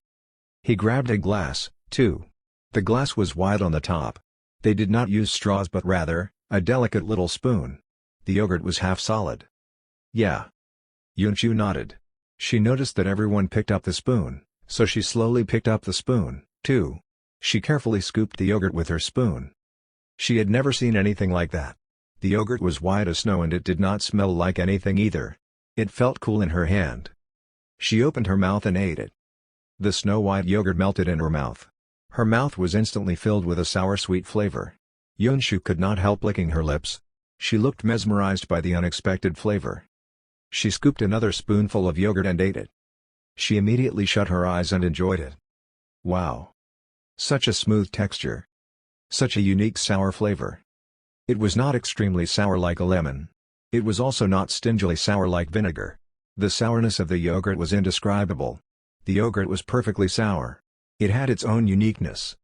In other words, it was delicious. Her teeth were itching for something to chew. However, she realized she did not need to chew anything. Suddenly, she realized there was something else in her mouth. Apart from the yogurt, there was something slimy and bouncy. It was hidden in the yogurt. It was an unexpected surprise. She gently bit on it. Instantly, the jello burst like a water balloon. Liquid exploded in her mouth with extreme coldness. It sent a shiver down her spine. Yogurt accidentally dripped from her mouth because she was not prepared. The wonderful milky flavor. Yunshu hurriedly slurped it back up. The taste was different from the yogurt. However, they worked well together. The combination of the flavors was extremely delicious. Yunshu felt wonderful. The chaos spiritual milk that dripped out from the rockery. She had to scoop another spoonful of yogurt. She put it in her mouth. She excitedly stirred the yogurt with her tongue to search for something. Her tongue felt the bouncy jello. Her eyes instantly lit up. She felt like she hit the jackpot. As a saint, she had lived for countless years. She no longer had the interest of a young girl. However, she felt young again at that moment. A scoop after another. She was mesmerized and almost forgot herself. At the same time, she was licking her lips. A trail of yogurt was left on the corner of her mouth. Goddess Nuwa, Goji, and Fire Phoenix were also like that. They did not care about being graceful. They enjoyed the yogurt to their heart's content. In the end, only leftover yogurt was stuck inside the glass. They put the glass over their mouths and licked the insides clean. They finally finished the yogurt. Dried yogurt flecks covered their noses and pretty faces. They looked like messy kittens. Li Nianfan noticed that they enjoyed it. He laughed and asked, "How's the yogurt?" Goddess Nuwa replied without hesitation, "Delicious. It's so wonderful. We love it." Li Nianfan laughed.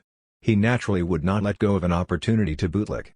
He played along and said, "Ha! As long as you like it. Feel free to come to my place if you want to eat yogurt again. My treat." "Hold on. Xiao Bei. Come with me, let's prepare the fish." "Let me help you." Doji followed him. She tied her long hair and rolled up her sleeves. She also put on an apron with a Pikachu on it. Her voice was gentle yet serious. She smiled and said, "I'll work hard to learn how to cook." She looked like the perfect wife. Li Nianfan had to say, "No. Your hands are so smooth and delicate. I don't want you to hurt your hand. Just stand there and look pretty." "Did you forget that I know how to cast spells? It can't hurt me. Hee hee." Fire Phoenix said coldly, "Don't try to steal my job when it comes to starting a fire." "All right. I admire how motivated you two are," said Li Nianfan. Then, he asked, "But before that, shouldn't you two clean the yogurt off your faces first?" Doji and Fire Phoenix were slightly startled. Then, they wiped their faces with their fingers. Doji licked her finger with her pink tongue and sucked on it. Gulp. Li Nianfan gulped. Can I help you lick off the yogurt on your face? I don't want to see the yogurt go to waste." Meanwhile, Yunshu was trying hard to control her beating heart. She felt the rushing powers inside her body. Her powers were evolving. It was incredible that a saint like her could improve her powers. More like incredibly scary. Staying at the four-part architecture was more effective than cultivating hard for 10,000 years. Is this what the Bigshot eats? This is so unreal. She felt like she could never reach that level. I'm too honored. I'm too lucky. She was in a daze. Goddess Nuwa laughed at her. She pushed her and said, "What? Do you feel like this is unreal, like you're dreaming?" Yunshu sighed in relief. She exclaimed, "Yeah. I feel dizzy, like I've been struck by luck." Same. Goddess Nuwa reminisced, "I was ready to come back to a ruined world when I finally returned. However, I didn't expect the Eldritch world to be so lucky. There's an expert in the realm. You don't know how shocked I was when I reappeared in the four-part architecture. I thought I transmigrated. It still feels unreal. Life's full of surprises." Cultivator Nuwa, "I feel like you were bragging." Yunshu clenched her jaw. Then, she sobbed a little and said, "But I'm truly envious. So envious. Boo-hoo." Meanwhile, in the vast chaos, a big black dog walked while carrying a bald cultivator. He walked gracefully. Why was it not the bronze bald cultivator? Because the bronze paint faded. The bald cultivator threatened Blackie on the way. Blackie did not mind slapping his bronze paint off. Permanently. The bald cultivator now had a crooked mouth. He said, "Lord Dog, we're here. Right there." He complied on the surface, but deep down, he was cursing. "You damn dog. You dare cause havoc on my turf? Ha, you're dead. I'll have dog meat today." Finally, Blackie walked over. He instantly appeared in the Yunhuang world. He looked around and pondered. "Since I'm here to fight, I have to find a way to get everyone to notice me." At the Yunhuang world, they were not at peace. New topics kept occurring. First, the master longevity of the Zengyi sect was killed by an odd force from the chaos. Then, another cultivator from the chaos sneaked into the Yunhuang world. She captured 2 fish and ran. The cultivators who chased after her were missing. None of them had returned to the Yunhuang world. It was the season of disasters. The cultivators of the Yunhuang world had all sorts of theories. Suddenly, A hurricane appeared. A powerful aura appeared in the realm. It overwhelmed everyone. They could not breathe. Dark clouds rolled in and covered the sun. The entire Yunhuang world was dim. Everyone felt the changes of the realm. Their hearts were beating like crazy. They looked up to the sky with hanging jaws. Their eyes were filled with shock and horror. They saw dark clouds moving like crazy. In the end, the dark clouds formed into a huge dog head. The dog's head opened his mouth. His voice was groundbreaking. It echoed in the air. "Hello, hello, can you hear me?" Then, the dog head went silent. Blackie looked to the side. "Oh yeah. What is this world called again?" Cough. All living creatures of the Yunhuang world, listen up. Get your most powerful cultivator and meet me. Or else. Don't blame me for destroying your world. Chapter 501, Blackie, will make you pay. It seems like it isn't enough. Crackle. Lightning bolts appeared around the dog's face, lighting up the sky and raining down on them. "How dare you! You reckless dog! You'll die!" The powerful cultivators of the Yunhuang world widened their eyes. They looked menacing and enraged. They shared the same hatred and anger. The Yunhuang world was shaking from their emotions. A powerful aura was triggered like a beast. It was horrifying. The cultivators of the Yunhuang world were in disbelief. They were enraged, anxious, and shocked. They stared at the levitating dog head. They yelled, "A dog? Have you guys heard anything about a dog beast in the chaos?" No. The only explanation is that this dog's deranged. Perhaps the dog's in the wrong world. How dare you challenge the almighty Yunhuang world? Die. I've never seen anyone this boastful before. The world has gone mad. A dog dares to cause havoc in the Yunhuang world. There were millions of worlds in the chaos. Some worlds were weak, like the Eldritch world. They tried hard to hide. They would be destroyed if they were unlucky. Some worlds were like the Yunhuang world. They did not need to hide their presence. Some cultivators were proud to be from the Yunhuang world. Not a lot of people dared mess with them. The Yunhuang world was unflawed. There were tons of powerful cultivators. They had an unflawed realm cultivator with them, too. Lord Pang started the Absolute Era, but his world creation was a failure. He was barely considered a realm cultivator. He left a flawed world to its own devices. The cultivators of the Yunhuang world did not expect someone to instigate them. Who does he think he is? At that moment, everyone in the Yunhuang world hated the dog. Every sect, every powerful cultivator, and even their enemies shared the same anger. The dog's clearly trying to start a fight. How daring! However, they stayed calm and arrogant. They told their students, "Go find out what's going on. Take care of the issue." There were 22 Chaos Daluo Golden Immortals and 8 Saints in the Yunhuang world. For some reason, some of them were not currently in the Yunhuang world. 15 Chaos Daluo Golden Immortals were currently in the Yunhuang world, along with 8 Saints. The Chaos Daluo Golden Immortals and the Saints were in different corners of the Yunhuang world. Lotuses bloomed in the air. Halo lights shone in the Yunhuang world. It made everyone feel calm. They were confident and respectful. Lights beamed into the sky. They were excellent students of various sects. Mostly quasi-saints. 3 of them had a saintly halo. The cultivators were buzzing as if they saw the power of the realm. They could not breathe. There were 3 saints. 3 saints arrived along with the students of various sects. It was a majestic sight. They came together to defend against an outsider. Incredible. Do you see that? This is the Yunhuang world. The dog's probably pissing itself by now. Ha! I'm proud to be a cultivator from the Yunhuang world. It's only a dog. Do we even need the saints? Everyone from the Yunhuang world was excited. Some weaker cultivators also beamed to the sky to join the glorious moment. The bald cultivator was also excited. He had tears in his eyes. "I'm back. Save me." The dog had barked. "Go away." Boom. Endless wind slashed through the Yunhuang world. The Yunhuang world shook from the rumble of thunder.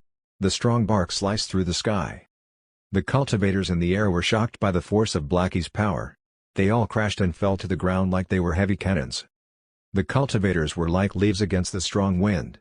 They were cleared out in the blink of an eye. Everyone was baffled. Their smiles gradually faded as their faith collapsed. They thought they were dreaming. So many powerful cultivators, along with the 3 saints, were tossed away like babies from that bark. How? How's this possible? Badump. Badump. No one dared to speak. Uneasy heartbeats echoed throughout the Yunhuang world. Don't you understand? I said, get the most powerful cultivator. Trash, be gone. The dog said slowly. Sigh. A sigh could be heard. Then, a figure of an elder appeared in the realm. He slowly stepped out. Then, the figure instantly vanished. Figures stepped out and instantly vanished again. 15 Chaos Daluo Golden Immortals and 8 Saints appeared in the sky. They stared at Blackie like he was the enemy. Blackie was more powerful than a saint. A Chaos Daluo Golden Immortal could not defeat him. Save me, save me. The bald cultivator cried. He looked at Blackie with horror in his eyes. Then, he scrambled toward the Yunhuang cultivators. Blackie did not look at him. It was troublesome to pinch a tiny ant. An elder with white clothes looked at Blackie. He said, Cultivator. Why did you come to the Yunhuang world? Blackie lifted his chin. He said coldly, Yunhuang cultivators ruined my birthday. I, Blackie, am here to fight. You'll pay for my losses and for the effort I used to come here. You will pay. The elder with white clothes had a menacing glint in his eyes. He squinted and asked in a low voice, what do you want? To make you pay. Blackie smiled. He reached out with his paws. 20 ultimate treasures and spiritual herbs. The elder with white clothes laughed. The powerful cultivators behind him also laughed. They were laughing from anger and mockery. The birthday of a dog? To make us pay? He wants our spiritual treasures? Is this dog joking? Yo, it seems like someone underestimated the Yunhuang world. Can't you see that you're surrounded by us? Their immortal items shined. A powerful aura twisted the realm. Blackie was slightly intrigued. Yes. I want ultimate treasures like that. Hurry up and give it to me. Ha. All right. The elder sneered. He had a transparent crystal ball in his hand. He cast a spell and swiped on the crystal ball. The crystal ball instantly shined with a holographic light. The power of law in the realm was through the roof. He tossed the crystal ball toward Blackie. He mocked, take it then. Let's see if you're able to catch it. Blackie stood still and waited for the crystal ball. Then, the crystal ball shined and vanished. Layers of ripples appeared underneath Blackie. It instantly formed into a jet-black round orb. Blackie was trapped inside. The orb had lands, mountains, rivers, seas, ponds, and lakes. It also had the sun, the moon, and the stars. It was a smaller Yunhuang world. It was kind of like a globe. The treasure was similar to the Land of Mountains and Rivers painting. They were both ultimate treasures that could trap cultivators inside another world. The crystal ball was born with the realm, so it had the limitless power of the Yunhuang realm. Silly dog, you're trapped inside the fate trap. Don't expect to ever come out, said the elder with white clothes. He reached out. The ball started to shrink quickly. It wanted to return to the elder. The crystal ball shrunk to its smallest size. Then, it suddenly expanded. A terrifying power was awakened like a giant dragon in slumber. Bam! A deafening noise could be heard from within the crystal ball. Humph! Isn't it too late to struggle now? The elder in white clothes frowned. He scoffed. He was seemingly calm. He activated his powers and controlled the ball. However, it was useless. Boom! Crack! There was a crack on the crystal ball. Then, the crack started to spread at high speed. This is impossible. Everyone was mind blown, including the elder in white clothes. They felt like it was remarkable. A black dog paw poked through the crystal ball. Then, it attacked everyone with a slap. Chapter 502, There are penalties and punishment for making mistakes. What kind of dog paw was that? A seemingly ordinary paw. It was not threatening at all. However, they could tell it was not ordinary. The elder in white clothes looked stern. Watch out. He stared at the fate trap. His pupils dilated with shock. This is the fate trap, man. It carries the force of the Yunhuang world with some deluxe merit. How did this dog break through? Also, I'm one of the best cultivators in the Yunhuang world. How did the dog escape my trap? This is impossible. How powerful is this dog? Crack. The fate trap suddenly shattered. Blackie walked out from within. His fur swayed with the wind. He looked pissed. His body was still the same size, but his right front paw had expanded. It looked odd. The proportion of his body was off. His paw looked like a giant hammer. A paw-shaped hammer. The giant dog paw was horrifying. Everyone from the Yunhuang world activated their powers and immortal items. They used their defense weapons against the dog paw. Boom. However, the treasures were as fragile as paper when it came to the dog paw. They were ripped apart. The powerful aura overwhelmed everyone. They jolted and backed away like crazy. At that moment, they were petrified. Such a powerful dog. Such a scary dog paw. Sigh. Blackie sighed and said, I just want to be a simple and quiet dog. Is that too much to ask? Can't we all be civilized here? Why do you have to force me to attack? Why? Do you want to dance? Blackie lifted his dog paw. He slapped it downward like how people would swat mosquitoes. The powerful cultivators of the Yunhuang world were under attack. Whoosh. The chaos quaked. The wind from the paw shattered the nearby stars. The elder in white clothes was horrified. His hair stood on ends as he yelled, Everyone, work together. Don't hold back. Use all your immortal items. Everyone could tell that their lives were in danger. They did not need him to remind them. They were horrified and troubled. This is the biggest disaster of the Yunhuang world. Why is this dog so illogically powerful? They activated their defense items to the max. They connected their powers. A turtle shell-like light shield was formed on top of them. Boom. The dog paw smacked down on them. It quaked. Then, the dog paw continued to smack them. I'm asking you, are you going to pay? Are you going to pay? Are you going to pay? Blackie smacked them with his paw every time he asked a question. The ordinary-sized dog stood above the chaos with a gigantic paw. Every smack was like a hammer against a nail. It was visually impactful. The elders and the others were flushed. They endured it as best as they could. With every hit, they slowly went down. At the Yunhuang world, the cultivators stayed on their turfs. They looked up to the sky in disgust. The cultivation sects, the sacred lands, and the cultivation students all cared about the battle. They were uneasy with wild thoughts. What's going on? Is the battle not over yet? This shouldn't be a battle. I heard that all the Chaos Daluo Golden Immortals of the Yunhuang world went to fight. There's no need for that. Right? The enemy's just a dog. This is unnecessary. It's the dog's fault. He's too crazy. He wants to meet the best cultivator. I bet he's crying right now. But, the dog's quite powerful, too. He knocked away the saints with just a bark. He's still doomed to be defeated by the Yunhuang world. The dog messed with someone he shouldn't have messed with. Suddenly, they heard a loud commotion. Here they come. Someone's returning from the outside world. It's the cultivators of the Yunhuang world. Here they come. Get ready to worship them, everyone. Wait. Something seems off. Everyone was excited. However, they soon froze up like statues. They widened their eyes and looked at the sky with disbelief. The powerful cultivators of the Yunhuang world tried hard to survive under a gigantic dog paw. Bam! Bam! Bam! They were being hammered to the ground.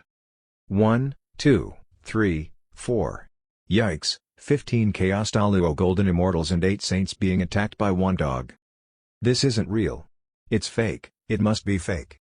This must be a hallucination. Or something's wrong with my eyes. Everyone in the Yunhuang world stared with wide mouths. Their jaws were hanging loose as if they were in a wide-mouth competition. Their hearts trembled like crazy. They were on the verge of a breakdown. The best cultivators of the Yunhuang world were like gods to them. They could not defeat a dog together? At that moment, the powerful cultivators of the Yunhuang world crashed into the ground. Their bodies were already halfway in the ground. They watched as the dog paw hammered them further into the ground. The elder in white clothes finally spoke. Blood came out from his mouth. He did not try to wipe it away. He said hoarsely, "We'll pay. We'll pay. We'll give you anything you want." The dog paw stopped mid-air. Then, it slowly retreated. The powerful cultivators of the Yunhuang world sighed in relief. They used their powers to suppress their injuries. They struggled to stand up. They looked at each other with horror. The black dog walked over like a graceful cat. The powerful cultivators of the Yunhuang world jolted. It was so freaking scary. Blackie slowly landed. He smirked and said, "I'm a reasonable dog. I don't like to use violence. Since you're willing to pay, it means you're reasonable, too. Let's settle this peacefully.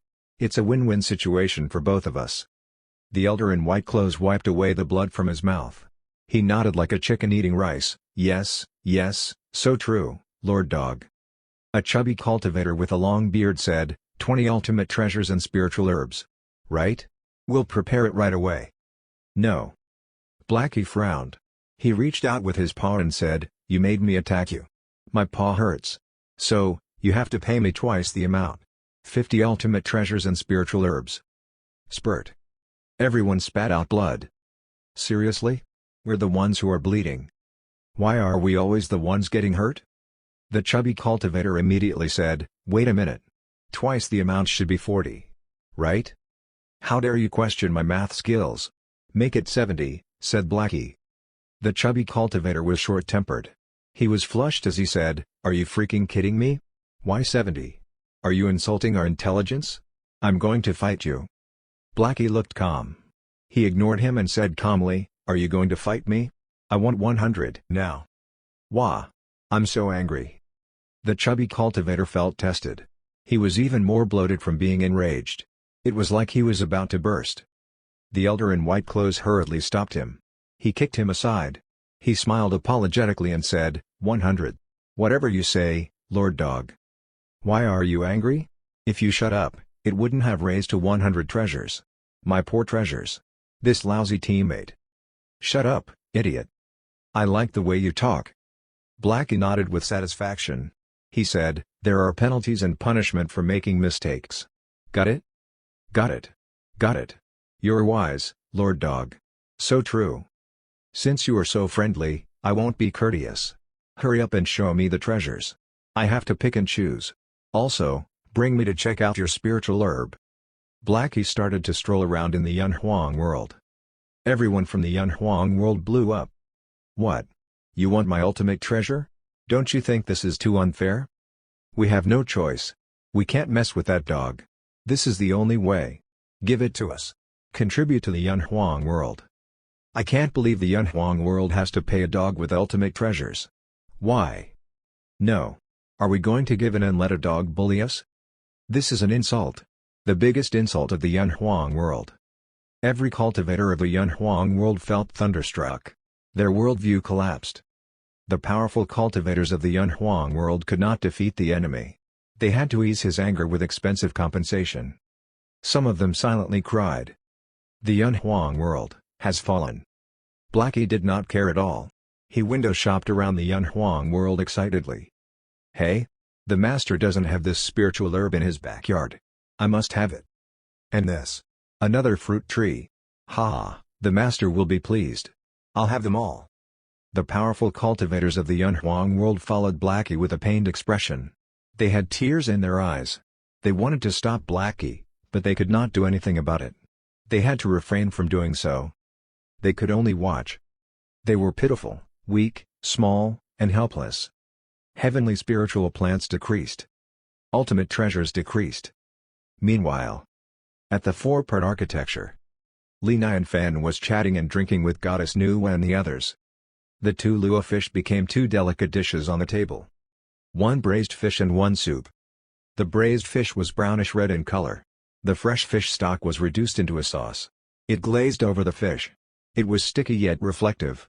The dish was beautiful to look at. An appropriate amount of spring onions was sprinkled on it. It had greens that looked like emeralds. The red chilies were added and they looked like rubies. The two decorative vegetables were perfect.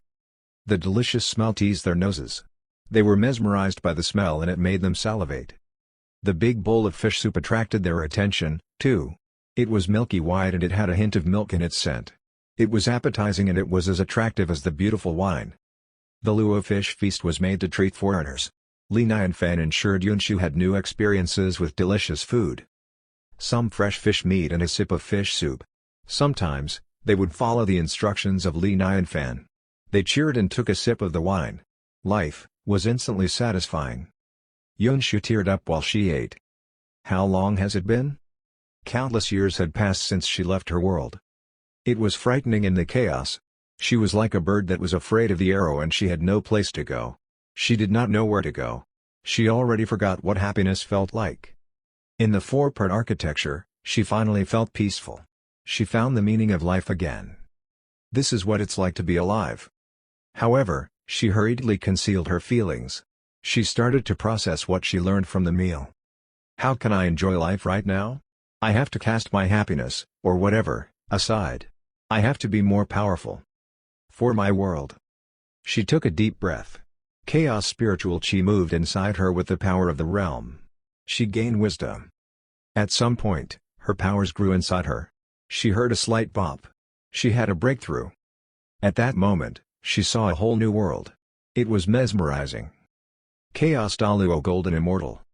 I am finally a Chaos Daluo Golden Immortal. Yunshu was intensely shocked and surprised. She was also in disbelief. Saints were merely a title for guarding the realm. They were indeed powerful, but they could not compare to a Chaos Daluo Golden Immortal. First of all, saints were no match for a Chaos Daluo Golden Immortal. Second of all, saints needed to rely on their realm and deluxe merit. Their powers would weaken in the chaos. Technically, saints were not as powerful as they are themselves. It was more like they were supported by deluxe merit and the power of the realm. Oh yeah. Have some fruits after the meal. Yunshu snapped out of it when she heard Li Nianfan. She looked at the fruit platter and was once again thrilled. She was numb from excitement. Her eyes were red from the tears. The expert noticed that I had a breakthrough. He purposely blessed me with chaos spiritual fruits to help me level up. This blessing is too much. I don't deserve it. Boo-hoo. I owe the expert too much. I can't ever repay him. Chapter 503, How bored do you have to be to do that? Yunshu carefully ate the fruits. She was trying her best to look calm on the surface, but she also looked very cautious. She sucked on the fruits with every bite. She ensured no droplets of fruit juice went to waste. That was chaos spiritual fruit, a treasure of her dreams. How could she waste any of it? She had to glance at Li Nianfan. Li Nianfan had juice all over his mouth. She instantly twitched and felt pained. That wasteful guy. The rich guy doesn't know how precious this is. Li Nianfan asked with curiosity, Lady Yunshu, you should know a lot about the chaos, right? Yunshu hurriedly straightened up when the expert asked her a question. She nodded and replied, I wandered in the chaos for a while. I'm quite knowledgeable. Li Nianfan was immediately excited. He asked, can you tell me any stories about the chaos? He was naturally curious. It was far more interesting than fictional stories. Of course. Yunshu would not let go of this opportunity. She thought about how to start. Then, she told him stories of the chaos. Li Nianfan listened attentively, too. He thought it was incredible. He truly felt how scary the chaos was. There were a lot of powerful beings in the chaos. Danger was everywhere. One could easily get lost if one were not capable. There were also spiraling black holes in the chaos. Some spirals could even absorb quasi-saints and kill them. Moreover, there were millions of worlds in the chaos. The chaos was like a big stage. There were geniuses everywhere and a huge variety of experts. Changes in the chaos occurred all the time. Battles were constant for cultivation improvement. It was extremely cruel. There were also a lot of ferocious beasts in the chaos. Some of them were naturally born from the chaos while others came from different worlds that traveled to the chaos. Cultivators were considered unlucky if they ran into them. In other words, it was highly dangerous. Cultivators faced danger at every given moment. So scary. So shocking. Li Nianfan was mesmerized by the stories. He had to exclaim, the chaos is vast. I truly am a small boat in the sea. Yunshu pursed her lips. Bigshot, please, stop exclaiming. You're the big shot amongst big shots in the chaos. A small boat in the sea is not how people would describe you, that's for sure. So, a Chaos Daluo Golden Immortal is better than a quasi-saint. Above the Chaos Daluo Golden Immortals known as a Realm Cultivator. Li Nianfan felt like he learned something new. He was interested in powerful cultivators. He continued to ask, do you have to create a world to become a Realm Cultivator? Not really. Yunshu shook her head. She groaned for a moment and said, a Realm Cultivator super powerful. They are creators of worlds. No one knows what you have to do to become a Realm Cultivator. It's the cause of why there are so many flawed worlds. It's an act of desperation. Li Nianfan was surprised. How so? Yunshu replied, there are costs for creating a world. Creating a world could easily hurt the creator. Some powerful cultivators would take the risk. They thought they could become a Realm Cultivator by doing so. Risk? Li Nianfan thought of Lord Pang. Lord Pang was the strongest of them all. In the end, he fell from creating realms. His body was turned into a world. He sacrificed himself to create a world. Li Nianfan asked himself if he could be that noble, too. Of course, Lord Pang had lived for countless ages. Life and death meant nothing to him. He was willing to create a world. However, according to Yun Chu, there was another possibility. He wanted to achieve a higher state of cultivation. Li Nianfan did not need to ask anything. Yun Chu continued on her own. A lot of the worlds were born naturally by the chaos. A lot of powerful cultivators struggled to improve their cultivation. Countless years ago, a powerful cultivator accidentally saw an image of the world from the chaos. He was suddenly inspired to copy the chaos. He had an idea of creating another world. In the end, he successfully became a realm cultivator. This is the only known way to become a realm cultivator. But nobody knows for sure because very few cultivators succeed in becoming realm cultivators. Most powerful cultivators died from exhaustion halfway during creating a world. The Aldrich world was quite lucky. Some worlds did not have immortals at all. Li Nianfan nodded. In other words, creating a world was like gambling with your life. If one won, one would become a realm cultivator. If one loses, one would die. There was no third option. The risk of death was high. He had to shake his head.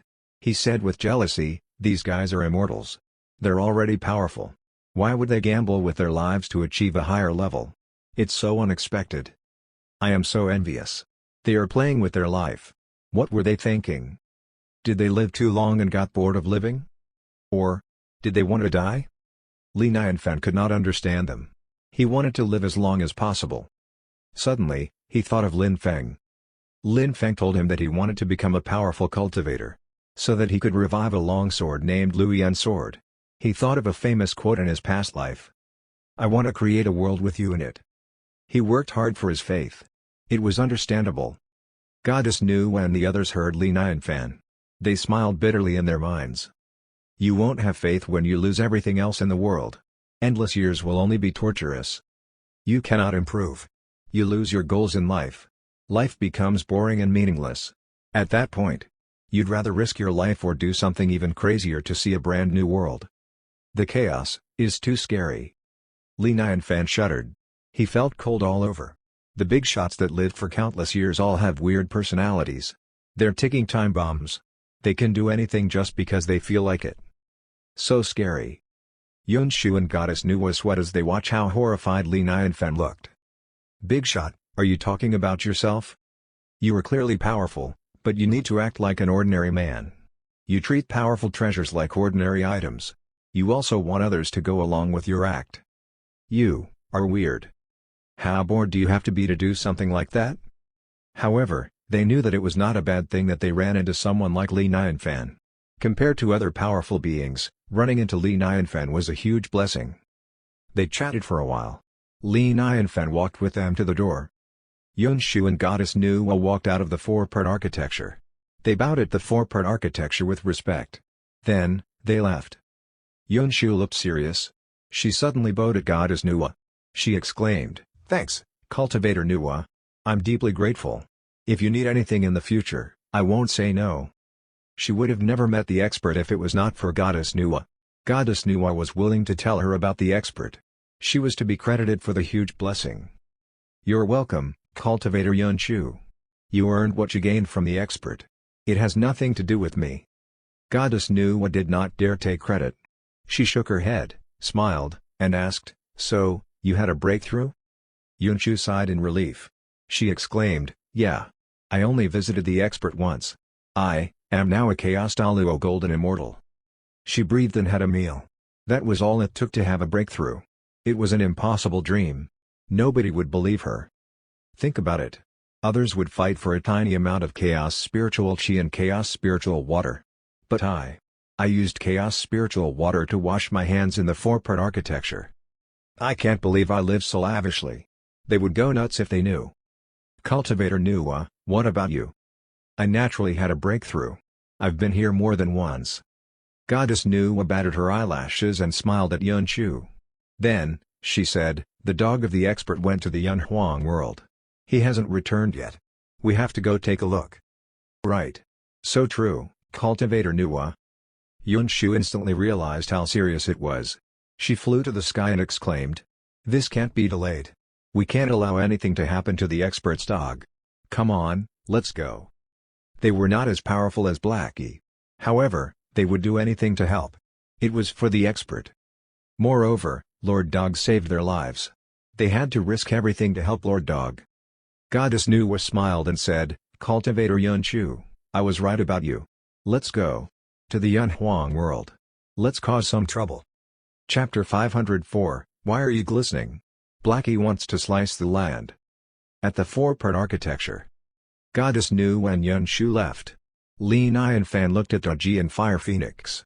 He smiled and asked, "You two really decided to stay?" They were both cultivators. Yet, they were willing to stay in one place to live a peaceful life. Goji nodded and said, "We're not leaving. We pretty much dealt with everything in the Eldritch world. Little Fox is the Demon King now." She was not ambitious. She only wanted to provide a peaceful and cozy environment for her master. She had achieved that, so she was more than happy to stay by her master's side. Fire Phoenix said, "I don't want to worry about the world.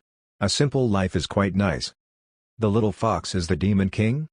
Li Nai and Fan pictured the little fox ordering and ruling the demons. It was hilarious. The demons are doomed.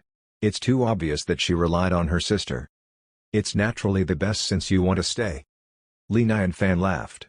He could not wish for more. It was his dream to be accompanied by beautiful women. He groaned for a moment and said, "Let's go to the Wuzhuang Temple." He was about to go to the Wuzhuang Temple before Goddess Nuwa showed up. He finished cooking so he had to check out the ginseng fruit. Goji blinked. She said obediently, "Yeah, whatever you say." Li Nai and Fan immediately clapped. "Xiao Bei, wash the dishes. We're going out." Everyone flew straight toward the Wuzhuang Temple. Meanwhile, at the Wuzhuang Temple, the Jade Emperor and the Empress stared at the ginseng fruit tree. They frowned. The two Chaos Daluo Golden Immortals had been buried for a while. However, the ginseng fruit tree was still wilted. It did not work at all. The Jade Emperor frowned. He said, "No way. Ginseng fruit tree, you're a spiritual plant. You can't be completely dried out. Right?" The Empress also frowned and said, "These are two Chaos Daluo Golden Immortals. They're more powerful than you when you were alive. This can't save you either. Come on, ginseng fruit tree."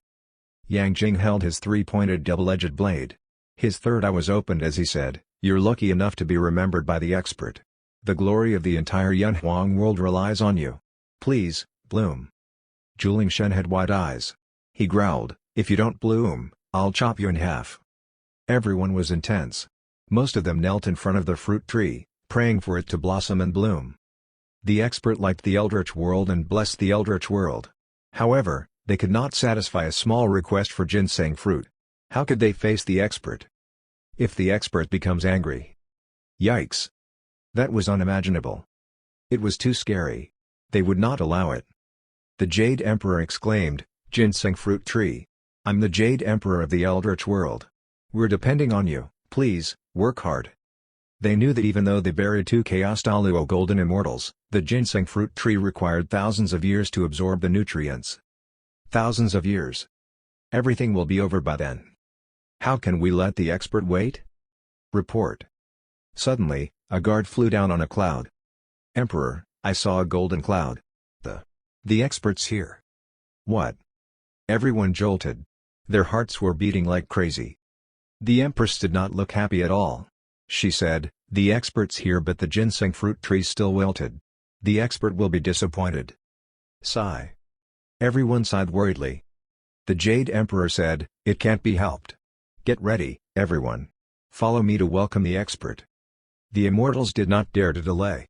They flew out of the Wuzhuang Temple to welcome the expert. Soon, a golden cloud appeared. They immediately looked serious. They smiled with friendliness. Li Nai and Fan saw the row of heavenly guards. He was slightly startled. He smiled and said, "Yo, what a coincidence. Emperor, Empress, Erlang Shen. I can't believe you're here, too."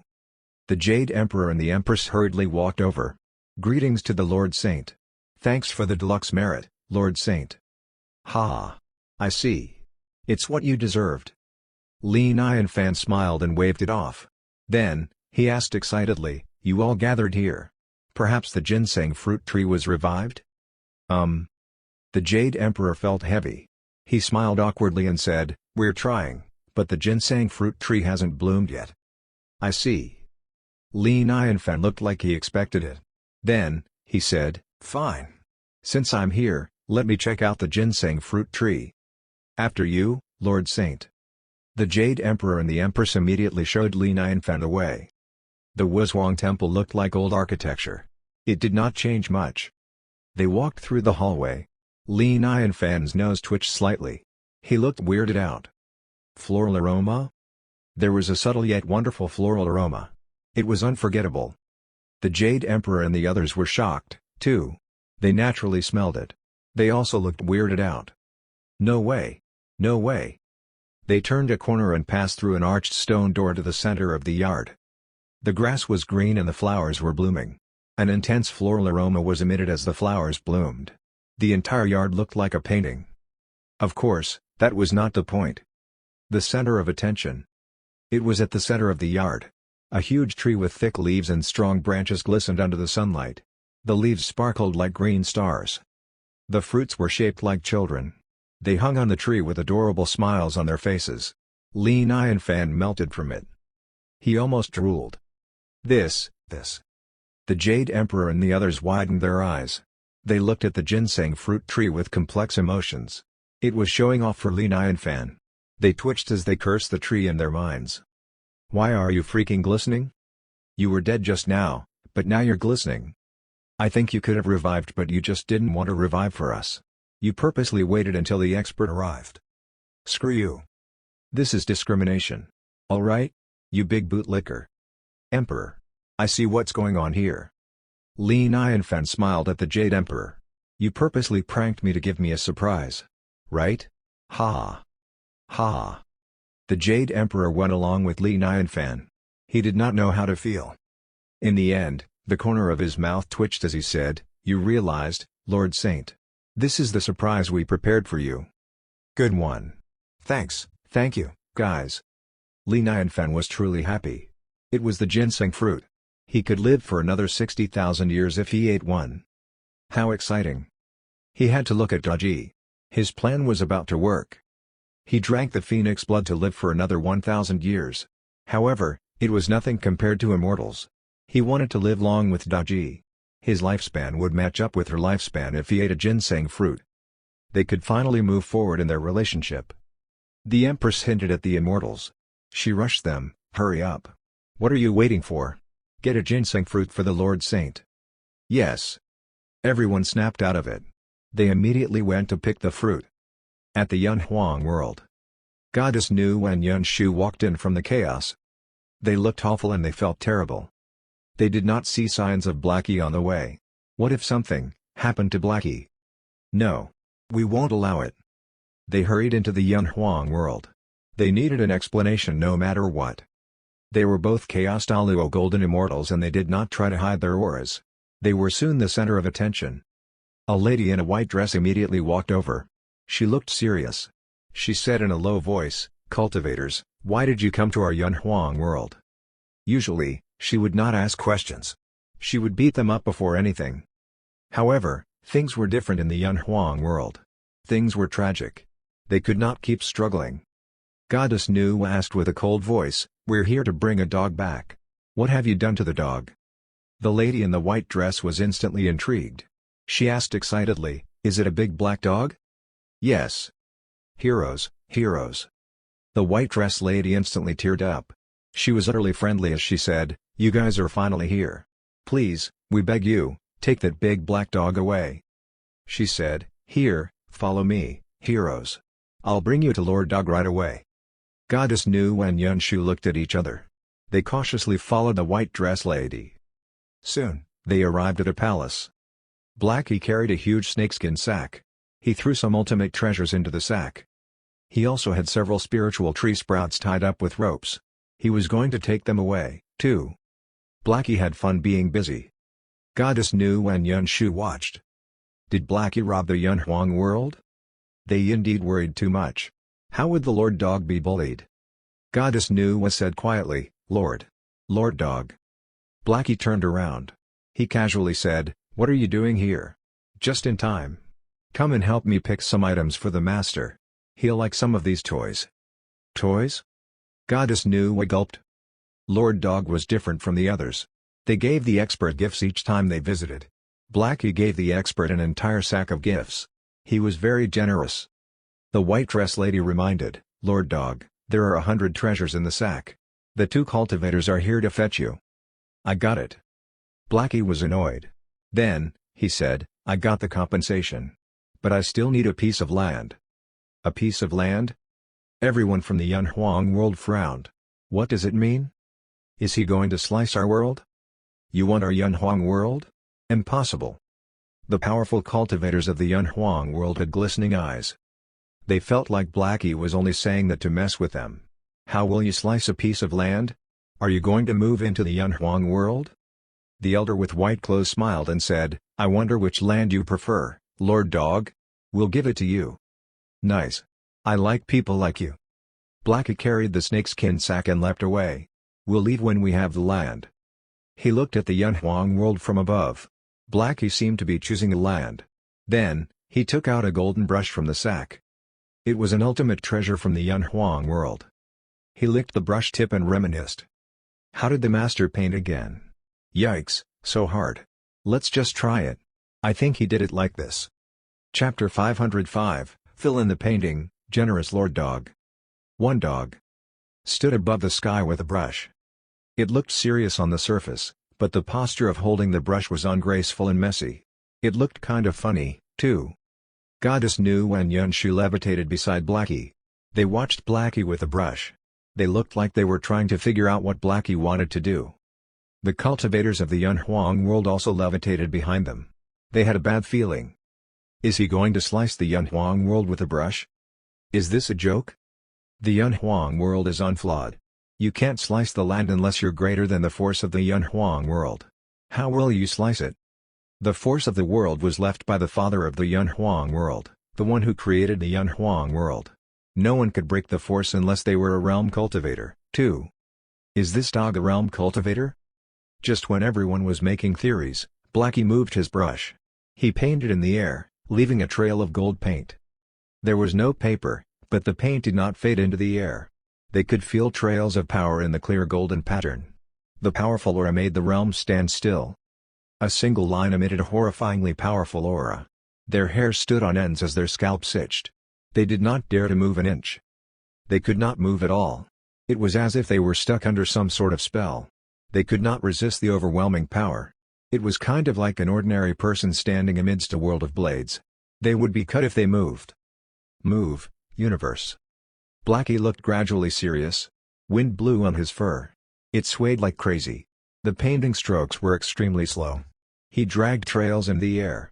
The powerful aura emitted subtle light above the realm. So hard. It's so difficult for a dog to paint. Blackie tightened his grip on the brush. If the master did this, he would be done in just a few strokes. It looks so easy. Boom. Rumbles of thunder could be heard in the Yunhuang world. It was as if the sky had fallen. It was dim. Then, lights beamed into the sky. Golden lotuses were blooming on the ground. There were all sorts of odd phenomena. It was clear that the realm was fighting hard against it. In the end, the phenomenon formed into a huge power figure. It was like a beast. It looked like a dragon but it was not. It looked like a phoenix but it was not. It was as big as the Yunhuang world. It was endless. They could only see parts of its moving body. It stood above the thick clouds and opened its mountain-sized eye. It stared at Blackie. At that moment, it attacked Blackie with a force that could easily crush a Chaos Daluo Golden Immortal. This is, the figure of the realm. The powerful cultivators of the Yunhuang world widened their eyes. Their hearts were thumping. That was the force of the realm. The father of their world left them the force when he created the Yunhuang world. The force made the Yunhuang world unflawed. It was why the cultivators could become Chaos Daluo Golden Immortals. It was unlike the Eldritch world. The cultivators were weaker because they lacked the force of the realm. However, no one from the Yunhuang world looked happy. Their jaws were hanging from extreme horror. They saw Blackie paint ropes to tie down the force of the realm. Then, parts of the beast were separated from its body. It merged into Blackie's painting. "Don't move, you'll be responsible if I paint it incorrectly. Be a good boy." Blackie pressed down on the struggling beast with his gigantic dog paw. He can do that?" Everyone gasped at the same time. They rolled their eyes from shock. They had goosebumps all over. Too scary. Not even the force of the realm could stop Blackie. Blackie was bullying it. Blackie continued to paint. In his painting, there was a rough outline. Somebody recognized it. "This is the Takeshu Mountains to the Yunyusi borders of the Yunhuang world." It was a large area. A lot of secret borders were hidden within the area. Blackie connected them into a circle. Boom! The area instantly lost its powers. The power of law faded. Any cultivator in that area could feel the loss of their cultivation. They fled like crazy. The area became a no-cultivation zone. All powers were rejected from that area. The powers rippled onto the painting. They kept forming into paint. Finally, the rough outline of the painting was filled in. It looked exactly like the sliced land, except much smaller. "He's actually slicing the land." Then, the painting compressed into a small crystal rock that shined. It occasionally emitted power of law. It was very eye-catching. "Done. Finish." Blackie flicked his dog paw that held the brush. He used a lot of effort for the painting. Gulp. Everyone looked at the crystal rock and gulped. Especially the cultivators of the Yunhuang world. They did not dare to breathe and they did not dare to speak. A realm cultivator. Dog. This is the state of despair. Blackie placed the brush and the crystal rock into the snakeskin sack. He carried it on his shoulder and said, "All right. I'm leaving. Bye." Goddess Nuwa and Yunshu did not dare to delay. They hurriedly followed with cautiousness. They looked at the big sack carried by Lord Dog. They were as shocked as the cultivators of the Yunhuang world. They did not expect that Lord Dog was a realm cultivator. Every improvement for Chaos Daluo Golden Immortals was huge. Cultivators of the same level could be ended at any given moment of the battle because they could not delay time with their techniques. They were battling purely out of power. Powerful cultivators were powerful cultivators. The Lord Dog was powerful. However, he was too horrifyingly powerful. A realm cultivator was on a whole other level. Most importantly, they knew that Lord Dog had a master. Lord Dog said he was merely a dog owned by the expert. Scary, terrifying. The expert was unimaginably powerful. The cultivators of the Yunhuang world watched as Lord Dog left. No one said a word. After a long while, the elder in white clothes made sure Lord Dog was gone. He exclaimed with a trembling voice, "I have to inform Father God about the situation. We have a realm cultivator in the Yunhuang world, too. How dare they insult Father God like that? We have to fight back." Saints could not be insulted. They were proud of their dignity because they were powerful cultivators in the vast chaos. Every cultivator had times where they lost some powers. It was incredibly difficult to get them back. It would require a lot of time. After all, the cultivators were too powerful. How could they simply revive their powers? Some cultivators would even destroy and absorb an entire world just to heal. Therefore, all cultivators would try not to hurt each other too harshly. However, the master of that dog was too much of a bully. Who let the dog out? They did not want to disturb their father god. However, they knew that the dog was unreasonable. They would be doomed if they threatened Blackie. They let Blackie do whatever he wanted so that they could take revenge later. The elder in white clothes thought of something. He said, "Oh yeah, bring the bulb cultivator, too." At the Eldritch world, a big black dog was carrying a supersized sack while biting a tree sprout. He excitedly walked toward the four-part architecture. "Oh la la, so many treasures. The master will be happy. I'm going to be complimented by the master." The items emitted a huge amount of spiritual chi in the Eldritch world. A power from a different realm nourished the Eldritch world. It caused an earthquake. Naturally, it attracted a lot of attention. The princesses counted the stars in the sky. They curiously flew over. They immediately jumped when they noticed it was Blackie. One of the princesses forced herself to be courageous. She bit her lip and stepped forward. "Greetings to the Lord Dog. May I ask if you want to see the expert, Lord Dog?" Blackie looked at her and nodded. "That's right." The princess immediately said, "The expert's in the heavenly palace right now. He isn't in the immortal realm." "I see. Thank you for saving my time." Blackie was cold. He immediately turned to head towards the heavenly palace. He said from afar, "Reward. Then, a light figure flew in front of the princess. It was an orange. The princess was overjoyed. She kept thanking, "Thank you, Lord Dog. Thank you, Lord Dog." The other princesses regretted their actions. That was a chaos spiritual fruit. She gained such a huge reward for giving directions. How could we miss out on that? The Lord Dog was indeed the pet of the expert. He was so generous. A missed opportunity.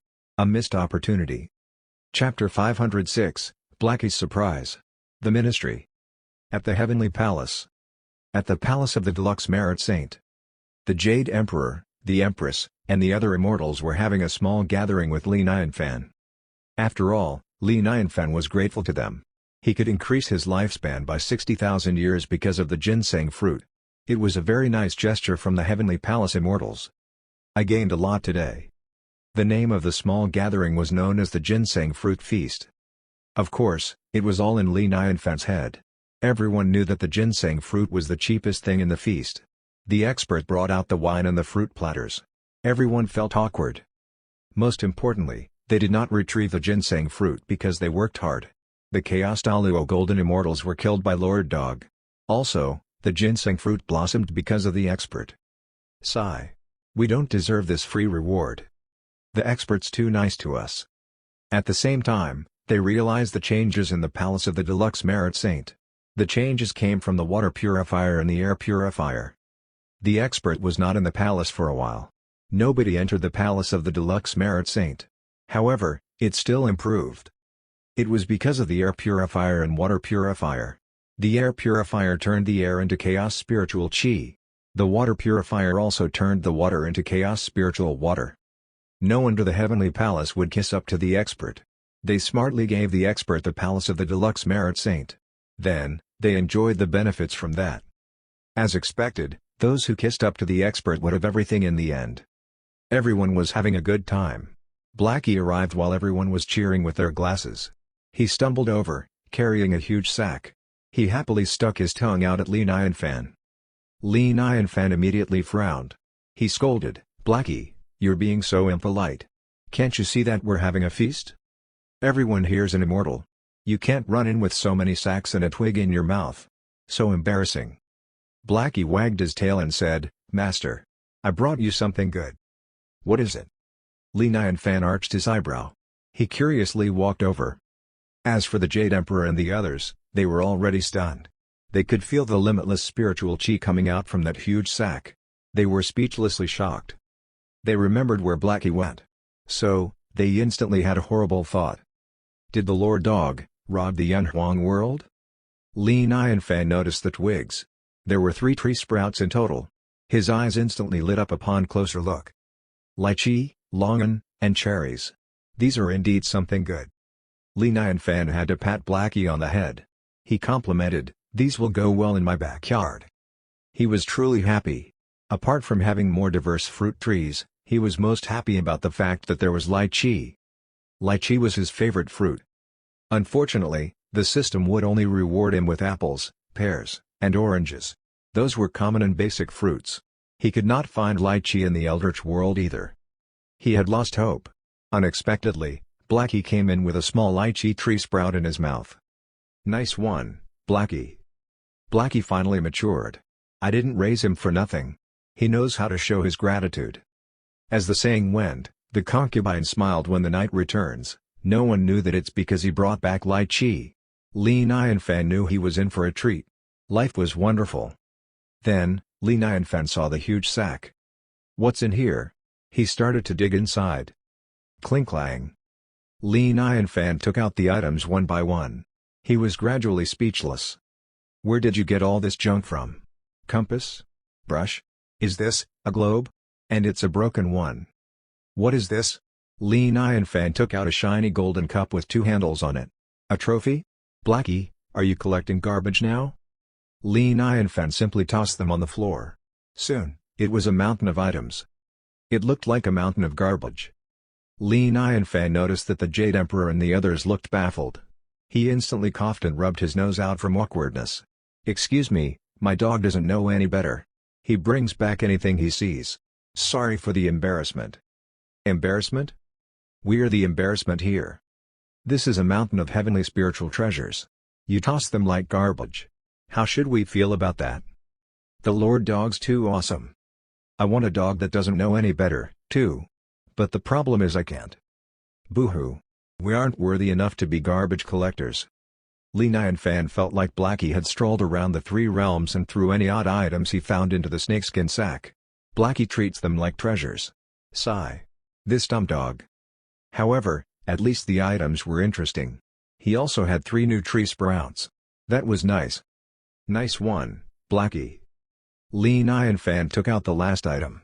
It was a shiny rock and it looked like a crystal. It was around the size of a quail egg. It reflected under the sunlight. The realm went still when he took out the item. The Jade Emperor and the others almost stared their eyes out. They breathed heavily and their faces were flushed. This is such an intense power of law. This is pure realm chi. Is this the chi of the Yunhuang world? They could feel the eldritch world quake. It expressed its desires toward the item. It was an instinctual desire. Any living creature desired it from the bottom of their hearts. After all, the eldritch world was flawed. They could use that to fill up their flaws. Diamond? Nanan was surprised. He could not believe that he saw a diamond. The diamond was huge, too. It must be at least 3 carats. The diamond work was refined and polished. It was truly a diamond from the cultivation world. The natural diamond was so refined. Nice. One after another. He planned to increase his lifespan by eating the ginseng fruit. Then, he was planning to marry Daji. Here came the diamond. Diamonds were probably not that important in the immortal realm. However, Nanan coincidentally had one. He felt like he should follow traditions. He should make a diamond ring and marry. I'm now a man of status and connections. This wedding must be grand. I need the 3 realms to witness this wedding. The demons, the heavenly palace, the underworld, and the immortal realm. They were all successful cultivators that would be there. He had a plan in mind.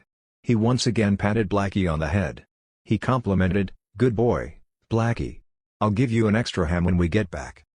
Blackie wagged his tail and barked. "Thanks, master." Nanan turned around and chatted with the Jade Emperor and the others. He smiled and said, "Come on, everyone. Don't stop. Feel free to eat and drink." Everyone raised their glasses with smiles on their faces. Truthfully, the delicious food was instantly less delicious. The expert's too good at knocking us down. Why can't we be friends without showing off our riches? Soon, the ginseng fruit feast ended. Everyone stood and said their farewells. The Jade Emperor and the Empress walked out from the palace of the Deluxe Merit Saint. They went to the Lingxiao Palace and ran into Goddess Nuwa and Yunshu. They had been waiting there. They immediately straightened up. They bowed and said, "Greetings to Empress Goddess Nuwa and Empress Yunshu." "No need for courtesy," nodded Goddess Nuwa. The Jade Emperor was full of shock. "Empress Nuwa, do you know that Lord Dog?" Goddess Nuwa smiled and said, "I know what you're trying to say. Yunshu and I went to pick up Lord Dog at the Yunhuang world. He indeed robbed the Yunhuang world. He brought back 100 ultimate treasures and spiritual trees." They already guessed it, but they were still shocked. Somehow, they were kind of proud. The Yunhuang world was far stronger than the Eldritch world. However, they were robbed. That was so satisfying to them. Nice, ha. The Jade Emperor took a deep breath. He continued, "The realm crystal." Lord Dog forcefully took it out from the Yunhuang world. Goddess Nuwa paused. Then, she reminded them, "Don't even think about the crystal unless the expert wants to give it to you." The Jade Emperor smiled awkwardly and shook his head. He said with respect, "I was only curious. How did the Lord Dog get the crystal?"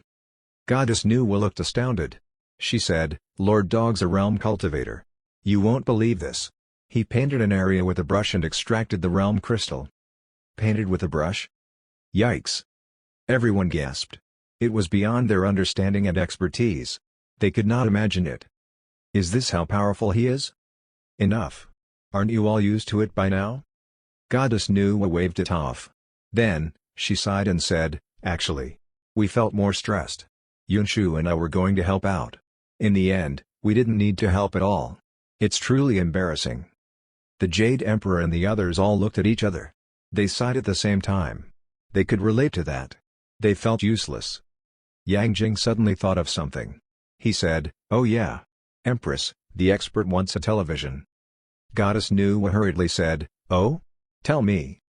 Yang Jing and the others immediately told her everything in great detail. Meanwhile, at the depths of the chaos, it was covered by endless darkness. The area had no stars. It was known as the Sea of Chaos. It birthed a small world. The worlds in the area had no nights or days. They had no seasons. The environment was brutal. The hurricanes could crush a quasi-saint. The worlds were not created by realm cultivators. Instead, they were naturally birthed by the chaos. Amidst the endless darkness, there was a huge danger. It was also a huge opportunity at the same time. Meanwhile, in a small world covered in black dirt and surrounded by black mountains, two elders in black robes walked in the black hurricane. They walked slowly. Their black robes seemed to be unaffected by the wind. Their robes slowly swayed.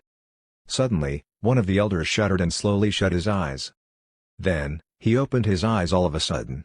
A cold glare shot out like a blade.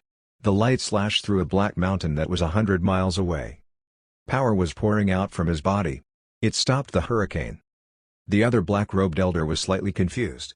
He asked curiously, "What's going on?" The elder squinted. He had a chilling hoarse voice as he said, "Somebody caused havoc in the Yunhuang world I created. He extracted the power of the realm that I left there." The other cultivator was intrigued. "Oh, really? So rude. I see that he's also a realm cultivator?" "Ha! There's more." The elder smirked cruelly. "The attacker's a dog." The cultivator was expectedly interested. "Oh? Are you sure? Why would I lie to you? It seems to be an ordinary black dog." "So interesting. Is it a magical beast from another dimension? That's so rare. We have to inform the ministry, let's capture it."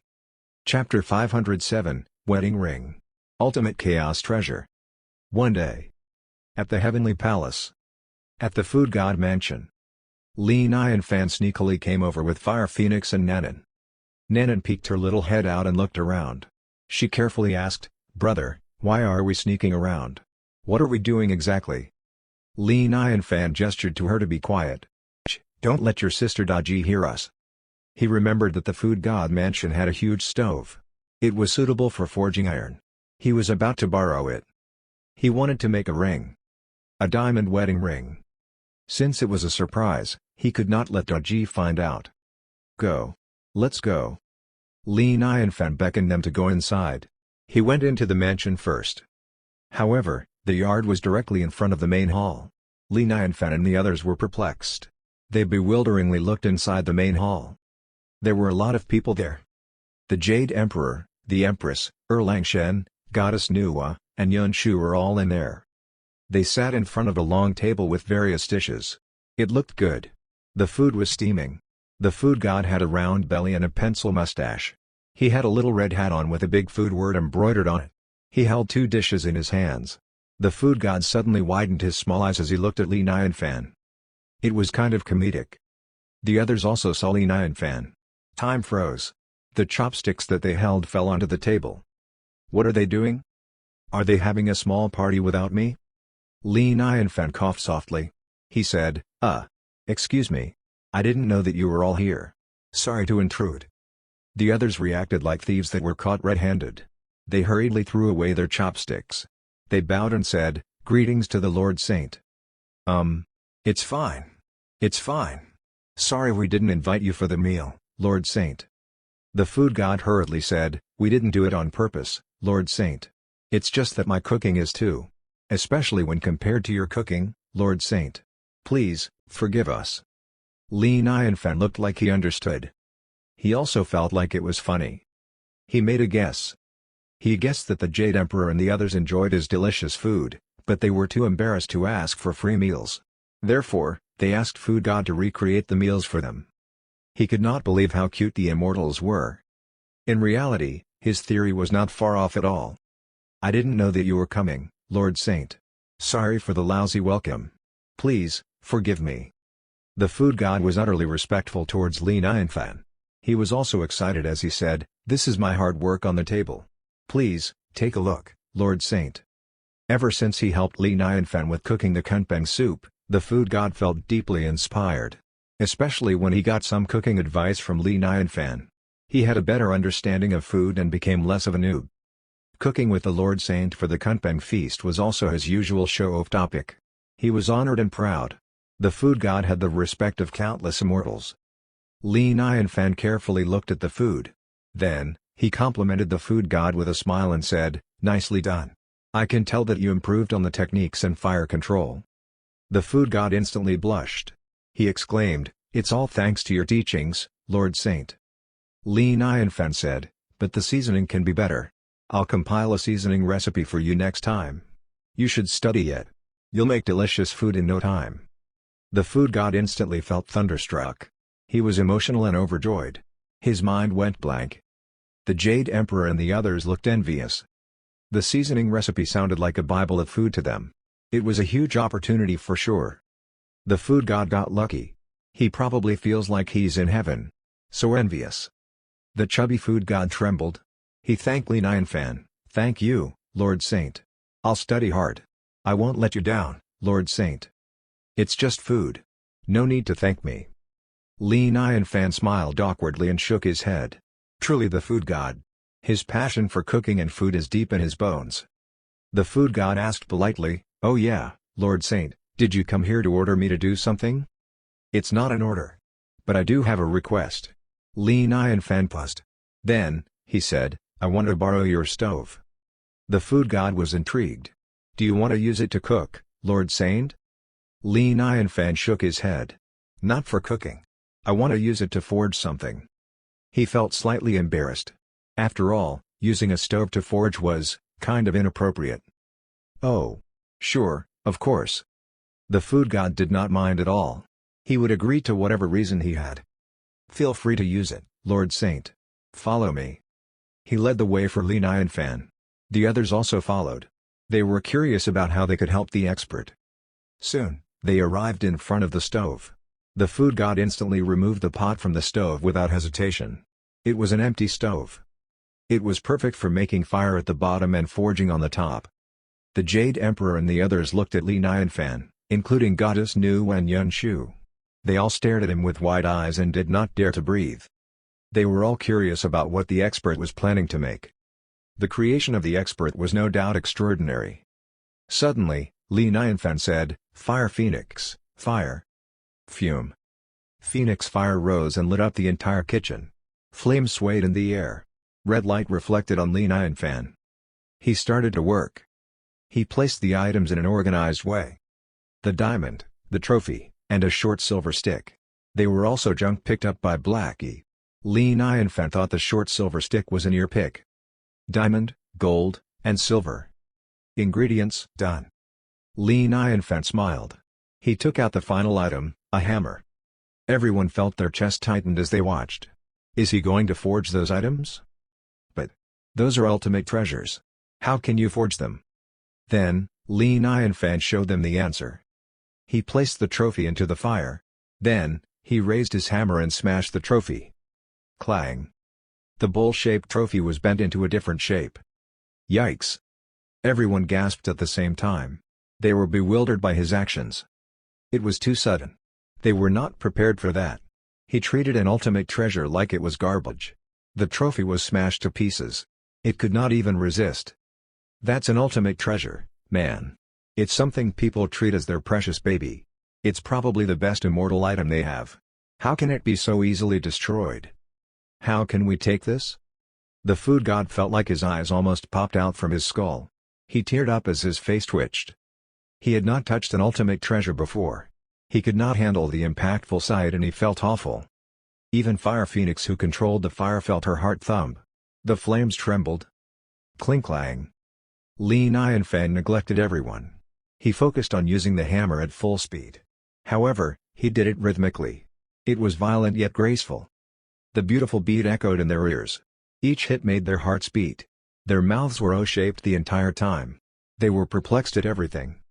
So, this is what a heavenly spiritual treasure sounds like when it's being hit by a hammer.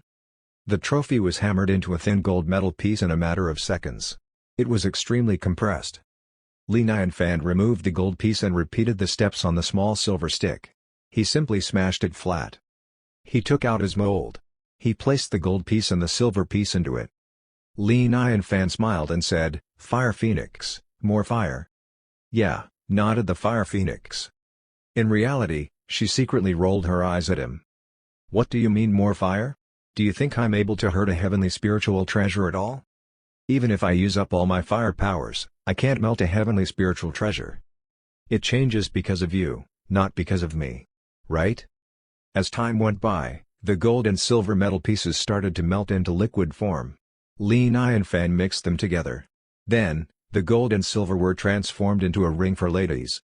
However, it was only the outline. The next step was the most important. He needed to mend it.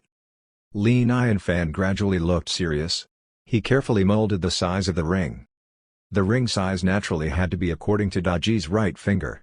The ring setting must be made according to the diamond size. The two of them needed to be perfect. Otherwise, it would be all for nothing. Thankfully, Li Nianfan was a professional. Everything was under control. All right, done. Li Nianfan happily merged the diamond with the ring. Goddess Nuwa and the others felt blinded by the ring. The overwhelming aura was like a huge beast that washed over them, majestic and holy. Powerful. Goddess Nuwa and Yunshu did not dare to look at it. They felt petrified.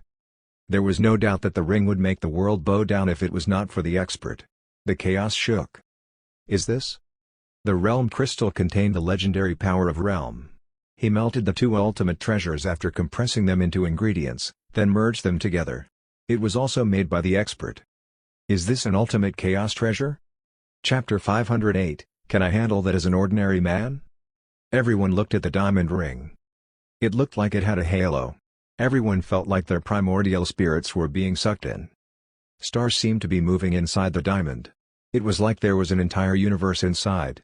It signified an infinite world with trees, mountains, rivers, the sunrise, and the moon. It was mesmerizing. Any light that was reflected on it was bone-chilling. It made them anxious. Aside from the diamond at the center, the ring setting itself shined lively. An aura was subtly emitted. It could defeat a heavenly spiritual treasure anytime. It's a weapon. A legendary weapon. This weapon must be unimaginably powerful because the expert actually put effort into it. Li Nianfan inspected it for a while. He smiled and said, "How is it? Pretty, right?" Everyone bafflingly replied, "Pretty.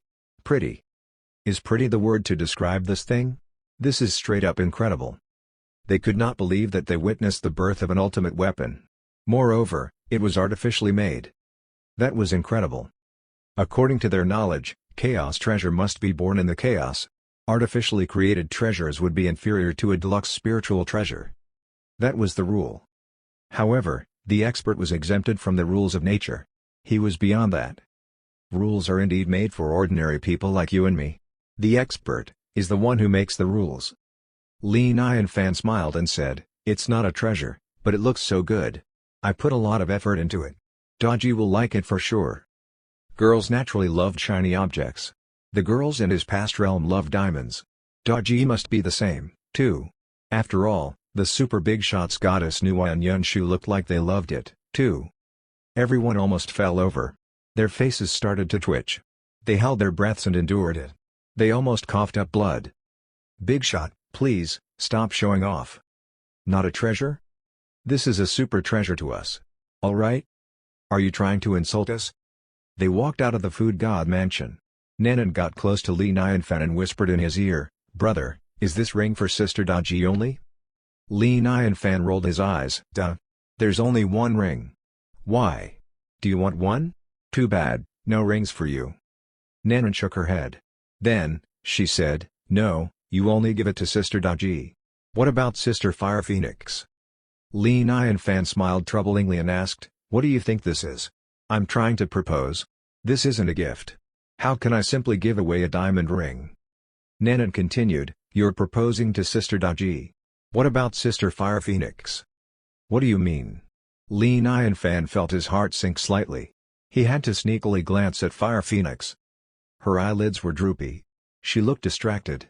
Her brows were furrowed like she was sad. She was also kind of sighing under her breath.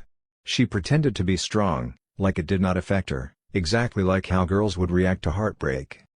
"No way." Nanan said, "Sister Fire Phoenix will be jealous." Li Nianfan asked the most important question, "Jealous of who?" He could not believe that Fire Phoenix had a crush on him. She was a phoenix. Li Nianfan had the utmost respect for her. How can a legendary phoenix goddess like me? He was close with Fire Phoenix. They had been living together under the same roof. However, he could not imagine that something would happen between them. After all, phoenixes were a symbol of regality and pride. They were utterly holy. It would be kind of awesome if a phoenix had a crush on him. He was considered a legend amongst people who transmigrated. Fire Phoenix and Goji were close, too close. Perhaps they were the true couple?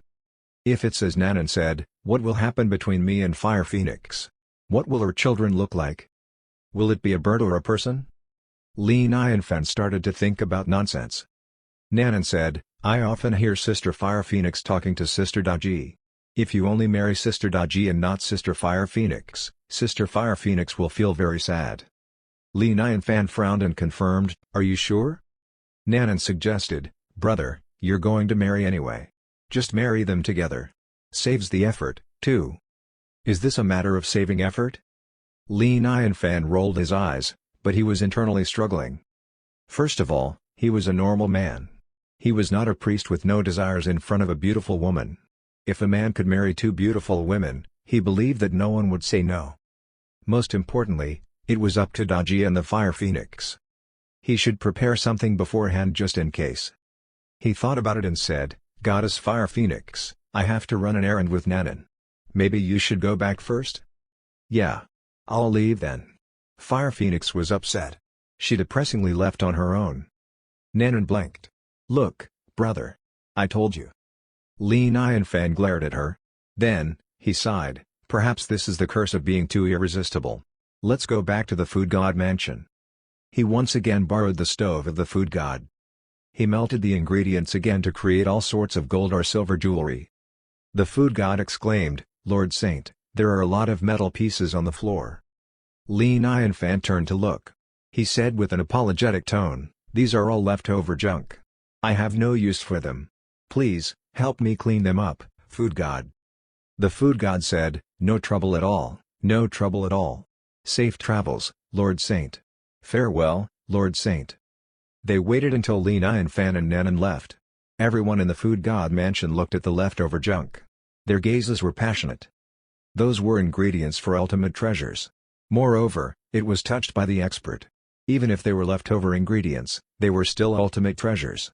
They were not ultimate chaos treasures, but they were better than heavenly spiritual treasures. They contained a hint of ultimate power. The expert naturally did not want them. However, the trash of the expert was a come-up for everyone. Those were ultimate treasures to them.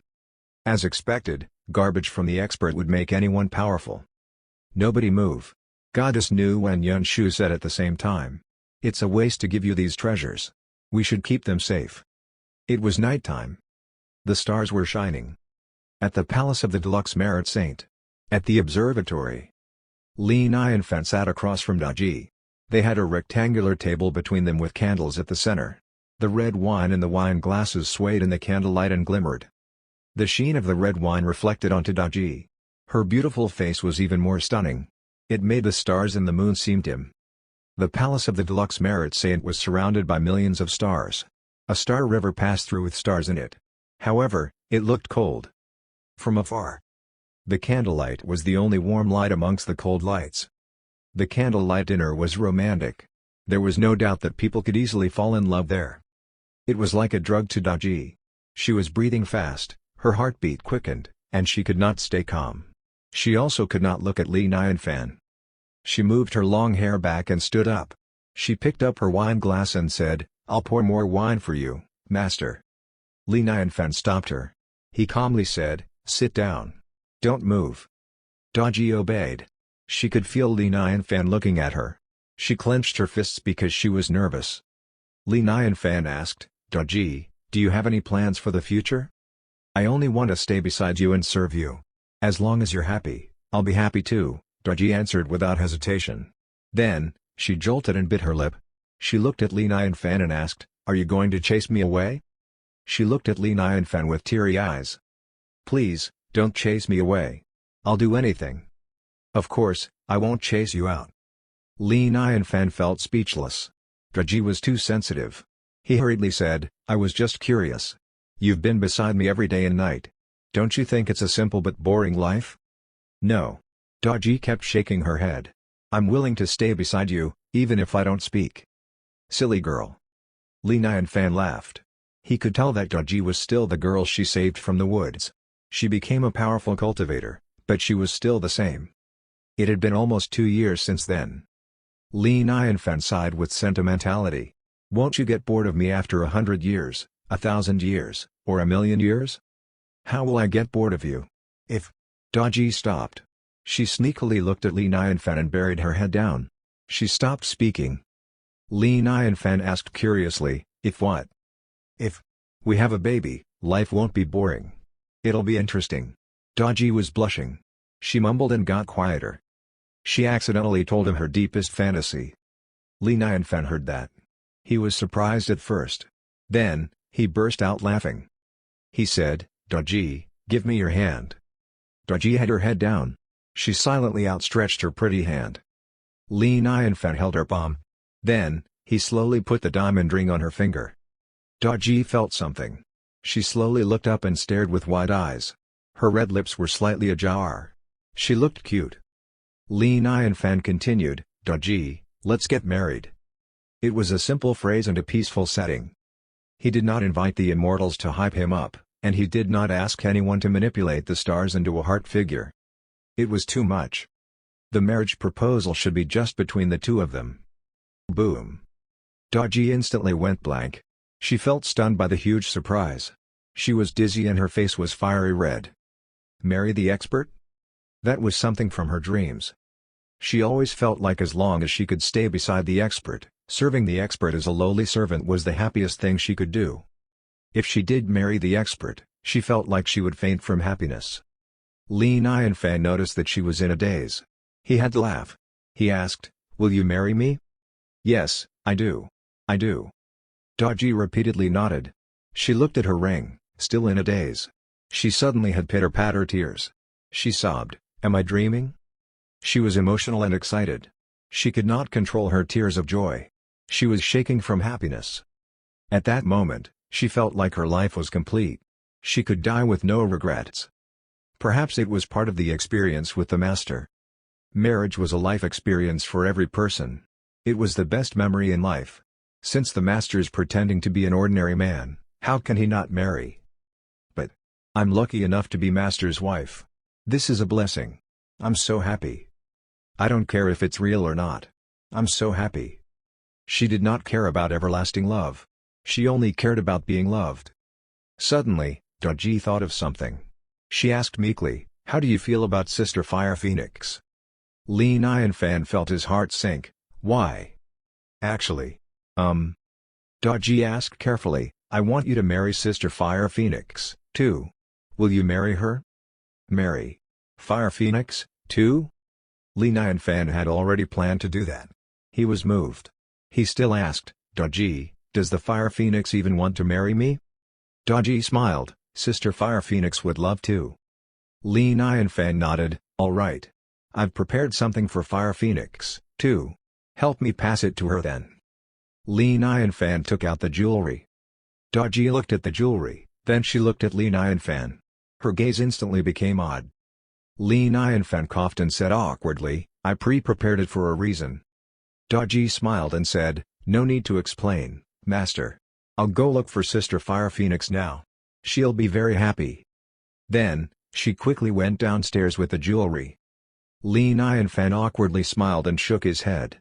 He started to let his mind wander. He thought about the wedding. As his mind wandered, he suddenly thought of something terrifying. Goji was an immortal. Fire Phoenix was a phoenix. He was an ordinary human. They were so different. I have a strong body, but I can't compare to the two of them. Moreover, Goji had ice-type powers. Fire Phoenix had fire powers. Fire and ice? Can I handle that as an ordinary man? Li Nianfan subconsciously touched his waist. He felt flustered. What should I do? Help me. Chapter 509, Worldwide Celebration. Forbidden Spell. At the Heavenly Palace. The clouds were everywhere in the sky. The sunlight and the star river were endless. Holy light poured out along with immortal music. The background music was a beautiful touch to the gracious scenery. As the immortal realm went back on track, the heavenly palace was running smoothly, too. They also had more staff. The guards and the princesses flew around from time to time. Li Nianfan stood in the palace of the Deluxe Merit Saint. He stood on the observatory and enjoyed the majestic view of the heavenly palace. A row of changes had floaty dresses. They held trays and floated toward him like the wind. They immediately stopped when they saw Li Nianfan at the observatory. They bowed with respect and said, "Greetings to the Lord Saint. We're here to tailor custom wedding dresses for Goddess Goji and Goddess Fire Phoenix." Li Nianfan also saluted. He smiled and said, "Thanks for the trouble, pretty goddesses. What are the materials for the dresses?" "Pretty goddesses?" Everyone pursed their lips and chuckled at that. They replied, "Lord Saint, this is made from rainbow-tainted clouds." No wonder the colors so dreamy. Li Nianfan nodded and waved it off. He said, "Go ahead." "Yes." Every change bowed. Then, they floated into the palace of the Deluxe Merit Saint. Nanan treated them as guests. She poured them some beverages and served fruit platters. They were stunned. They realized why everyone said it was a huge blessing to visit the expert. The beverages and fruits were unimaginable. Lord Saint rewarded them with blessings, but he also treated people with kindness. They were grateful and they were more respectful. Li Nianfan stood on the observatory. He looked at the busy heavenly palace and smirked. The red ribbons hung high. Every palace was decorated with lights and lanterns. The news was out. Their Lord Saint was getting married. It naturally shocked the three realms. The entire heavenly palace got to work without the orders of the Jade Emperor and the Empress. Juling Shen and the others ran around to decorate the 4 heavenly gates with hibiscus flowers. He also called Goddess Flower to help decorate the area with thousands of flowers.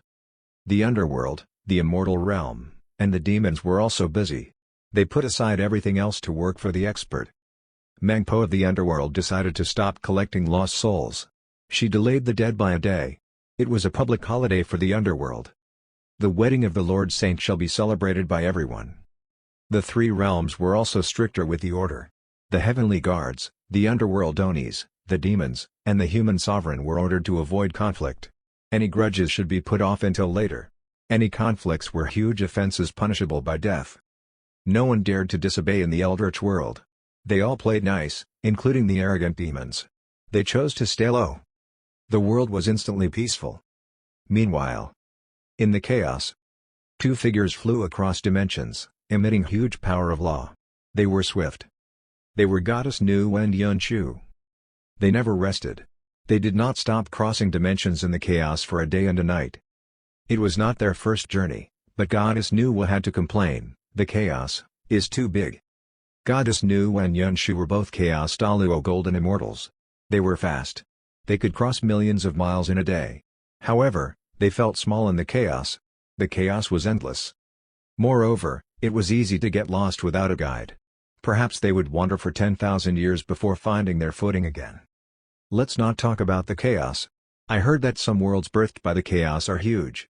It'll take a long time for us to cross those worlds, Yunshu finally spoke. She exclaimed, "Those worlds are powerful, and our worlds can't compare to them. I heard that Chaos Daluo Golden Immortals died there. It's horrifying. They call it the area of the gods." Goddess Nuwa nodded. She was not surprised. It took her a lot of time to cross the Eldritch world.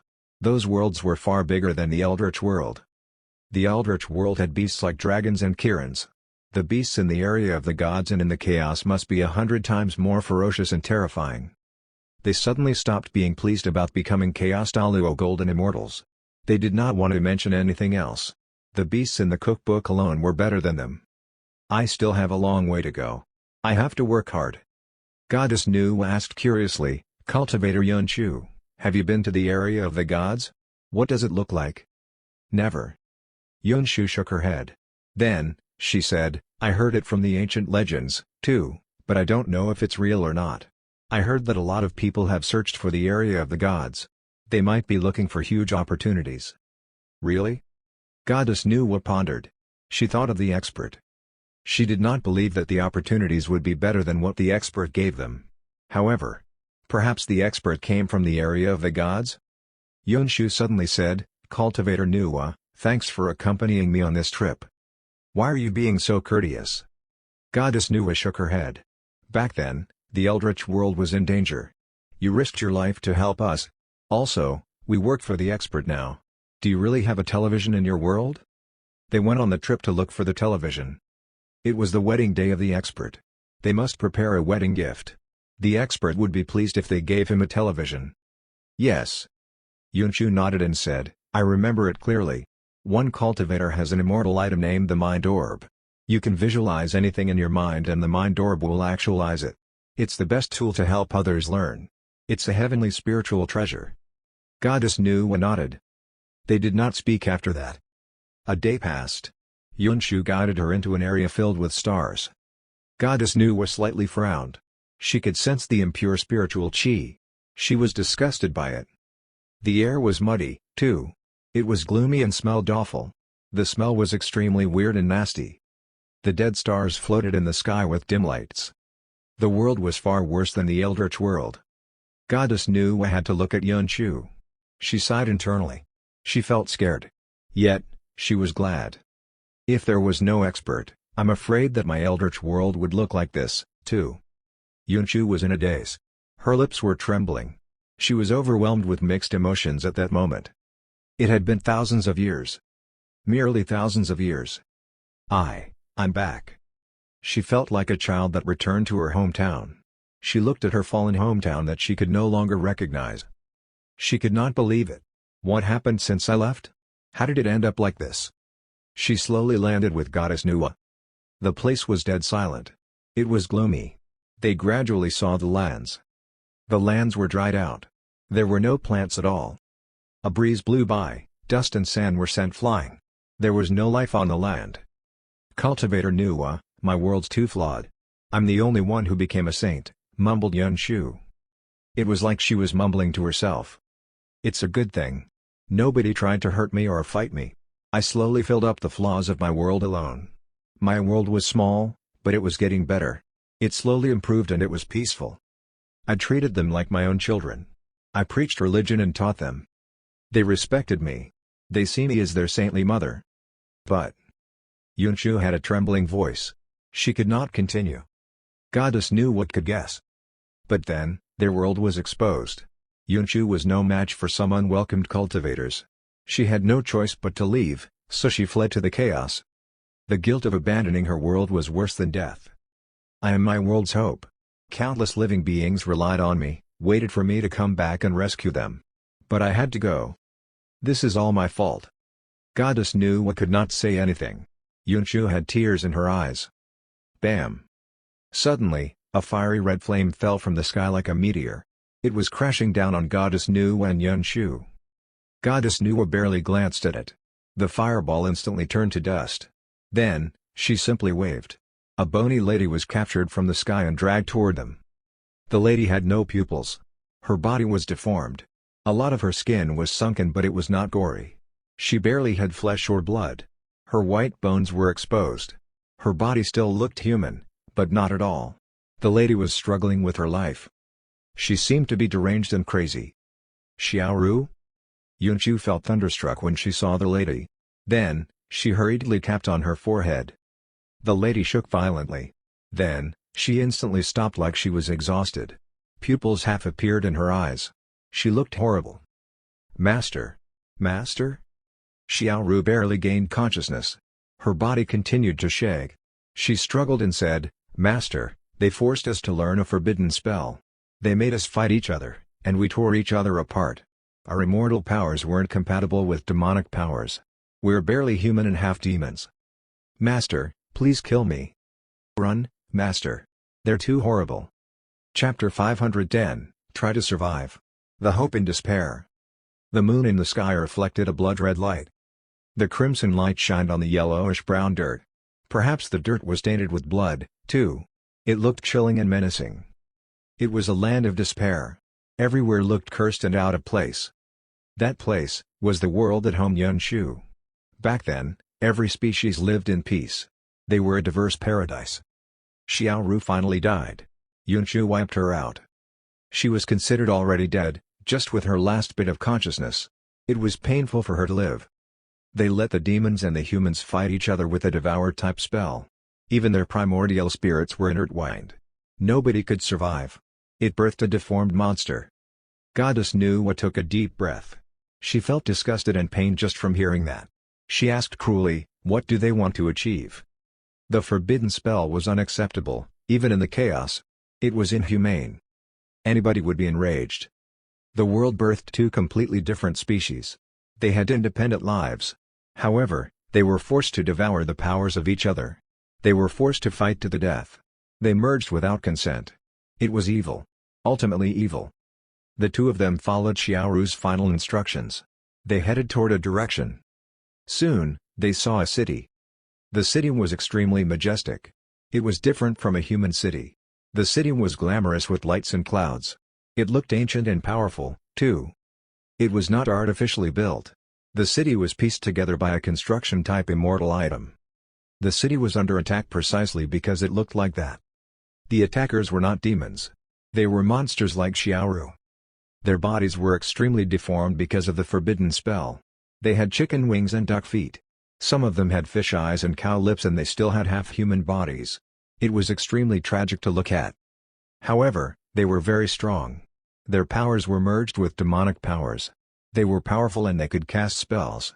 Fire, black water, and cold wind filled up the place. They were casting flashy spells everywhere toward the city. The city itself was casting spells, too. They were fighting against them. Goddess Nu and Yunshu straightened up. Somebody was alive. The city was piled up with half-human half-demon monsters. They looked menacing and dangerous. The city was a city in danger. It was doomed. They were like cattle in a cage. They were going to be destroyed sooner or later. An elder with white robes and white hair had sunken eyes. He looked exhausted yet determined. He held a 7-layered gold pyramid in his hand. There was Zen energy coming from him. He guided everyone around him and made them less anxious. The cultivators around the city stood up straight. Some were cultivators, some were demons. They stared at those monsters outside the city, holding their weapons tightly. They were ready to die in battle. They were like trees that protected the city. One could never beat them down. The city of hope won't fall as long as we're alive. I'm ready to die. Bring it on. Attack. They yelled. Some of the cultivators flew to the air. Some went straight for the sea of enemies fearlessly. They held their immortal items and attacked.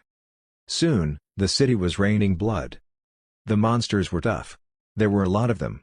However, they were deranged.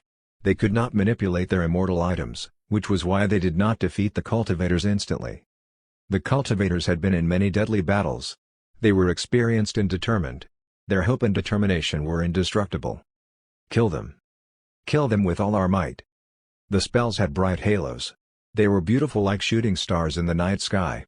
However, reality was all gory with flesh and blood. Boom. Suddenly, there was a huge earthquake. A hurricane attacked them like an ancient beast that was awoken from its slumber. It attacked the city with a terrifying force. The menacing aura washed over the city of hope. A huge hand came crashing down from the sky. It was like the sky had fallen. They could not breathe under the enormous pressure. The white-robed elder tossed his 7-layered gold pyramid in the air. It levitated and had a golden halo. It was like a small sun in the sky. It formed a light shield and blocked out the attacks. Roar. There was a roar from a faraway area. The roars came over them in waves. It hit the shield. The echoes from the shield caused lands to collapse. 3 meters of land were wiped out. Boom. There was a black figure from afar. It was not large, but every step it took made the earth shake. It was like an uncontrollable force. The figure was a man. However, he had black bear fur everywhere on his body. He looked like a barbarian. He even had 2 heads. One head was human while the other head was a bear. They both had terrifying wounds on their faces. Their cheekbones popped out and they were scary. The monster emitted the aura of a quasi-saint. He caused the hurricane attacks against the city. The white-robed elder slowly levitated. He looked serious. He said, "Leave this monster to me. Take care of the others." "Elder Qingyang," yelled everyone. They stared at the elder. They were worried but helpless. Elder Qingyang was the only quasi-saint left. No one could fight that monster except him. However, Elder Qingyang was injured. The cultivators were able to survive because of his guidance. Everyone relied on him. He did not have time to heal or to rest. He could not win against the monster under the circumstances. Elder Qingyang raised his hand, but he was looking at a bunch of children in the city. The children were looking at him, too. Some looked terrified, some looked determined, and some looked worried. Children, the will to survive is the best form of determination. Try to survive, never give up hope even if it's hopeless. Elder Qingyang bowed and said, "I'm sorry that you were born in this doomed world. It's our fault. We're selfish because we wouldn't let our world die. You're our only hope now. Face the battle outside the city. Don't be afraid. We hope you can grow up someday and lead this city out of despair." Then, he flew into the air and did not look back. He had the 7-layered gold pyramid above his head. He went straight for that monster. "Ha, come on. Let me see how powerful this new test subject is." Black clouds rolled in and formed a gigantic human face. He laughed maniacally and looked down on everyone. "This is my first successful test subject. A double-headed monster that devoured each other equally. Don't let me down." It appeared that the world had become a huge experiment field. The city was like a toy for the Chaos Daluo Golden Immortal. He did not destroy it because he wanted to test out his monster subjects. He captured the living beings of the world and forced them to learn the forbidden spell. Then, he forcefully experimented on them. Forced them to tear each other apart. It was inhumane. An arena that was far crueler than a beast fight. The people of the city lived in a hopeless place. They struggled to survive for thousands of years, but they did not give up. Elder Qingyang flew in front of the double-headed monster. He yelled as he pointed, "Shoot!" A beam of light that contained power of law blasted out. The light blasted toward the monster in the blink of an eye. It was a small and delicate flying sword with a golden bell tied to the handle. It was ringing. The ringing was subtle, but it was effectively distracting. The bell and the fast sword were a fantastic combo. Nobody could dodge that attack. Quasi-saints were powerful and destructive. However, Elder Qingyang used all his powers in that sword attack. No powers leaked out from the sword as it was sent on its way. A black path appeared as it flew. It was like a page that paper cut sliced through space and time. For cultivators of the same level, the cultivator that had an immortal item was definitely at an advantage. Elder Qingyang had been a quasi-saint for 10,000 years. He was experienced in being a quasi-saint. He knew how to fight the monster that did not have an immortal item. He knew he had to kill him in one single attack. The monster did not dodge it. He raised his paw and tried to grab the flying sword. He tried to grab the sword with his bare hands. Slash. Light beamed inside the monster. It quickly slashed through the monster and vanquished all his demonic powers. Finally, the longsword slashed through his palm and into his bare head. Nice. Countless cultivators inside the city cheered with gleaming eyes. However, the flying sword did not fully penetrate the palm. That bare head was barely pierced, but the sword stopped moving forward.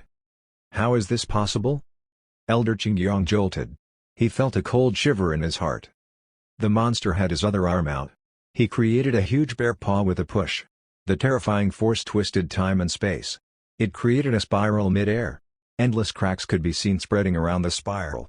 The spiraling black hole was about to devour Elder Qingyang. The 7-layered gold pyramid shielded Elder Qingyang.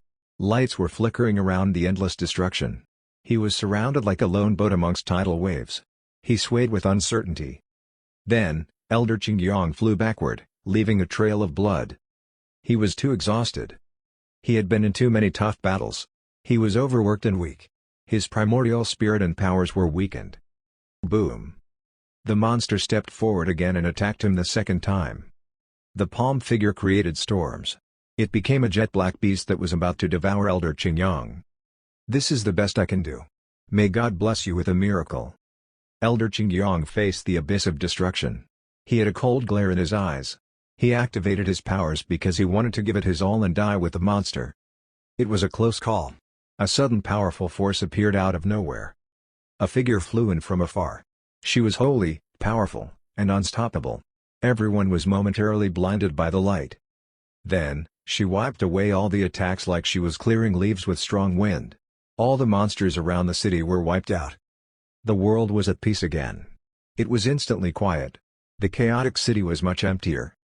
Everyone in the City of Hope was shocked. They also looked confused. The face in the sky was as confused as they were. Soon, he snapped out of it. He yelled, "Chaos Daluo Golden Immortal?" He was enjoying the show. He felt angered because somebody interfered. "I remember you. Your name's Yunshu. You're that weak and pathetic saint. How dare you come back?" "Ha ha. Good. I need to experiment on a Chaos Daluo Golden Immortal, too. Don't run. Wait for me." Chapter 511, Is This the Miracle They Spoke Of? At the City of Hope. Endless danger and brutality covered the land. It was a city of despair. 2 Chaos Daluo Golden Immortals manipulated the city behind the scenes and it became an arena for experiments and battle sports. The people of the city were like trapped ants. They could not resist.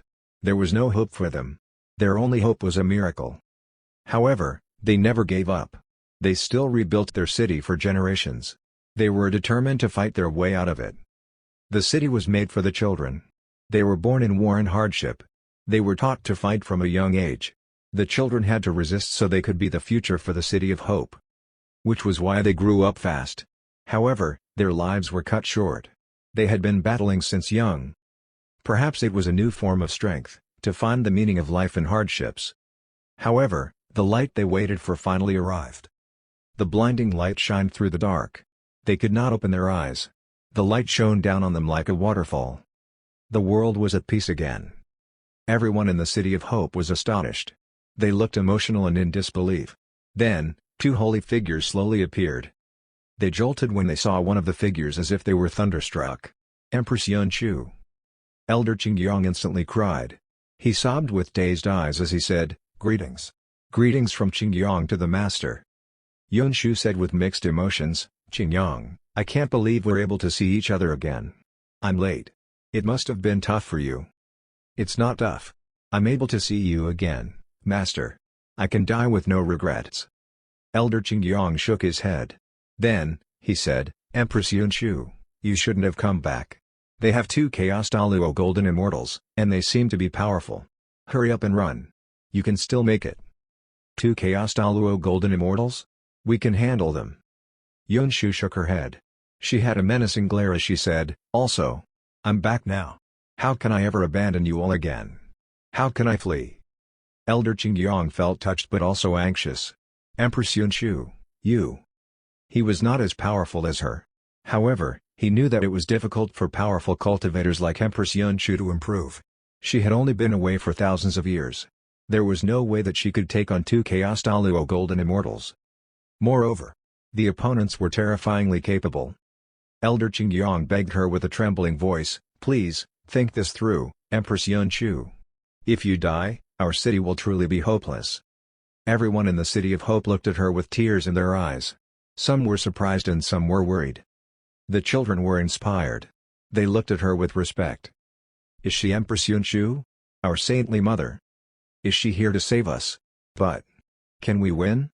Empress Yunshu. Run. We can hold on for 10,000 years."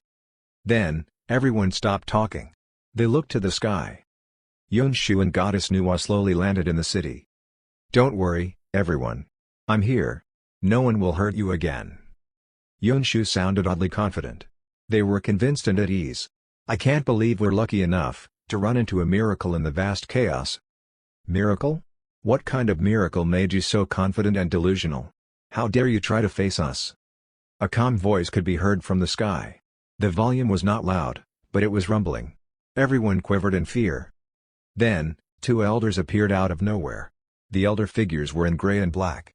They suddenly appeared and looked down on everyone in the city. "I see that you have helpers. Just in time. I must capture you. I'll enjoy watching 2 holy and beautiful Chaos Daluo Golden Immortal ladies fight against the beasts." They laughed creepily at the same time. Yunshu slowly levitated. Her powers were like tidal waves. She said coldly, "I shall kill you today. You'll pay for what you did to my people." "Yeah, right. You?" The elder in black scoffed. He swiped out a crystal ball. The crystal ball shined and heightened his aura. A roaring power washed over them. It instantly caused a landslide. His body changed, too. He was enlarged. Boom. His foot crushed the ground like a huge pillar. The land was crumbling like paper, exposing the red molten lava inside. The gigantic feet landed in the lava and continued to enlarge. It caused a lava hurricane. Lava was splashing out from the ground. The giant stood tall with his feet in the ground. His body surpassed the clouds. Everyone looked up at the giant body. They could only see parts of his body. Boom! The pressure overwhelmed them. Their foundation was destroyed like a wet sponge being squished. The lava was splashing out like a fountain. Stars fell from the sky. They were in an apocalypse. Yunshu and Goddess Nuwa pulled out their lotus lantern and dust-free mirror. Their light shields protected the City of Hope. Are you trying to protect this place? How can you protect this place? Stop joking. Cruel voices echoed in the realm. Their breaths were wild hurricanes that shook the earth. He raised his arm. It was as huge as an endless sea. The arm was going to crush them. A giant hand that fell from the sky. It was unimaginably huge. They could not resist it. It was too scary and invincible. The giant hand cast a jet-black shade. It had not crushed them yet, but the light from the lotus lantern had started to flicker. The crystal ball was the mind orb. It could project a virtual reality with the actual power of the user. The user could form an attack with their imagination. The Elder in Black looked down upon the insects and smirked. How will you handle this attack? If you dodge it, the City of Hope will be turned to dust. If you forcefully take it, how will you handle it? You shall abandon your people again. I bet you look good when you run like a coward. Everyone in the City of Hope looked at the incoming giant hand. They were filled with horror and despair. The hand that could wipe away everything. Empress Yunshu, dodge it. They all prayed at the same time. Suddenly, a golden light appeared in front of Yunshu. The golden light was subtle, but it stood out in the dark. It became the only light source in the depressing darkness. It was the golden hairpin. It looked uneven with messy patterns. It was not a refined hairpin. The golden light was like a strand of hair compared to the giant hand. They could easily neglect it. Everyone was dumbfounded, including the Elder in Black. Is she going to block my attack with that? Yunshu took a deep breath. She slowly pushed out the hairpin. It was not like she was pushing it, but rather gently sending the hairpin out with an after-you gesture. The Elder in Black knew that something was off. He frowned and scoffed, trickery. He attacked faster. Then, the golden hairpin moved. It blasted toward the palm, leaving a bright trail of golden light. It was not loud, nor did it create any obstruction. However, its soar suddenly heightened to an unbalanced level. It was hard to watch. This is... The Elder in Black was frightened. He watched as the golden light came closer. Then, the giant hand vanished even before the hairpin touched it. The entire arm vanished. Any part of the arm that touched the golden light vanished into nothingness. The arm vanished in an instant. The Elder in Black could not make a sound. He still maintained his composure instead of a horrified one before he vanished. The realm-changing Elder vanished in an instant. He was no longer there. The world was once again empty. The mess that he left behind reminded everyone it was not a dream. Plop! The crystal ball fell to the ground. That was the television. Everyone fell into a daze. The Elder in Grey at the side almost stared his eyes out. His mouth was agape and his mind went blank. He lost the ability to think. He started to go into error mode. Mother of God! What is this? Where did my ally go? Something's wrong. They're cheating. He snapped out of it. Fear ran through his body. His body went cold as his hair stood on end. His hair was spiked. Wait a minute. Am I next? I'm going to die. He wanted to run. However, he realized that he could not move. The golden light was pointing at him. Something was holding him down. He could not struggle or resist. Is this wisdom? Is this the miracle they spoke of? This is indeed a freaking miracle. No. I'm with the ministry. Who dares to kill me? Chapter 512, A Godly Book at the Bottom of the Pile. Learn from pictures. Who is he? What was the last word he left behind? Before he vanished? The light did not make sense at all. It did not give anyone any explanation. How horrifying. On the surface of the ground, limitless lava was boiling and bubbling. The heat was everywhere, evaporating this world. For the cultivators, this was a small scene that nobody minded. Everyone was still caught up by the light. How enchanting, how shocking. They could not help thinking about it. It was like sunshine in the darkness, the first ray of sunlight by the end of the skyline. What kind of glow was that? They could not tell from their realm. They only felt that the light was beyond their world. It was like the truth all of them had been looking for. The truth of all cultivations. What truth was that? Since ancient times, nobody could tell. And yet, they seemed to have seen it. Gradually, they snapped back to reality. Victory. So powerful. If the Elder in Black didn't have such a drastic change, I would have assumed the two of them to be actors. Two Chaos Daluo Golden Immortals vanished, just like this? Everyone found it hard to believe. In a broken world like theirs, even a saint was not to be seen around, let alone a Chaos Golden Immortal. They respected the Chaos Daluo Golden Immortal deeply. And yet, two Chaos Daluo Golden Immortals simply vanished, just like that. Right in front of them. This was too triggering. Their scalps felt itchy as they trembled. How unreal, this felt like a dream. Qingyang Elder gulped and said with disbelief, Teacher, you're so powerful? Not me, the expert who made this hairpin is powerful. Yunshu shook her head and felt the power of truth from this hairpin. She took in a deep breath and cried in awe, you've no idea. This hairpin was just a byproduct when the expert made another treasure. What? Gasp. Everyone was shocked. They felt as if they were listening to a story. This was too magical. This refreshed their senses. This was way too powerful for them.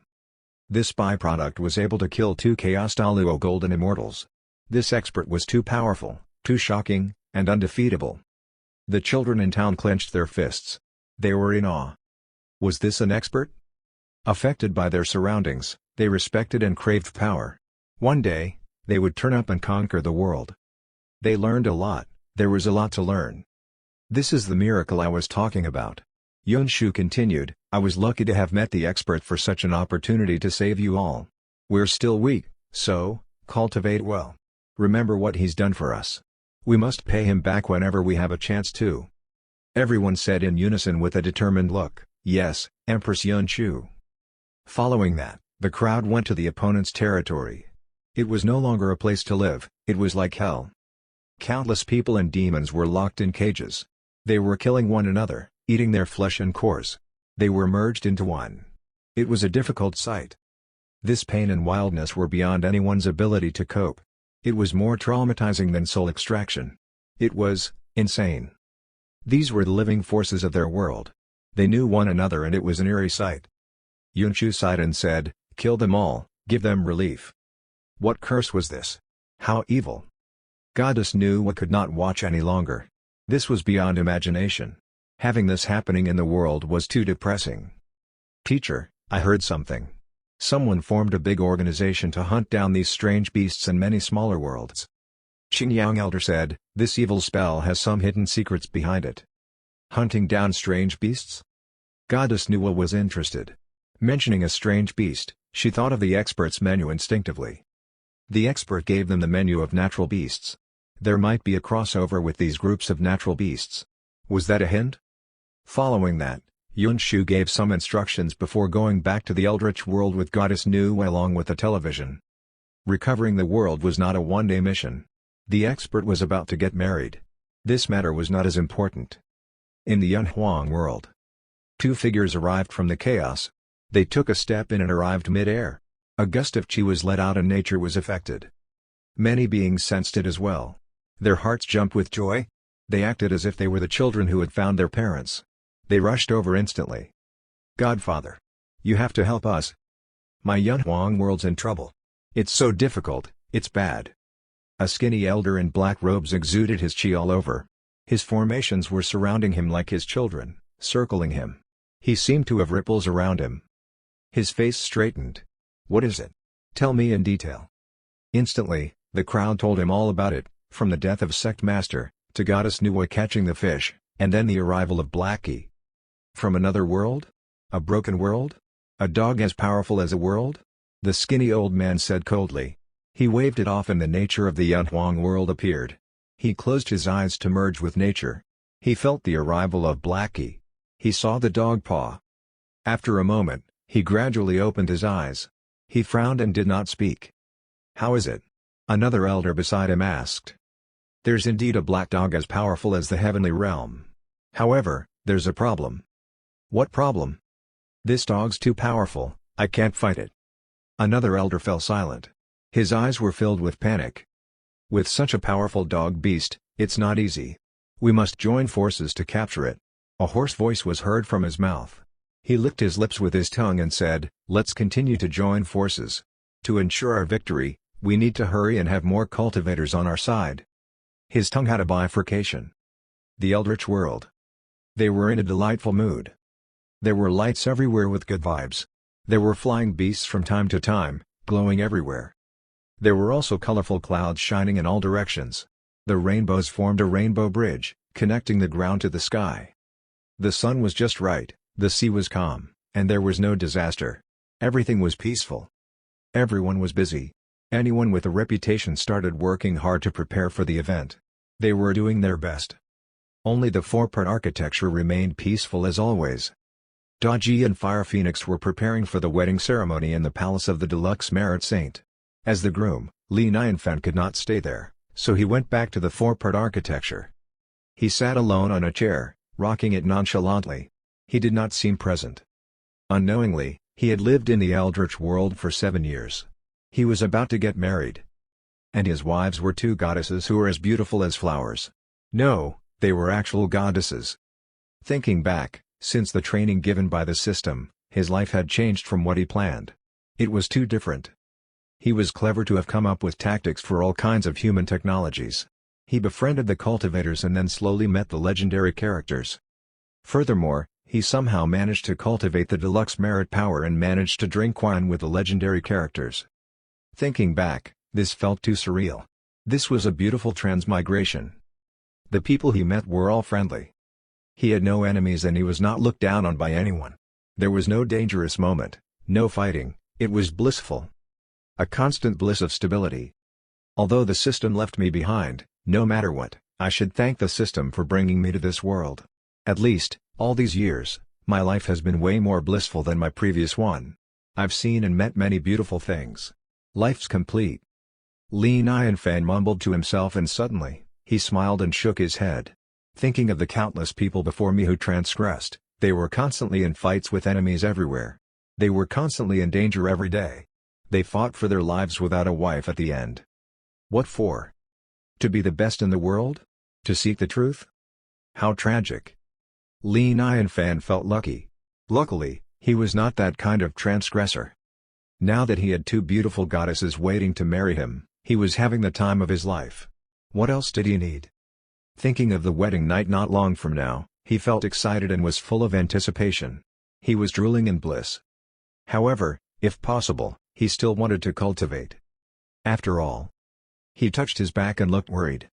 If his body was not in shape, it was definitely not the brightest moment being a man. How could he ever be prideful again?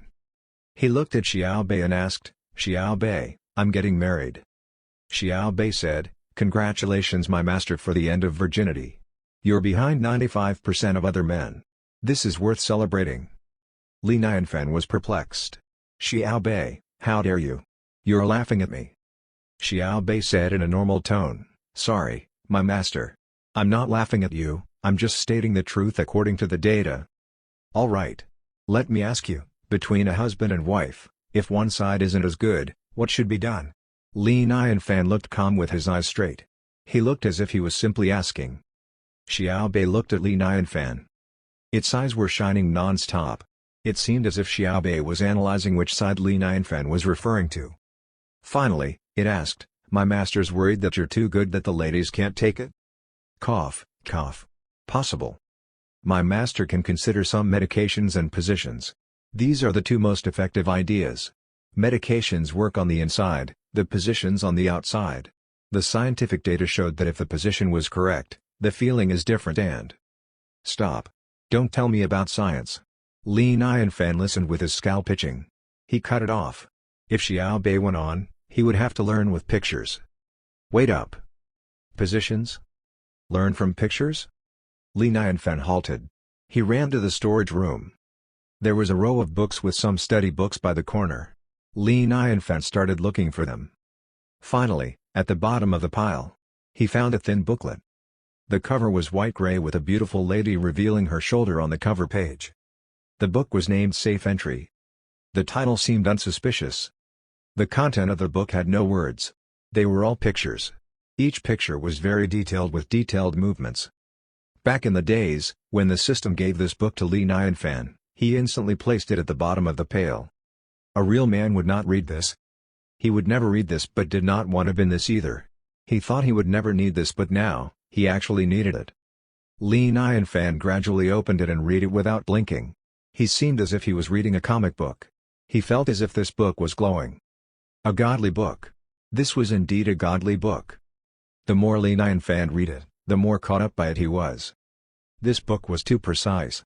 Since he still had time, he wanted to learn everything. Chapter 513, A Worldly Celebration. Time was like water. It passed calmly. In the blink of an eye, it was already their wedding day.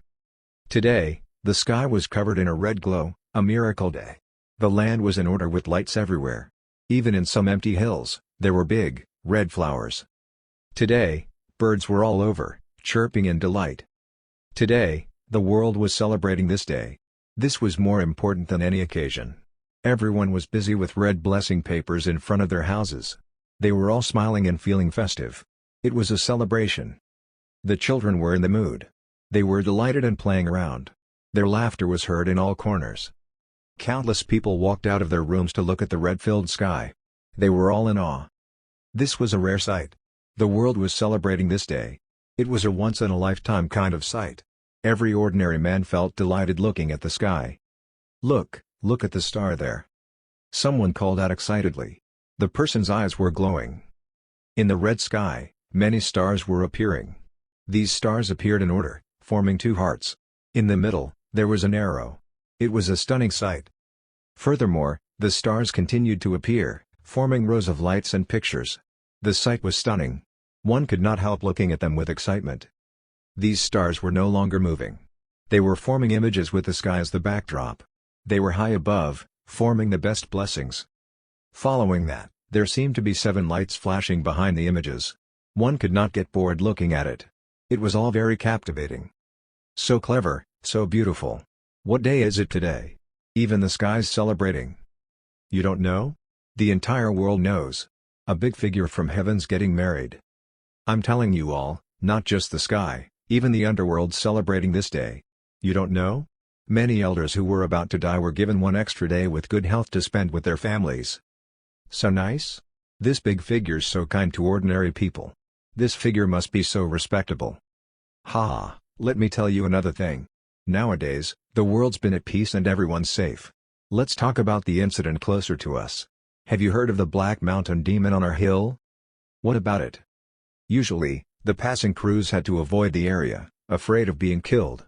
Recently, the demon's no longer seen. It doesn't cause any trouble as well. How peaceful. We're at peace.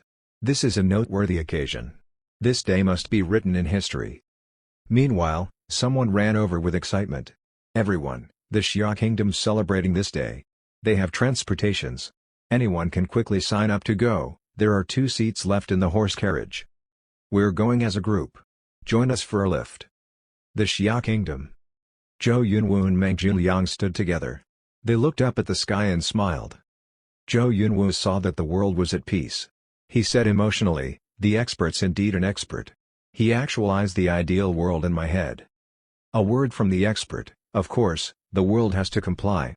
Even the underworld celebrates this day. This is a big occasion, Meng Zhiliang said in awe. Although this atmosphere would only last for a few days, it was enough to be recorded as the greatest moment in human history. Meanwhile, a cloud flowed by. Yao Mengji, who had immortalized not long ago, appeared. "My king, advisor, it's time to go." "Thank you Sect Master Yao for the lift." Zhou Yunwu fixed his clothing and made a gesture. He said with a serious tone, "Someone, bring over my gift." They were all invited as guests. Of course, they made a lot of effort to prepare the gifts. This was their greatest gesture. The underworld, demons, sea races, and Kirans all showed up with gifts. They looked serious and well composed. They came with a sacred look as they approached the palace of the Deluxe Merit Saint. Following that, many immortals came up from the ordinary realm. Clouds were everywhere and some goddesses were dancing and playing music. Dong! A sharp sound was heard, followed by a sky-shooting light. Following that, the sky had an explosion of flowers, forming a beautiful sight. The sound was just the start. In all corners, flames danced in the air as music resonated everywhere. The sky was filled with flames and eye-catching colors. The flame started because Li Nianfan made one for Daji the other day. The ordinary people found it fascinating and so they were inspired by this. Who would have thought that they could use this to celebrate Li Nianfan's special day? At the palace of the Deluxe Merit Saint, goddesses in long dresses were dancing. They were all busy decorating the venue or welcoming the guests. The guests showed up with smiles. They chatted with one another. They got along well and seemed pleased. Fruit platters and nice wines were served. The heavenly chefs were around with Xiao Bei as the head chef. Some other immortals were helping out, wildly bootlicking Xiao Bei. They were all so enthusiastic. It was a unique sight. Li Nianfan stood in front of a room door. He was patiently waiting. Along with a click, a figure gradually walked out. It was Daji. His eyes sparkled. Daji was wearing a silky long dress. With the shine of the red sky, it turned red. There was an embroidered golden sun. She had a golden phoenix hairpin on her head. She was glowing with elegance. She was a goddess. She already had a beautiful face and the makeup she wore further emphasized her beauty. Around her clear eyes was thin eyeliner. She looked at Li Nianfan with a hint of shyness. Her long eyelashes moved slightly. Her fair and spotless skin was pinkish. She glowed. Her lips were like rose petals. Today, Daji presented herself most beautifully. From inside out, from outside in, she was glowing with utmost beauty. Even Li Nianfan felt lost while looking at her. A beautiful woman like her was about to become his wife. If this woman was in his previous realm, everyone would have gone crazy about her for 40,000 years. She was a one-of-a-kind beauty. She could turn anyone wild, both men and women. She was too perfect, too delicate, too sacred. From afar, she was out of anyone's league.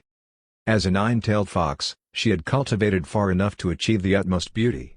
She was perfect with no flaws. She was almost as perfect as the path. Beauty was a path in itself.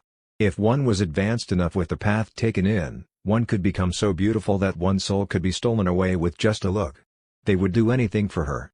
Even nature would be affected. Mr. Li. Seeing that Li Nianfan was staring at her, her red lips smiled. Her eyes were watery as if she was shy. Li Nianfan held Daji's small hand. He said, "Daji, you're so beautiful today. How's Fire Phoenix? We should entertain our guests at the main hall." Fire Phoenix walked out. "Mr. Li, I'm ready, too."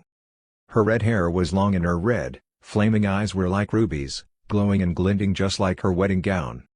They were like two contrasting flowers accompanying Li Nianfan. The guests arrived from all directions. The immortals in charge of receiving gifts were worn out and tired. These gifts were the most precious gifts in the world. They were too precious. Some sects even gave away the most precious thing they owned. They were all very generous. Tai Bai Jinxing held the gift list in hand. He was announcing the gifts. The underworld gave a pair of 3 life stones for Lord Saint's big day. Empress Yunshu gave a television.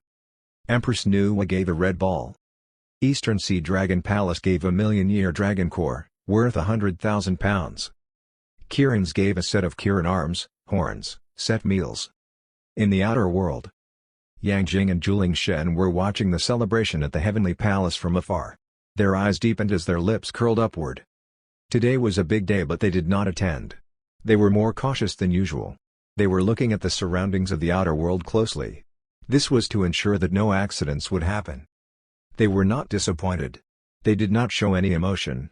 They were merely fulfilling their duties and they volunteered to do so.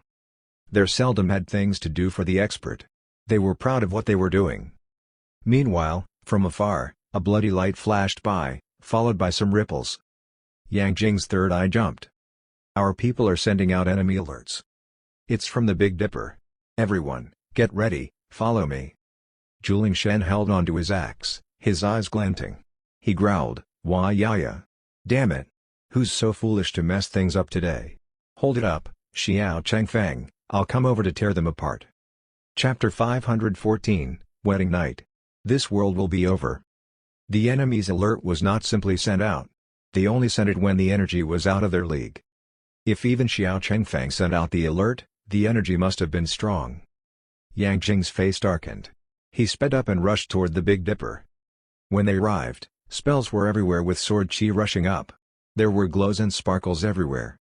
A handsome middle-aged man with a square face was smiling mockingly. He was fighting against Xiao Chengfeng and Yi Liyuan. Fighting as in playing with them. This man was a quasi-saint, and he had a circular treasure in his hand. He was so powerful that he could have destroyed stars. If Xiao Chengfeng and Yi Liyuan were not as powerful with protective armors, they would not be able to hold up against him. As for other heavenly soldiers, they were surrounding them. They were pushing against the ripples, trying to destroy the formation as they did not want to affect the expert's wedding ceremony. "How dare you?" Yang Jing growled. He scoffed with powerful qi. He had knives in his hands as he rushed toward the square-faced man. "How daring of you! Eat my sword!" Sword deading chop. Xiao Chengfeng's eyes sparkled. He was determined. No matter what, he had to stab this man with his sword. His sword qi was very powerful. They formed a dent and lashed down from above. This was actually quite risky. Since his cultivation was not as good as the man's, he was fighting him without a shield. However, his goal was clear. He would rather hurt himself to keep this square-faced man in place for Yang Jing to rush over and attack. How dare this man come today to mess around? Xiao Chengfeng would not permit it. Even if he had to die, he still wanted to help maintain the expert's reputation. This was the pride of his life. Xiao Chengfeng was still agitated. He scoffed, "Come on, I'm not scared. Come on." And yet, the man seemed to be able to tell Xiao Chengfeng's intention. He merely scoffed and tossed the circle toward the sword. The circle was circling in the air. It lashed against the sword light while the man tilted his head. He did not even look back. Xiao Chengfeng was offended. "Bastard! Where are you going? You're so weak-hearted and yet you come here? Go home and drink milk." "Ha, you're about to die and yet you're still so wild." The man with a square face made a gesture. He retrieved the circle and scoffed coldly, "I only came here to verify the location. Wait for it. In no time, my Yunhuang world will send you a big gift." With that said, his body flashed and he disappeared into the chaos. Yang Jing did not look good. He said in a low voice, "Someone from the Yunhuang world." Xiao Chengfeng pouted his lips and said unwillingly, "The world that Lord Dog screwed over? How dare they come back? Have they forgotten about the terror exuded by Lord Dog?" Yang Jing said in a heavy tone, "Since they're coming, they must have planned it. Go and inform Empress Nuwa to increase our power. We need to be more alert." At the same time, inside the palace of the Deluxe Merit Saint, the wedding ceremony had started. There was a red carpet, a built-in stage, and many lights. The atmosphere was luxurious. Some fairies were playing on lutes and stringed instruments. Their small hands flew in the air, their small lips pouting. They formed a nice view. The procedure was similar to an ordinary man's wedding, except it was way grander. The guests consisted of all the major figures in this world. He had gathered all the top powers in the entire Eldritch world. This was the biggest and most luxurious wedding in the Eldritch world. The only difference was the lack of worshipping procedures. Since he had no relatives and the Jade Emperor insisted that Li Nianfan was the Deluxe Merit Saint who did not need to worship the sky and ground, they took out that part of the ceremony. Finally, they turned it into making a toast to the sky, the ground, and the guests. Congratulations! The two brides are now married. Goddess Nuwa was the witness. With her voice heard, all the major figures applauded with smiles on their faces. They were cheering. Li Nianfan's heart landed heavily. It had finally come to an end. From now on, he was a man with wives, 2 beautiful wives. He even had the mother of all human race, Goddess Nuwa, as his witness. His wedding ceremony was too advanced. Meanwhile, he was excited and full of anticipation. It was about to get to the final stage. The wedding night. He was about to test out his theories. He wondered if the book was reliable at all. He pulled the red string over the Daji and Fire Phoenix's heads. Then, he sent them to the carriage. The carriage was pulled by the dragons while the pile of gifts was pulled by Kirans. To fight for this arrangement, the dragons and Kirans almost started fighting. They were jealous of one another. This was a proud moment, something they could tell over generations. Finally, they had a round of exciting flying chess to determine who was pulling the carriage and who was pulling the pile of gifts. If it was not for Lord Kiran playing chess, he would have been scolded by everyone. Along with the roaring of dragons, the luxurious carriage flew in the air, glowing brightly. It looked alive and most importantly, it was pulled by 6 dragons in front. There were 6 Kirans at the back pulling a huge pile of gifts. They crossed the sky and it was a majestic sight. Heavenly soldiers were standing by the sides of the clouds. With background music playing, there were beautiful lights everywhere. Their destination was the four-part architecture. They were sending the brides to the four-part architecture for Li Nianfan to spend the night with them. Li Nianfan stood on the platform of the palace of the Deluxe Merit Saint. As he watched the carriages going further away, he wanted to go along with them. However, he held back the urge and continued to make toasts with his guests. There were good dishes and conversations. They were all happily engaged. Luckily, the guests came prepared. Though their hearts were still pounding during this banquet, they felt as if they were having the time of their lives. The wedding of the expert was something the entire world should be celebrating. This was a wild celebration. In this banquet, they had all earned back the treasures they had gave away and got back way more than they had given. It was a different level. The expert thought so highly of them and invited them over. Dragon held the wine glass, her face flushed red. She ran over and cried out with excitement, "Brother, happy wedding day. I hope you make children, live long, no, never die." Never die? This sounded strange. However, he liked it. And me, and me. Nanan ran over. She added, "Brother, I wish for you to stay united, stay sweet for 100, no, millions of years." Li Nianfan laughed. He ruffled their small heads and said, "You two have been thinking a lot. Children should drink less, do you know that?" Dragon stuck out her tongue. "Brother, we're not young anymore." The Jade Emperor and Empress came over with wine glasses. They greeted, "Lord Saint, happy wedding day." Following that, many old friends came forward. The event went on until midnight. Li Nianfan then bid the crowd farewell and went back to the four-part architecture. "Everyone, eat and drink well. There are lots of wines and drinks. If you need more food, just ask Xiao Bei to make a few more dishes. Excuse me for leaving early. Lord Saint's too polite." Of course, nobody dared to mention the wedding night. They all smiled as they sent him away. As Li Nianfan gradually went out of sight, they watched as he gradually disappeared. Goddess Nuwa's face lit up and she was emotional. She said, "The expert got married in our eldritch world. This is the greatest opportunity we could receive. So wonderful." The Jade Emperor nodded. He took a deep breath and said, "Who knows, maybe the expert wants to develop the eldritch world. It's a blessing to us." Getting married was not a big deal for the crowd. The truth was circulating, each had its sources. The two opposites were the roots of all truth. The truth and chaos. One would not last long. It would be strange for one man to stay single forever. This would cause malfunctions both mentally and physically. One would not gain the truth. Although some had forgotten their path on the way, after cultivating, they had lost themselves. However powerful the force was, nobody would admire it nor cultivate it. Out of so many major figures, the chosen ones to bear children had become a common thing among them. Some had loved debts to return to. To them, the expert getting married was part of him experiencing normal life. However, it was more of an experience. Since he was not married to women from the eldritch world, simply looking after this world was a simple gesture. Meanwhile, the Empress suddenly lifted her hand and pinched the Jade Emperor's loose flesh. She scoffed, "Jade Emperor has had many experiences. I wonder where are those wives now?" According to the legends, there were quite some rumors about the Jade Emperor in the ordinary realm. They had talked about him. As the Jade Emperor was thinking hard and sweating, a bunch of heavenly soldiers rushed over. They looked anxious. "Report. It's bad, Jade Emperor and Empress. Someone from the Yunhuang world came. They wanted to destroy our world tonight." Meanwhile, in the chaos, 10 figures gathered. They stared in one direction with cold faces. The square-faced man came from afar. He said in a low voice, "There's indeed a broken world with not many powerful figures there. It's nothing."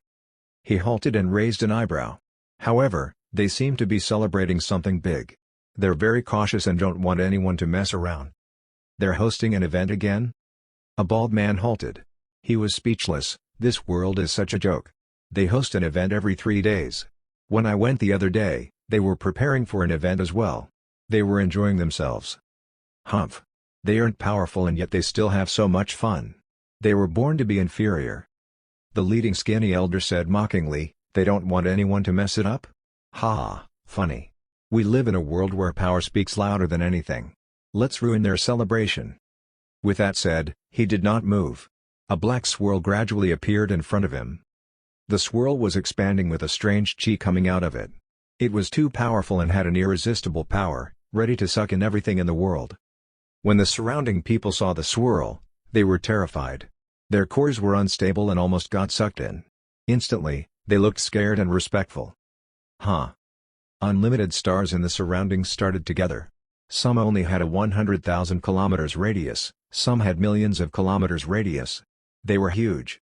When they approached, the stars crashed and went into the black hole. In the chaos, countless stars rushed over. Gradually, the black hole started to let out red light. An extremely powerful star ignited with a strange glow. It seemed to have 7 colors with the flame at its core. As more stars gathered, the seed expanded more. Finally, it turned into a meteorite of a 300,000 kilometer radius. It had a very destructive power from within, and it seemed ready to destroy any world. Like a beast, a mega beast, it was very scary. Even a Chaos Daluo Golden had to be cautious of it. The skinny elder was calm. It seemed as if he had merely done a small thing. He gradually lifted his hands and pushed the meteorite further. Vroom. The terrifying meteorite had powerful chi. It crossed the chaos and rushed into the Eldritch world. Gulp. Everyone in the Eldritch world gulped at the same time. They were all terrified. Was this how powerful a powerful being was? The skinny elder said coldly as if he was the judge in control of everything. Let's test the water first. If the dog doesn't come out, then this world is over. Chapter 515, Using the Candlelight to Destroy a Star. In outer space. Under the lead of Goddess Nuwa, the Jade Emperor and Empress went over with heavy faces. Someone from the Yunhuang world was coming? This was a challenge for the crowd. After all, the Yunhuang world was way more powerful than the Eldritch world. They had way too many powerful beings.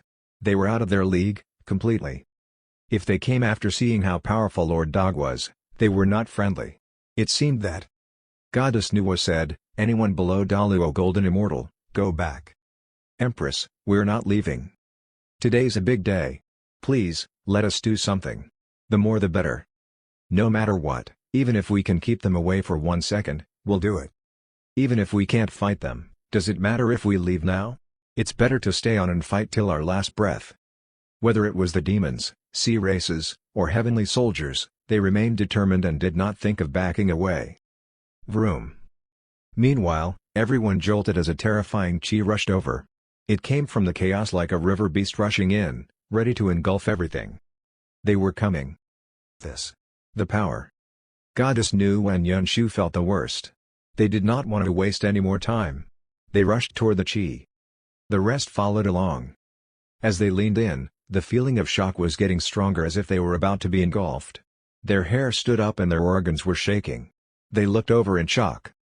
All they could see was that in the chaos, an eye-catching flame was approaching with an unstoppable chi. It was rushing toward the Eldritch world. The rest followed behind. The places it touched were affected with scars. A meteorite? No. Not an ordinary meteorite. If it was a normal star, it wouldn't be as scary. The Jade Emperor took a deep breath, looking shocked. What is it? As he finished his sentence, the meteorite came closer instantly. Vroom. An extremely scary chi had materialized. It formed a wave as it rolled toward the crowd. Although it was still far away, a powerful chi was escaping it. The crowd was breathing rapidly. Everyone felt very stressed. Layer after layer, ripples made the temperature go extremely high. It was as if it was about to cook everything. Too powerful. Unbalanceable. We can't let this meteorite get any closer.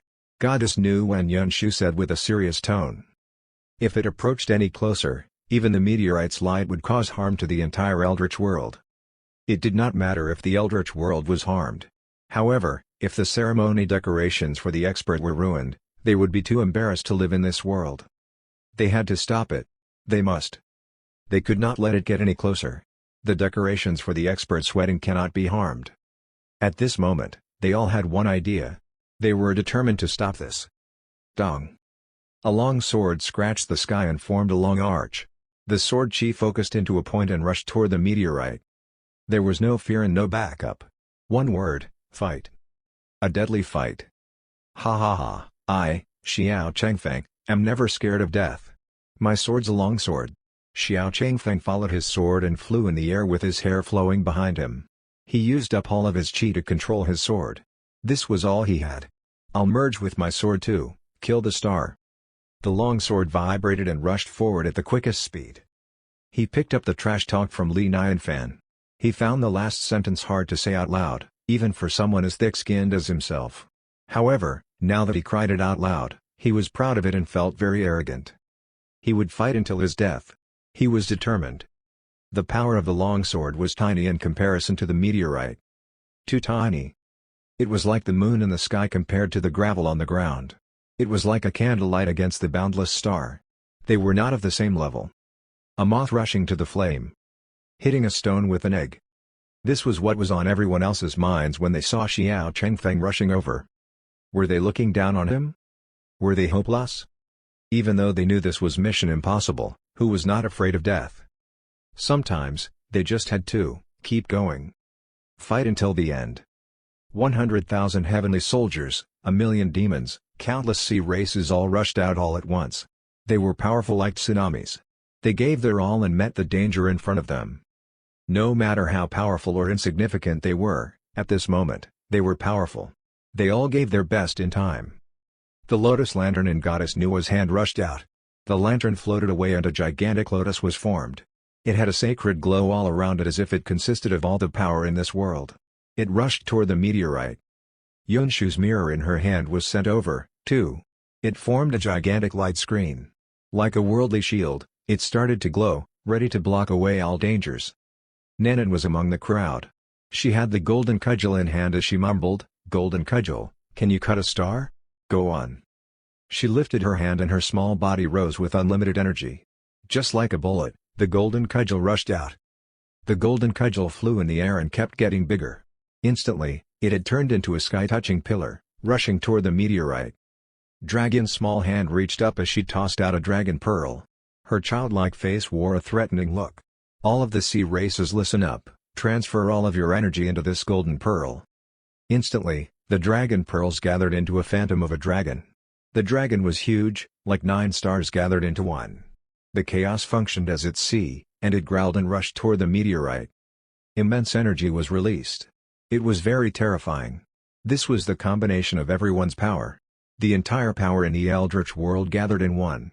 They went all out and were ready to die. At this moment, those ordinary men who looked up at the stars saw a light flashing from afar. It was brighter than any star. It was the brightest star of all in the sky. Many people cried out, "Is that a light? What's the name of that star?" The total power combined smashed into the meteorite. It was as if a stone as big as the ocean was thrown into the ocean. A massive ripple was caused. The flame of the meteorite ignited. It was ready to burn everything. Most of the power vanished. Many treasures lost their glow. They were ruined. Says. Everyone spat out mouthfuls of fresh blood. Their cores were shattered into pieces and they were severely injured. However, they all resisted with reddened eyes. Xiao Changfeng had grown countless years older. His eyes blanked as he felt his longsword crack. The longsword was ready to break into two at any time. "Although I'm not as tough, even if the sword is broken, I must pierce through." The meteorite was still approaching. Power from all over was trying to stop it. Everyone was not giving in, yet. Meanwhile, the dragon phantom gathered by the dragon pearl jolted. It had a glow in its eyes. "I can help out now without anyone knowing. This won't stop me from hiding, I'm so clever." The dragon tail shook. Click. A crisp sound was heard. It was louder in the chaos. Everyone was shocked. Swiftly after, the crack on the meteorite expanded rapidly. Crushed stones appeared and the attacks that could not get through gradually went in. 1 inch, 2 inches, 3 inches. It was in. Vroom. Along with a loud, resonating sound, the entire meteorite exploded. An eye-catching flame was seen as the ripples caused by the flame lashed out in all directions like stars. It was a majestic sight. "We did it. I knew it, ha, cough cough." Everyone was severely injured. Their powers were emptied as they stood wearily. However, they were determined with their eyes sparkling. And yet, before anyone could cheer, a terrifying chi suddenly appeared and overwhelmed everyone. This was 10 times more powerful than the previous energy. It was beyond words and at this moment, everyone had no way of resisting it. This is. They looked up and saw the meteorite flying over. They felt the power coming out of it. Their pupils dilated with despair. Many people could not even resist the chi. They instantly fainted. Hold it. Among the crowd, someone growled. Nobody backed away. They stood in their spots and used their bodies to form a wall. They were using their lives to hold it. Almost like a group of ants blocking the tsunami. It was funny and useless. The crowd from the Yunhuang world had smiles on their faces. Just like watching a drama, they said coldly, "Is it over yet?" However, in the next moment, they were shocked. A black figure gradually approached. It was a black dog with a newly roasted pork thigh in its mouth. The black dog had cold eyes and seemed impatient. It was walking toward the meteorite, one step at a time. Chapter 516, Capture the Prisoner. I'm feeling weak. In the endless chaos, it was quiet with no sound. The meteorite came with the fire ready to destroy the world. It landed from afar. Blackie was looking ordinary. He did not show any powerful chi. His body was bigger than an ordinary dog but not too much bigger. He was walking, simply walking toward a meteorite that was countless times bigger than itself. And yet, although the difference was big, the crowd felt at ease when they saw Blackie's back. With so many eyes watching, the gap between the meteorite and Blackie grew smaller. The meteorite was crashing down while Blackie walked over, walking while eating the pork thigh. When the pork thigh was done, the two were only 10,000 meters apart. They would crash in a matter of seconds. Blackie suddenly stood up on two paws with his front paws raised. He looked as if he was in a fist fight. With a slight backward pull, he rushed up into the sky and punched the meteorite. This scene looked as if a superdog was flying. Vroom. Eye-stabbing glow lashed out in all directions. The meteorite exploded into pieces. As the light retreated, only Blackie was left in sight. He frowned and parted his dog mouth. A cold voice was heard saying, "How dare you screw things up on my master's big day? You affected me from eating. Tell me, how do you want to die?" What a stubborn black dog. That's not all. What a strange ordinary dog. It doesn't seem to belong to the chaos. I've never seen one. Not bad, a surprise. Along with dark laughter, Blackie's surroundings suddenly lit up like screens. Blackie was trapped. Following that, three figures walked out from the chaos. They were in black robes and looking airy. The moment they landed on their feet, the screens were like river water with ripples forming. They went into the screen. In a triangle, they surrounded Blackie. Goddess Nuwa and Yunshu had looks of shock on their faces. They widened their pupils as they cried out, "Three realm cultivators." How could that be? They were realm cultivators. The most powerful beings in the chaos. It was impossible to meet one usually. They would be at the deepest ends looking for opportunities. It was too rare for a realm cultivator to get involved. It had become a legend. And yet, there were three of them all at once. This was unbelievable. This was a big thing. Goddess Nuwa took a deep breath and said in a shaking voice, "Their target's Lord Dog." Combined forces? Yunshu's face was disturbed. She growled, "They want to capture Blackie to experiment on it. They wanted to capture a realm cultivating beast. And so many real cultivators were involved. They were so wild? What did they want to do?" The Jade Emperor and the crowd looked at the chaos with extreme shock. They were also worried. Some wanted to help but they also knew that there was nothing they could do. Now that they had emptied their energy, they were not even able to protect themselves. They could only hope that those powerful beings would not make it hard for them. Among the three of them, one of them was skinny. He was the father of the Yunhuang world. The other one had a slightly green face like wasabi. His eyes were darkened. The other one was elongated with his eyes flaming red. His pupils had crosses in them. He did not seem old but seemed to be the leader of them all. "Let me introduce myself." The elongated man with flaming eyes looked at Blackie. He had a strange glint in his eyes as he said proudly, "My name's Gimu. I want to borrow your life. Do you want to give yourself up or do you want me to take it myself?" Blackie answered coldly, "I need to borrow your mouth to poop. Do you want to come over or do you want me to do it myself?" With that said, he raised his paws. His limitless power condensed into a massive paw. It landed from the sky and crashed toward Gimu. "All right, let me check you out first." Gimu smiled and with a wave, a jade-green turtle shell floated mid-air. It was glowing a jade-green color as it formed into a big shield. A powerful chi was coming out of the shell. This was a realm cultivating godly tortoise's shell. It was then turned into a treasure. Since it was man-made, it was not a chaos treasure, but it was just as powerful. It might even be stronger than the chaos treasure. It was known as the Tao weapon. With the appearance of this tortoise shell, vibrations were caused. One could see layers of ripples shaking up the screens from all directions. Even the watching crowd could feel the vibrations in their souls. It was terrifying. They could be dead any time. Says. The tortoise shell fell and started shaking. As Blackie scratched his paw, he shook it again and the shell was tossed out. Blackie did not stop scratching as he heavily slammed down on Gimu's body. As if hitting a fly with a loud swat, the screen behind lit up. Half of Gimu's body was instantly torn away, revealing his torn flesh. His bones cracked as scratch marks were left. However, even though it was a terrifying sight, he remained standing and recovered at a speed that one could see with his eyes. He said, unharmed, "How surprising. Even though you're just a dog, your energy's way more vibrant than any beast I've captured." The realm cultivators could create their own world. Thus, they could recreate themselves. Unless their core was destroyed, they could not be killed. However, a realm cultivator could be killed by another realm cultivator. They could use the same level of power to completely destroy one's core. Therefore, Blackie remained calm and smashed away again. "I'm getting more and more excited. I can't wait to study you already," Gimu said creepily in a cold tone. "Move it." The three in black robes cast a spell at the same time. Whoosh! Around the four screens, countless chains rushed out. They were thick and big. There were so many of them that they could fill up the screens. The sight of it sent chills to everyone. The chains seemed as if they were alive. Each chain was letting out a dark glow, very active. The speed was shocking with the power of destruction. Even one strand of it was able to destroy a Chaos Daluo Golden Immortal. Says. Suddenly, hundreds of chains tied up Blackie's body and his legs. Just like pythons, they started tightening up. Blood flowed like water around Blackie. Blackie's face remained calm like always, as if he felt no pain. He lifted his front paw and easily smashed the chains into pieces. All chains were broken and went back to Gimu. Blackie lifted his paw and slapped Gimu. Ping! His body was kicked away like a ball, his brain crushed, and half of his face was destroyed. His eyes were still on his face. However, some chains popped out not long after, passing right through Blackie's back. They were moving vigorously as they drilled a big hole in his stomach. It was a shocking sight.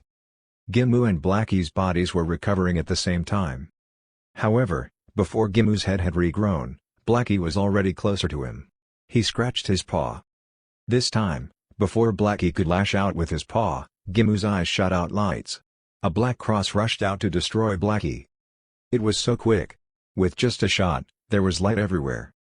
Without a trace, Blackie's neck was cut open as blood splattered everywhere. With a flash, Blackie recovered and his eyes were filled with violence. Woof! He growled with a low voice as his paws grabbed onto Gimu's shoulders and tore him apart. Instantly, Gimu's body was split into two with blood everywhere. Following that, his paws grabbed two parts of Gimu's body and smacked them against one another. Says. Gimu's body turned into a pile of mud, falling to the ground. Whoosh! Countless chains dropped around Blackie. They connected with one another and formed a ball to trap Blackie inside. "Why don't you taste my poison?"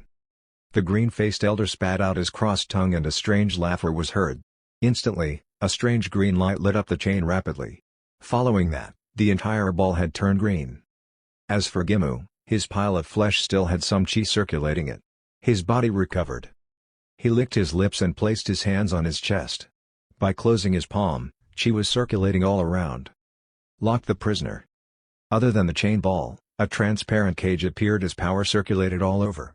It had the power of melting, it wanted to melt Blackie. At the same time, inside the four-part architecture, it was feeling festive here. There was a red carpet on the ground with decorations everywhere. Li Nianfan walked in and stopped before a red-colored door. His heart beat fast and he felt nervous. He was about to sleep with them. Once he had entered, the feel, it would be beyond words. However, getting too excited and looking forward to it made him even more nervous and uneasy. Most importantly, the two women in there were so beautiful, and they were both immortals. How exciting! He was at the peak of his life. Phew! Li Nianfan took a deep breath and with a gentle push, the door was pushed open. Inside the room, there was candlelight. The lighting was dimmed. With a faint bodily fragrance, two women with red headcloths sat by the bed. They were waiting silently. They were in their red wedding gowns, their waists skinny and their figures perfect. Li Nianfan took a look and he could already feel their softness and comfort. The candlelight made it even more tempting. Since they had heard some movements, Goji and Fire Phoenix's bodies squirmed. Their skinny waists jolted and went upright. Their fair hands were placed on top of their tummies. They were feeling nervous. Li Nianfan did not ruin this silence. He walked over gradually, their breaths audible. Following that, he gradually reached out to slowly lift their headcloths with both hands, one hand for each. Goji and Fire Phoenix's beautiful eyes looked at Li Nianfan nervously. Their eyes were flirtatious before they quickly looked away. Their faces blushed red as they felt embarrassed. Their faces were so beautiful that they could make all the flowers around them look unattractive. The dimmed room was lit up by their beauty. They gave off two different vibes. Goji was colder and quiet. She was embarrassed, yet tempting. She compelled one to care for her. Fire Phoenix's red eyes came with a natural sense of passion. Even though she was embarrassed, she did not refuse it and was very alluring. The seductive air filled the room, making one's scalp itchy. Both of Li Nianfan's hands shook. He did not know how to start. What do I do now? Push them? Is there a prelude? He felt conflicted for a long while. Goji said in a low voice, Mr. Li, we'll take off your clothes for you? Oh, okay. Li Nianfan nodded. Two soft, small hands started to remove Li Nianfan's clothing. He was wearing less and less. Wait up. Li Nianfan suddenly grabbed Goji and Fire Phoenix's hands. He thought of something. Meeting Fire Phoenix and Goji's scared eyes, he bit his lip and said, There's something I think we can all discuss together. There were many movements in the book that he could not describe in words. So, he wanted the three of them to learn it together. There was no other choice.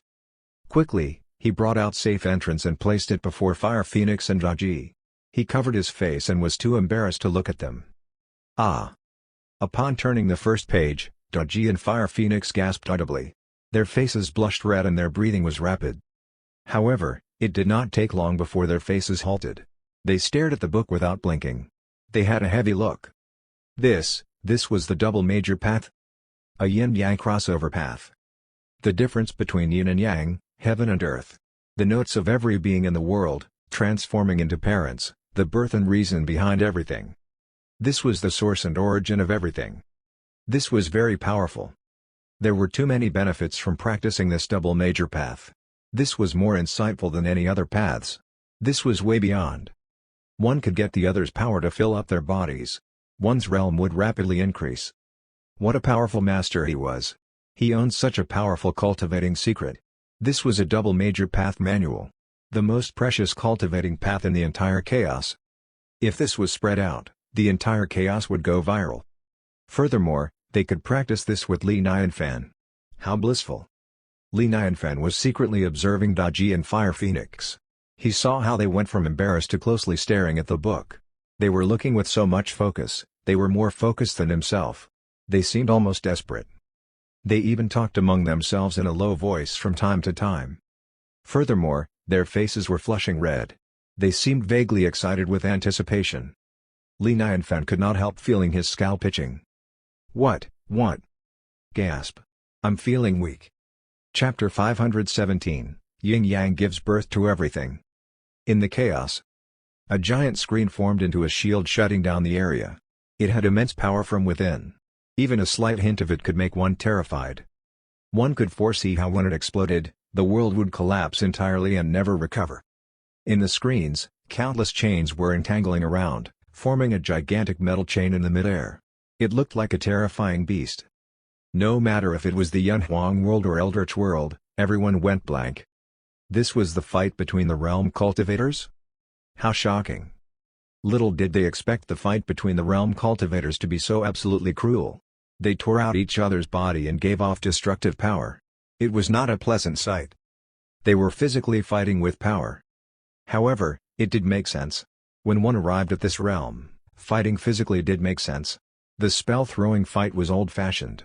They did not need the visual effects anymore. Furthermore, their bodies were torn out and yet they were fine as if nothing happened. This was hard to watch. Lord Dog. Nuwa and the crowd saw the chain ball and they were worried. Their faces turned pale and they clenched their fists tightly. They had seen Blackie fight a few times. Each time, Blackie killed its opponent easily. It was usually very powerful. And now, it seemed to be losing. This made them nervous and very guilty. 3 realm cultivators fight against 1. And even set traps. What a disgrace. Xiao Changfeng was agitated. He was shaking and blamed his longsword for not being strong enough. Nuwa said, "We're still alive, we can't sit back and watch Blackie getting in trouble." Jade Emperor said with a serious face, "Empress Nuwa is right, if not, we can fight him." When the crowd from Yunhuang World saw the screen, they smiled coldly with pride. Especially the bald man. His body was beaten up by Blackie with his mouth twisted. His core was harmed and he hated Blackie for that. He looked vulgar and very excited. He scoffed coldly, "Ha ha ha, what a silly dog. Be wild. Wait till you die." Inside the screens, the 3 men in black robes frowned and spat out some chi. They had a serious look on. This was not an ordinary chain, it was a chain made of Chaos Ocean's dark metal. It could keep recreating and tightly lock one's core and body. It could minimize one's power and energy. They always used this to capture the beasts. And yet, even though Blackie was inside with many chains going through its body, it was still fighting and giving out power.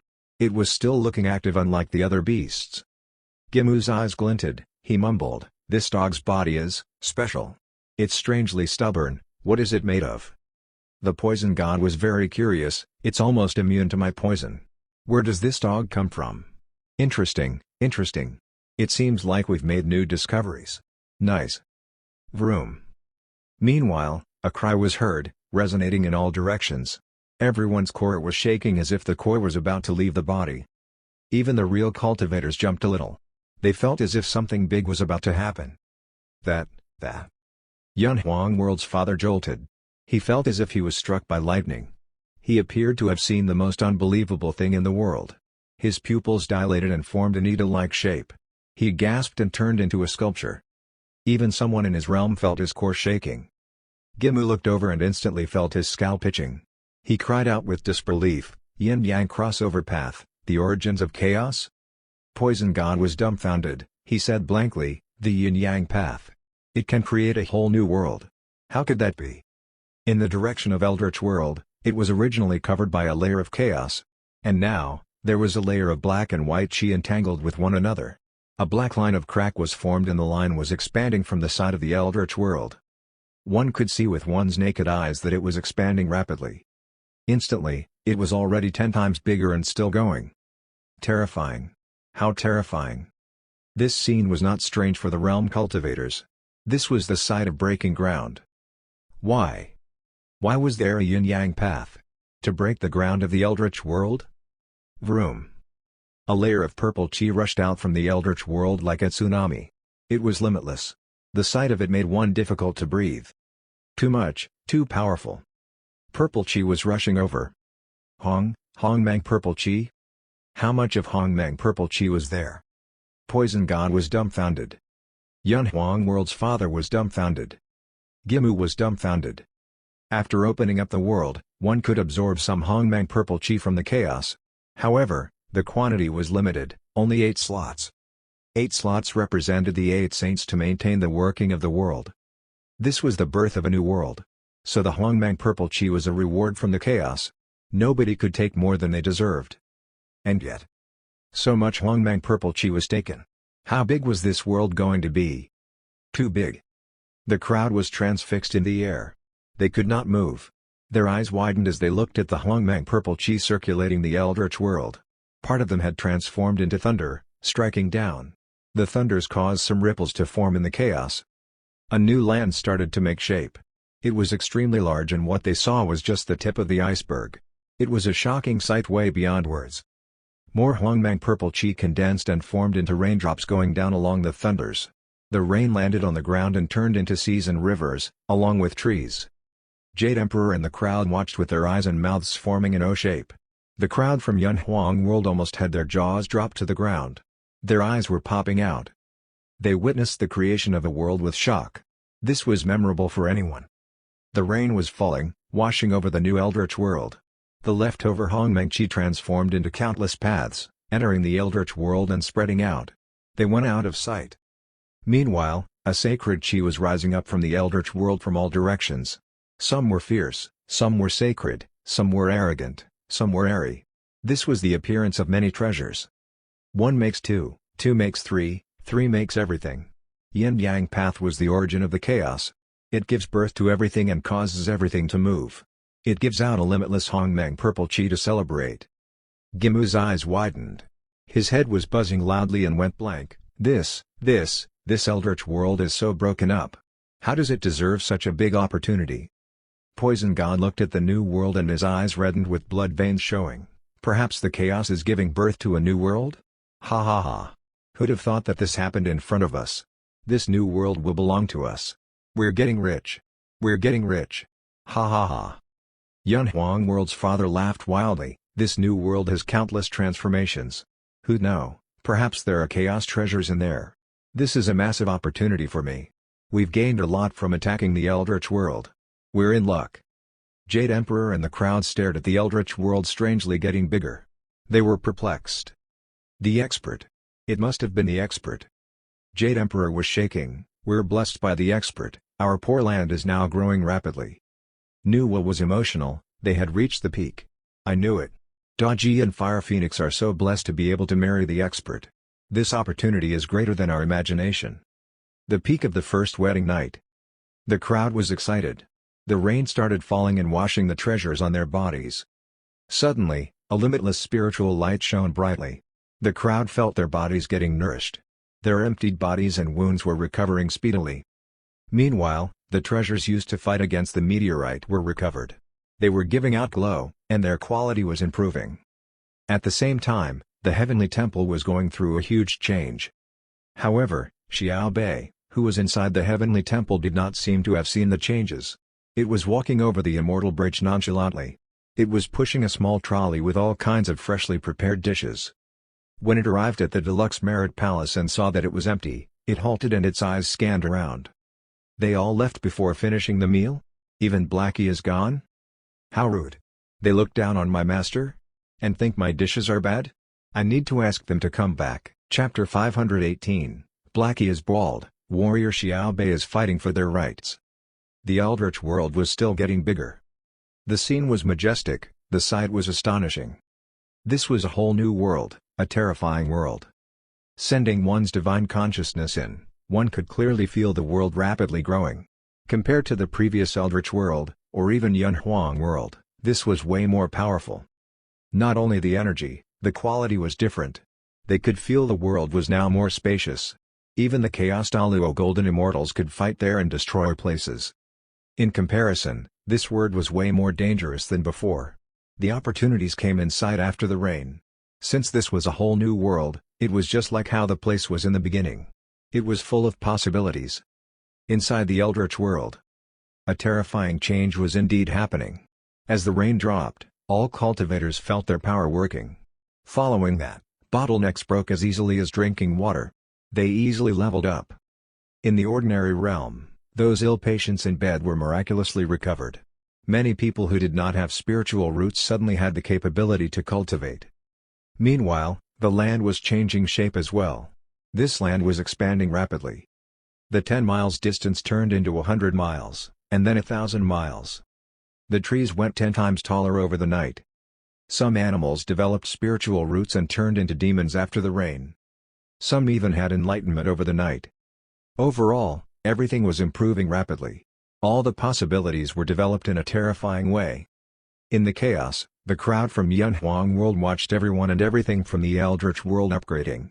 Their eyes reddened with jealousy. They did not feel good, they wanted to take out their treasures to wash in the rain. And yet, the rain had no effect on their treasures. After all, they did not belong here, and were not entitled to the blessing. Ha ha ha, poor things. You want to take our advantage? Are you not ashamed? Xiao Changfeng mocked them with no fear. He had recovered and jumped up again. Ha ha, your world is just lucky. The bald man smiled coldly, he said in a mocking tone, this is good, we're the one in luck. Once we kill you all, this world will belong to us. Ha ha ha, the opportunity is ours. Vroom. As everyone was feeling intimidated, A loud buzzing sound was heard coming from the screens. It was as if a terrifying energy had awakened. This feeling was filled with immense anger and emotions. These emotions made one terrified and not want to mess with it. The realm cultivators were no exceptions. This was because their instincts told them this was something they must not offend. Dang! The metal chain ball started to shake. There was an energy coming out from within. Is it actually fighting back? Gimu's eyes fell heavy. He used the energy around him trying to hold it back. However, with a loud crash, the metal ball exploded into all parts. A powerful chi came out and formed a tornado. It was an undefeatable chi, too powerful. It even vanished the cage casted by Gimu. The chi did not disperse, it was spreading out. Cluck. The screen had a crack and let out a chi. The crowd from Yunhuang World were terrified. They were shaking. In the screens, the three men in black robes were turned into meatballs. Blood rain was everywhere as the dust lingered in the air. However, with just a flash of laws, the three of them rebuilt their bodies and resumed to what they were. They looked at Blackie in shock. Yunhuang World's father and Poison God exchanged a look. They felt lucky. Luckily they were clever and knew they were no match to the Lord Dog. They did not attack it and ask to join forces. If not, they could easily get killed. Terrifying. How terrifying. Lord Dog. So powerful. Nuwa and the crowd had their eyes lit up with delight. Following that, their eyes blanked and looked concerned. On Blackie's body, there was still a china going through its stomach. The chain was different from other chains. It was giving out a black glow with a sutra circling it. It was black like a dark hole. Even by looking at it, one could feel goosebumps all over with cores shrinking. Interesting, interesting. Gimu said with his hoarse voice. His eerie eyes fixed on Blackie, a black ordinary dog. You're very powerful and stubborn. If we didn't come prepared, we're no match to you even if we joined forces. Due to this, you make me even more excited. Now that your core is locked, how many more attacks can you throw? With that said, he laughed eerily again. You have successfully agitated me. Blackie's black eyes looked into Gimu. Its eyes were dark while its tone was calm with a hint of pity. Ever since following my master around, my master has been telling me to treat others with respect. Be kind and don't get angry easily. Don't lash out at others. As a dog, I should be well restrained. Blackie mumbled and recalled the days when Li Nianfen was taming it. Li Nianfen said so merely because he thought this silly dog would be ruthless and run everywhere.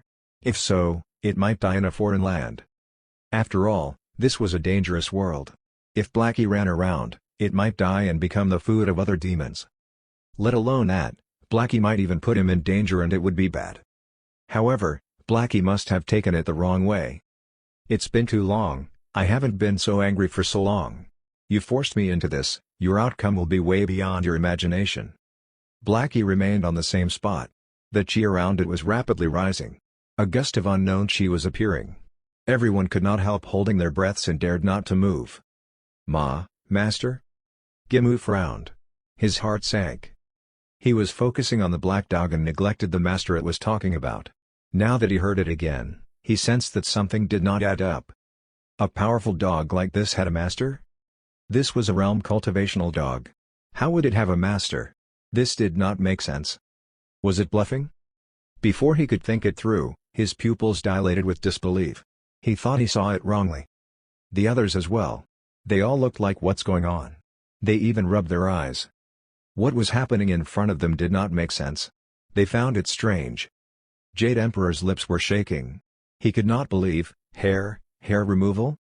Dragon's cute mouth opened, she said blankly, it's getting bald? Blackie is turning bald? In such a dense atmosphere, Blackie said 2 sentences and started removing hair. Was that reasonable? If this was not a tense situation, the crowd would have laughed out loud. Blackie, Xiao Bei is calling you to go home and eat. Meanwhile, a sound was heard. Following that, Xiao Bei walked on flames and rushed toward them. It stopped in front of the crowd. Its glinting eyes scanned through everyone. It asked in a robotic voice, you all left in the middle of eating, this makes Chef Xiao Bei angry. The crowd felt chills, they panicked.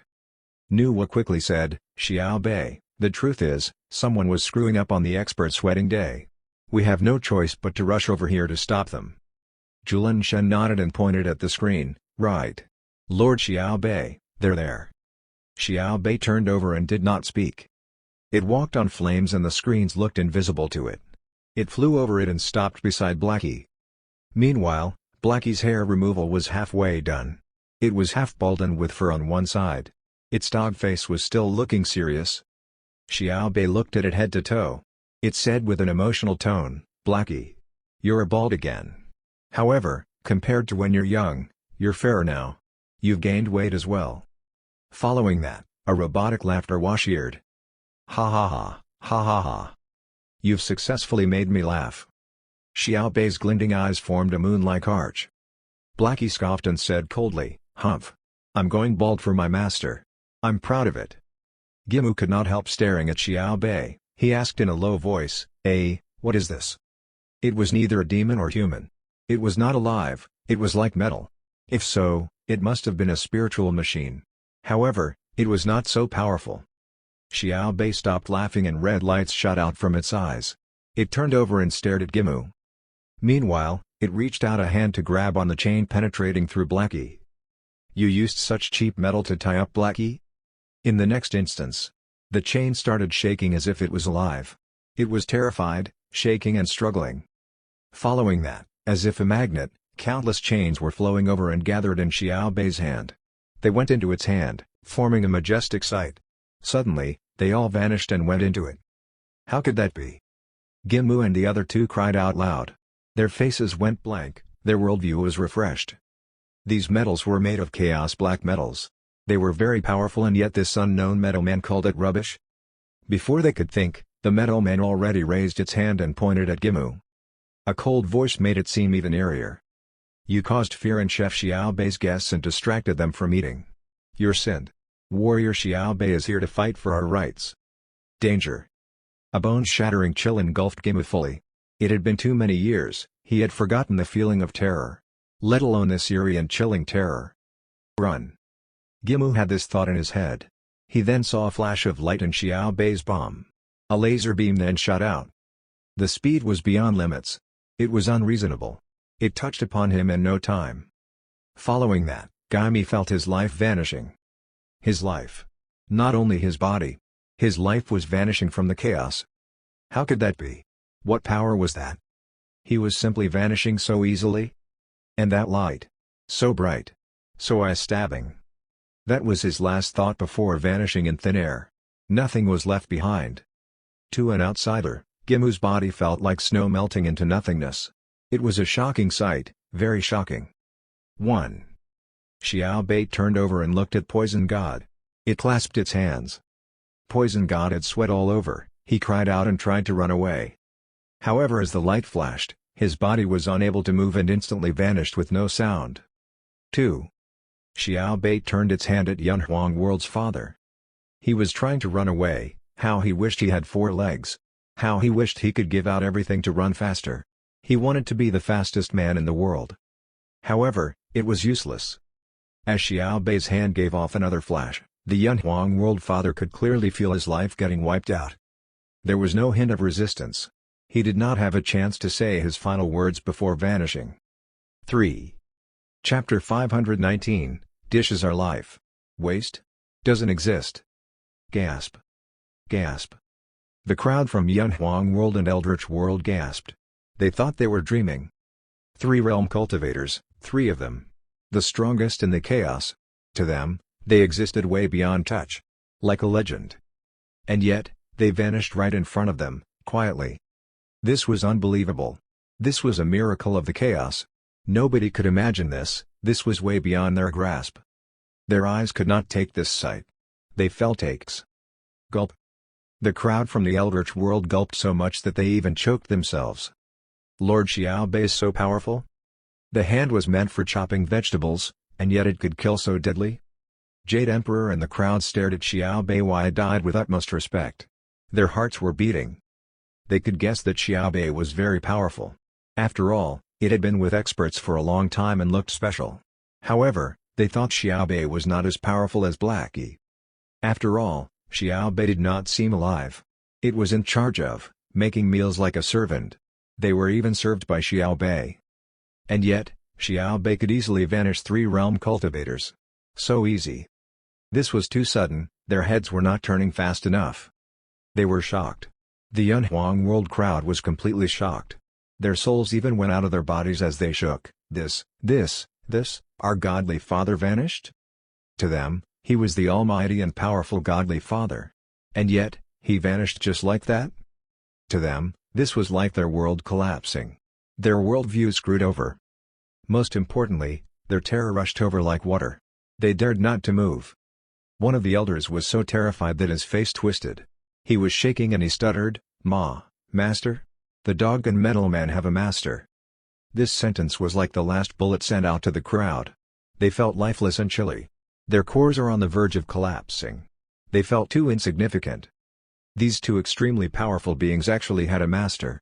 How powerful was their master? Did that even make sense? Did something not add up? The changes in the chaos was not a coincidence? The crowd was not silly. They thought about the changes in the Eldritch world earlier and sensed that something did not make sense. Perhaps someone was using manpower to expand the Eldritch world? This. Impossible. Fake. It must be fake. They cried out internally, instantly denying this speculation. However, they heard Xiao Chengfeng talking to Junling Shen. "Old Junling, our Eldritch world has improved so much. This is too powerful. The expert must have thought that our world is too small and so he decided to help us expand." "Old Xiao, I think you're not right. Now that the expert is married to Miss Doji and Miss Fire Phoenix, he's happy and so he rewarded us with this. Our Eldritch world is in luck. Being able to meet the expert is, I can't. I want to cry from excitement." Expert? No way. No way. The crowd from Yunhuang world looked in the direction of the Eldritch world. They were shaking in fear and disbelief. Xiao Chengfeng smiled coldly, yeah. Today's the expert's wedding day. You're all so brave to pick this day to challenge us. Who gave you the permission? Vroom. The crowd from Yunhuang world shook. They felt their organs shattering and their heads buzzing. Meanwhile, they felt unjust and jealous. They did not feel good. A broken world like the Eldritch world did not deserve such treats from an expert at this level. They got really lucky.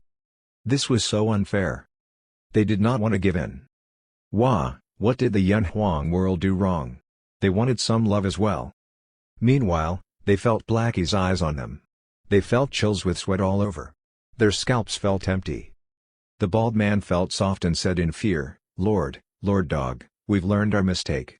We're silly, we're idiots. Please don't be like us. One scratch. Blackie said coldly. Although it was now half bald, the other half of its dog fur was flowing in the air. It was dark and glowing, looking very soft. My anger needs someone to withstand. I will give one scratch. If you can hold it, you may live. With that said, its paw gradually lifted and went forward. Vroom. A gigantic dog paw phantom gathered. Like a bulldozer, it crashed toward the Yunhuang world crowd. This paw slowly gathered in the air. It was Blackie's paw but countless times bigger. It was all over the place and powerful as it went forward. This paw was too scary. It was not something anyone could withstand. The powerful chi had overwhelmed everyone in this world. This scene was similar to the meteorite crashing down earlier. However, the target was now different. The crowd from Yunhuang world were shocked. They were wildly preparing their power, trying to use up all of their power. They held nothing back and used up all of the power. They merely wanted to live. The paw pushed over and crushed everyone below it. Quickly, the crowd was pushed away and vanished in the deep end of the chaos. Livelihood unknown. The crowd from the Eldritch world watched and could not help pursing their lips. There were 6 Chaos Daluo Golden Immortals among them. They were just like toys in front of Lord Dog. Blackie, you're bald. You're stronger now. Xiao Bei looked at Blackie and said, I feel that whenever you want to get angry, you can shout, I'm turning bald, step aside. Ha, what a sight. Blackie remained its cold dog face and looked away. It looked serious as it pretended to hear nothing. Two Bigshot's conversation was not something the crowd could get involved in. They pretended to have heard nothing and knew nothing. They were innocent. They had to stay alive. Feeling that Xiao Bei was approaching them, they straightened their faces with their hearts pumping rapidly.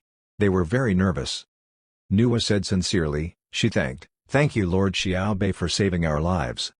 Xiao Bei said, You're all my guests. Of course I should give you an ideal dining experience. This is the bare minimum of being a chef. Jade Empress asked in a small voice with disbelief. Lord Xiaobei, you came over to ask us to eat? Exactly. Xiaobei nodded. They distracted my guests from eating. This was disrespectful to my dishes. This is a deadly crime. Jade Emperor and the rest exchanged a look. They could not help smiling bitterly. The 3 realm cultivators died so wrongfully. If they knew they were killed because of a mecha, they would be so angry that they might even revive. Xiaobei pestered, hurry, the new dishes are ready. Don't waste them. The crowd jolted. They were very cautious. Oh, now. Lord Xiaobei, don't worry. The dishes are our lives. We will rush back right away. Waste? That doesn't exist. Do you need us to eat the plates as well? To be honest with you, it's my forte. At the same time, somewhere in the Chaos Ocean, it was pitch dark here. Looking from the outside, it looked like a massive black swirling hole. It was full of all kinds of danger. It was giving out a powerful chi. A pair of eyes made of purple flames jolted open. It contained unlimited deadly chi as its voice was powerfully heard. Some senior members are dead. Find out what happened.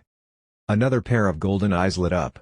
It was so elegant that anyone would want to worship it. 3 senior members are dead all at once? What energy in the chaos could do so? This is strange, very strange and interesting. Chapter 520, A World War, A Changing World. Hualala. In the Eldritch world, the rain did not stop. Jade Emperor and the rest returned for the chaos with mixed feelings. They felt the changes in the world and felt emotional. This was a familiar world and now it seemed foreign. They could feel the world moving, growing, expanding and strengthening. The Absolute Era had completely vanished. The Immortal Realm and Ordinary Realm merged into one. There was no need to immortalize anymore. The originally broken world was now complete. It was even stronger than before. It was filled with even more possibilities. Let alone the Chaos Daluo Golden Immortal, it was now possible to cultivate into a realm cultivator here. This was a boundless world. Meanwhile, they had a feeling. This Eldritch world had changed so much. Even though they could not tell now, the elements were now different from the original world. Jade Emperor and Nuwa had survived since the ancient times. Of course they knew that the world had the ideal conditions now just like new. It had the potential to create many opportunities. Of course, this world was way more advanced than the world back in ancient times. Yunshu felt the dense immortal chi in this world and the laws engraved in the air. She could not help saying, Sister Nuwa, do you remember the area of gods I told you about? Nuwa's face straightened. Sister Yunshu, are you saying that the expert is creating an area of gods? I'm not sure. Yunshu shook her head. She continued, however, based on these conditions, they were way beyond the standard worlds. I feel like only an area of gods is good enough for it. The two took in a deep breath. They went wild. They were discussing this area of gods not long ago, and now, they experienced the expert creating one. He even built it upon the Eldritch world and turned it into an area of gods. This was magical. Like a dream. Sister Nuwa, if this is an area of gods, we have to be ready. Yunshu said with a serious face. She said with concern, perhaps, in no time, there will be a world war. In the chaos, there are powerful beings from different worlds looking for an area of gods. They hope to get opportunities from it in order to further develop. And here, it was not only an area of gods, it was a newly formed area of gods. It was very attractive. If anyone found out the location of the Eldritch world, countless powerful beings would come over. By then, they would fight all over for the treasures and opportunities. Thus a world war would begin. I understand that. Nuwa nodded and her face straightened. She clenched her fists. However, this is the Eldritch world, this is awarded to us by the expert. We have to cultivate well, so even if there is war, we can guard this place well and prevent anyone from disturbing the expert. Empress is right. Jade Emperor nodded. He paused and started thinking, the expert's cultivation is way beyond our grasp. He could even create an area of gods. Do you think the expert is intentionally making this land more interesting? Jade Emperor is right. I feel that the changes in the Eldritch world are both an opportunity and test. Jade Empress said, a figure like the expert is merely playing around the world. He does as he pleases. Of course he would make some challenges as he gets bored. The expert is likely looking forward to a world war. The only thing we must do is to not let him down while making the most out of it. Yeah, the expert has given us so many opportunities. If we can't do this, it won't make sense. Anyway, We have to work hard. Here's to keeping our land and finding more opportunities. It's time to build our strength." As everyone was discussing, they had gone back to the heavenly temple. However, they saw that the heavenly temple was now 5 times bigger than how it used to be. The original architecture had been upgraded. The surrounding rivers were more grand and luxurious. There seemed to be a glow from within. The sky was sparkling and clouds were everywhere. There was a sacred light glowing. Each tile did not seem very different, but the crowd could feel that the materials had improved greatly. In other words, they had leveled up. This made sense. If the heavenly temple still looked the same, it would not look presentable at all. Furthermore, there was the Deluxe Merit Palace inside the heavenly temple. It was where the expert lived. The immortals and gods were grinning ear to ear. The others were jealous and envious. "I wonder when my accommodation will turn out like this." Black and White Impermanence thought about their underworld, the sea races thought about their ocean. They wanted to get back right away to have a look. On the next day, a brand new world. A brand new day. The sun was shining brightly and warmly. It was bringing lights to the world. Inside the wedding room of the 4-part architecture, Li Nianfan looked at Goji and Fire Phoenix, who were on each of his sides. He felt warmth and softness from them. He could not help smiling. He gradually sat up, looking at the two of them closely. They were like the flowers after rain, so gentle and delicate. "I'm so blessed to be able to marry 2 stunning ladies like them.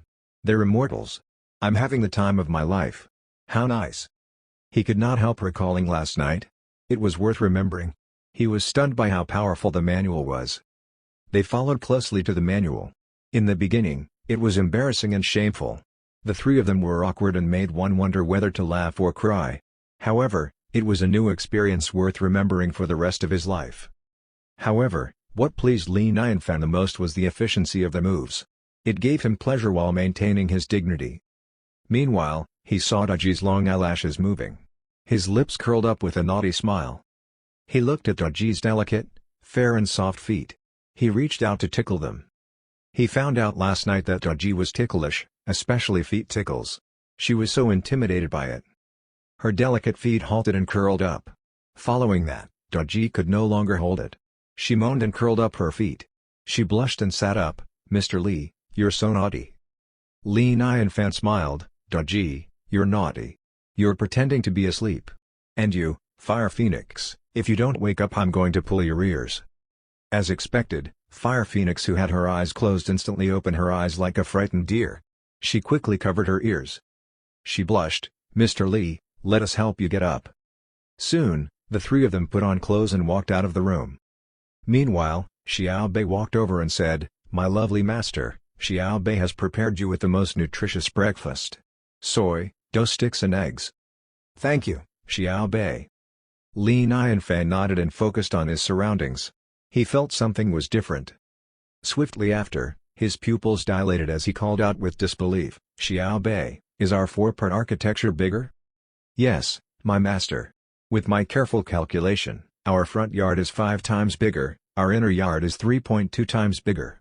The backyard is 5.3 times bigger." They got bigger. No wonder the setting was still the same, but it felt different.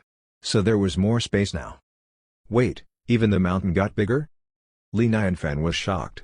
He brought Goji and Fire Phoenix to fly up in the air to look over the world. As they rose up, they saw more. Li Nianfan was very shocked. What was it? Everything seemed the same but different. The obvious difference was the size. Many things had gone bigger and more prosperous. Even on this mountain, it seemed to have grown taller. Luckily he could fly now. In the past, it would have been exhausting to go out. The backyard as well. There were already many plants planted. The decoration was perfect. Suddenly, there was more space now and it seemed empty. Most importantly, where was the fallen town? Why was it no longer in sight? Was the distance so big now? He merely slept for a night. What happened? He transgressed? Has the world changed? Li Nianfan asked, Goji, did you two hear the thunder and rain last night? Mr. Li, of course we heard it. Goji and Fire Phoenix flushed red. The rain was loud last night. However, the 3 of them were busy, they did not care. As for the changes in the world, Goji and Fire Phoenix had guessed it. However, seeing that Li Nianfan was looking shocked, they understood it. Of course they acted along to look shocked. They were good actresses. Whoosh. Meanwhile, a wild wind blew by with a cold chi. Ha ha ha, the sky is taking care of me. I'm about to get undefeatable. An arrogant voice was heard ringing. Following that, the space shook up and a gigantic rhino was walking in the air. It was running energetically in the air, causing a tornado. It was very strong. One could see its body growing bigger. It was like a rockery with hatred and violence in its eyes. It was growling, "I feel so strong now, I want to fight 10." It was very excited and wild. As it was growing wildly, it saw the three people in the air. It rushed forward wildly. "Three pitiable small worms. Be good and turn it into my food." Doji's face turned cold like the chilliest and most arrogant goddess. She raised her fair hand and pointed at the rhino. Crack! A layer of frost covered over the rhino. The frost expanded throughout its body instantly. The rhino demon felt its movement getting slower, its speed dropping until it could no longer move. The chill was bone-stabbing when it finally reacted. It had turned into an ice stick. The rhino demon blinked and looked perplexed. As it was about to die, there was a nonchalant voice coming from its ears, "The rhino is quite cold but it's okay. It's in front of us now, we bring it home and ask Xiao Bei to sort it out." Chapter 521, Now that I'm back, we will prosper. Who am I? Was I not undefeatable? I'm so strong now, how did someone kill me in seconds? The rhino demon used its last remaining consciousness to ask itself. Li Nianfan looked at the rhino demon and he felt strange. After all, this was the first demon that came right in his face. How confident was this rhino in order to do so? "Mr. Li, this word has changed. Not just the view, many beings have been changed." Fire Phoenix said, "This rhino demon had an opportunity to grow its ability, it became arrogant. It's normal for it to be overly arrogant." Doji added, "Its power was undefeatable in the previous times." Li Nianfan nodded. He asked, "Is this related to the rain yesterday?" Doji and Fire Phoenix exchanged a look. They nodded in unison, "Maybe." "How interesting." Li Nianfan frowned and went quiet. From the land to the plants, each of them was enlarged by different times. He did not expect the living beings to go through changes as well. This felt as if the spiritual chi had resumed. However, this was already a mythical world. If the spiritual chi resumed, what did that mean? How surreal. He was curious, could this turn into the ancient wild era? With huge beasts walking around and filling up the skies? There must have been many demons like this rhino demons. They were boosted with energy and felt good about themselves. They might be confused by the new world. It might get lively in the following times. Let alone the others, Li Nianfan felt a sense of strangeness in this whole new world. The view was different, he wondered if there were new raw materials for food. Li Nianfan waved it off, he said, "Although I don't know why, we don't have to care about the world. Doji, Fire Phoenix, let's get breakfast." At the same time. The demon race. Inside the palace, the Lord Demon was kneeling before a black door. Behind him, there were many other demons. They all called out in unison. All of the demons would humbly ask God Demon to wake up, to hold up the demons and rule over the world. They repeated it thrice and bowed. The movement was very united and rehearsed. This was a duty by now. It had become a routine they had every morning. After all, they had been trying to wake him up for so long with no movement. They went from feeling hopeful in the beginning to perplexed and then helpless. They were now numb. They would wake him up every morning more as a gesture. Whether he woke up or not, it did not matter. They did not mean it anymore. Morning routine done. Free activities today. The Lord Demon patted his clothing and gradually stood up. He said, "Don't mess things up outside. We're not like how we were in the past, we must keep things low. Come back tomorrow at the same time to continue." All of them nodded. As they stood up and were ready to leave, the entire palace shook. Whoosh! The black door in the center of the palace turned into a swirl. As if something was waking up, a pair of eyes gradually opened. A powerful demonic chi rushed out from the door. It let out a sound with thick black chi condensing. A beast from the Eldritch world brought chills to everyone. Power. An immense terrifying pressure and power. The demons felt the pressure. They were delighted and looked joyful. He woke up. Our God Demon woke up. Nice. Our time has come. Wah, God Demon, we have done so much for you, you're finally awake.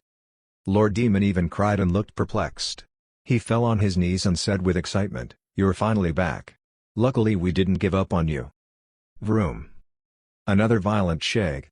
A black palm reached out from the door. The black chi thickened. Many black lotuses opened up in the air. The chi was everywhere and caused a shocking sight. Following that, another hand reached out. Two hands held on the door. In the next moment, a tall man walked out from the door. Behind him, the black swirl was rolling. It was as if he walked out from the ancient times. His hair was black and puffy, there was a twisting horn on his head. There were some scales on his neck. He was wearing long sleeves made of countless black fur, floating in the air. This was how the demons looked in the beginning. The 3,000 demons along Pang back in the days were different. Even Pang looked different from modern humans. In the chaos, lives had no limits. There were many races. Although the built-up looked similar, the looks could get very different. The skin, body, hair, features and others were different. Demon's eyes glinted with a dark glow. His body was hard, his voice was like a bell resonating. He was very powerful as he laughed. "Ha, I'm back." The demons cried out in joy. Their eyes burning with excitement. "Welcome back, God Demon." God Demon was like a hill, his body was big and tall. He looked down at his crowd and scanned through. He made a sound. That's all we've got? Where's Demon King?" Lord Demon said with sadness in his eyes, "God Demon, Demon King has been sacrificed." "Sacrificed?" Lord Demon halted and then nodded. Good, good. It seems that as I was asleep, you've all been working hard. Even the Demon King has sacrificed himself. Good job, he died a proud death. He died well." Lord Demon and the rest did not speak. They exchanged looks. Proud their ass. He was sitting at home, doing nothing, and then he died. What a wasted death. They did not even want to mention this kind of death out loud. God Demon said with anticipation, "You've all made so much sacrifice. It seems that my demons have been through a lot. You all must have done a lot with great success. According to my deal with Hongjin, the Absolute Era is done. How's the conquest getting on?" That. The Lord Demon stuttered. He said weakly, "Lord Demon, some unknown changes have happened with irresistible forces. The progress is getting more challenging." "Challenging? Irresistible forces?" God Demon's face sank. He looked at his crowd with heavy faces and could not help feeling heavy. He waved it off and scoffed, "Whatever, let me see it myself. What is it that you cannot speak of? No matter what happened, now that I'm back, everything will be sorted out." With that said, he walked away impatiently. He could not wait to see how prosperous the demons had become. And yet, as he walked, his frown deepened. He felt a gust of weariness and brokenness. The population had decreased, they were no longer as sharp and arrogant as they used to be. The demons had gone down. His pace quickened. As he walked out of the demons' area, his pupils dilated. He had a look of disbelief. This land. His dark eyes are glinting. He was very shocked, he was dumbfounded. How could this be? Isn't it an absolute era now? Why is there so much immortal chi? So densely packed? The opposite end of the absolute era? He let out his divine consciousness. The more he watched, the more shocked he was. Why is my demon's population so small now? He looked at the Lord Demon and his eyes turned cold. What's the matter? What are you all doing? This was too different from what he imagined. It was already scripted, how did it turn the other way round? This was way too different. He thought when he woke up this time, he could see his demons ruling the world. He even had his speech ready, and yet, just this? Lord Demon pursed his lips and sobbed, "God Demon, it's bad for us. We're getting targeted." Instantly, Lord Demon sobbed and told God Demon everything in a pitiable tone. He was crying and wailing, he seemed very sad. Vroom. God Demon let out a violent chi instantly.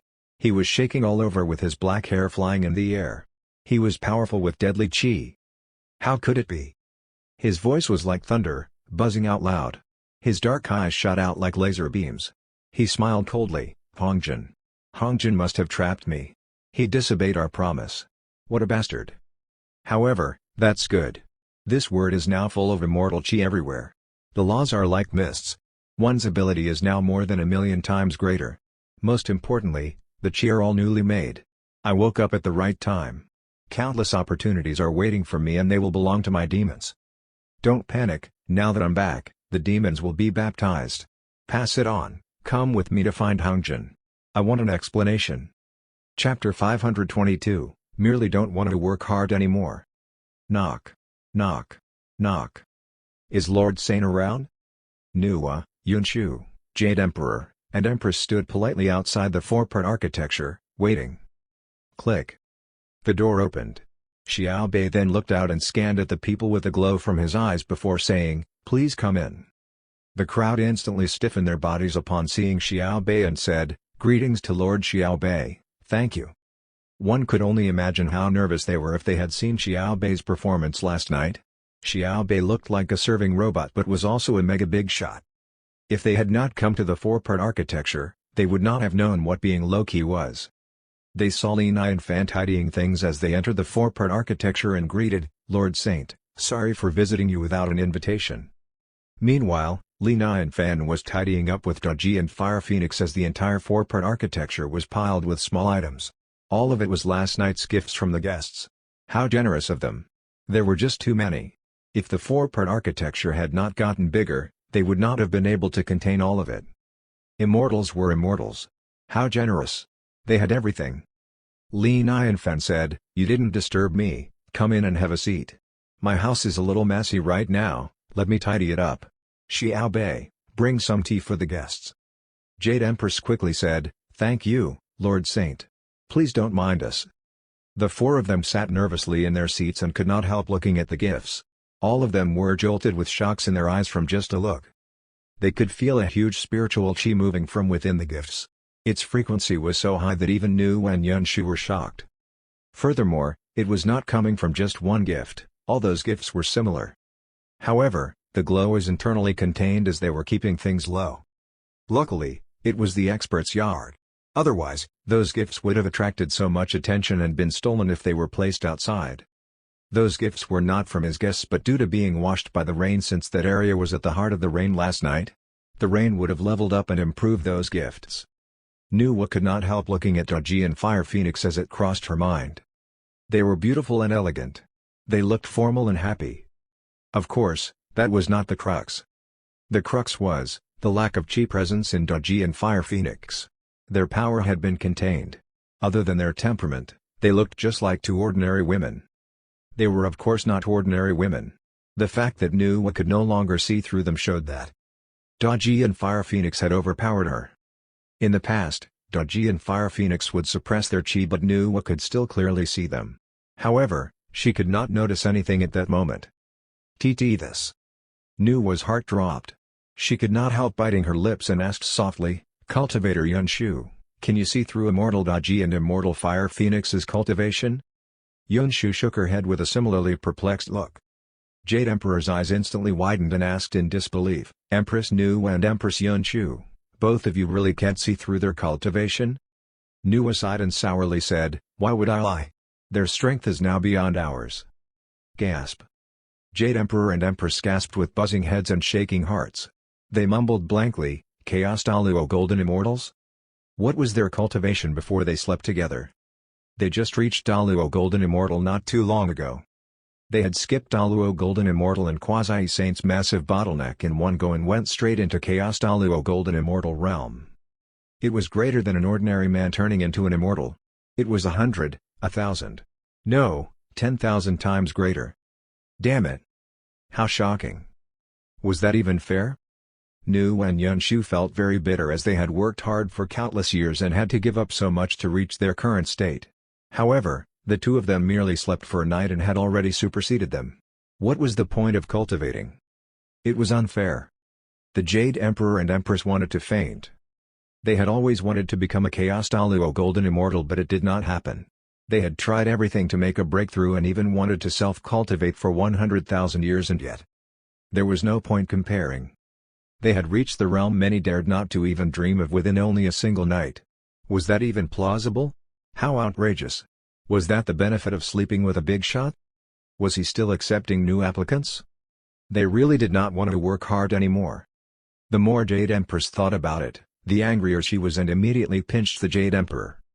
"Just looking at them, you're too weak." Meanwhile, Li Nianfan had finished tidying.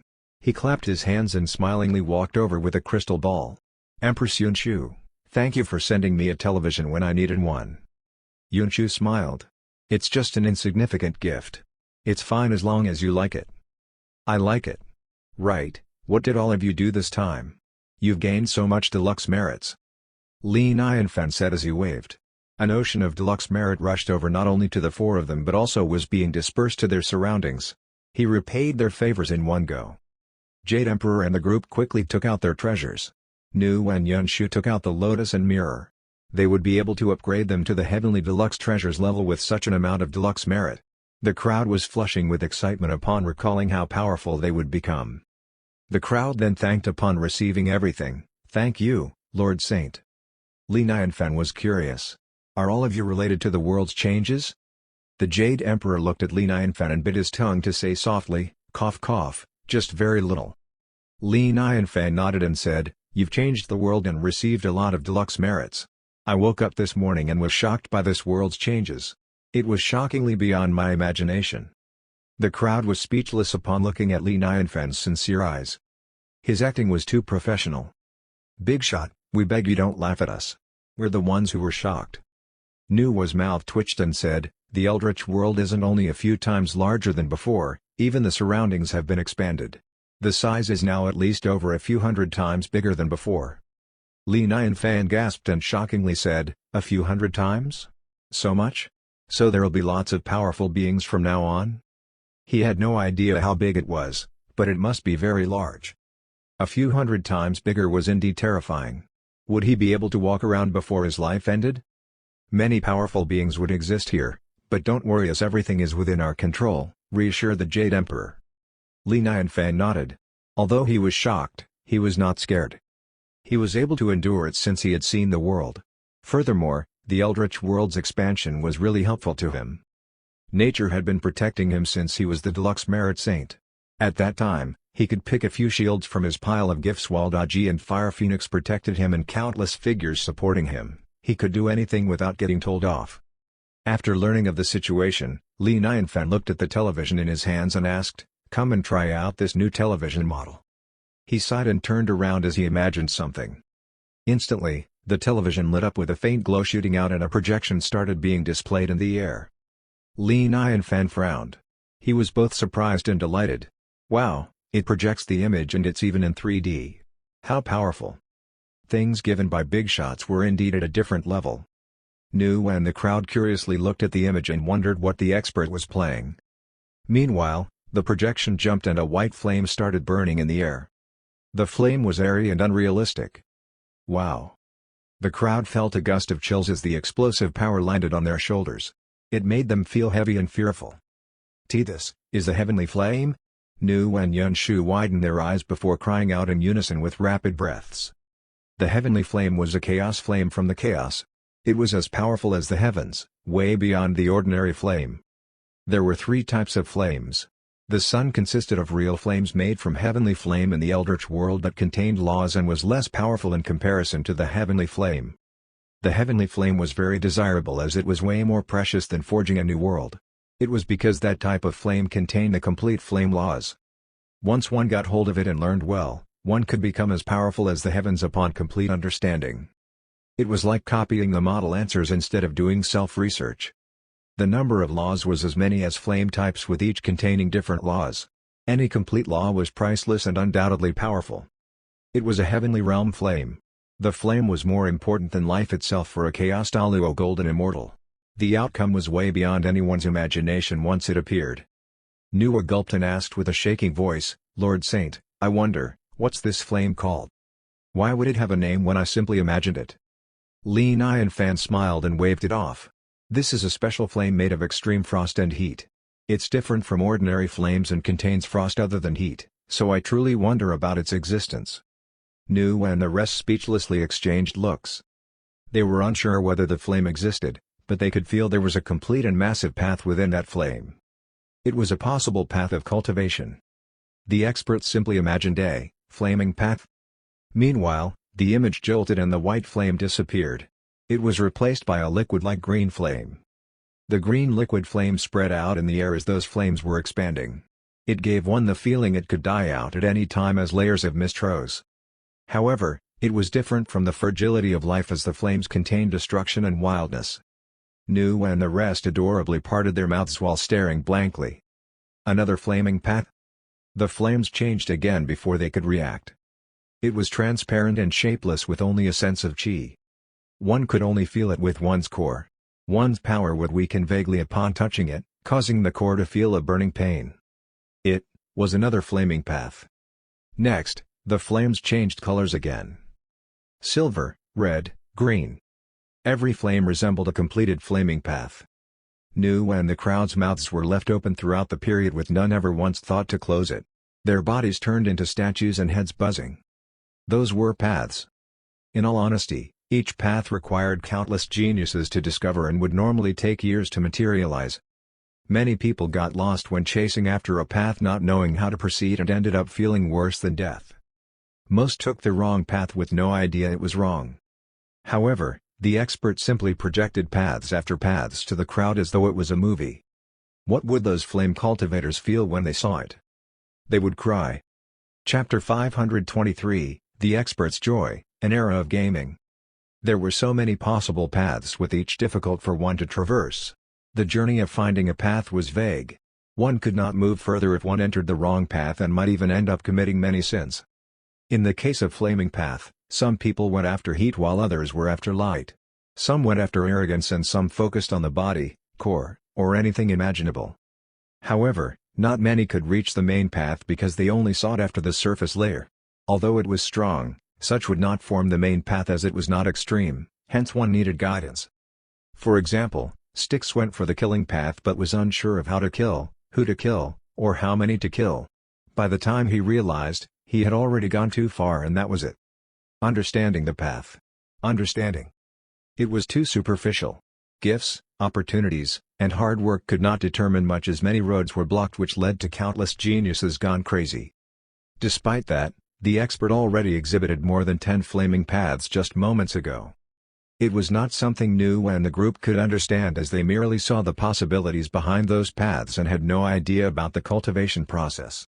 However, that was already very precious. Considering they were able to see a good outcome, it was equivalent to a correct goal. Such was better than having an uncertain goal. It could save them from taking the wrong paths, a priceless inspiration. Li Nianfan saw the shocked crowd and found it interesting. He had a smile on his lips. All of them were fascinated by those flames? His mind still had all kinds of fascinating imaginations.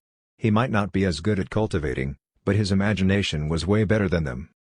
There were all kinds of demons, spells, and imaginable things in movies back in his previous realm. He was certain that even the Jade Emperor and Empress had not seen them were he to project all of it for them to see. However, he had to admit the television was a good item as it could project one's imagination with a 3D effect. It was more shocking than him telling them the story. Of course, Nuwa and the crowd would be dumbfounded if they knew about his thoughts. There was no way of materializing what he imagined. Was there a television that could materialize things?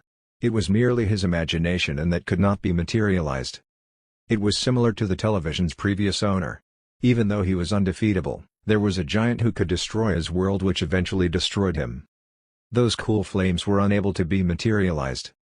Li Nianfan curiously asked, Empress Nuwa, have you not seen any of these flames? Nuwa shook her head and added, no, not in the Eldritch world. However, they might exist in the chaos. Now that the world has changed, there might. She abruptly halted halfway with her words as her pupils dilated and body shook. She suddenly thought of a possibility. Vroom. Meanwhile, thunder could be heard as a terrifying chi spread out and formed a gigantic black swirl in the sky. There were flashes of lightning from within the black swirl that lashed down from the sky and spread to their surroundings. They looked like a silver dragon ready to destroy the world. Thereafter, the swirling changed and moved to reveal another swirl. More areas were affected as one could even see it from the four-part architecture. Yunshu's eyes sank and frowned. Two very powerful cultivators are fighting. She exchanged a look with Nuwa and both of them frowned. It was lucky the world had been elevated to contain such a level of fighting. Otherwise, that level of combat would have caused a lot of casualties and even destroyed their world. It was a fight between two Chaos-Daluo golden immortals. Someone's fighting again? Li Nianfan looked over and could not help sighing. As expected, the Eldritch world is never peaceful.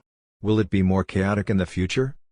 Jade Emperor nodded and said with a serious tone, to be honest, other stronger figures might be attracted now that the world has been elevated.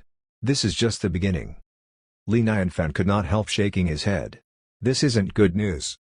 However, he had anticipated such as there was no way to hide from it. The so-called fight started because of a treasure. A fight would surely break out if 10 cultivators wanted to get that one treasure. Nuwa said, "Don't worry, Lord Saint. We'll go over and have a look. We'll calm this down." Goji said, "Mr. Li, I'd like to go over as well." Li Nianfan waved it off. "Whatever, be careful and come back earlier." After that, he asked Xiao Bei to organize the gifts with him. Goji and the group walked out of the four-part architecture without stopping as they rushed toward the battlefield. On the way there, Nuwa could not help but licked her lips and asked, "Immortal Goji and Immortal Fire Phoenix, are both of you, Chaos Daluo Golden Immortal now?" Goji nodded and happily smiled while feeling her core. "Yeah, Master has given me a lot. Unfortunately, I can only absorb so much with my current realm."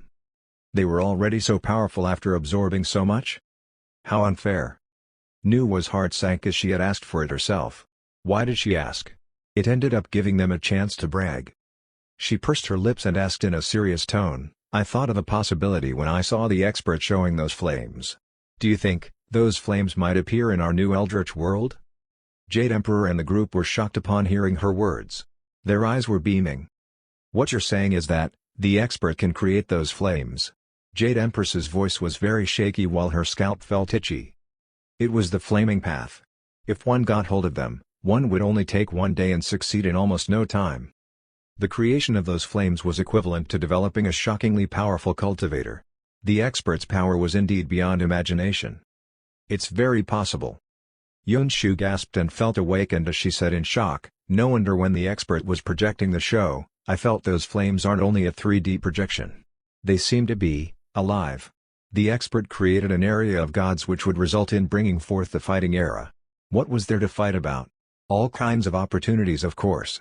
The expert could simply create many opportunities for them to fight for. This would make sense. I finally understand." A glint shone from the Jade Emperor's eyes as he said with a serious tone, "The expert has helped our world too much, but it would be boring to keep giving us opportunities. The fighting era might come across as an interesting game to the expert. He's the ultimate gift giver." Nuwa nodded seriously. "You're right. The expert has been protecting our world. We have been getting too many opportunities through the back door. We cannot expect the expert to keep helping us and have to guard our world by winning this battle." Jade Empress had an idea and looked at Fire Phoenix. "Immortal Fire Phoenix, since you cultivate flames, these flames would help you greatly if they are real. We will bring them over for you." "Thank you, but no need." Fire Phoenix shook her head as her red hair flew in the air along with her red gown as though her body was in flames. Her eyes seemed sacred as her stunningly red lips curled up into a smile and gently said, "All of you should fight for the opportunities given by Master. I don't need them." She lifted her hand to feel her core upon saying that. Jade Emperor and the rest twitched their mouths as their eyelids jumped. They were reminded of how those were merely some type of flames while she had over tens of thousands of such flames in her. How triggering. They put their thoughts aside and tried their best to calm down, attempting to forget about it. They must not think about such a demotivating matter. Goji said, "We'll only stay by the Master's side to live in peace and won't get involved in other matters." At the same time, somewhere above the sky, a black-colored demon god held onto a godly gun and glared at a man in green robes in front of him.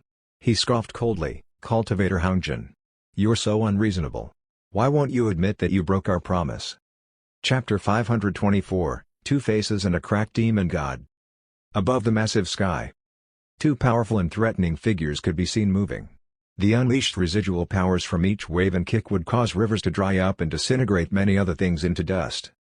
Chi kept coming through from every direction, making the surrounding spaces twisted as the terrifying immortal Chi turned into a boiling ocean.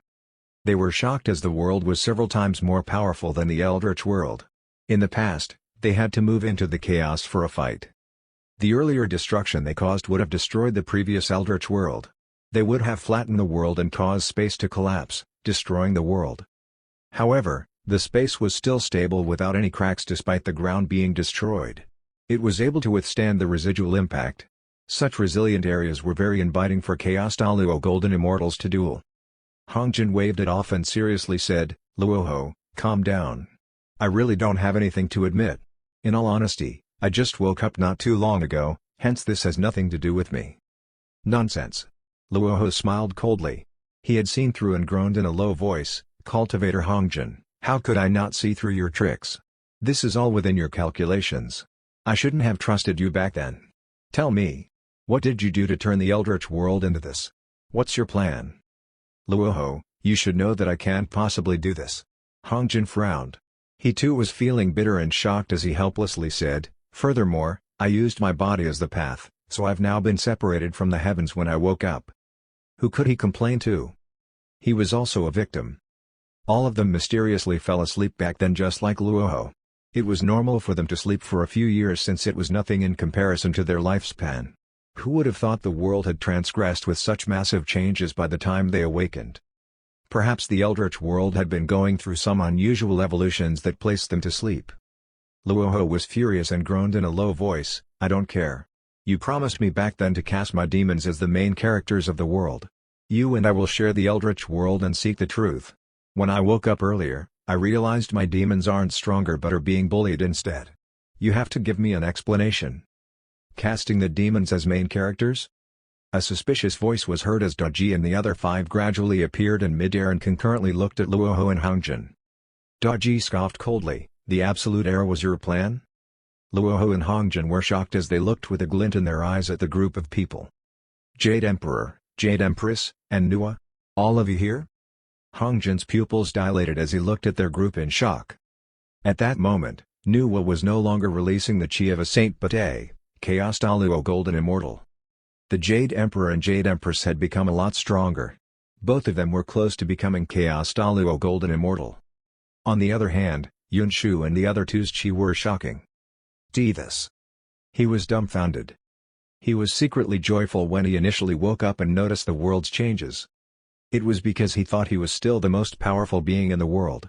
The current changes in the Eldritch world were beneficial for him and he should be able to enjoy everything with his strength. However, it was unexpected that he ended up being surrounded by a group of powerful beings including those he once knew. It did not feel good at all. Luoho was just as shocked as Hongjin and felt heavy-hearted. In truth, he came to Hongjin not only for revenge since the demons were merely his tools. The crux was that their world had changed with way more opportunities than before. Even though he wanted to take revenge on Hongjin, his true purpose was to monopolize more opportunities by getting Hongjin to stay away. However, everything was not going according to plan as there were other characters involved. Hongjin asked Nuwa, what's the matter? The Jade Emperor beside her asked, Dozu, why don't you answer Immortal Daji's question first? Meanwhile, he signaled to Dozu with a look. Hongjin dared not to waste any time and said after a moment, we did intend to bring about the Absolute Era. However, we did not have a choice as I've used my body as the path and merged with it, hence it would be beneficial for me if the world weakened. Therefore, Hongjin had been leading the Eldritch world according to his plan by secretly cultivating and developing saints, trying to fill up the void in the world. However, he did not expect Luoho, who lost to him, had not died back then. Instead, he had stayed hidden in the Bloody Sea and waited for his recovery to make a comeback. Furthermore, he was unwilling to compromise that time around. He would leak the Eldritch world's location if Hongjin refused to share the world with him to the chaos. Many figures would then approach that world and attempt to take over it. Therefore, Hongjin had no choice and did not step in when Luoho destroyed Buddhism. Luoho cultivated the killing path and wanted to use demons to kill all humans upon the Absolute Era's arrival. Once that was completed, he could then upgrade his power. Luoho scoffed coldly from feeling insecure and wanted to leave. Damn. You make it sound good, that you and your path merge into one while all you wanted was to use the law Pang left behind to upgrade your power. I don't want to stay here anymore since we don't get along from cultivating different paths. Daji's face remained expressionless and said in a calm voice, Master doesn't like demons. Don't go yet since we've just met. Her white gown fluttered in the air as her figure vanished from the spot and reappeared before Luoho with a single step. Ha, there are many who don't like demons. Who can stop me from going where I want in this world? Luoho laughed wildly as wild killing intent lashed out from his eyes. He then growled, you may be powerful but you don't have the right to stop me yet. Get out of my sight.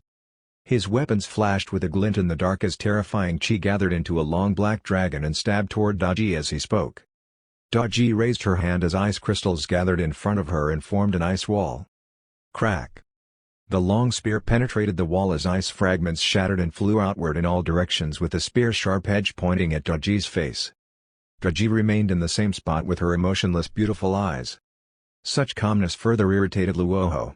His pupils dilated as his killing intent reached its peak to the extent that even the wind was growling. "You're asking for death. My godly killing spear is meant for killing. Nobody can stop it. You are overestimating yourself from having that ice wall." Luoho was furious as he gathered his full power and increased his strength. The energy he lashed out turned into a whirlwind and collided with the mountain behind Goji into nothingness. The surrounding 100 miles of terrain had been flattened. However, her ice wall was still able to block such unimaginable power, disallowing it to pierce through. Regardless of Luoho's attempts at using his full strength, his power was blocked by that wall and he could not even penetrate it. The god-killing spear's tip was soon covered with a layer of frost without him realizing it. How could that be? Luoho's eyes widened while his heart shivered from complete helplessness. A sense of powerlessness was overwhelming him. Crack! More layers of frost spread on his spear. Luoho quickly reacted and did not hesitate to let go of the god-killing spear before turning around to escape. "You can't escape since I've said so." Goji's eyes were cold as she gently raised her delicate hand. The frosty spear suddenly turned around and pointed at Luoho as though it received an order. The long frosted spear shot out according to her finger pointing. It left behind a trail of beautiful but terrifying frost. One could feel the terrifying sense of power. Luoho's face changed and he felt an itch in his scalp. He could only retaliate with spells since his rank 12 Deluxe Merit Black Lotus had gone missing alongside the Lord Demon. The long spear moved forward and penetrated through a spell with an unstoppable chi. On the other side, Fire Phoenix was getting impatient and flexed her red wings behind her. Her body turned into a fiery flame before she vanished. The crowd felt dumbfounded as flames suddenly appeared in Luoho's stomach by the time they reacted. A layer of flame rose from his body as he groaned. In the blink of an eye, his entire body had turned into ashes and evaporated. Hongjin stared with widened eyes as he watched the entire event right in front of him and cautiously gasped. Had Luoho just evaporated in just 3 breaths? Luoho and himself were not unfamiliar with the strength of Chaos Da Luo Golden Immortals as they had refined their paths for countless years. Even though Daji and Fire Phoenix had joined forces, it was still very terrifying. They could kill him as well since they could kill Luoho. Hongjin's face turned green and shivered. The Jade Emperor and Jade Empress could not help smiling upon seeing Hongjin's reaction, finding it amusing. Dozu had not expected this, eh? It was just Luoho. He had not seen Lord Dog fight yet. A single paw of his could crush more than 10 Chaos Da Luo Golden Immortals to death as though it was merely playing. Hongjin shivered and smiled. "Jade Emperor and Jade Empress, why don't you introduce me to these 2 super powerful and beautiful immortals?" "They're Immortal Daji and Immortal Fire Phoenix." Jade Emperor paused before continuing. "The Eldritch World's changes were caused by their husband." Hongjin was very shocked. However, it did not stop him from bootlicking as he opened his mouth and said, "I knew it. There must be an expert behind who elevated the Eldritch World. We not only survived the catastrophe but even gained a lot from it. These 2 immortals' husband is so awesome. It's so magical. Please allow me to express my admiration to your husband." He raised his hands with a solemn face as he sincerely bowed at Daji and Fire Phoenix. Thereafter he continued, "Both of you have my admiration for being so powerful and done a great favor by killing someone like Luoho. Please allow me to worship you." He bowed again after speaking. Jade Emperor, Jade Empress, and Nuwa were all rendered speechless. Hongjin had always placed himself high above the rest as the mysterious and well-respected Dozu. He had remained that way for countless years and never behaved as such. Damn it! Who would have thought he was such a good bootlicker? So, it seems that Dozu's true nature was such. Everyone had 2 faces and behind their reputable public image was merely a bootlicker. The essence of the world was bootlicking each other. At the same time, in another part of the world, Lord Demon led the demons to wait for their demon god's return. They were filled with anticipation and could almost see their bright future calling out to them. Suddenly, the demon god's statue cracked. It cracked. The crowd stared blankly and could not believe the sight. They rubbed their eyes in unison and looked again. A burning flame exploded from a crack in his heart. The demon god is dead? It's not possible? Damn it. Such an abrupt death was worse than their previous Lord Demon. The demons must have been targeted. Such a way of dying was too unreasonable. Nothing was going smoothly since the beginning.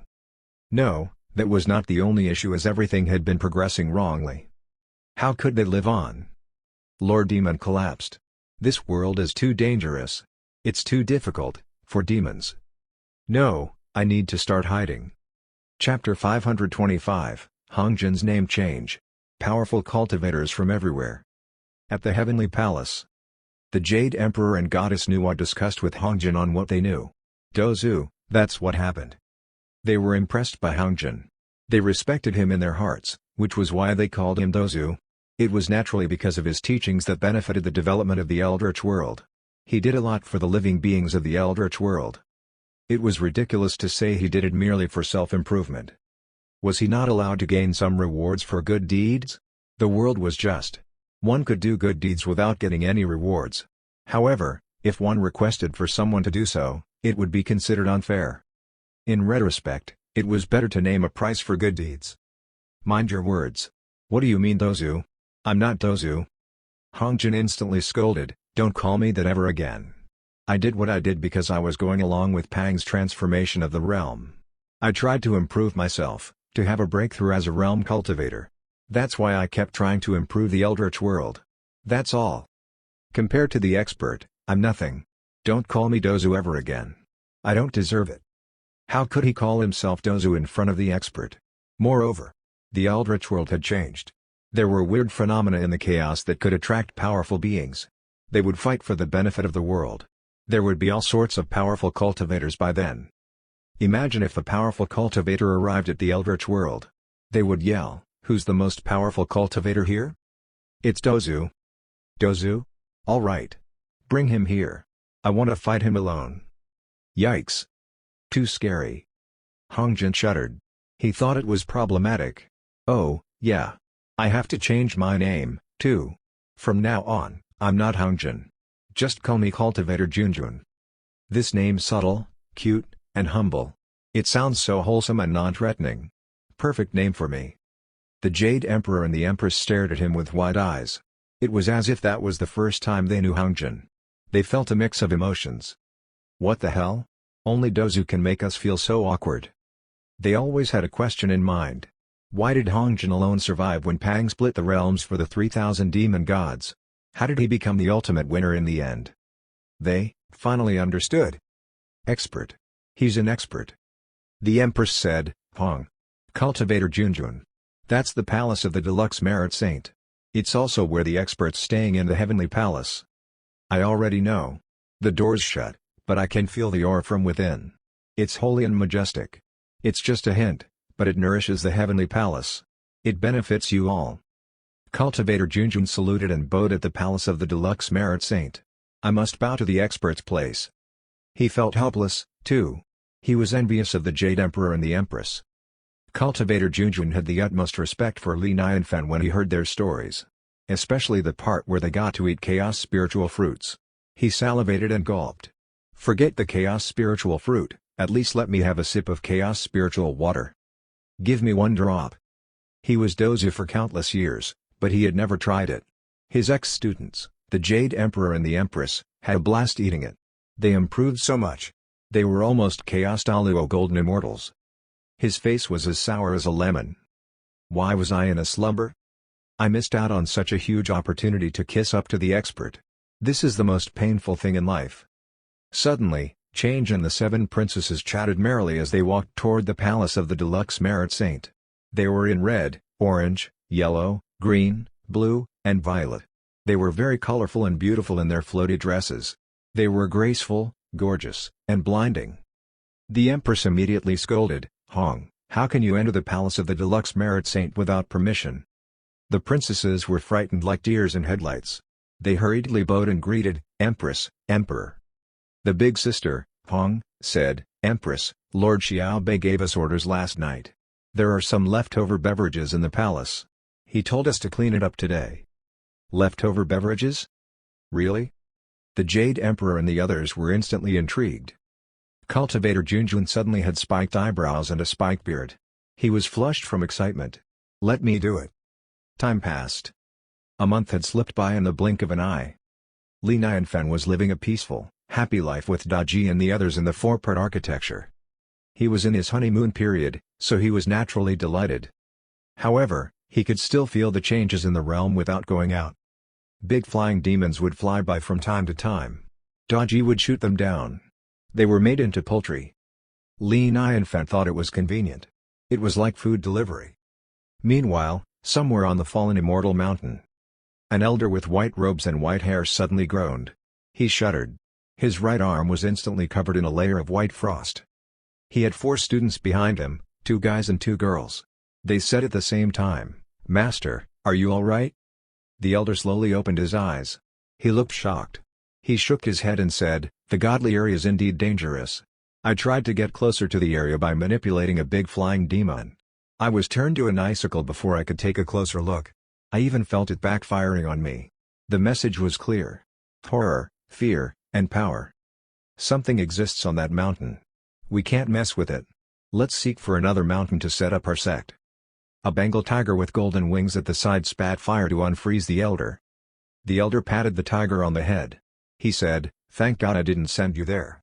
Otherwise, this would have ended badly." Their cultivation was related to the demons. They had a contract bond with the demons. They were lifelong allies. They called it the familiar demon. They were naturally precious to them. The elder forced a demon to do his bidding earlier with a manipulation spell. It was the best way to reduce risk. A young lady said, "But master, you said this mountain's extraordinary. It looks like a dragon and it's an excellent place. We've lost so many demons already. How about we wait for my grandpa's arrival? We just got here. It's best not to make enemies right away. They're probably warning us to stay away. We should look for another place. Safety first." The elder chuckled and said, "How many times do I have to tell you? Try to avoid confrontation as much as you can. Don't be boastful. A feisty personality won't get you anywhere. Let's go." In the midst of the chaos, several figures went straight toward the eldritch world. The chaos created a new world and the aura has risen like a tide in this area of the gods. I can't believe we searched for the area of the gods for so long to no avail, but a new area of the gods was formed in the chaos. It's indeed the area of the gods. The immortal chi is 10 times more intense than any world I've been to. I sense it, too. The smell of so many opportunities. Boom. A powerful aura rolled in. The golden light shone like a galaxy as it formed a path. Then, 3 magical beasts with ox heads, jet-black bodies, and golden fur rode in on a luxurious palanquin. "That's the saintly sovereign of the saintly kingdom." Somebody recognized him and exclaimed, "He's here? I heard that he single-handedly created the saintly kingdom. He overpowered all the sects. He ruled over humans, demons, and immortals. I heard that he can create realms. He's a realm cultivator. However, he's been looking for opportunities in the chaos. I can't believe he's targeting the area of the gods, too." Just when everyone was shocked, they sensed another rising aura. The aura was gray and creepy. They heard the moans and cries of a million ghosts. A huge skull figure was formed. It seemed to be formed by intense smoke. 2 ghastly green eyes emitted ghost fire. It was intimidating to look at. They were frightened and cold. Everyone looked petrified. They hurriedly backed off. "That's the ghastly Ghost King. Why is he here? He's the terrifying existence that once turned an entire world to the area of the ghosts. I thought we had the upper hand because the area of the gods just appeared. I can't believe so many people showed up. Did they all come out from their worlds? All the elites and powerful cultivators are swarming in like bees. The area of the gods truly lives up to its name."